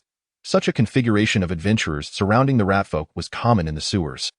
The ratfolk had nowhere to flee from this sudden onslaught. In less than a day, they had been scattered and defeated before they could even organize an effective resistance. However, this was hardly their fault. The Black Street sewers had seen a steady influx of hundreds of adventurers and dozens of low-level teams. The ratfolk, having enjoyed a tranquil existence in the sewers for years, had entirely forgotten the existence of adventurers. After all, few ventured into the sewers unless there was a bounty. Who would willingly go into the filthy, stench-ridden darkness to hunt monsters? But now, they had arrived. Thus, they reveled in this carnage, eager to claim the generous rewards offered by the Durin family. Yet, in this world, there were always peculiar adventuring teams that, even in times of ease, could pass by the shimmering treasures unnoticed. For instance, boss, where exactly are we? I haven't seen a single ratfolk. A well-equipped adventuring party, holding torches, cautiously advanced through the dim sewers. One burly barbarian asked their leader, Shire, his voice echoing throughout the sewer. Barn, keep your voice down. Even if there are ratfolk, your loud mouth has surely scared them away. Sean, the rear guard, whispered urgently, but there's really nothing here. We've been walking for 30 minutes, and the torch is nearly burnt out. I haven't seen a single rat hair, yet I saw the exchange booth at Black Street. The lime-pickled ratfolk heads are stacked as high as houses. Barbarian Barn felt a sense of indignation, unsure whether it stemmed from not encountering the rat-men or from the disappointment of the evening's events falling through. Nevertheless, his voice had diminished in volume, no longer resonating with such a buzzing intensity. All day long, you're obsessed with that thing, Barn. Sooner or later, you will meet your demise because of it. A striking female voice cursed vehemently. She was a short-haired rogue clad in leather armor, clearly dissatisfied with her teammate. Minor, dying at the hands of a woman is, in fact, a form of glory for the Northerners, if you don't understand. It's best to remain silent, Barn retorted, unconsciously puffing out his chest, though it ended there. Otherwise, this little team would have no reason to embark on such a perilous adventure. Disbanding on the spot would be far more prudent. Hold on, Barn. If I'm not mistaken, we should be close to the Ratman's tribe. I recall entering through the sewers from the southeast. Which side of the Black Street is east, boss? Someone tentatively inquired. This way? Shire pointed uncertainly in a direction. And why heavens, boss? I thought after your last few escapades you had overcome your sense of direction. Yet here you are still confusing east with west, Miner exclaimed in exasperation. Nearly at her wits' end with their leader. Were it not for his second-tier prowess, he would never have been appointed to this role. Boss, let us move on quickly. I can't endure this stench any longer. The foul odor of these filthy sewers is unbearable, someone suggested. Very well, Shire, who knew he had once again led the group astray, shrugged helplessly. He was still puzzled. Wasn't he the right side of the Black Street east? Yet he had certainly seen many adventurers gathering over there. After traversing a considerable distance, the party still failed to locate the sewer exit. At that moment, the rogue miner, stationed on the right flank, suddenly appeared somewhat bashful. I think. Could we take a moment? I need to relieve myself. It seems I've drunk too much water this morning. Miner, finding the exit still far out of reach, was unable to hold on any longer. After all, there were no monsters lurking nearby. Go ahead. We'll wait for you here. Shire halted, and the other team members instinctively followed suit, preparing to wait for the female rogue to attend to her needs before proceeding to the next exit. Thus, Miner hastily found a narrow crevice to hide within. The gap was elongated, leading to a corner. She could not discern what lay ahead, but Miner had no time to ponder such thoughts. She squatted down swiftly, ready to resolve her predicament when she suddenly felt a chilling gaze directed at her, as if she were being watched by some unseen entity. With her keen intuition, Miner quickly turned her head. Yet the corner remained empty, devoid of any presence. Was it merely an illusion? Chapter 51. The dragon in the crevice. Miner, are you done yet? Came Shire's voice from outside the crevice. The hesitating Miner quickly responded. I am here, however. I feel as if someone is watching me. As a rogue, she could distinctly sense the scrutiny surrounding her. The malevolent intent within those gazes was particularly alarming. The previous stare had evoked a primal fear as if she were prey to a lurking beast. Yet, upon turning, she found nothing. Was it truly an illusion? Miner was left in a state of uncertainty, prompting her to seek her comrade's counsel. Someone is spying on you? I'm here, safe and sound. Barn, the barbarian from the north. Seize the opportunity to mock Miner. You mustn't doubt me. I have no interest in your rather flat chest or backside. Just as dull as a man-s. Ha ha. Barn, undeterred, continued to jest at Miner's expense, for she consistently ridiculed his own attributes. However, he primarily dismissed the significance of the sewer, allowing him to make light of the situation. After all, he had braved ogre lairs and eluded frost giant minions. Even having shared fleeting encounters with wolf girls raised by winter wolves, he regarded a mere sewer with indifference. What peril could possibly emerge from such a place? Goblin warriors? Bear goblins? Or perhaps a dog-headed spellcaster? To Barn, all of these posed little challenge, easily resolved with a few axe swings. As for more formidable foes. What a laugh! Did they expect a dragon to appear? Which chromatic or metallic dragon would seek refuge in this dank hole? Even the black dragon, notorious for its affinity for swamps, would likely steer clear of such a place. Silence, Barn. One day, I shall stuff your head up your backside. Miner, already agitated, felt her frustration boil over at the Northman's taunts. Were it not for her inability to overpower him, she might have resorted to violence. Enough with the banter. Miner, do you truly sense something? Miner, having shed her earlier urgency, stood up and exited the crevice. Nodding towards Shire. Indeed, I distinctly feel someone watching.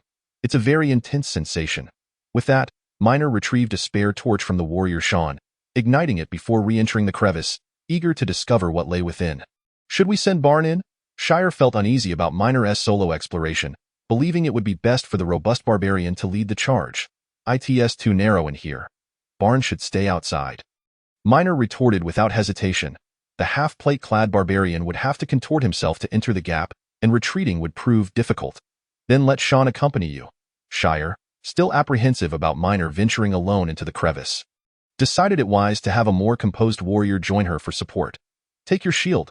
Shire handed Sean a small round shield, his secondary weapon, force field shield, effective at deflecting arrows or blade strikes. It also possessed the ability to transform into a 6-foot-high wall of force once per day, offering protection against spellcasters' attacks. It could be triggered without magic, making it a valuable magical item and the only one within their party.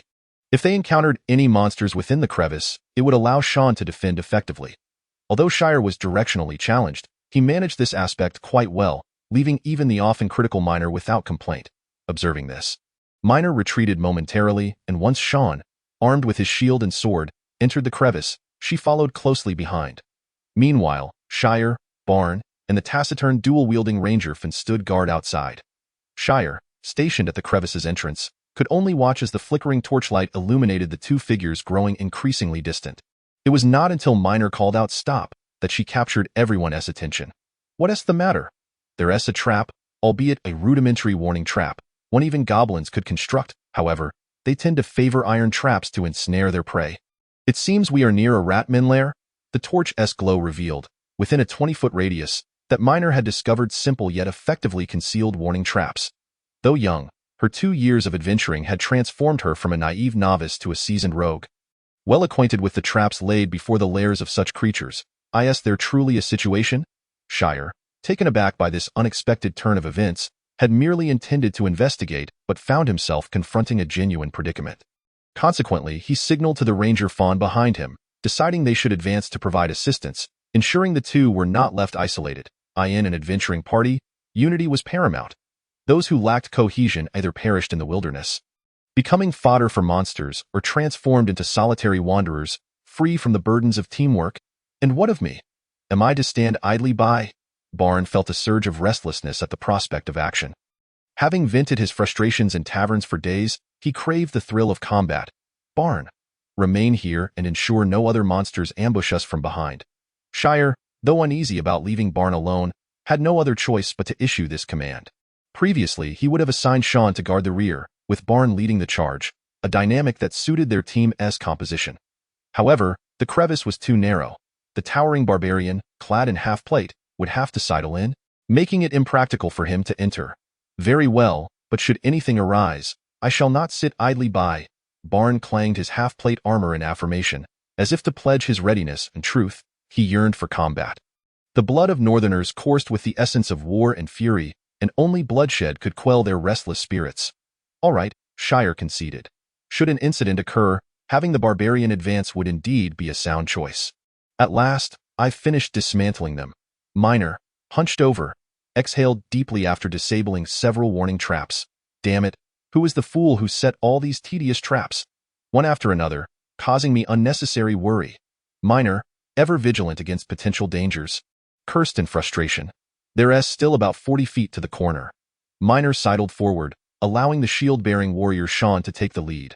Otherwise, her slight frame might succumb to a rain of arrows, particularly in this confined space where movement was severely limited.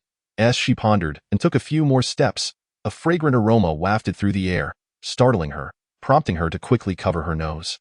"Be cautious, it might be toxic," she exclaimed while shielding her nostrils. This alarmed Sean, who hastily covered his nose with a cloth, but behind them, Shiri sniffed the air and remarked with exasperation, "The scent of the rare blue shadow flower wafts from the sewers. If it's indeed present, our haul may yield at least 30 silver coins. It is one of the primary ingredients for crafting the mage's meditation potion. But I recall that the Wanderers Guild tests for this, don't they, Mitsai? How could you mention the toxicity?" Shiri cast a dubious glance at her teammate Mitsai. Scratching her head, Mitsai lowered the cloth, inhaled deeply, and indeed recognized the fragrance of the blue shadow flower. Feeling somewhat embarrassed, I was mistaken. I mustn't act so carelessly. It can cause a disturbance. Suddenly, Mitsai's voice rang out again, filled with astonishment. "Shiri, there's movement around the corner." What could that be? Just as Shiri was about to reprimand Mitsai for her alarm, she looked up to see a pair of dark golden vertical pupils peering at them from the shadows beyond the light of their torch. From the silhouette, it appeared to be a human. Sean stepped forward, attempting to extend the torch's glow further, yet the vertical pupils led the four of them unknowingly into a patch of viscous black liquid covering the ground. After all, the sewers were inherently a convergence of mud and filth. A slightly sticky, black substance was perfectly normal. Finally, as they approached within 20 feet of the torchlight, they beheld the owner of those dark golden eyes, a frail dragonborn girl clad in tattered garments. Her exquisite features and petite frame spoke volumes of her delicate beauty, while those vertical pupils added an exotic allure. This is a jackpot. At least 300 gold coins. Just think how the nobles would go wild for her. Shiri muttered in awe, then quickly issued a command. "Sean, capture her. Alive." Even the most directionally challenged could stumble upon fortune, couldn't they? Meanwhile, the impatient northern barbarian, Barn, had already squeezed through the crevice, awkwardly sidling in. "Boss, what's going on?" he asked in a gruff voice, a prime slave, intact, a dragonborn.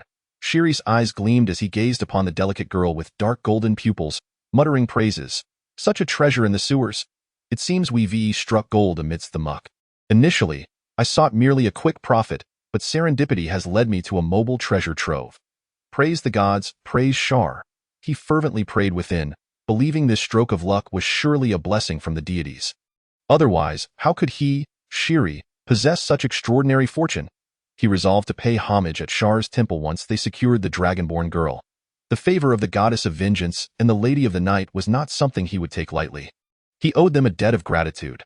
Meanwhile, the warrior Shan charged toward the corner, preparing to bring the girl over, just as Shiri had commanded.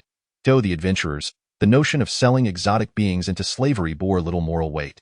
They regarded these half-breeds as less than human, even as monsters. Selling them posed no ethical dilemma, and even among pure humans, the allure of 300 coins could tempt many to change their identities and dabble in the slave trade. Adventurers, aside from a few with principles, mostly leaned towards neutral evil, behaving like locusts across the continent of Ao. This led many villages in the wilderness to shun outsiders, even driving them away. They were not strangers to the wrath of both gods and men. However, as Shan found himself just over 6 feet away from the dragonborn girl, he suddenly froze, obstructed by a form, leaving Shiri unaware of his predicament. He urged, "Shan, bring her over with her. We can enjoy a comfortable life. Any tavern in Kalandu would welcome them with open arms," he mused, unable to resist licking his lips. Even the dual-wielding ranger Fane behind him seemed restless. Wasn't the essence of adventuring to indulge in a lavish lifestyle and chase thrills? For money, they would do almost anything, from rescuing deities from bottomless abysses to seeking out the neighbor's orange cat. Their range of quest was vast. "Boss, I'm stuck. Come help me," Barnes' complaint echoed from behind. But Shiri's gaze was already captivated by Shan, leaving him oblivious to the commotion. Yet, unbeknownst to them, Shan's heart raced with a mix of panic. He was no novice adventurer. Almost immediately as Shiri's words fell silent, he activated the force field of his small round shield, summoning a 6-foot-tall barrier of force before him. Simultaneously, a sharp alert rang in Shan's mind. "Everyone, back away. There's a dragon, a living black whelp, around the corner." Where only Shan could see, a menacing head covered in black scales emerged. The same dark golden vertical pupils glowed ominously in the torchlight, instilling fear. True dragons, the most ancient beings in the realm of Ao, stood atop the food chain. The mere presence of such a creature was enough to instill dread in any adventurer, even if it were just a whelp. As Shan began to retreat slowly, the others caught sight of the creature's form.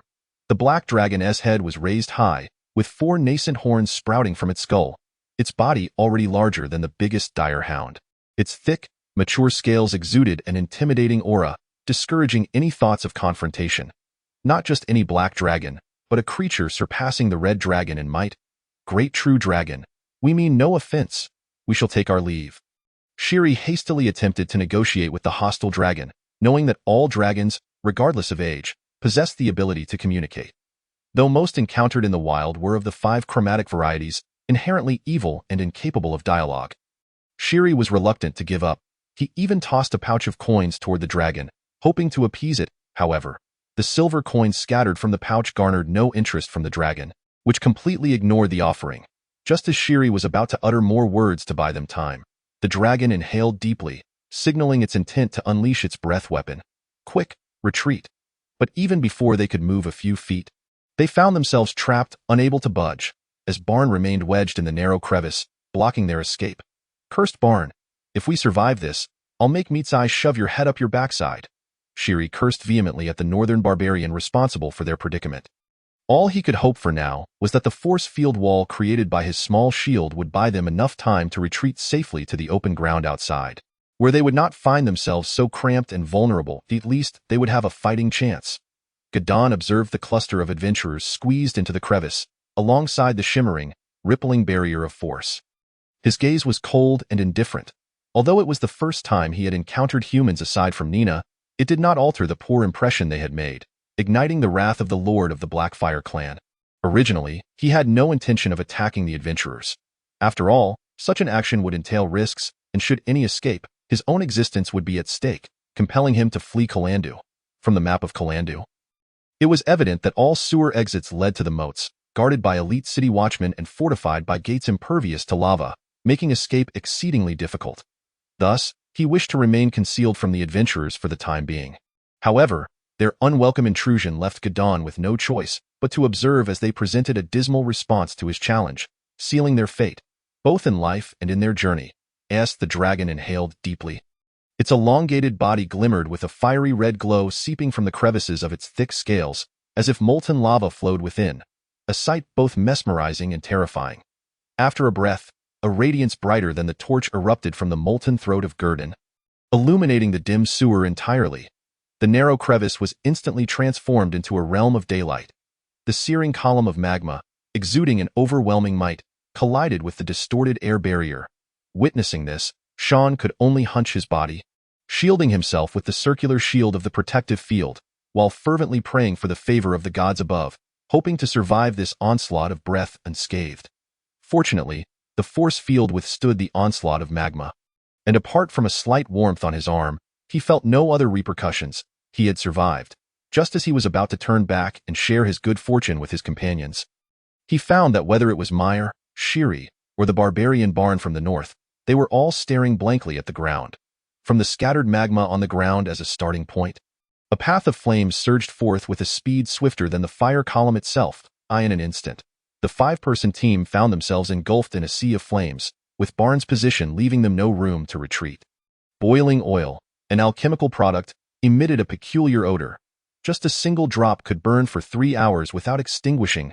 Gurdon inhaled the fragrant yet oppressive scent in the air, his cold, dark golden vertical pupils reflecting the inferno. Mirroring decay. Chapter 53. The conclusion. Unfortunately, the flames of the boiling oil could not entirely consume these adventurers. Aside from the immobilized barbarian barn, the agility of the others at this moment rivaled that of pure-blooded elves, and they almost immediately conceived an escape plan. Charging toward the black-scaled dragon was tantamount to courting death. A true dragon, no matter how weak, was beyond their fractured party's capacity to hunt. The only viable escape lay in climbing over the 7-foot-high mound of flesh and stepping on Barnes' head to flee from the constricted crevice that rendered their legs weak. As for abandoning him, they believed that having committed such a grave mistake, Barnes had already been spared a few stabs out of respect for their past camaraderie. Luckily, the crevice could accommodate only one person, thus preventing any frantic competition. The first to leap onto Barnes' shoulder and down was the dual-wielding ranger, Fayan. Being half-elf, he almost instantaneously leaped to Barnes' rear before the Northman could react. Fayan glanced back, the crevice illuminated by the flames. Its walls glowing red, the greenish-blue moss turned an orange hue. However, almost in the next moment, Fayan mercilessly turned and fled. He had to escape this damned crevice, to flee from this filthy, stench-ridden sewer. To hell with the rat men. To hell with the commission, and that true dragon that had suddenly appeared from who knows where should return to its own embrace.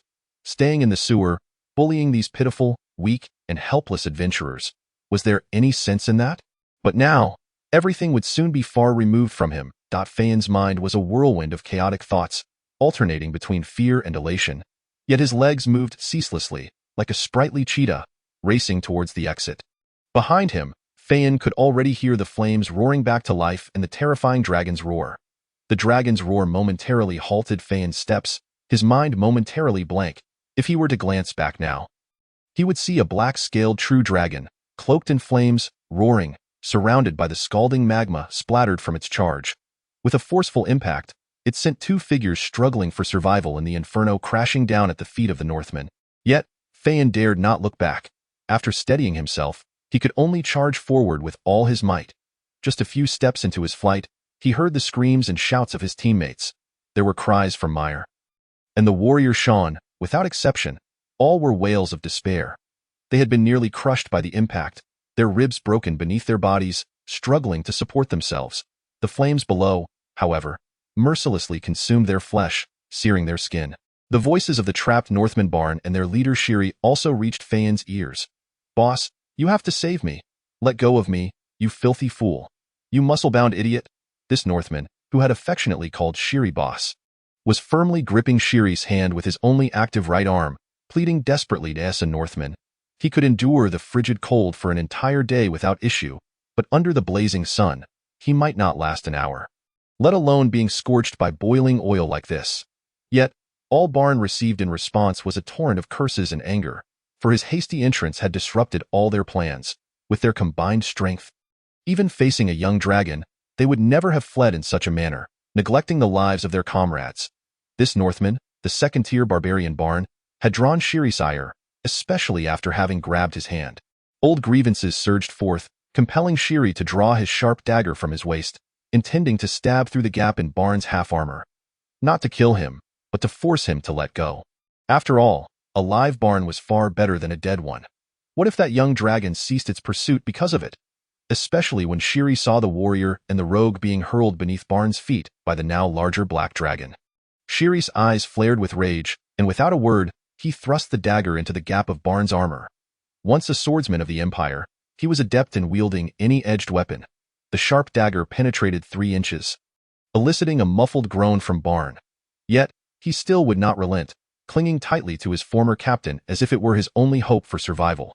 Shiri, not one to waste words, saw the black young dragon emerging from the flames.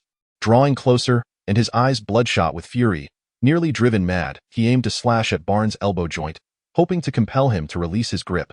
Consumed by rage and fear, Shiri had forgotten that wrestling with the barbarian Barn would yield no other outcome. After Barn endured Shiri's blow, though his mind was not entirely clear, Shiri's actions ignited an unparalleled fury within him. If you won't save me, then let us die together. Bearing the intense pain radiating from his ribs, Barn summoned a strength beyond measure, not to confront the dragon but to pull his former captain forcefully before him. Then, with a fierce headbutt, he declared, "Boss, you forced my hand." As he uttered this, a second headbutt followed, blood gushing from both their foreheads. However, the former swordsman Shiri fared worse, his nose shattered, several teeth lost to the impact, blood covering his contorted face. Oh, dragon god above. If every intruder to my lair could be as easy to deal with as you two. Barn and Shiri could hear the universal tongue coming from behind them. Undoubtedly, it was the black young dragon that had arrived behind Barn eye in the sea of flames, only it could stroll leisurely. Speaking those words, Gurdon stood upon the now silent body of the rogue, feeling the softness beneath his feet, his dark golden vertical pupils fixated on the two adventurers harming each other, a mocking tone evident in his voice. Do not rejoice too soon. Once Phaon escapes, you won't be able to run. Countless adventurers knew of a lurking young dragon in the sewers of Calando. You will be killed or captured, delivered to mages interested in your body. Your dragon blood will be sold, and your treasures will be divided. Speaking with a lisp due to his lost teeth, Shiri cast a disdainful glance at the young dragon, brazenly boasting. Realizing he could not escape, courage inexplicably filled his chest. Even if he provoked the true dragon's wrath, he felt no fear. He had just seen the dual-wielding Ranger Phaon nearing the crevice's exit, which brought him some solace. Slightly alleviating the pain on his face, at least, that dragon wouldn't last long. Not a total loss, however. The next moment, he caught a glimpse of the true dragon's mocking gaze upon him. Is that so? Just as Phaon, believing he had escaped the crevice, stepped out, he suddenly felt a fierce gust of wind from his left. Being half-elf endowed him with swift reflexes, he immediately raised his daggers to block the massive, pale bone club that even the darkness could not conceal. He quickly discerned the attacker's identity. A goblin. A sharp-witted goblin. Before he could process why a goblin was at the entrance, another fierce wind struck from his right, and this time he could not evade. The massive bone club struck his knee joint, producing a sickening crack. The sound of bone fracturing echoed painfully, accompanied by a surge of agony that rendered Phaon unsteady, causing him to half-kneel on the ground. Crouching and wailing in despair, he gazed helplessly at the elite goblins emerging from the shadows, their numbers totaling a daunting 10. Even if he managed to evade this encounter, he would likely succumb to this meticulously planned ambush. Even with Shiri present, escape would be a formidable challenge. They had him in their sights, after being hoisted by the goblins and cautiously maneuvering around the warning traps through another passage. He was unceremoniously tossed into the bonfire hall, landing at the feet of the true dragon resting atop the high platform. Upon seeing the black wormling again, he noted with dismay that it had visibly grown since their initial encounter. On the platform, the black-scaled dragon allowed the draconic girl to wipe the blood from its claws with a silk cloth, casting a languid gaze down upon the adventurer prostrated at its feet. A flicker of greed briefly crossed its eyes, only to vanish in an instant. Chapter 54. Battle spoils in the bonfire hall. Atop the platform, Gurdon observed the adventurer below, who lay trembling and soaked with fear. He refrained from striking immediately, instead taking a moment to process the spoils from the previous 4 adventurers. These included the northern barbarian and the sword-wielding captain, who collectively contributed 2 white light orbs and 2 black iron orbs. The black iron talent fragments were identified as unfazed by the cold and swordsmanship mastery. Talent, unfazed by the cold. You are impervious to frigid temperatures, enduring the harshest of winters. You possess some resistance to the frost breath of winter wolves and white dragons, as well as to certain frostbite injuries. However, this does not grant you the audacity to provoke them. Talent, swordsmanship mastery. A keen blade, a sharp eye. Your swordsmanship ranks among the elite of 100 swordsmen. The sword becomes an extension of your body, allowing you to perform astonishing feats, such as slicing potatoes as thin as gossamer wings. Gurdon opted for direct disintegration, for dealing with humanoid beings bore a drawback. The talent fragments they possessed often carried a deep-seated malice towards true dragons. The former displayed a clear disdain for the molten dragon's physique. The heart of magma is no mere fabrication. Even in icy realms, the internal heat of a molten dragon suffices to dispel the cold. Though it is worth noting that in such environments, damage from cold-based spells may be doubled. Similarly, winter wolves fear fire, as fire-based spells inflict double damage upon them, making incendiary oil a lucrative alchemical product in the northern territories. The latter fragment harbored enmity towards its claws, as it specified a certain military-grade long sword, reminiscent of a rapier, which bore no relation to Gurdon's claws. Otherwise, he would have been intrigued to test whether his claws could indeed slice potatoes. The white light orbs yielded first-tier talent fragments, namely, theft and iron wall. Talent, theft. Your sleight of hand allows you to pilfer wealth from unsuspecting individuals in bustling marketplaces and trade districts without arousing suspicion. Talent, iron wall. Your shield acts as an impenetrable barrier, effortlessly deflecting incoming projectiles. The shield in your hands serves as the most formidable reassurance for both yourself and your allies. Another pair of worthless fragments. Why is there no stealth? Don't rogues possess stealth? Gurdon muttered as he disassembled the fragments, shifting his gaze towards the adventurer below, who had unwittingly dampened his trousers with fear. Gurdon soared back to the platform, his claws stained with fresh crimson blood. Nina, standing nearby, frowned slightly at the sight, but continued to wipe his claws with the silk cloth, murmuring, "Mr. Gurdon, these tasks could easily be entrusted to the goblins.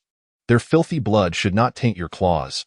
Gurdon chose not to respond, for he could not divulge to Nina that he needed to personally slay his prey to grow stronger. It was a secret, one he would not share with anyone, though it was not difficult to infer. Thus, he reclined lazily, extending his claws for Nina to clean while silently contemplating. This talent seemed reminiscent of the slaughter god's template. However, he granted the god a growth in experience rather than talent fragments. Moreover, Gurdon could not acquire talent fragments through the hands of others. Otherwise, he could have nurtured a cadre of subordinates to passively collect fragments for him. A splendid notion indeed. Alas, all remained a dream, and for now, Gurdon had yet to discover this feature within the system panel. Perhaps it would be unlocked in the future, but for now, it was not available. His attention shifted to the newly generated data within the retinal interface. Fresh talent freshly detected. Ding. Detection successful. Identified as a first-tier talent, dual-wielding combat. Yes, no activate talent. Gurdon examined his gleaming claws, polished by Nina's diligent efforts, pondering whether this constituted dual-wielding. Yet, it was merely a talent fragment, and Gurdon was willing to experiment. With a tendency towards extravagance, the black wormling silently opted for activation within the realm of consciousness. In an instant, the talent fragment dissolved, its data merging into Gurdon's elongated claws as points of light. Within the pale blue talent list, dual-wielding combat, 1-5, seamlessly integrated into Gurdon's vision. Dual-wielding combat. Trained meticulously from a young age by a master of dual-wielding, your dexterity in both hands has reached near parity. Consequently, your enemies face exponentially greater pressure when confronted with your dual weapons. Conversely, your own stress diminishes significantly when beset by multiple foes. However, your skills remain somewhat unrefined, and it is advisable to learn from the unnamed dark elf who carries dual blades. A wave of profound memories flooded Gurdon's mind, reminiscent of his experiences during the charge. He perused the scenes of dual-wielding ranger training, from daily drills in his youth to the agile use of both hands. culminating in the precise strikes against wooden posts. He recalled his adventures alongside comrades, vanquishing burrowing worms and trolls, and also memories of battling other adventurers. The recollections of dual-wielding combat coalesced with these memories, leaving an indelible mark upon Gurdon's claws. Prior to absorbing dual-wielding combat, his claws were merely instruments of tearing, utilized sparingly.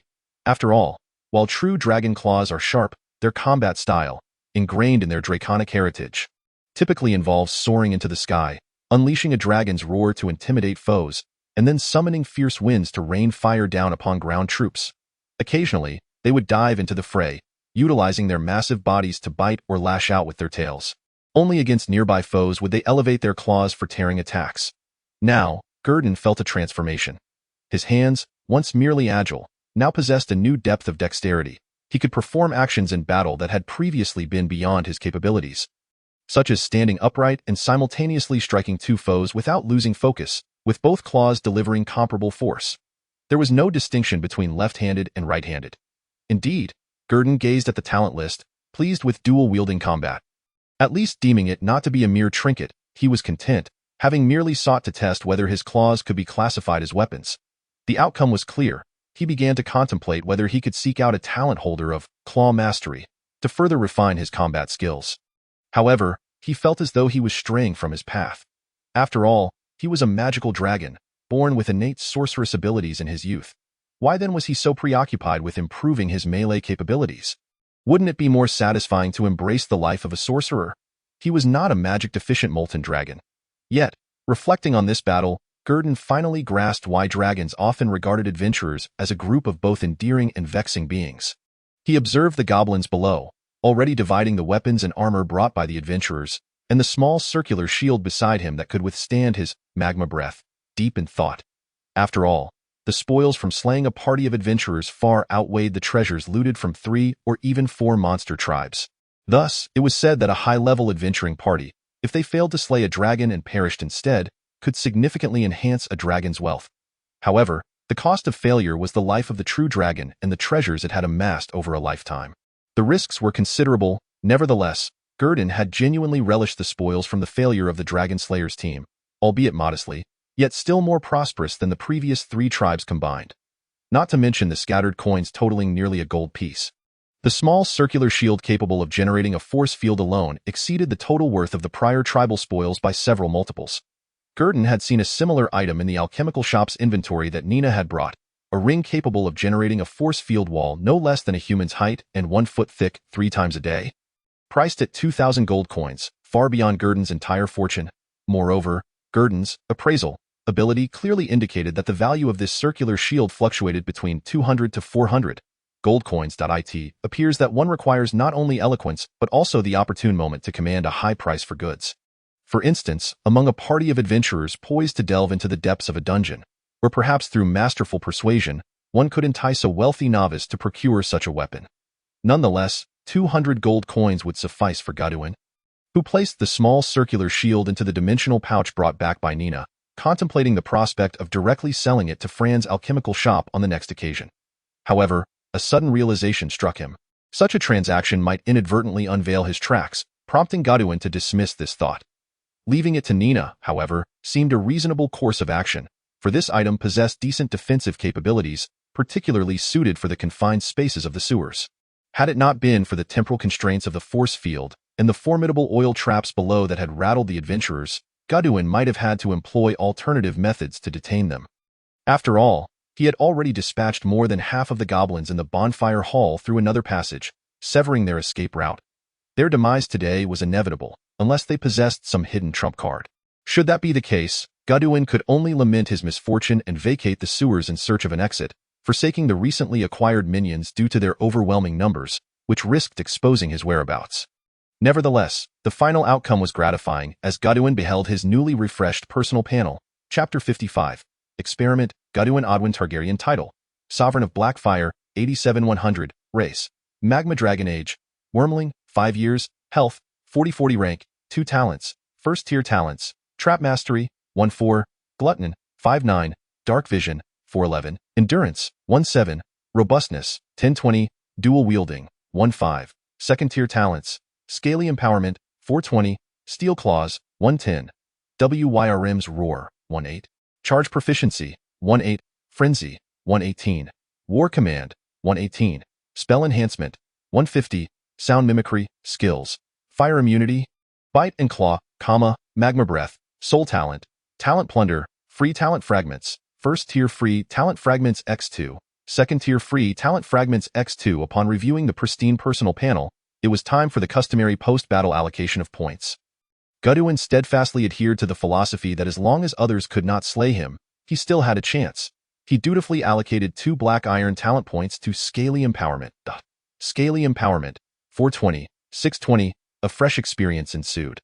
His physical burden increased once more, and the thickness and hue of his scales began to transition towards a darker, smoother aspect. The scales on his abdomen appeared increasingly mature, gradually shifting from a pale yellow to a grayish hue. Were an uninformed observer to glimpse this transformation, they would undoubtedly assert that this dragon had endured considerable trials over the years, having darkened significantly. The remaining 2 first-tier talent points were without question to be invested in robustness, as it offered far superior enhancements to both strength and constitution compared to endurance. Although this allocation might lead to a depletion of Godwyn's physical stamina, at present, he had yet to encounter any creature requiring prolonged engagement. Furthermore, he was eager to ascertain the enhancements that would accompany a full investment in robustness during his wormling phase. Notably, both Sharp Talons and Hardened Scales required merely 10 fragments of any first-tier type to advance, while robustness necessitated 20. The correlation between the number of required fragments and the potency of the talents was undeniably sound. Thus, this alone was sufficient motivation for Godwyn to invest the remaining talent fragments. Robustness, 1020, 1220, Health, 40-40, 42-42. The sensation of increased bodily strength returned anew, and his form began to expand, albeit imperceptibly. Now, when Godwyn crouched, he was barely shorter than Nina. With the addition of his elongated dragon tail, he could easily surpass Nina's height in less than a week. Godwyn had experienced such rapid growth. It was likely that Tiamat, upon learning of this, would regard Godwyn as an aberrant dragon. However, Godwyn's magma dragon lineage showed no signs of anomaly. He merely grew slightly faster than the typical wormling and possessed a marginally greater array of talents and skills. Everything else remained rather ordinary. He wielded magic, and his appearance was entirely consistent with that of a magma dragon wormling. Having completed his point allocation, Godwyn withdrew his focus from the data panel etched upon his retina. He glanced up to see Nina, engrossed in her studies, seated upon a small chair left by a former spellcaster, devouring the contents of her spellbook with great enthusiasm. Godwyn had intended to utter something, but upon witnessing Nina's rapt concentration, he decided against interrupting her. His gaze then shifted to the largest open area within the bonfire hall, where the elite goblins had congregated in a cluster. Some of them brandished newly acquired weapons, including the warrior's longsword and the ranger's twin daggers, which they wielded with great enthusiasm. Ultimately, however, they reverted to their bone maces, casting aside these comparatively exquisite arms, in the face of such peculiar weaponry. These elite goblins preferred their own heavy and fearsome implements, which inspired dread. Nonetheless, a few among them opted to forsake their bone maces in favor of the weapons pilfered from human adventurers. The goblin who had once been smaller than his kin and served as Godwyn's informant now toyed with a dagger he had filched from a female rogue. Meanwhile, Grush, the leader of the Black Fire clan, wielded 2 cleavers with a ferocity that commanded respect. These were the weapons left behind by a second-tier barbarian, and though the half-armor he wore was somewhat oversized, it mattered little, as long as it provided some degree of defense. The weight of the half-armor was nearly negligible for a goblin. The only drawback was that its ill fit might hinder his mobility. Observing their weapon exchanges, Godwyn felt no indignation over the perceived infringement upon his true dragon treasures. After all, these had been gifts he had bestowed upon them. Initially, Grush had appeared somewhat apprehensive and astonished, for securing even a single copper coin from the claws of a true dragon spoke volumes about one's significance to said dragon. Dragons, whether metallic or chromatic, or even primordial or gem variants, were notoriously proud and stingy. The value they placed upon treasure was unparalleled. Even their mates and offspring were unlikely to receive a single gold coin from their hoards, let alone subordinates or minions who could be easily replaced. Such a notion was utterly fanciful. They would sooner allow their treasures to languish and corrode than part with any equipment for their underlings. This truth was well known throughout the continent of Aiou. Thus, after Godwyn had bestowed weapons upon them, The loyalty clause within his title of Sovereign of Black Fire transitioned from maintained until the first defeat. With 100% loyalty, to until the end of their lives, their loyalty shall forever be pledged solely to the true dragon before them. It was evident that they had adopted Godwin's essence. Initially, Godwin had not perceived this transformation, primarily due to their previously unwavering loyalty, which rendered any suspicion of change imperceptible. He had not scrutinized his title until later, when boredom led him to discover this alteration. It could only be said that an unintended act had borne unexpected fruit. Reclining upon the high platform, Godwin observed the goblins brandishing their weapons in practice, suddenly recalling the long-neglected experiment with his scales, which perhaps could be conducted today. With an abundance of weapons available, it would be an opportune moment to assess the hardness of his scales, thereby gaining valuable insights. Resolute in this decision, Godwin rose from the platform strewn with gold coins, shook off the non-existent dust, and leaped down with his wings unfurled and the pads on his feet. His descent was light and did not disturb Nina, who remained engrossed in her studies. He then made his way towards the open area occupied by the goblins. Chapter 56. Discovery. As Grush beheld the approaching true dragon, he needed not issue commands. All present goblins instinctively prostrated themselves before their master, the black-scaled dragon, in the most reverent of gestures, akin to their initial homage. Grush had intended to vocalize praises for Godwin's honor, but upon noticing Godwin's gesture for silence, he promptly sealed his lips. Kneeling upon the ground, he awaited the true dragon's inspection. Soon, Godwin's distinctive, gravelly voice resonated throughout the area. "Grush, now, you shall execute my command, master." "What is your command?" "Grush shall uphold your will above all else." With that declaration, Grush fell silent, attentively listening, only to receive the most absurd command he had ever encountered in his lifetime. "Raise your weapons and strike my scales." Godwin's authoritative tone left no room for dissent, and the assembled goblins comprehended the gravity of his words. Had it not been for Godwin's commanding presence, a commotion might have ensued. "Master," Grush began to question, but upon meeting Godwin's solemn, dark golden slit pupils, he lowered his head, becoming the first to rise and seize his dual axes, positioning himself before Godwin. "I shall heed your will." "My master." Then, Grush cautiously lifted his double axes and gently struck at the supreme ruler of the Blackfire clan, their exalted master. Following that, a roar from Godwin echoed. "Grush, haven't you eaten? Put in some effort." 20 minutes later, Godwin returned to the platform from the clearing, a look of satisfaction evident in his somewhat gleeful eyes, indicating his good mood. Indeed, he was in high spirits. Having allowed the goblins to exert themselves, he had finally discerned the extent to which his scaled armor could withstand various weapons and forces. Although the scale armor enchantment primarily enhanced magical resistance, its physical defense was significantly thicker than that of the hatchling stage's hard scales, as evidenced by his armor-like scales. Thus, through this experiment, Godwin would be better equipped to assess situations when encountering adventurers in the future, and his decision-making in battle would be optimized. Under certain circumstances, Godwin could rely on the thickness of his scales, disregarding the weapons swung at him.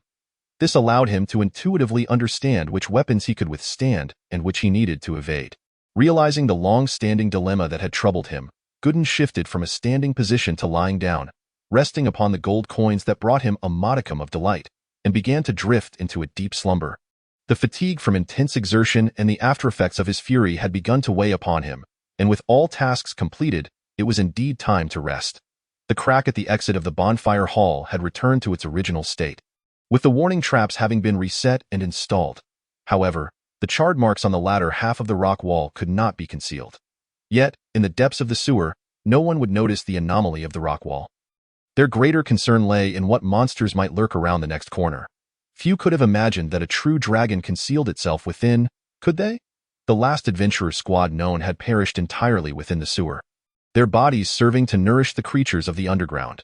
The chilling winds of the sewer whisked away the last remnants of the acrid stench and the faint scent of blood lingering in the air. The entrance's crack once again settled into tranquil silence. A day later, in the southeastern region of the sewer, a 6-member adventuring party, each wielding torches, advanced slowly through the shadowy corridors.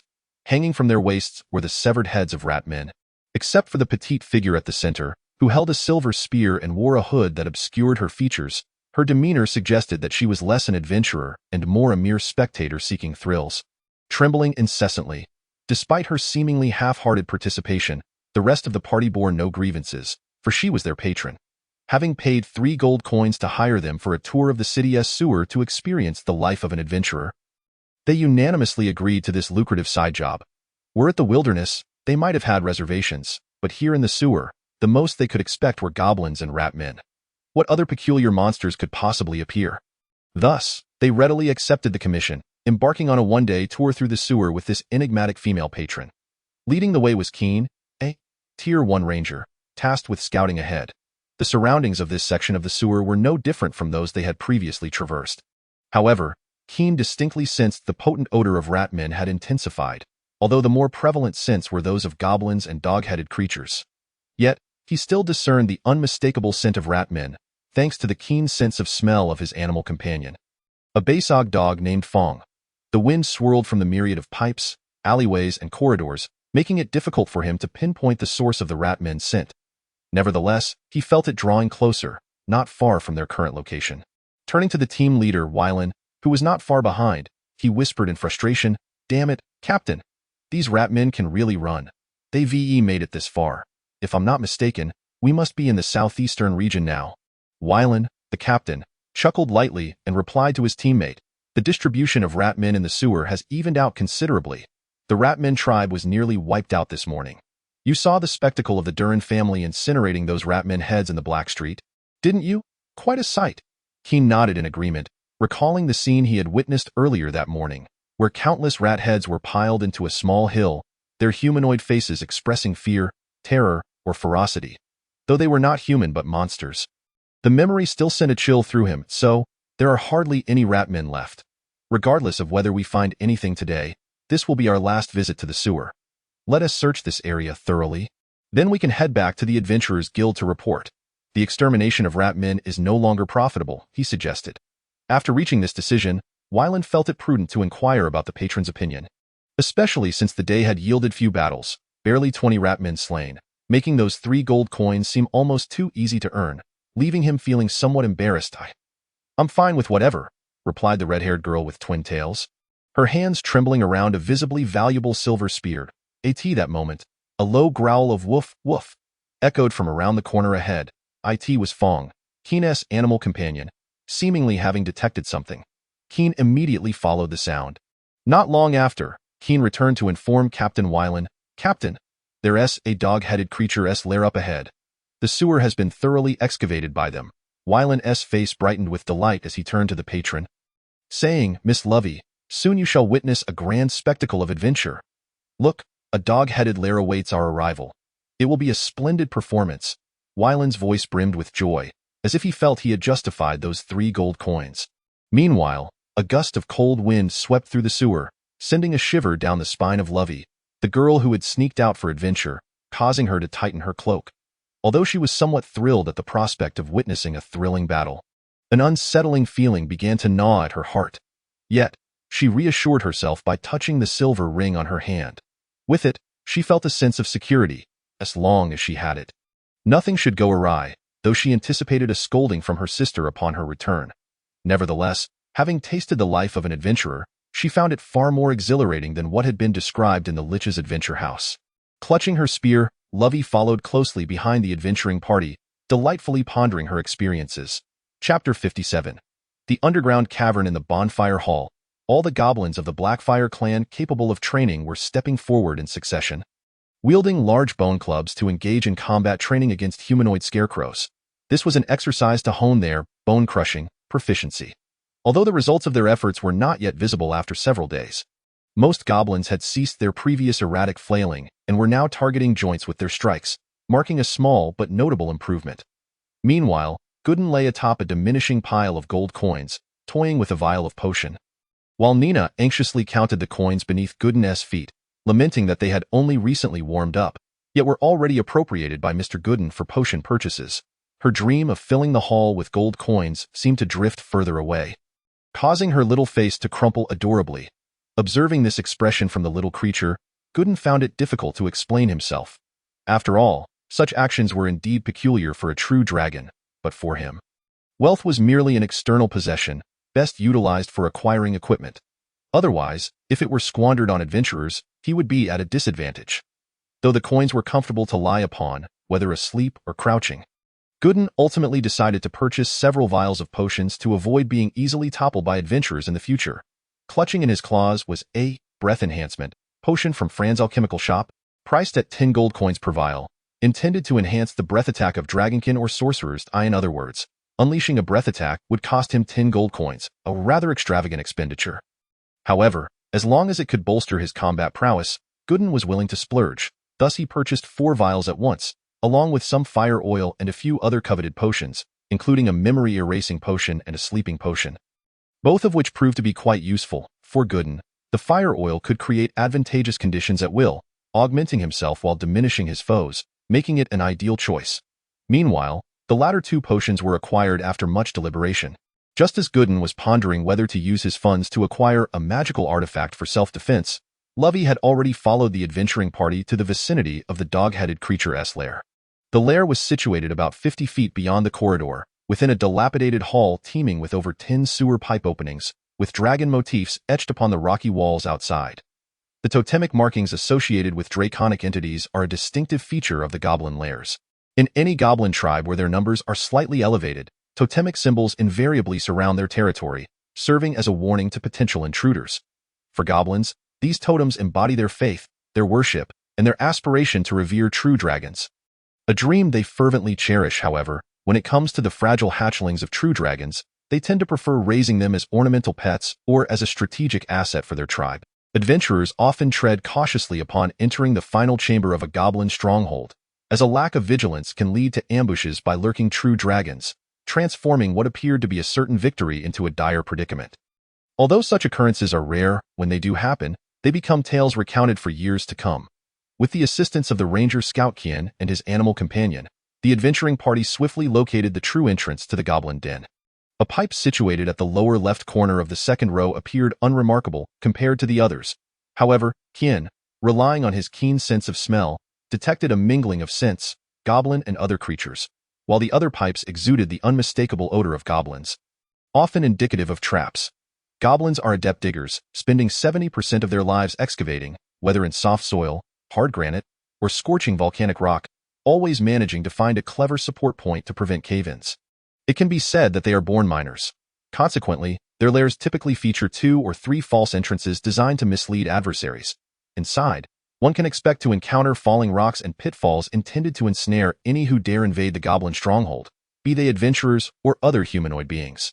Captain, I will proceed inside first. Await my signal. Without hesitation, Scout Kian entered the dark, damp entrance. The lair's entryway was approximately the height of a man, just sufficient to accommodate a goblin's stature, requiring Kian to duck as he entered. Conventionally, the entrances frequented by goblins are devoid of traps, as they inherit a modicum of draconic arrogance, possessing an unwarranted confidence in their own craftsmanship, believing no other creature could penetrate their entrance's disguise. Nonetheless, Kian cautiously advanced step by step, meticulously searching for traps. He had no desire to meet his demise in the goblin lair's depths. Clutching a softly glowing luminescent stone, which illuminated a 5-foot radius before him, Kian began his thorough examination. He was unperturbed by the thought of lurking threats in the darkness, for his animal companion, a fully grown Bissig dog, would alert him to any disturbances. Thus, Kian felt assured as he explored the entrance passage. Upon reaching the passage's end, a silhouette of a vast, quiet underground hall came into view under the faint light. He was momentarily taken aback, but proceeded to investigate the surroundings cautiously before retreating. Upon returning to his companion Warren, Kian relayed the details of his findings, awaiting Warren's assessment. Warren furrowed his brow slightly upon hearing Kian's report that no goblins were present in the hall. Yet he remained reluctant to concede defeat. He waved his hand and declared, "Let us venture inside. If we find no traces of goblins, we will retreat. Lady Roveve, please walk in the center, stay behind me, and put away your spear. You should take this." The armored warrior Warren drew a 1.5-foot short sword from his waist and handed it to the hooded girl, whose face was obscured by her cloak. "In such a low cavern entrance, your spear is a hindrance. This weapon is more suitable for you." "All right." Roveve carefully disassembled her spear and accepted Warren's short sword, her delicate features momentarily alight with excitement hidden beneath her hood. "Is this what it means to be an adventurer?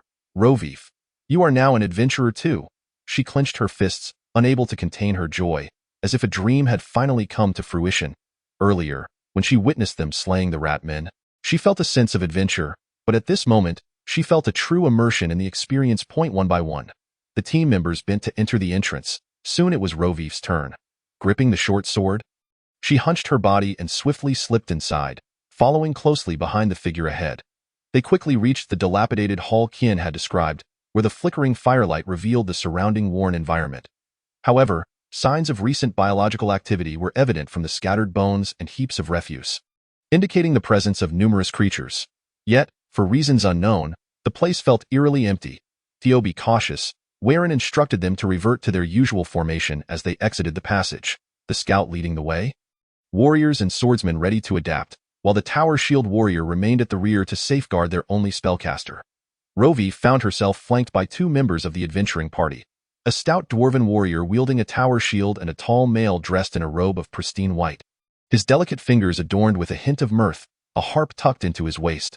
Currently, he held a short sword identical to Rovif's. He was the party's sole spellcaster, a bard named Zeiss, without a temple insignia adorning him. Rovif could not ascertain which deity he served, nor could she discern his allegiance. Upon noticing Rovif glance back at him, Zeiss smiled warmly and inquired, "Miss Rovif, is there something amiss?"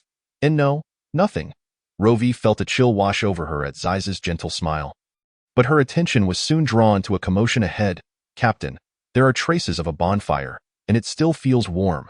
Furthermore, there are damp footprints indicating the direction they came from." In the decaying hall ahead, Qian stood atop the crumbling floor, one hand feeling the warmth of the bonfire's ashes while the other pointed towards a burrow to the east. He spoke to Warren, "Then let us proceed. Stay alert and observe our surroundings." Warren's voice was low, reminding them that in the sewers, darkness would conceal their vision, regardless of whether they whispered. The flickering flames would betray their presence, serving merely as a psychological comfort. Rovif, filled with curiosity, surveyed her surroundings, noting the chaos of refuse strewn about. Under the fire's glow, she also observed the ravaged hall, with numerous openings above 3 feet high that could conceal humanoid beings. The visibility revealed that this was indeed the goblin's dwelling. However, her survey was brief as she followed the group's lead into the underground cave, which diverged from the previous passage by descending rather than remaining level. The cave's periphery bore the marks of mining activity, but the signs indicated that it had been excavated long ago. Goodness, what have these goblins done? Have they excavated a tunnel connecting to the Sword Shell Bay? As the party descended further, an unsettling sensation took hold as the scent of seawater intensified. Qian, exhibiting a look of astonishment, murmured to his companions, "There's something amiss." Warren, however, remained unfazed, more concerned with the goblins' whereabouts. It was perplexing that after such an extended journey, they had yet to encounter a single goblin. After approximately 5 minutes of traversing the winding descent, they reached a soft, damp surface. Shortly thereafter, the space before them opened up dramatically. Illuminated by their torches, they beheld a vast underground chamber, far exceeding their expectations. The firelight barely illuminated the vaulted rock walls, revealing a profusion of stalactites resembling sharpened swords, poised ominously above them. Beware the gods. "What is this place?" All present gazed in awe at the subterranean cavern, their voices barely above whispers. To one side of the path, a rock wall led to an elevated platform, faintly illuminated by flickering light and the sounds of creatures. On the opposite side, just a few steps from the party, lay a deep blue lake occupying the entirety of the visible cavern. The aquatic scent they had detected earlier must have originated from this very source. Qian cautiously crawled forward to observe the platform's activity. Peering over the edge, his eyes widened in shock. There, in the open space atop the platform, a bonfire burned fiercely, illuminating a throng of over 100 goblins, all bowing reverently towards the deep blue lake, facing Qian's right side. Their tails drooping submissively, in front of them stood a raised platform adorned with a heap of offerings, including goblins, rat men, and even several yapping gremlins. Is this a sacrificial rite? Just as Qian contemplated retreating to inform his captain, he noticed the lake's once calm surface ripple ominously. Triangular waves radiated outward as a colossal shadow emerged from beneath the water at an alarming speed. Accompanied by a cacophony of splashes, as he turned back, a monstrous figure had already risen from the lake, half its body now visible, with its eerie green vertical pupils, azure green scales, and fin-like dragon wings. The creature appeared particularly grotesque and terrifying in the flickering firelight. Its gaze fixated on Qian, imbued with greed and fury, a Tier 3 monster, a true dragon subspecies, the sea dragon beast. Chapter 58. The cunning evil dragon by the gods. The sewers harbor a sea dragon beast. What have these goblins done?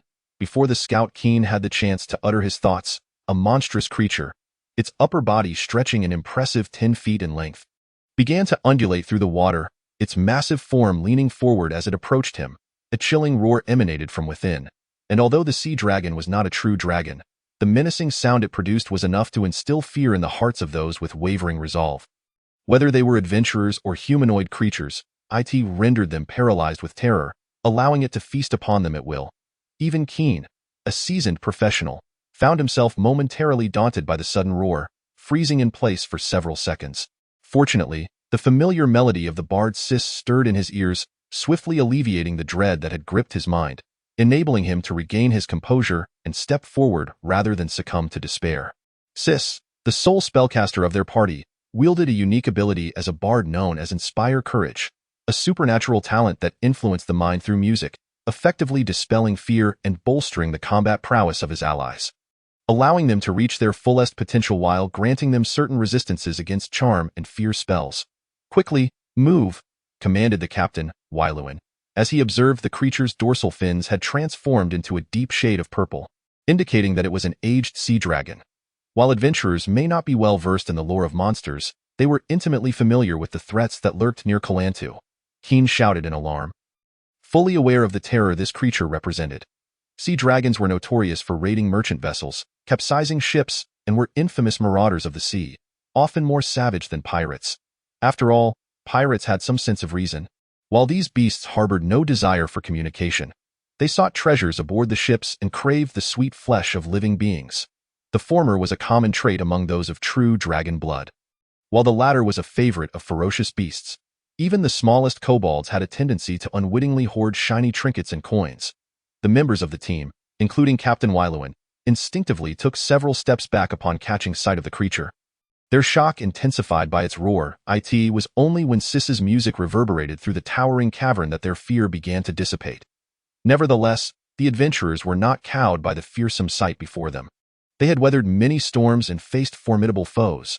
Though they had never hunted a creature of this caliber, they had encountered their kind before.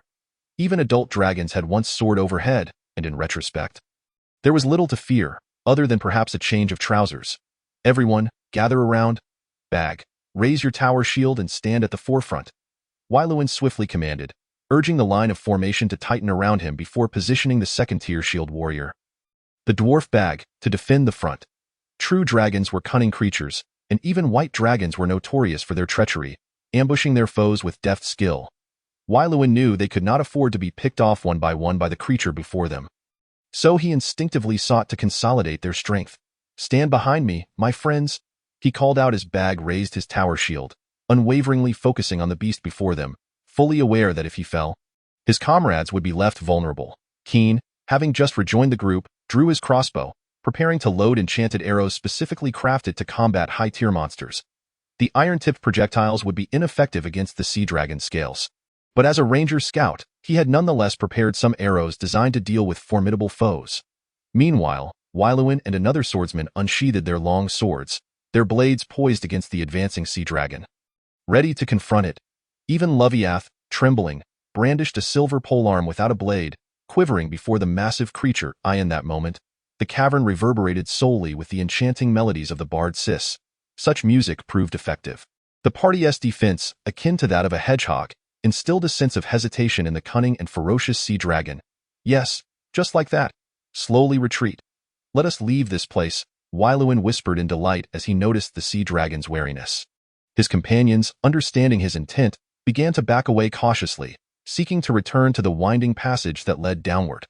However, the sea dragon, though hesitant to attack, would not relinquish the opportunity to claim fresh prey. With a mighty roar directed at the nearby kobolds, it commanded, "Seize them and bring them to me." The red-scaled creatures, resembling upright lizards, eagerly grabbed their weapons and barked in excitement, rushing down from their elevated position toward the adventurers. They fought for the honor of the strong. While this sea dragon was not a true dragon, it did not deter the kobolds, who revered strength, from submitting to it. Even the most foolish of creatures possessed a hint of true dragon blood. And summoning minions was a fundamental skill of any dragon. Most true dragons viewed their underlings as a source of sustenance, indifferent to the casualties they incurred.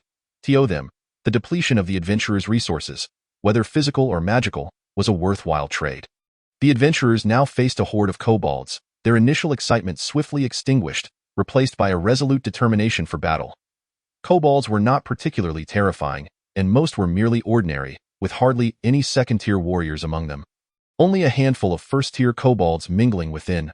Under normal circumstances, Wailuan would have been the first to charge in, effortlessly cutting down these low-tier foes with his cleave, as they would fall like wheat before his blade. Unable to withstand even a second strike. Yet, with the sea dragon lurking, their unity would soon be tested. The challenge lay in whether they could withstand this wave of attackers without giving the dragon an opportunity to strike. Fall back to the narrow passage.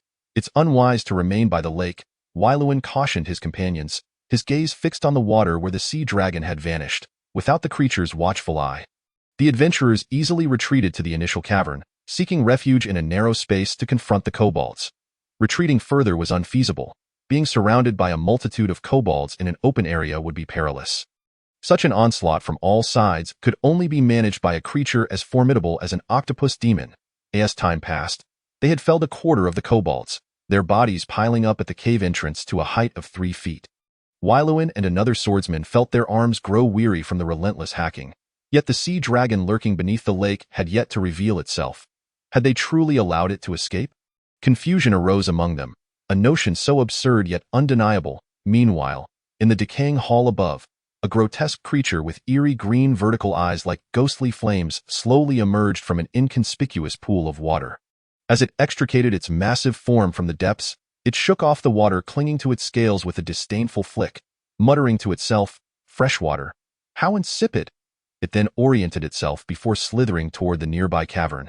Exuding an unmistakable scent of the sea, its immense weight allowed it to move with the stealth of a serpent upon the land. Danger was imminent. The former is an essential spell for mages as outlined in the Manual of Spellcasting, while the latter is a spell that Geddon insists she must master. After all, the blinding light spell possesses its utility, and it may prove to be remarkably effective in certain situations. Right, Captain, get ready. At the exit of the underground lake, the bard, Zeiss, loudly warned his companions. Raising his wand high above him, in an instant, a dazzling white light erupted from the tip of the wand. The zero-ring cantrip. Blinding light.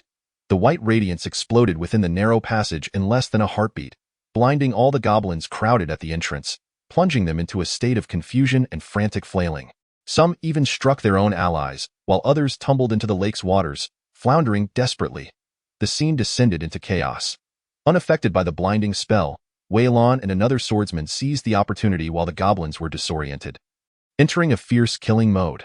With nearly every strike, they felled 1 or even 2 goblins.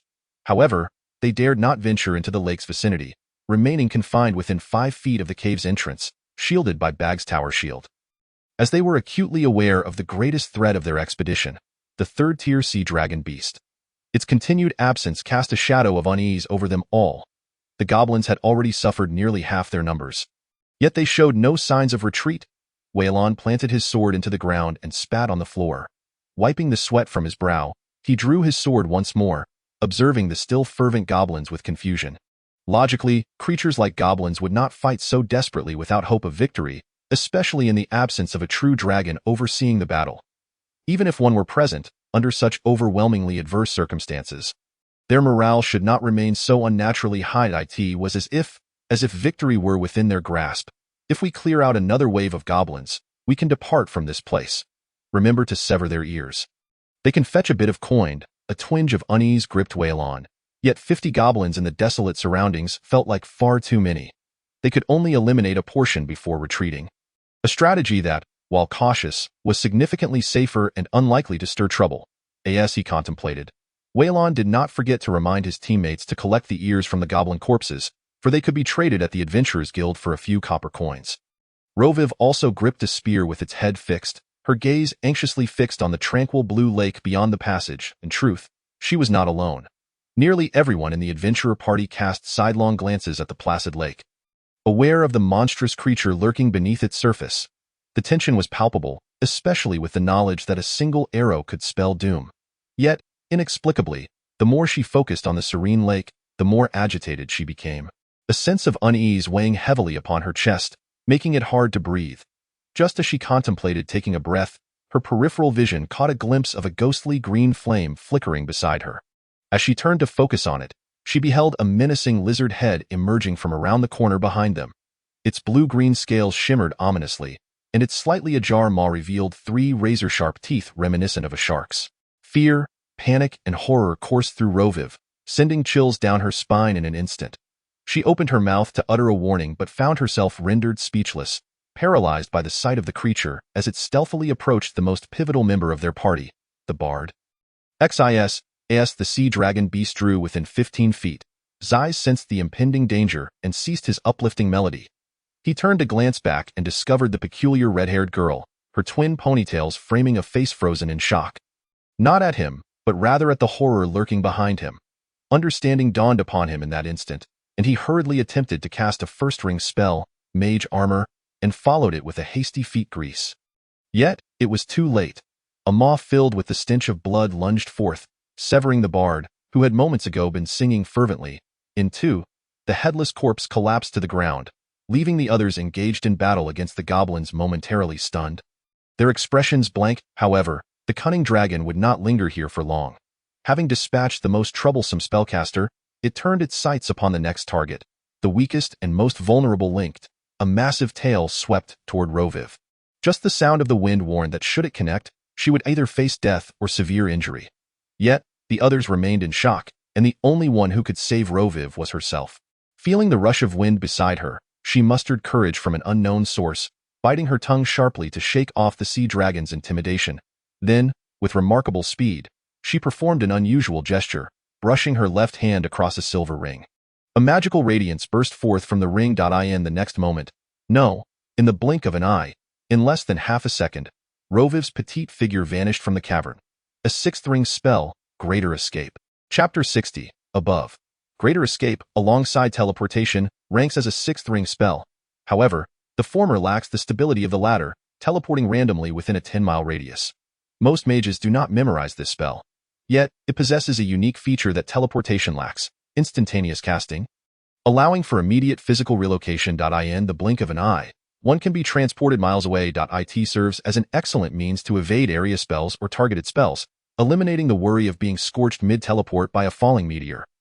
Nor does one need to fret about being physically restrained during the process, resulting in a dismembered body left behind.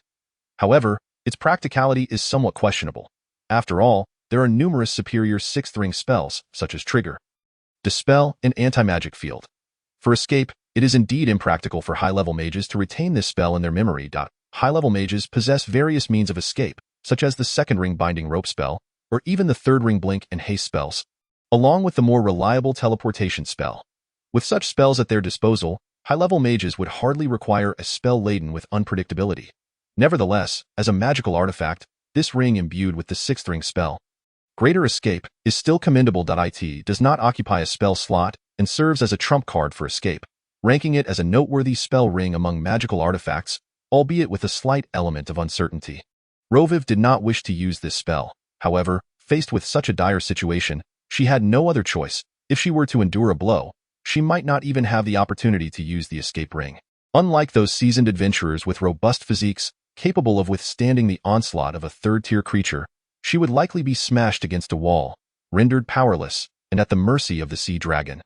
With no ability to resist, death could very well become a reality.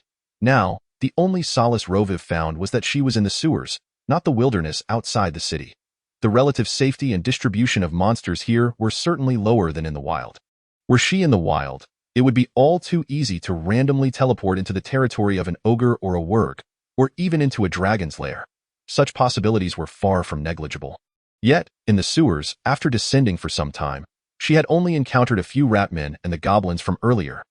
The distribution of monsters was undoubtedly LOW, as long as her Greater Escape spell did not land her in a monster's lair through sheer bad luck. She was confident she could return safely to the surface of Karandu and inform the Adventurers Guild of the Dragon Beast. After all, The presence of a third-tier dragon beast within the sewers of Karandu would surely prompt the noble lords to offer a handsome reward for seasoned adventurer teams to eliminate it. Anyone who knew a monster lurked beneath would likely find it impossible to sleep, even if they knew it was a sea dragon unable to remain out of the ocean for long. As Roviv's form vanished completely within the depths of the cavern, her thoughts were in turmoil, particularly at the recent brutal demise of the bard Xis. It struck her that death was not merely a simple phrase found in novels, but a bloody and painful reality. Moments ago, Xis had been singing to uplift their spirits, only to be swiftly ambushed by the sea dragon, losing his head in a gruesome spectacle, blood spilling profusely. This harsh reality weighed heavily on the 11 or 12-year-old girl, making it difficult for her to accept, especially when considering the adventurer party, now bereft of a spellcaster's aid, facing a fully powered sea dragon alongside its goblin minions. There was no doubt in her mind that their chances of survival were grim. "I will inform the Adventurers Guild and ensure that other adventurers avenge you," Roviv quietly resolved. But just as she regained her focus from her dazed state and beheld the scene before her, she was instantly taken aback, her delicate face alight with astonishment, her small hands instinctively pressed against the cold wall beside her. Before Roviv, illuminated by the flickering campfire, sat a serene white-haired dragonborn girl. Comfortably seated in a chair, diligently transcribing something at the table, Nina, gazing at the mesmerizing slit pupils and the familiar visage, the name of this individual suddenly sprang to mind for Lua wife. Although she had only encountered the dragonborn maiden, Nina, twice, it did not deter Lua wife from considering her an idol. The fact that Nina, younger than herself, had already become a formidable adventurer left Lua wife profoundly impressed. But why was she here? Nina, she could not help but softly call out. Nina, who was bent over a table scribbling something, was startled to hear her name called by a delicate voice. She snapped back to reality and, upon looking up, discovered a girl clad in a black cloak, gripping a silver spear, standing close to the elevated platform. The other hand propped against the platform, her astonished gaze fixed upon Nina. From Nina's vantage point, aided by the flickering firelight to her right, she could clearly see the girl's features beneath the hood, along with her flowing crimson hair. This was the little girl from Fran's alchemy shop who had mistaken her for a ghost. What was her name again? Lua wife had just been diligently studying the zero-ring spell model and momentarily forgot the girl's name. Nonetheless, there was no doubt she recognized her, having seen her on multiple occasions. But why was she here? "Nina, how did you end up here? Are you also here to slay the rat men? Sister Fran mentioned you purchased numerous potions. She thought you were heading outside the city." The recently rescued Lua wife spoke rapidly, attempting to calm her frayed nerves. This is my..." Nina stammered, momentarily at a loss for words. This was the campfire hall, the goblin's abode, Lord Godin's territory, and also her home. However, before Nina could hesitate over whether to reveal this to Lua wife, the latter patted her chest, looking rather cautious. "Nina, do you know what lurks in the sewers?" Nina, bewildered, looked at the slightly eccentric red-haired girl with a puzzled expression. "What? There's a dragon. A dragon is hidden in the sewers," Lua wife exclaimed, her face pale with fear. Nina's expression shifted immediately, a flicker of unease rising within her, and her gaze involuntarily darted upwards to the elevated platform before quickly averting. Could it be that Lord Godin had been exposed? That shouldn't be the case. She had never disclosed Godin's existence to Lady Willow. Typically, she was rather vague when discussing her teammates. Moreover, if the information had leaked from her end, Lua wife would not have spoken in such a manner. Lua wife noticed the change in Nina's demeanor, which was quite normal. Anyone would react similarly upon hearing the word dragon. Especially with the alarming news of a dragon hidden in the sewers, this would surely send shockwaves through the Adventurers Guild in Kalando. "Don't be afraid, Nina. The dragon isn't here. I escaped using a relic left to me by my mother." Lua wife displayed the silver ring on her hand for reassurance. She aimed to soothe Nina's anxious emotions before continuing to recount her unfinished tale. However, for some inexplicable reason, she felt as though she were being watched, and suddenly recalled why Nina was studying in the sewers, specifically, the sewers of the Black Street. Where exactly was this place? Realizing too late, Lua wife turned around and was met with a sight that made her heart race. Goblins, in numbers that rivaled those of the previous dog-headed creatures, were all crouched silently on the ground. The only one gazing up was a goblin with charred elbows, staring intently at her. No, more accurately, it was looking above her. Without thinking, Lua wife turned her head to look at the rocky wall behind her. What she saw sent chills down her spine, a scaled tail swaying in the air. Following the tail with her gaze, she noticed a back covered in black scales, expansive wings, and finally, a fearsome head with 4 horns. The dragon's head was slightly raised, its dark golden slit pupils fixated on her. Filled with scrutiny and curiosity, why the gods? This was a true dragon?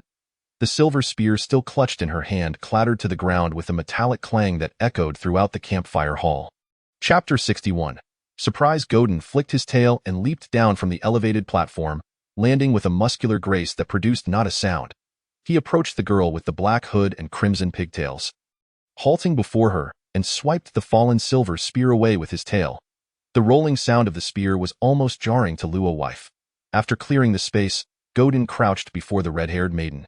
His height, combined with his wings slightly spread, cast a shadow that enveloped her entirely, and from his vantage point, he loomed over her with an imposing presence. While the curiosity in Godin's eyes was palpable, his expression remained unchanged, as indifferent as ever. He was contemplating. Yet the girl before him could no longer contain herself. A dragon. A black dragon, Luo wife stammered, feeling the creature's breath, pungent with sulfur, wafting from its mouth. She trembled as she raised her hand to point at it, murmuring, don't come closer. My flesh isn't tasty. Overwhelmed by the oppressive silence and the dragon's menacing aura, coupled with her own psychological associations, Luo wife stumbled backward, losing her balance and landing on the ground with a thud, her voice quivering as she fought back tears. Perhaps I should help you calm down, Godin's voice rumbled like a stone, resonating clearly in Luo wife's ears, jolting her to attention. A dragon that could communicate. Not a chromatic dragon? Who are you? What do you want? Luo wife's voice quaked, her gaze pleadingly darting toward Nina, who was observing from a distance. Seeing her distress, Nina made a reassuring gesture, signaling that everything was in Godin's capable hands. She would not interfere with Godin's decisions. After all, they were one and the same by Godin. As you can see, a genuine dragon of the sort you speak of, he articulated clearly, his tone refined, entirely at odds with his fearsome appearance, resembling that of a gentleman from high society. So, could you recount to me, in full detail, the story of the dragon you mentioned in the sewers? I find it extremely intriguing. Godin continued, his gaze momentarily drifting to the silver ring in Luo wife's hand, tinged with restraint. The greed of a true dragon did not manifest at this moment. His rationality had long since overpowered his innate avarice upon seeing the estimated value of the ring. 0.6 million gold coins. An extraordinary magical artifact. Godin was uncertain if this ring possessed the teleportation ability as claimed by the girl. But the price alone was staggering, surpassing even the weight of his entire draconic form. To possess such a ring indicated that the girl was no ordinary individual. Her ability to use it safely implied that Fran Willow, the half-elf, was undoubtedly aware of its significance. Her whereabouts, amidst the labyrinthine sewers frequented by adventurers, would not be difficult to ascertain. Perhaps she had a father of hero caliber or a grandfather of legendary stature. The previous misfortunes of the Ratmen tribe served as a cautionary tale.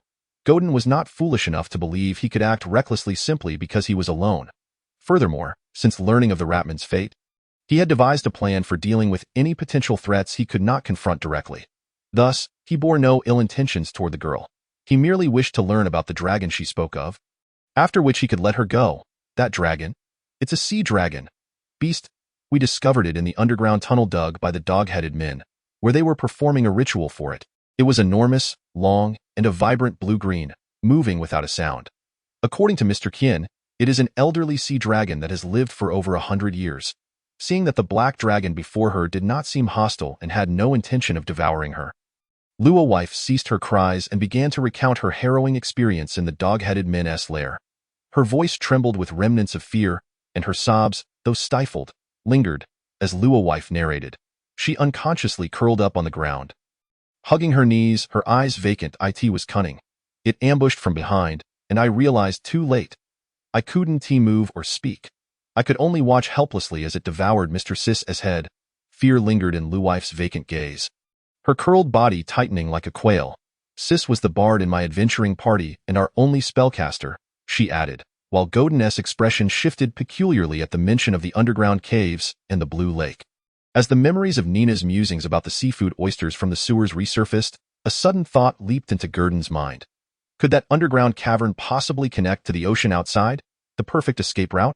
It had an exit, The mere contemplation of this filled Gurdon with uncontainable joy, causing its fearsome maw, lined with sharp teeth, to slightly part in a grin that was both daunting and awe-inspiring.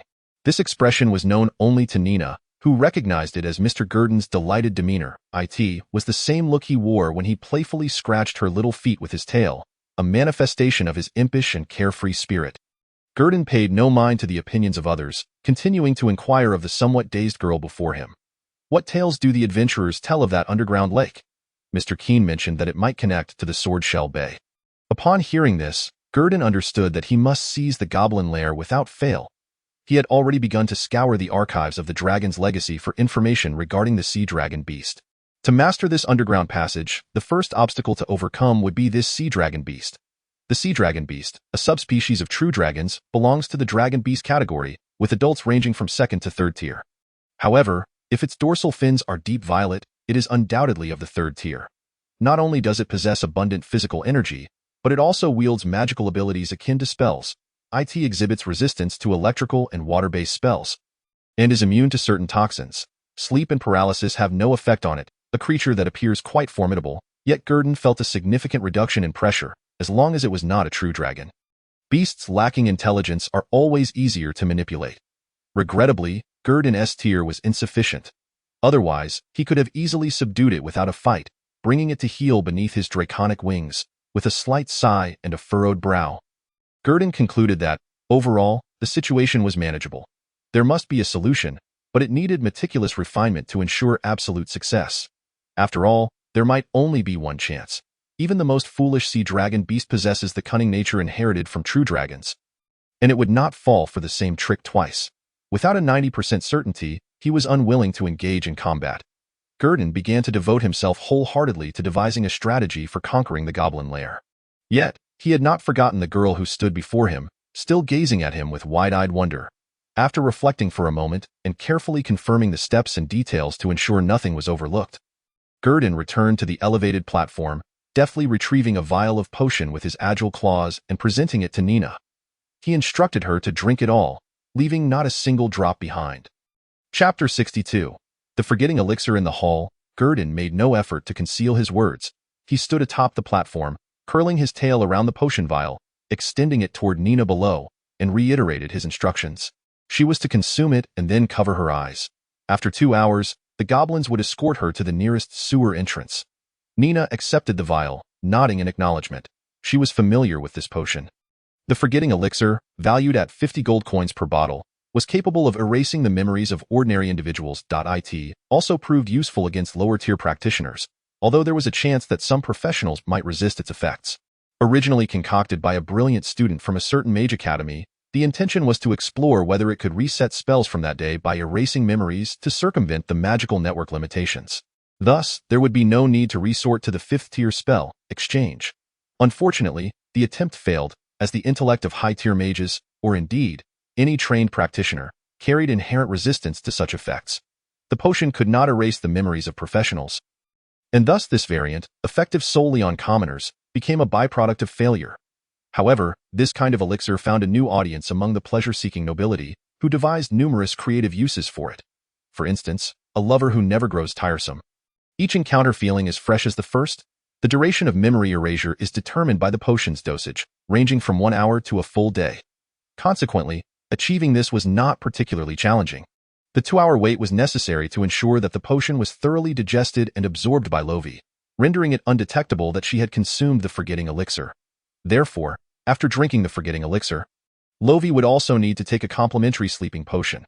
This secondary potion was relatively inexpensive, obtainable for just a few silver coins, and bore no side effects. At first glance, this method might seem rather trivial, yet it was currently the most suitable for Gurdon. Although it could only be effective against 1st and 2nd-tier adventurers or commoners, Gurdon was not a match for 3rd-tier practitioners, rendering this limitation nearly inconsequential. It was, in fact, a plan tailor-made for him. Gurdon's intent was straightforward: to make the girl before him forget him.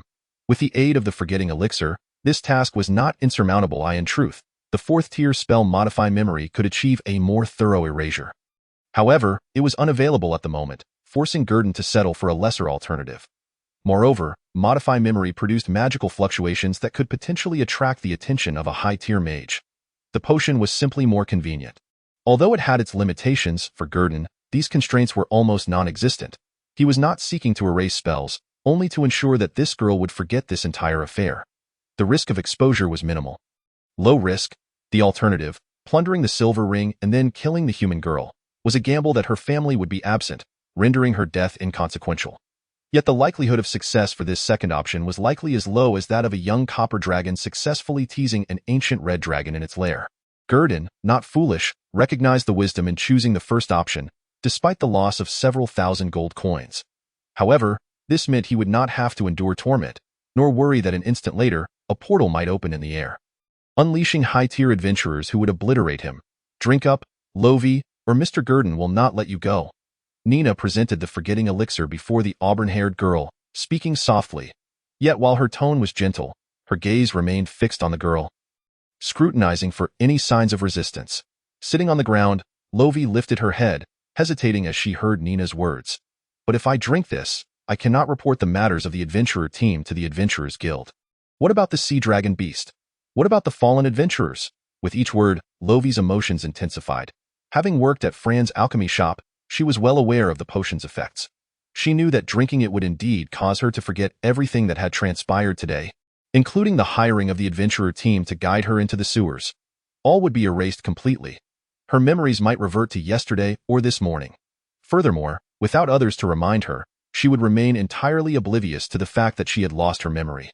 Yet she did not wish to forget those who had perished, to some extent, because of her.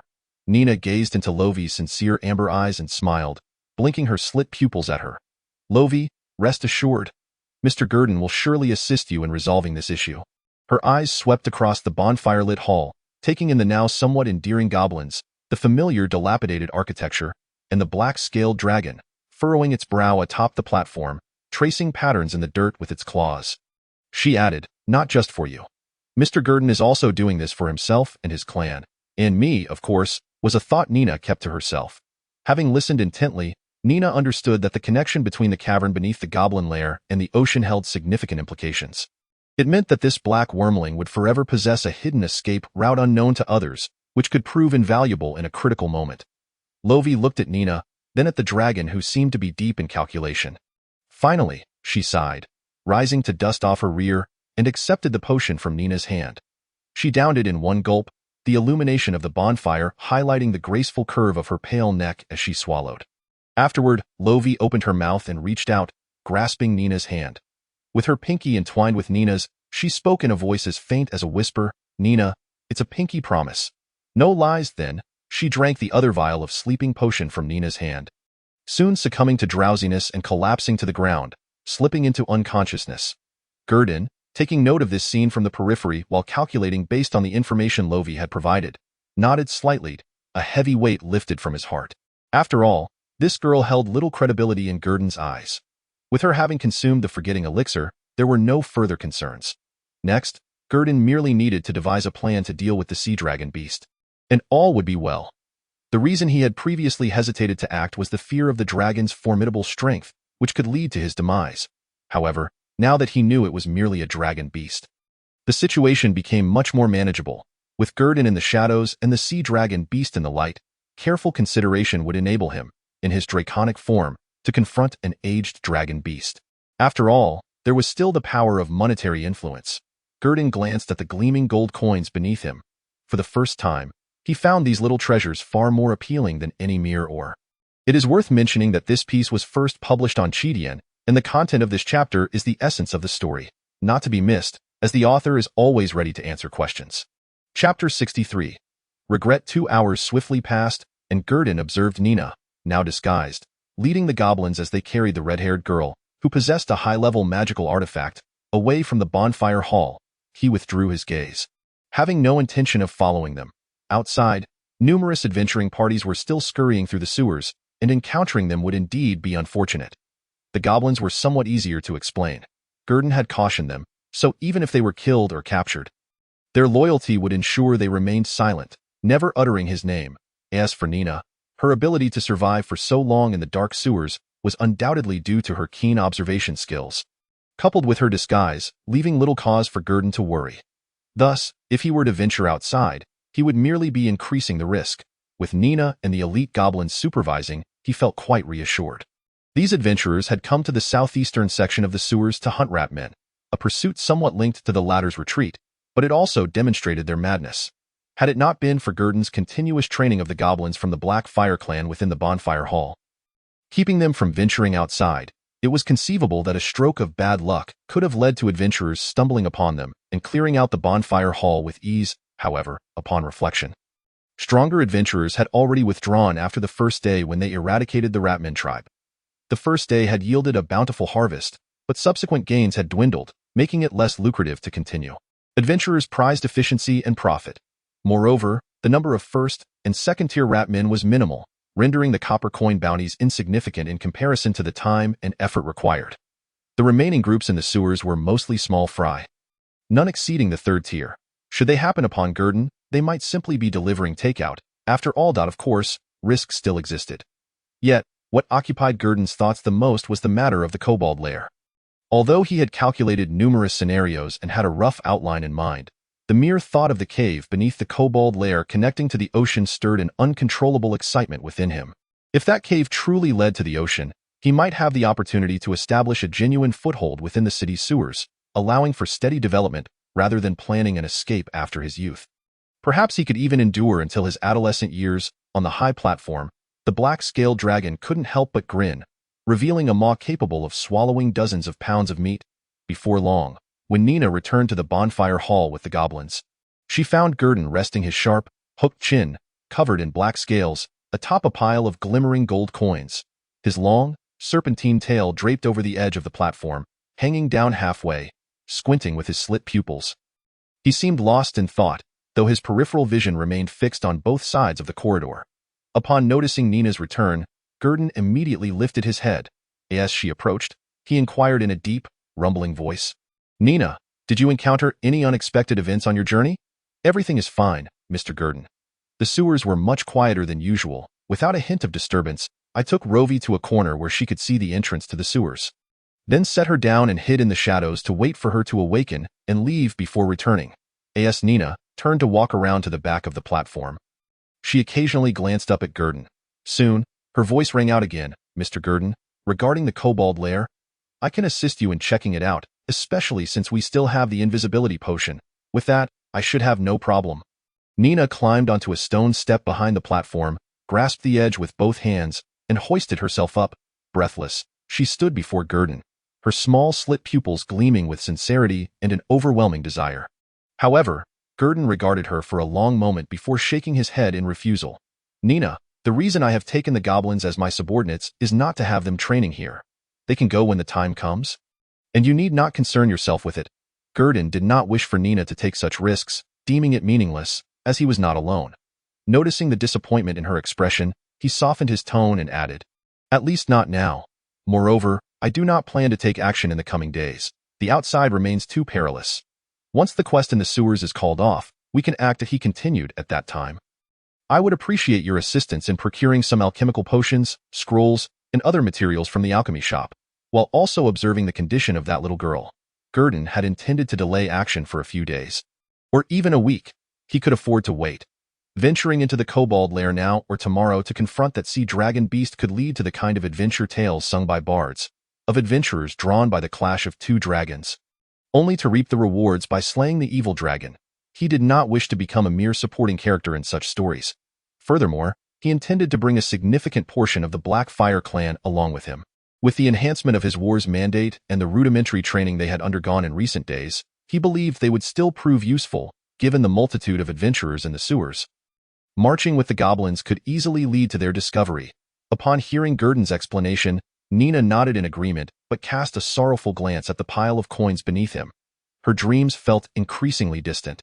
Yet, she understood that some things could not be sacrificed, so she refrained from voicing her thoughts. Still, it gnawed at her that she could only offer Gurdon such minimal help. Deep down, she yearned to fight alongside him. "If only I could be like Sister Celia, a sorceress, perhaps I could battle side by side with Mr. Gurdon without having to wait long," Nina mused, watching Gurdon as he scrutinized the list from the alchemy shop. Calculating the costs. She had grown up in an orphanage, where the matron's words were etched in her heart. Everything must be earned through one's own efforts. Above all, she sought to prove her worth before Gurdon, ensuring she would not be easily cast aside in the future. In other words, Nina currently felt a profound lack of security, terrified of returning to her former life. Thus, she desperately craved power to validate herself in Gurdon's eyes. Consequently, Nina tentatively asked, "Mr. Gurdon, do you know how sorcerers are born?" Gurdon, who had been engrossed in a spell scroll, momentarily tilted his head at her question. "Why do you ask this?" Yet, upon seeing the hopeful glint in Nina's eyes, he surmised her intentions and shook his head. "I do not know about other sorcerers, but dragon-blooded sorcerers require a stroke of fate. Your bloodline is too thin. Moreover, sorcerers awaken their magical abilities only after reaching a certain age. And you?" Gurdon paused, glancing at Nina from head to toe, noting her appearance without her disguise, comparing it to the age at which dragon-blooded sorcerers typically awaken. He shook his head, expressing regret. "You are still too young." Chapter 64. Dragon-blooded beings. Nina was indeed very young. Though her behavior often led others to overlook her age, Gurdon had grown from a mere hatchling to a height that allowed him to sit at eye level with her within just a few days. Despite the advantages of his status, his body length had already surpassed hers, a fact that could not be disputed. Nina wanted to argue, but words failed her. She was indeed not yet 10 years old. The awakening age for dragon-blooded sorcerers typically ranged from 12 to 13, with some even awakening at 20. She realized that her aspirations of awakening sorceress talent were somewhat premature. Of course, if one were a divine offspring, awakening at birth would not be out of the question. Ultimately, Nina relinquished her pursuit of questioning Gurdon further about the dragon-blooded sorcerer's path, instead huffing and puffing as she climbed down to the platform's lower level. Settling into a small chair left by the spellcaster, she resumed her study of the dense and tedious magical tome, hoping to enhance her knowledge of the arcane arts. Nina had yet to accomplish what the Mage's Beginner's Handbook described, establishing an easy connection to the magical web woven by the goddess Mystra across the continent of Io. She could only sense its presence, unable to touch or alter it, requiring more time for meditation. Thus, the 2 zero-level cantrips remained of little use for now. After all, without access to the magical web, constructing spell models for casting through gestures or incantations was beyond her reach. Her journey as a mage was still a long and arduous one. However, Nina's inquiry prompted Gurdon to contemplate what would be necessary for him to create dragon-blooded subordinates. If he could imbue the goblins of the Black Fire clan with dragon blood, it might be a promising avenue for increasing their strength. Naturally, he lacked the discerning eye for beauty that true dragons possessed. He had attempted to find any semblance of beauty among the female goblins, but found nothing due to the nature of their souls. However, he could discern beauty and ugliness in humans, or the memory of true dragons. Yet, true dragons typically did not mate until reaching their youth, around the age range of 50 to 100 years, having matured for half a century before acquiring the capability to breed and produce bloodlines. Even if Gurdon wishes, he finds himself powerless. It is noteworthy that the majority of the first generation of dragonborn in IAO were born as a result of these youthful dragons exploring the world through eyes that discern beauty. After all, in the pursuit of treasures and the establishment of territories, one must seek suitable locations, prompting some true dragons to dedicate half a century to the selection of such places. Naturally, this lengthy process necessitates the engagement in various activities as a form of diversion. Once dragons reach the ancient dragon stage, 801-1000, they lose the ability to reproduce entirely, despite indulging in revelry for over 7 centuries, and although a significant portion of a dragon's life is spent in slumber, the offspring produced are still quite remarkable. Gurdon scoured the vast heritage of dragons and soon discovered the means to catalyze dragon-blood beings. There are 3 primary methods. The first involves mating with other beings. Due to the absence of reproductive barriers, the resulting offspring invariably possess dragon lineage, commonly referred to as dragonborn, which are also the principal source of dragon-blood sorcerers.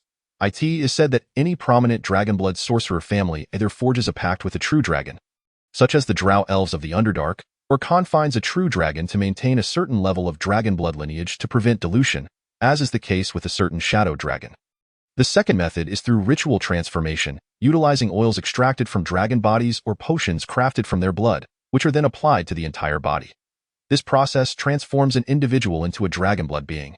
For instance, the fireblood dwarves enslaved by red dragons and the woodland elves manipulated by green dragons were born of this method. Many powerful dragonborn followers also have the option to endure the essence of true dragon blood directly, thereby transforming into dragon blood beings, albeit often at the risk of death. The third method entails consuming parts of a dragon's body, such as eating dragon flesh or drinking dragon blood, which over time generates dragon blood within the consumer. For example, the frostblood orcs of the north gained their lineage from long-standing hunts of white dragons, consuming every edible part of the white dragon, including dragon flesh and bones, as the north is exceedingly barren and nothing edible is wasted. Over time, dragon blood has accumulated within the Orcish bodies, culminating in their transformation into dragon blood beings. Currently, Godin's most reliable method is the second one, utilizing the dragon blood ritual transformation to convert his subordinates into dragon blood beings. However, the dragon blood ritual requires a caster of a certain level. Specifically, a minimum of a 4th-tier spellcaster is needed to perform the ritual, which is typically inherent to mature true dragons. Of course, there exists another method involving the use of spells and divine arts to create dragon blood beings through experimentation. The mother of evil dragons, Tiamat, has engaged in such practices, which are also the forte of the platinum dragon god Bahamut.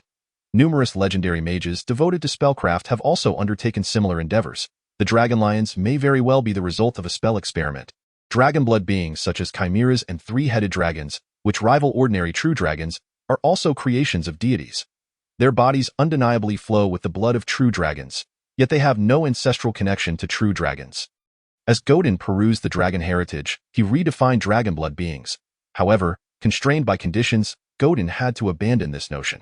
After all, even if a 4th-tier spellcaster were willing to assist him in conducting the ritual, he could not provide the necessary quantity for transformation, and whether utilizing the bloodline of a wormling would significantly diminish the outcome remains uncertain.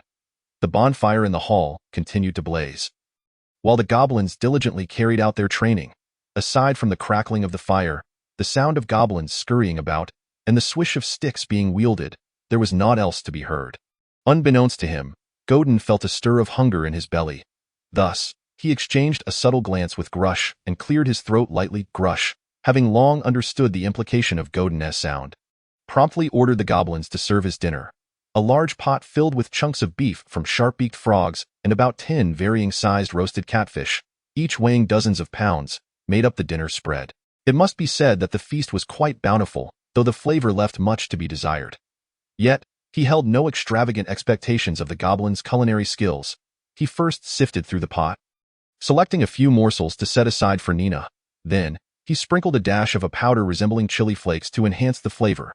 This was, of course, procured from Fran's alchemical shop, specifically at Nina's request to the half-elf Fran Willow. Such seasonings were not typically available in the alchemical shop. The price was rather steep. A small vial cost him 10 silver coins. After completing his additions, Godin beckoned Nina to join him for the meal. During the dining process, he couldn't shake the feeling that Nina was consuming with greater fervor than before, eating more heartily. The bonfire blazed in the sewer, while above ground, the free city of Calandu was shrouded in curling smoke. The white smoke billowing from the chimneys of various households coalesced into a lingering fog, and the taverns within the city began to glow with light, bustling with life. The nightlife of Calandu would officially commence only after the last glimmer of light faded behind the undulating mountains. Amidst the throng of people, a red-haired girl, propping herself with a silver spear and dragging her weary body, entered an inconspicuous little shop in the civilian district, wearing an expression of bewilderment. Chapter 65. The Night Goddess Shar in the Tranquil Night. A storm descended without warning in the free city of Calandu. It ravaged for 2 days and nights before finally relenting. It nourished this land that tasted of copper and adorned the grand city with a lustrous sheen, as if it had just emerged from a cleansing bath. Many merchants, who had prepared in advance by hiring workers to move goods from the dock area, breathed a sigh of relief, the very moment the rain ceased at dawn. They were quick to board carriages to inspect their warehouses, fervently praying that the storm lord, Talos, would spare his followers from suffering losses. After all, they had paid for it. However, the rain did not cease for long. Before the first rays of dawn could rise above the horizon, a light drizzle began anew, and the iron-gray clouds overhead showed no signs of dispersing. It seemed that the aftermath of the storm was far from over. As dawn broke, just as the city gates opened, Cecilia, who had returned to the White Horse Inn for a respite, along with her captain Marglesia, listened intently to the patter of raindrops outside the window. Cecilia stood up and approached the only window in the room, watching the strings of water droplets cascading from the eaves. The rusty little crown atop her soft gray hair had already been removed. The crown of dimensions now had 2 uses remaining, and she dared not take it out recklessly. This was Calandu, where such magic artifacts imbued with elven essence, when worn upon the head, would invariably attract unwarranted envy. So she had removed it prior to entering the city. "Captain, do you think they will believe us?" Cecilia asked as she gazed out at the rain-soaked streets of the civilian district, nearly devoid of people. Her voice was imbued with a youthful softness, resonating within the simplicity of the inn room. Her gray eyes were deep and cool, creating a contrast with her gentle tone. The subtle flutter of her luxurious black robe also signified that this adventure had indeed fostered significant growth in this sorceress. Both in mindset and PowerPoint 2 days ago, after Cecilia cast the third instance of the greater invisibility spell linked to the Crown of Dimensions, she naturally grasped the three-ring spell, Invisibility Sphere, and received a boon from her wind element bloodline, which was also a three-ring spell, known as Wind Armor. Invisibility Sphere.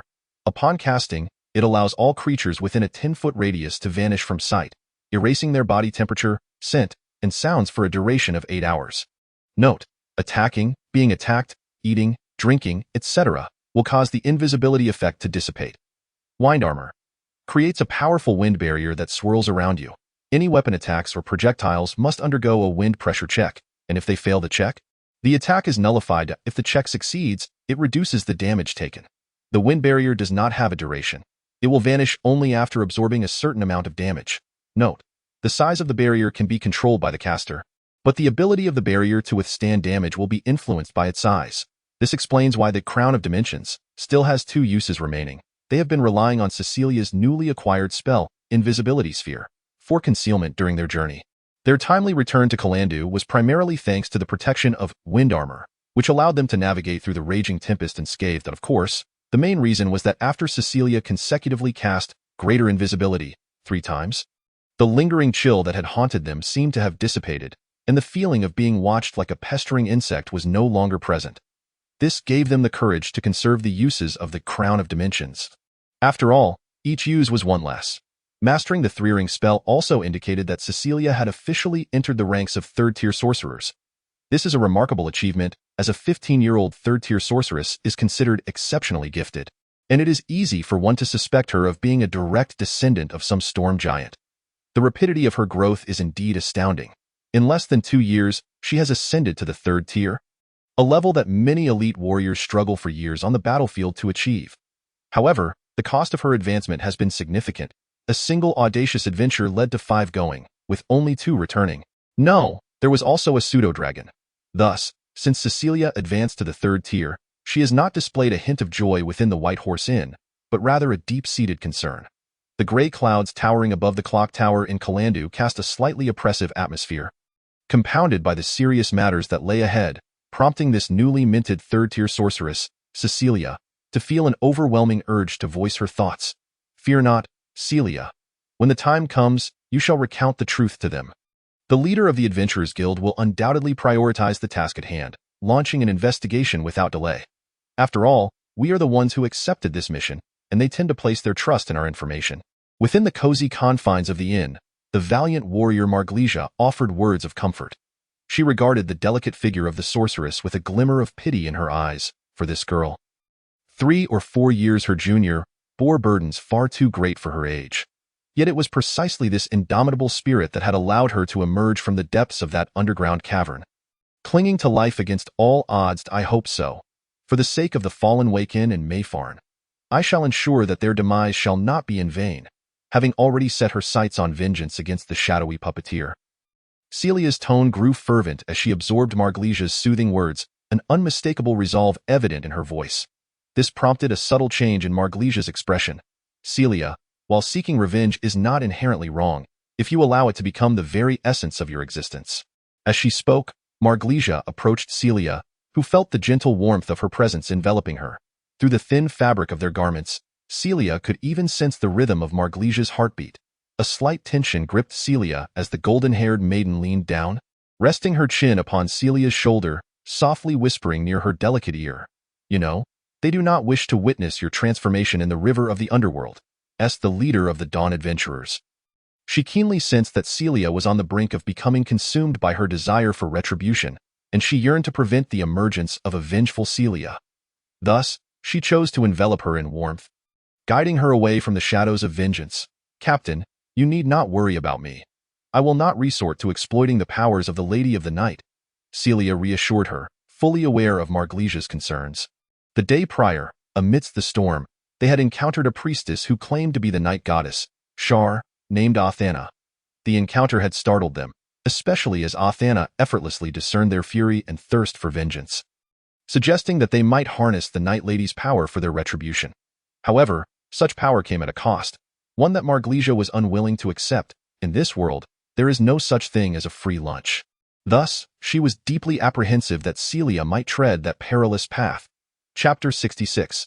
Silence. The atmosphere within the inn lifted with Celia's denial, the oppressive air lightening considerably. I merely feared that revenge might blind you.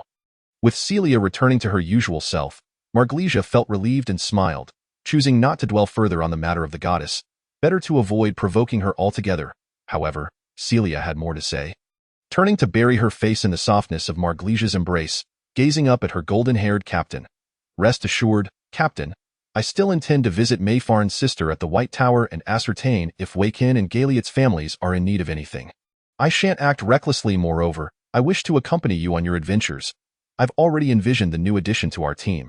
You will surely adore them when the time comes. That child has always been endearing since childhood. Then we shall travel the western continent with Liz, and once matters concerning Wakin are resolved, we might even consider embarking on an airship to the eastern continent's Achen forest. It is said that all the pure-blooded elves have gathered there. And I have yet to behold one.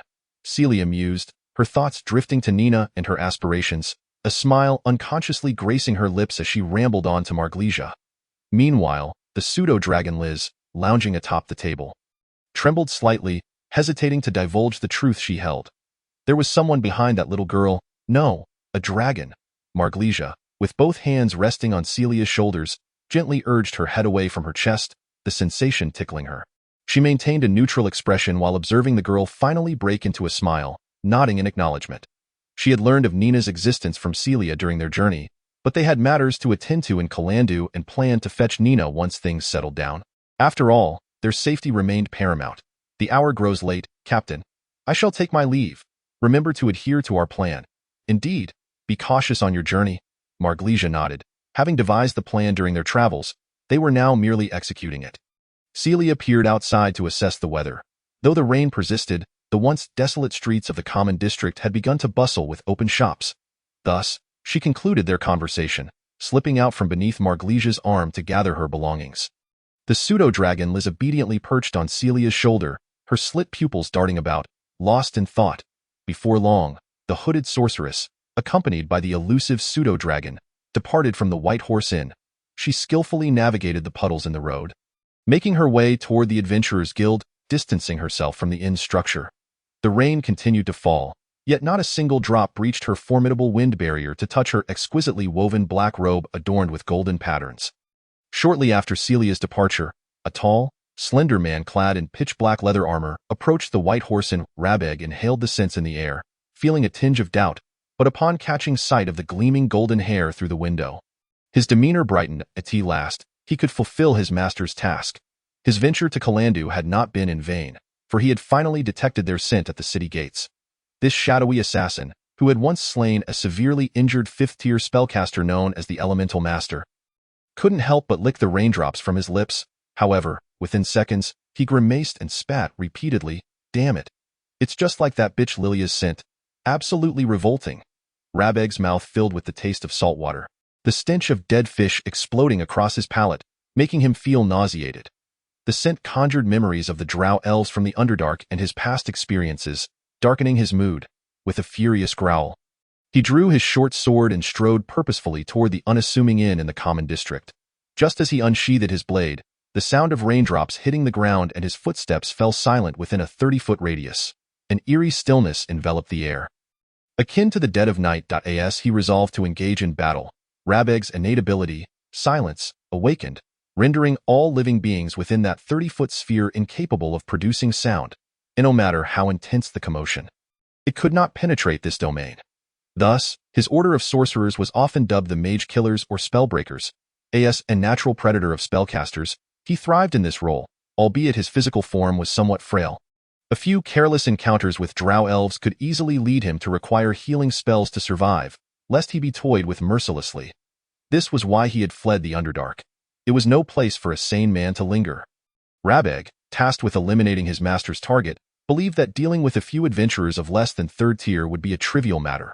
After all, if it weren't for that peculiar invisibility spell, he felt confident that he would have already brought the two girls back to his master. Thus, he maintained a casual attitude, treating the situation as a mere game of cat and mouse. However, the storm had caused him to lose their trail, leaving him drenched and disgruntled. What ill fortune! I hope the weather remains clear when I bring them back. With his short sword in hand, Rabeg glared at the overcast sky, his expression equally grim. Delays had persisted for days, and he imagined his master was growing impatient. He wondered if the transfer of the traveling mage had been secured. His feelings toward this place were exceedingly negative. Let this damned weather go to hell. He stepped into the White Horse Inn, where a front desk attendant had just begun to advise the tall, slender man to stow his weapon to avoid unnecessary trouble. Yet, to her bewilderment, she found herself rendered speechless, as if the entire world had succumbed to silence, despite the persistent sound of rain outside. Peculiar indeed. Just as she attempted to voice her thoughts, a flash of silver light sliced through the air, and she fell unconscious. After swiftly dispatching the attendant, Rabeg ascended the stairs without hesitation, intent on eliminating all witnesses, an assassin's instinct.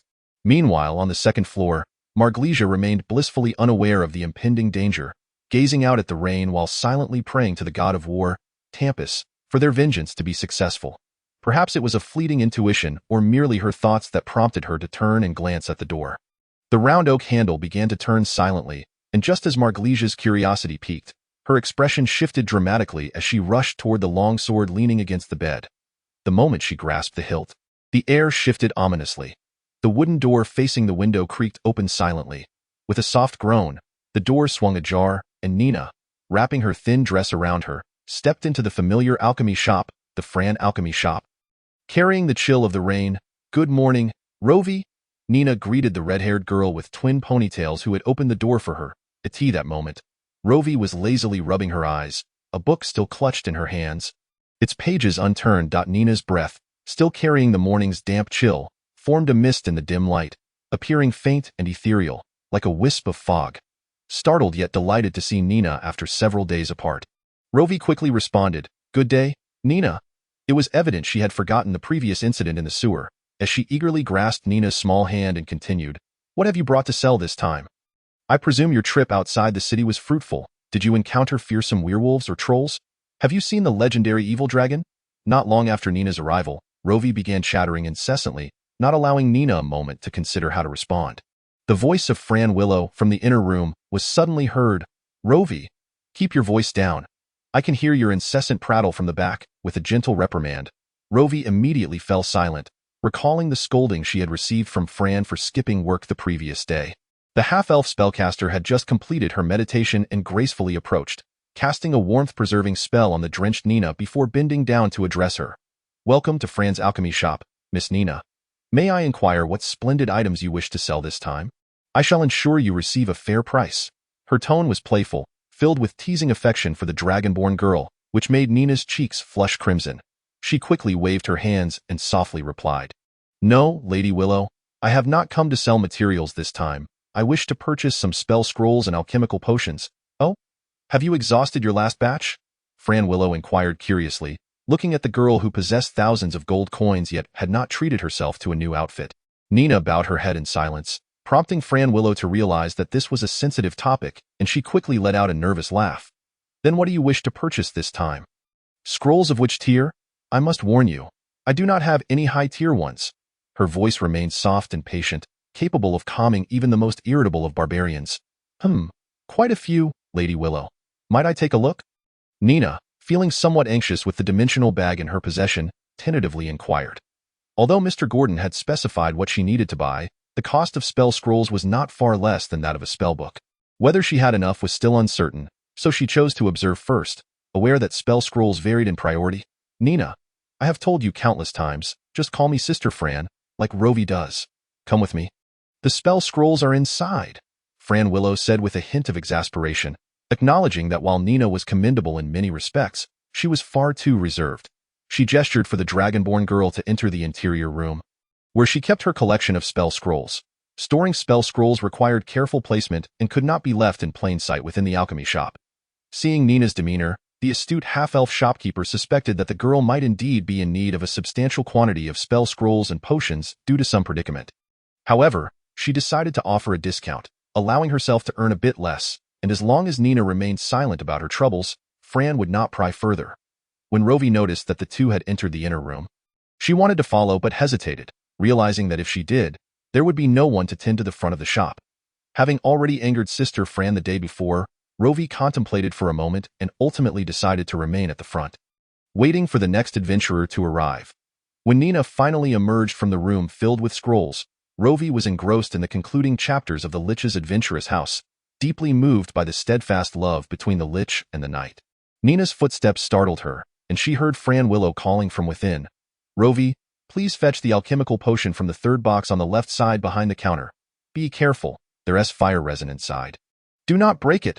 Wiping the tears that had escaped her eyes, Rovi quickly jumped down from the high stool at the front, took the alchemical list from Nina, and while searching for the materials, she asked, "Nina, are you leaving already?" "Yes, Rovi, thank you for your help with the potions," Nina replied. "Not at all. Just make sure to share your adventure stories with me when you have time. I wish to partake in an adventure as well." But Rovi sighed, feeling somewhat discouraged. After waking up in the sewer yesterday, the dark and terrifying environment made her hesitant about embarking on her own adventures.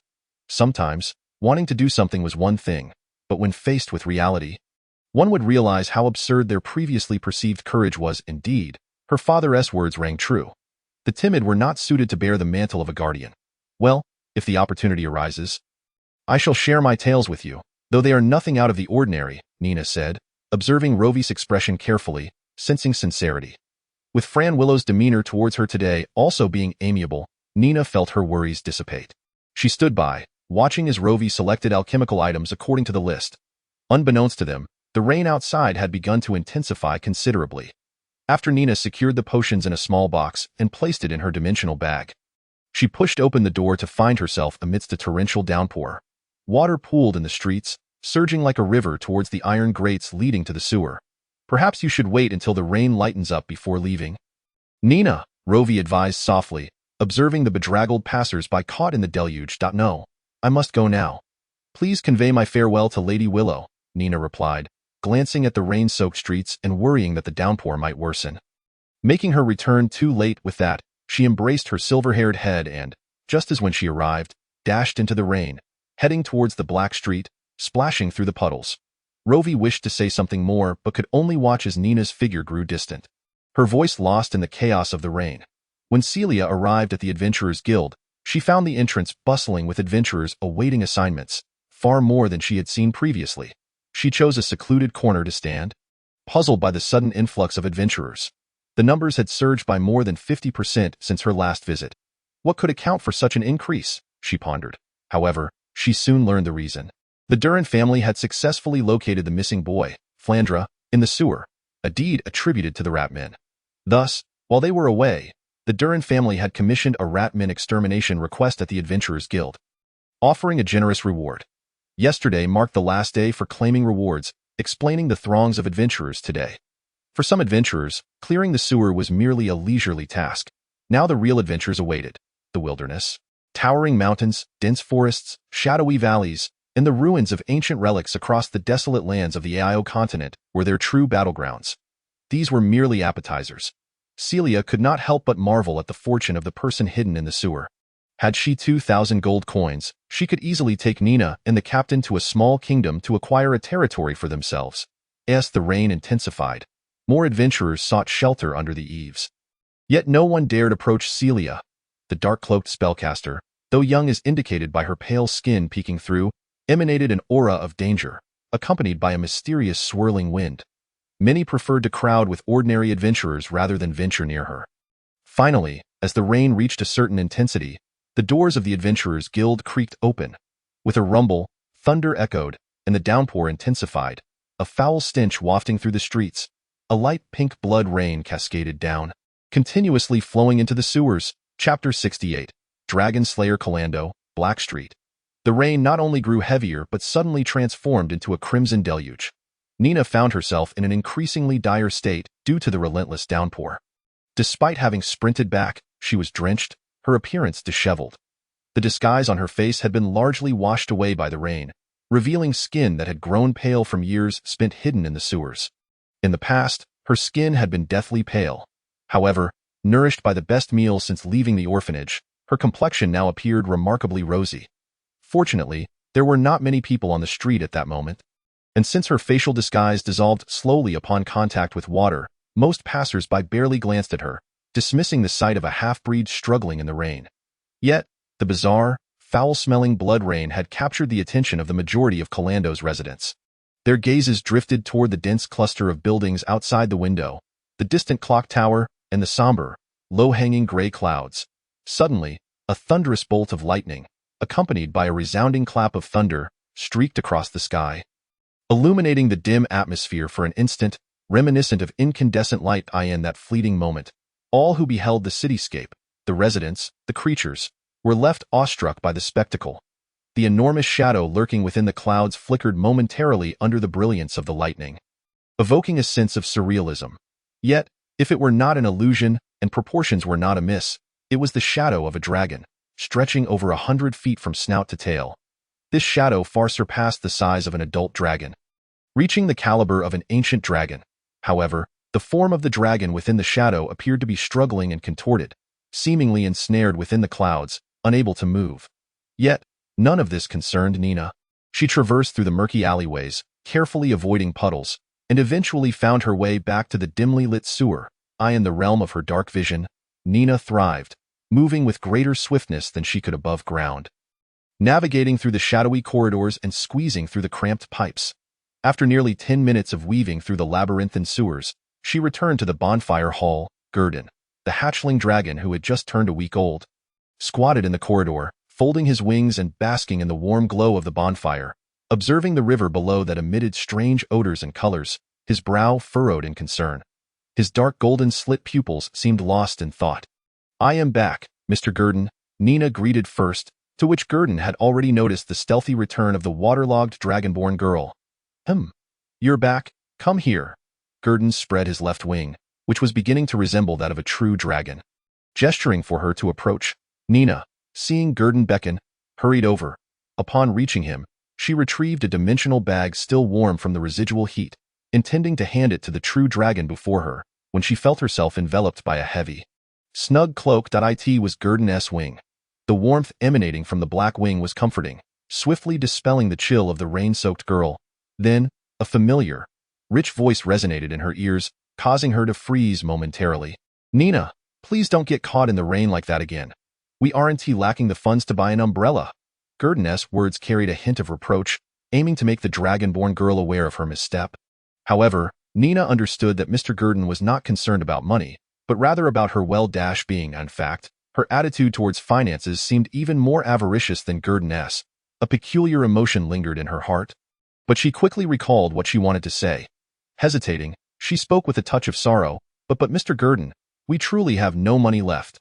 The spell scrolls and alchemical potions you requested have reduced our last fortune of 680 gold coins to less than 10 copper, and that's after Lady Vilo gave me a 10% discount. Otherwise, we might have been short one item." Gurdon replied. "All right. Are all the items ready?" "All set, Mr. Gurdon." Gurdon shifted the topic, and Nina complied, obediently answering his question. She then smartly began to retrieve the items he needed from the dimensional bag.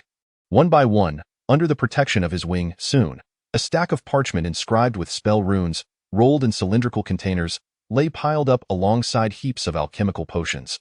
After a quick glance, Gurdon nodded in satisfaction. The allure of such wealth brought him an inexplicable joy, and even if they ultimately failed against that sea dragon beast, escape would be assured.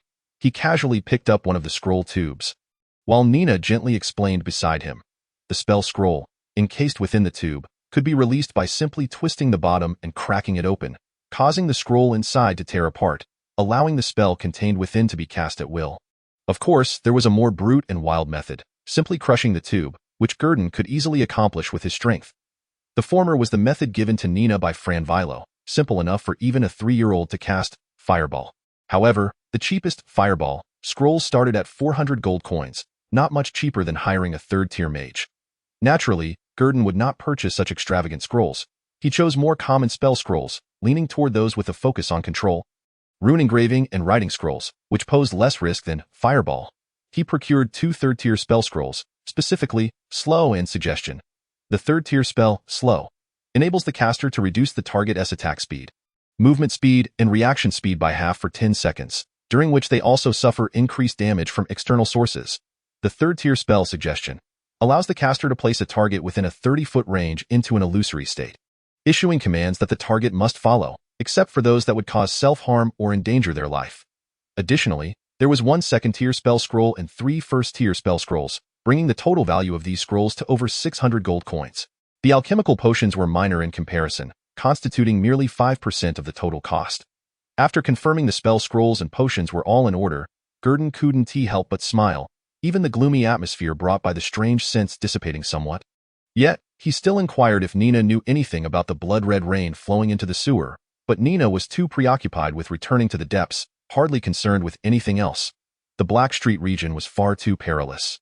One night after the adventurers had withdrawn from Blackstreet, the previously active gang members re-emerged, congregating under the eaves, plotting their misdeeds.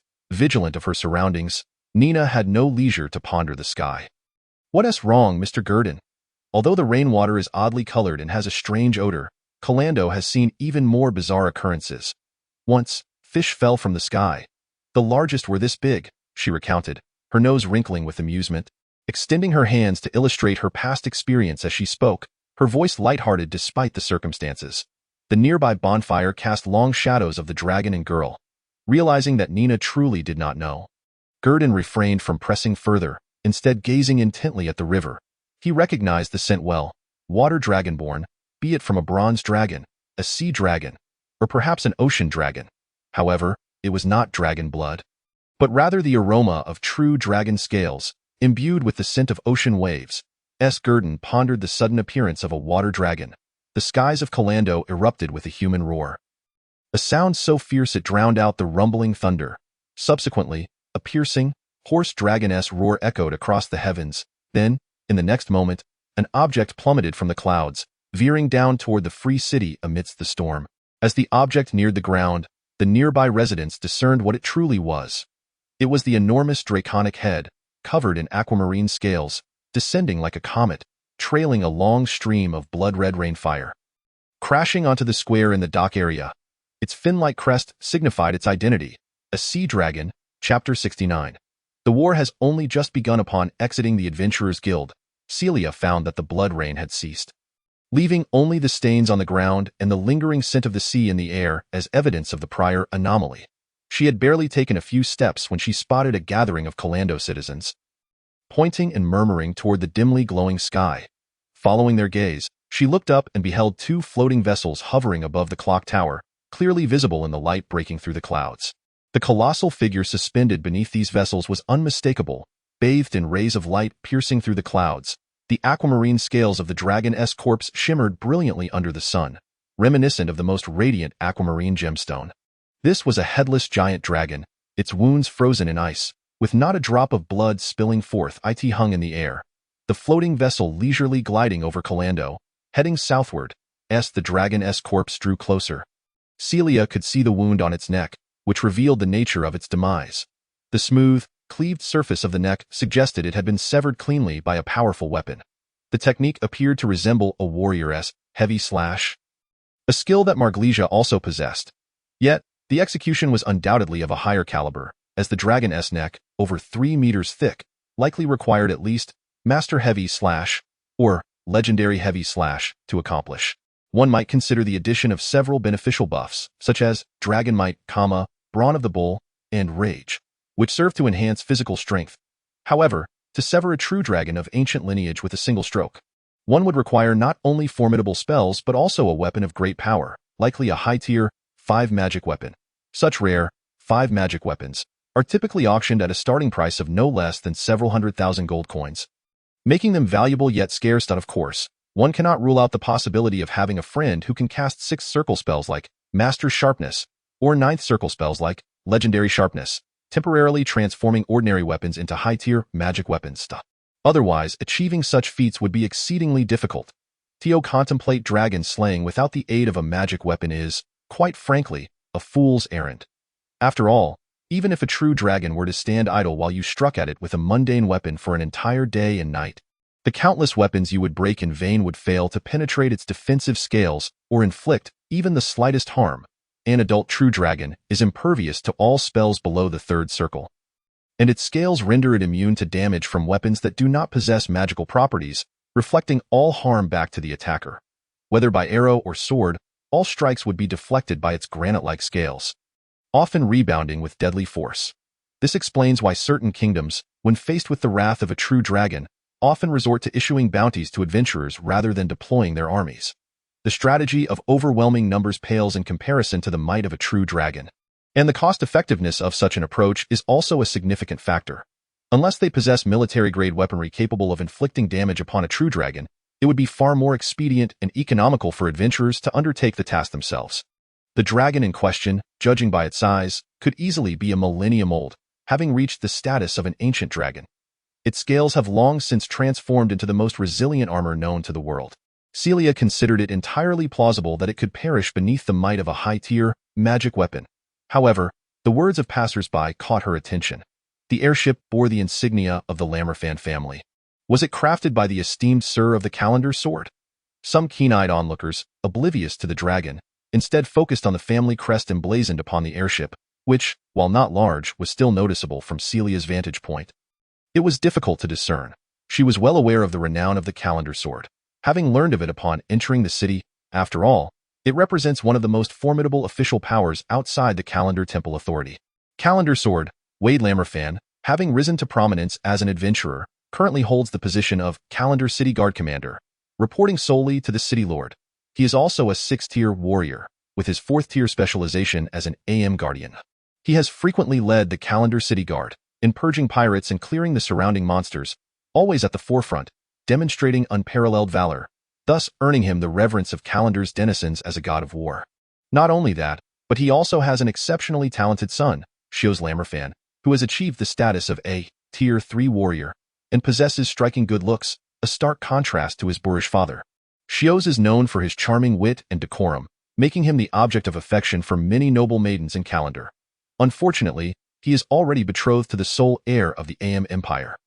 The long Princess Hawilo. If all goes according to plan, he will wed Princess Hawilo of AM by this time next year, becoming a prince of the Empire. One cannot deny that he is a winner in life. Tales of the father-son duo circulate widely among adventurers in Calendar, hence the inquiry. However, this was swiftly met with rebuttal. It is impossible. The Lammerfan family consists solely of Commander Wade and his son, whose prowess barely reaches the 6th-tier, extraordinary threshold. This dragon is clearly not merely an adult. It is not a white dragon, and given its size, it must be at least an ancient dragon of heroic caliber. Even with Wade's esteemed reputation in Calendar, he cannot hope to defeat such a terrifying beast. This airship is likely borrowed. Yet, the individual was not deterred and wished to continue speaking. The debate persisted. But Celia had lost her patience for their incessant chatter. After the initial shock brought on by the dragon's corpse, her emotions began to settle. Now, she yearned to return to the White Horse and to share both good and bad news with her captain, Maglacia. The good news was that the Adventurers Guild had agreed to retract the bounty and conduct an investigation. Unfortunately, another group of adventurers had accepted the task and departed Calendar a day prior, heading towards the Dragon Lion's lair. If the storm had not delayed them, they would likely have already arrived at the Dragon Lion's cave. In this matter, even the guild could do little. It would be unreasonable to dispatch a caster capable of greater teleportation for such a trivial issue. Moreover, the veracity of the situation remained uncertain, necessitating on-site verification to ascertain if someone had misappropriated the bounty in order to deceive the adventurers. The scenery on either side of the street swiftly blurred past Celia's silvery hair. Her lithe form dashed along the wide thoroughfare. Soon, she reached the predetermined location, precisely 1 mile from the White Horse Inn. Cloaked in a black hood, Celia halted at the street corner, gazing towards the distant orange roof of the inn. Concealed within a narrow alley, she silently recited incantations, her gestures subtly shifting. Wes! A mysterious and eerie chant escaped Celia's lips. The magic coursing through her veins transformed a breeze swirling around her into a lively fish, which darted towards the White Horse Inn. This was the second circle spell, Wind Speech, capable of communicating with a target via the wind over a distance of 1,600 meters. The message could return a maximum of 3 times before dissipating into ordinary air. Before long, however, the spell sank into silence, yielding no reply. Celia's expression shifted subtly, sensing that something had amiss.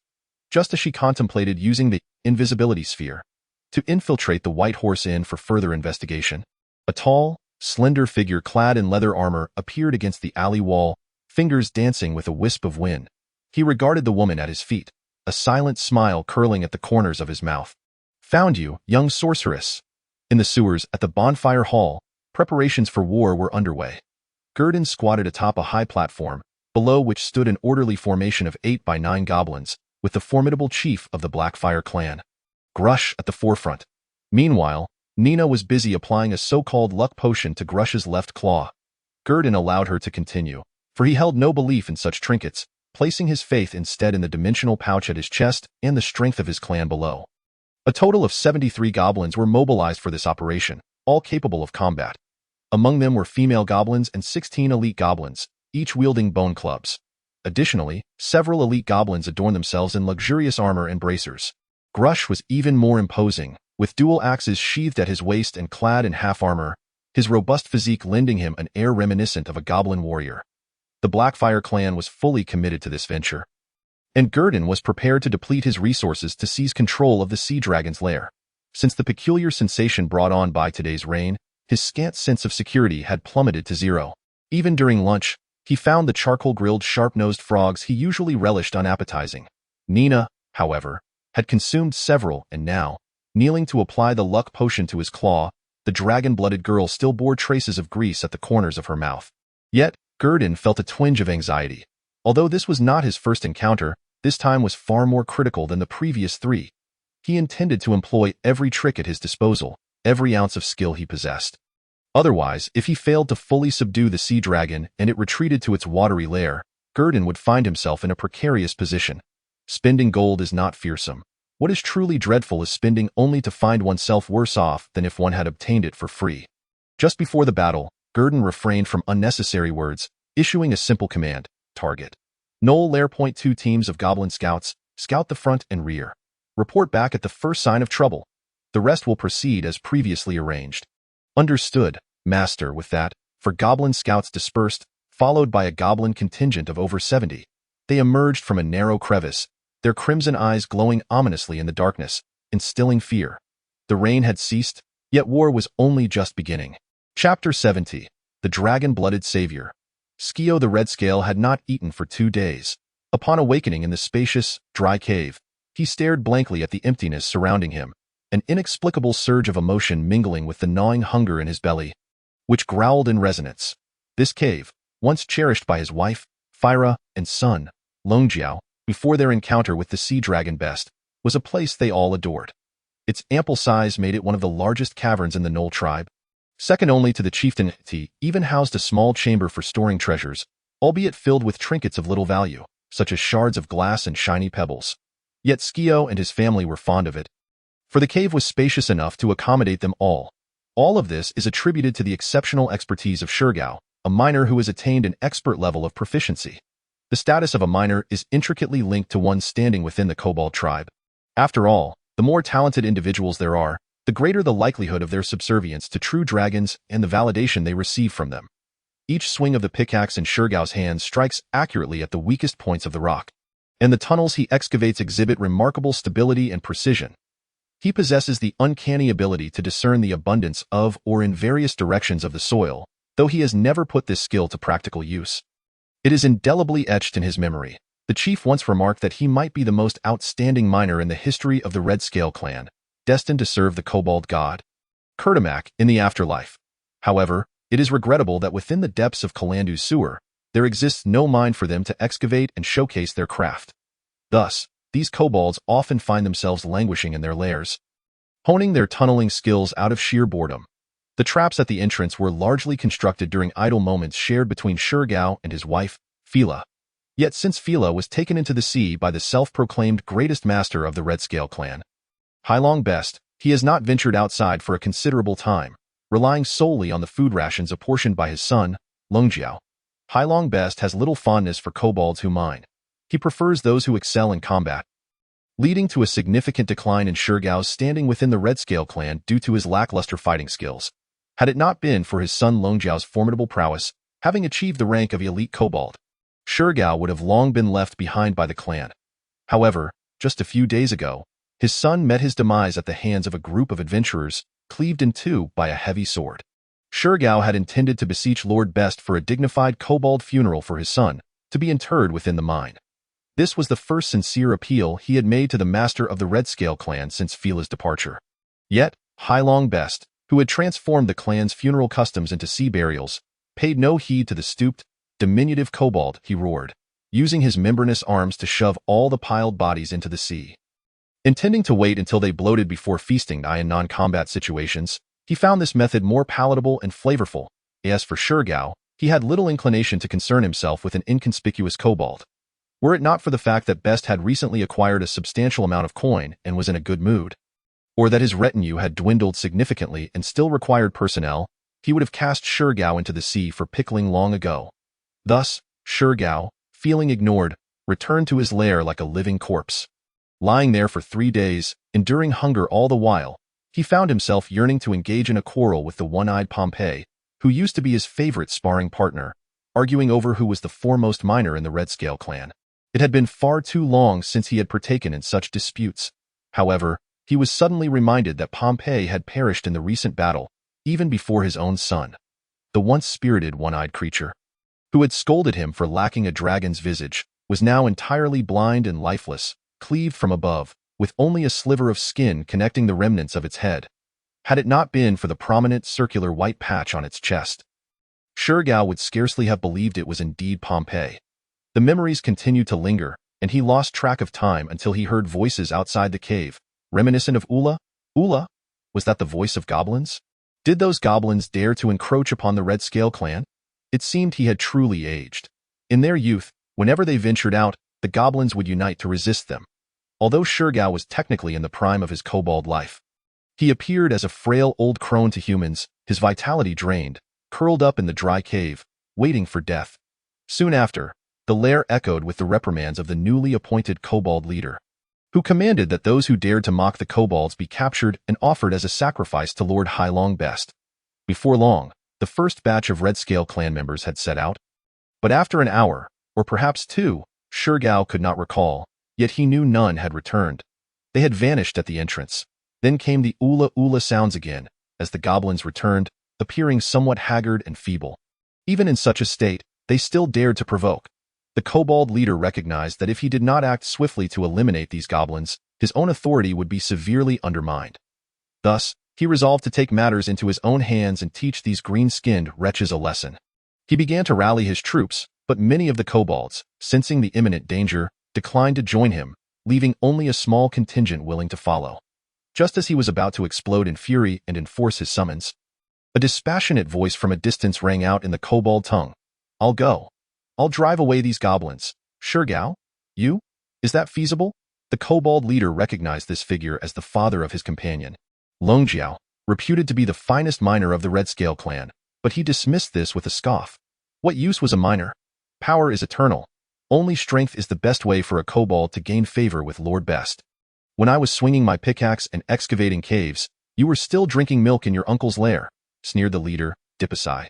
Shurgao, sensing the leader's skepticism, found an unexpected surge of spirit and retorted, causing the newly minted leader Dipasai to flush with embarrassment, unable to counter his words, as they were indeed grounded in truth.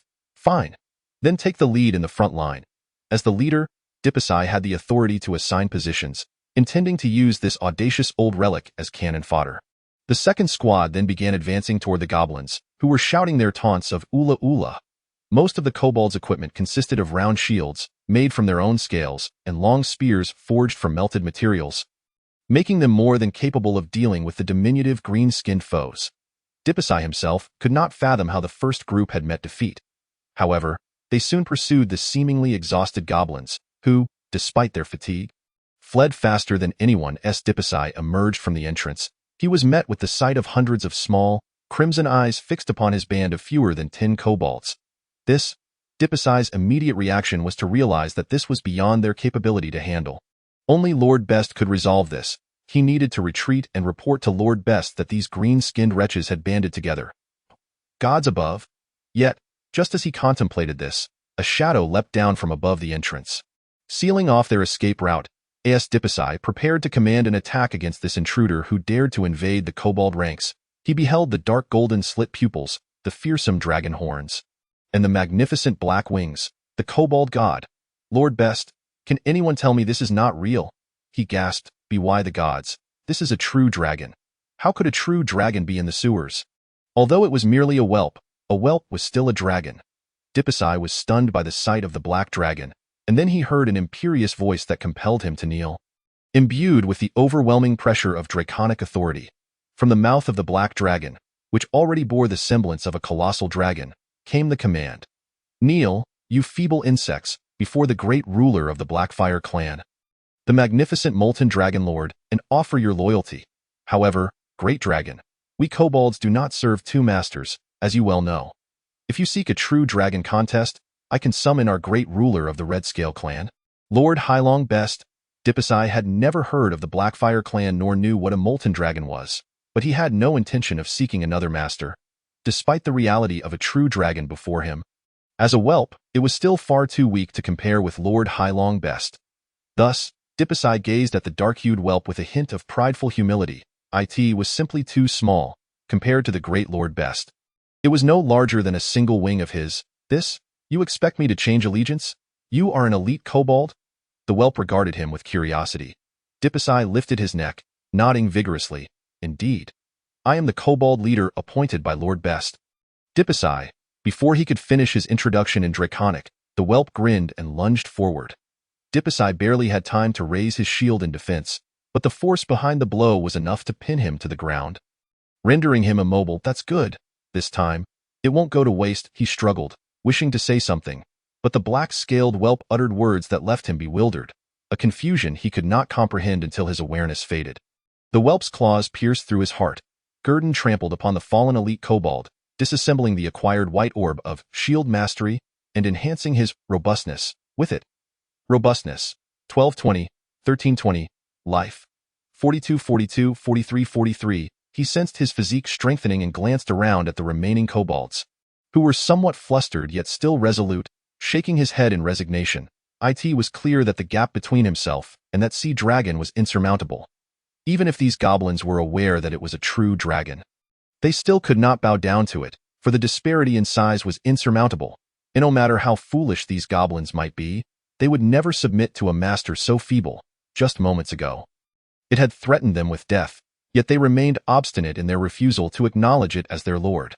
Just as Godin was contemplating abandoning his endeavor to subdue the goblins, a voice filled with urgency pierced the air. Oh, mighty true dragon, I, Shi Gao Honglin, willingly submit to you, curling beneath your wings, to fulfill your will.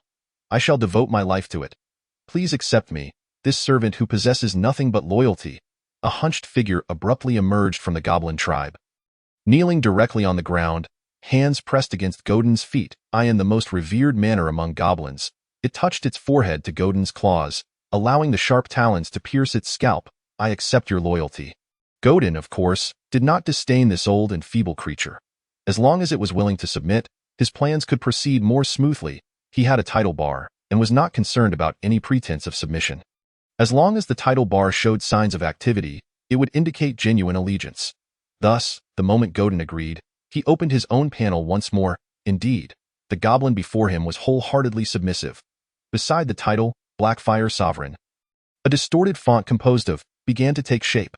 However, it was not the title Godin had anticipated, such as Goblin Enslaver, Tyrant, Ruler, or Arch Nemesis. Instead, it was Savior of the Dragonkin. Godin clicked on the title bar for more information. Chapter 71. The plan begins in the sewers. At the entrance of the goblin lair, Godin stood under the watchful eyes of numerous goblins and the captured goblins, staring blankly at the newly added title on his panel. Title Savior of the Dragonkin. With the bloodline of the lava dragon and the true dragon, your mere presence has instantly saved and captured a dragonkin in despair.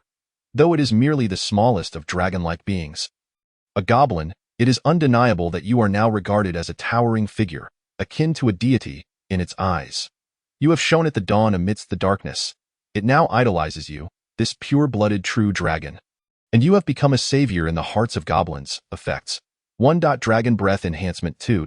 Its loyalty is at 100, and it will never wane until it encounters a stronger true dragon.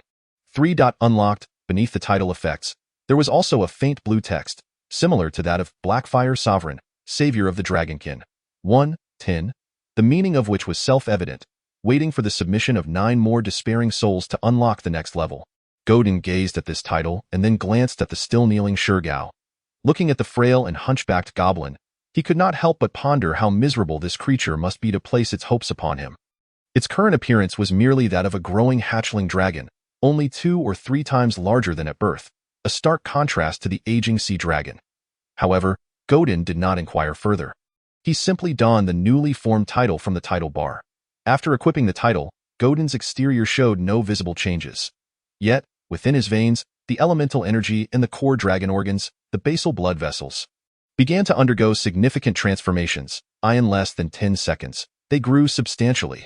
The frenzied elemental energy increased its proportion in the blood, and the reinforcement of the basal blood vessels made Godin feel as though his ability to transform elemental energy had been further enhanced. Both in speed and quality, however, he could not test his newfound capabilities just yet. He had to suppress his eagerness for experimentation, knowing that an opportunity would soon arise, as a true dragon and a hunter. He possessed such patience. Thus, he began to outline his plan to the hunched goblin Shurgao. Should he successfully subdue the goblins, how his plans would extend until the sea dragon lurking beneath the ocean caves was entirely eradicated. Godin formulated a total of 4 plans, arranged from easiest to most difficult. Plan A was the simplest. The moment these goblins laid eyes on him, they would switch allegiance and kneel at his claws, leaving the sea dragon isolated and helpless in the water. Plan B stated that as long as one goblin was willing to submit, the plan could be executed, making it easier to lure out the remaining goblins still in the lair without alarming the sea dragon. As for plans C and D, they involved the risk of provoking the sea dragon by systematically eliminating the goblins one by one. This was precisely why Godin had brought so many goblins with him. He could not handle such a number alone. A single misstep could lead to total failure. Godin even devised the most extreme retreat strategy, including which goblins he would sacrifice for a strategic withdrawal.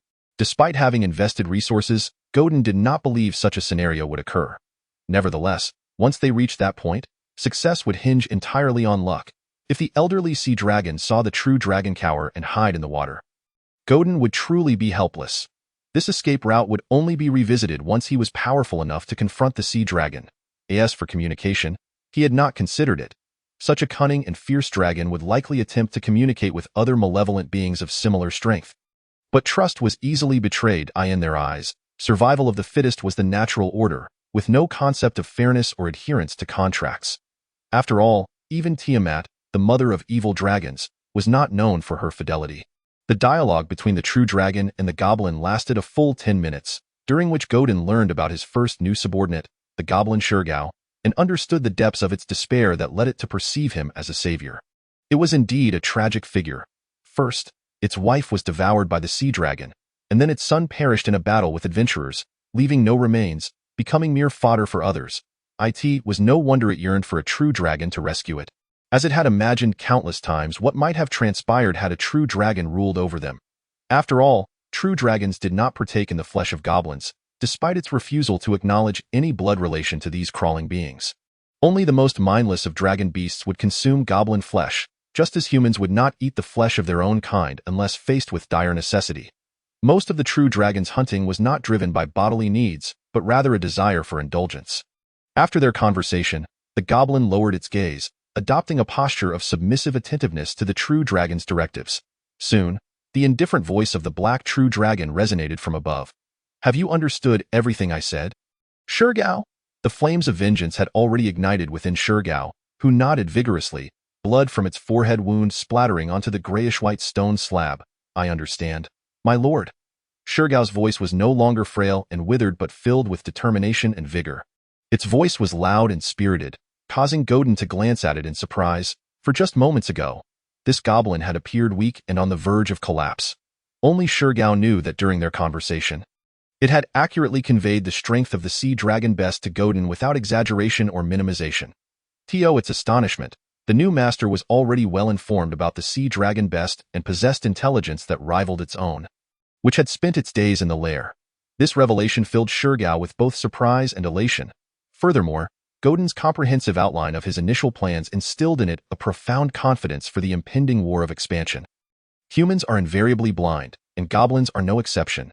At this moment, Shurgao had transformed Godin into a divine being sent to rescue it. After all, there was a tradition among goblin tribes of being saved by true dragons. Was there not? It was the only explanation for a hatchling dragon, seemingly less than 3 years old, to expand its territory in such a manner. Normally, hatchling dragons would be focused solely on growing and surviving through the 2 weakest stages of true dragonhood before anything else. A hatchling like Godin was exceedingly rare. Of course, Shurgao was unaware of the significance of the ocean passage for Godin. Once Shurgao received God's nod, it began to enact the plan as directed. It returned to the entrance, where the sounds of barking goblins echoed, seemingly in a frenzy. Shurgao could also faintly hear the goblins inside hesitating over whether to disturb the sea dragon best's rest. Without further thought, Shurgao strode out of the narrow goblin passage. As Dragonkin, the goblins possessed dark vision, allowing them to clearly see Shurgao emerging from the entrance. This once prominent goblin of the Redscale clan stepped out with a troubled expression. Its gait was somewhat hobbled, resembling its previous state. Some goblins could no longer contain their curiosity and inquired about the situation outside. Shurgao managed a sorrowful smile. They chased off the goblins. They no longer need me. They are currently feasting on the food left behind by the goblins and have asked me to inform you to join them. With that, Shurgao said nothing more, lowering its head dejectedly as it returned to its own lair. All the goblins had witnessed the previous conflict between Shurgao and the goblin leader. It is not entirely impossible for Dipasai to execute such an operation, especially considering that Shurgao, the kobold, has always been known for his simple and honest demeanor. The other kobolds had scarcely entertained the notion that he might utter a falsehood. Thus, upon hearing the tantalizing sound of food from outside, they all surged forth, eager not to be left behind. The cacophony of barking and the rapid patter of feet filled the air as every kobold poured out of their lair, swiftly vanishing from the entrance. After the last kobold had slipped through the opening, a dark, true dragon emerged from its cloaked state, blocking the sole path into the nest in the absence of the firelight. The dark golden vertical pupils in the shadows shone with an extraordinary brilliance. Gurdon inclined his head slightly towards the approaching kobold, Shurgao, and then, with an air of elegance, he stepped into the narrow, constricted passage.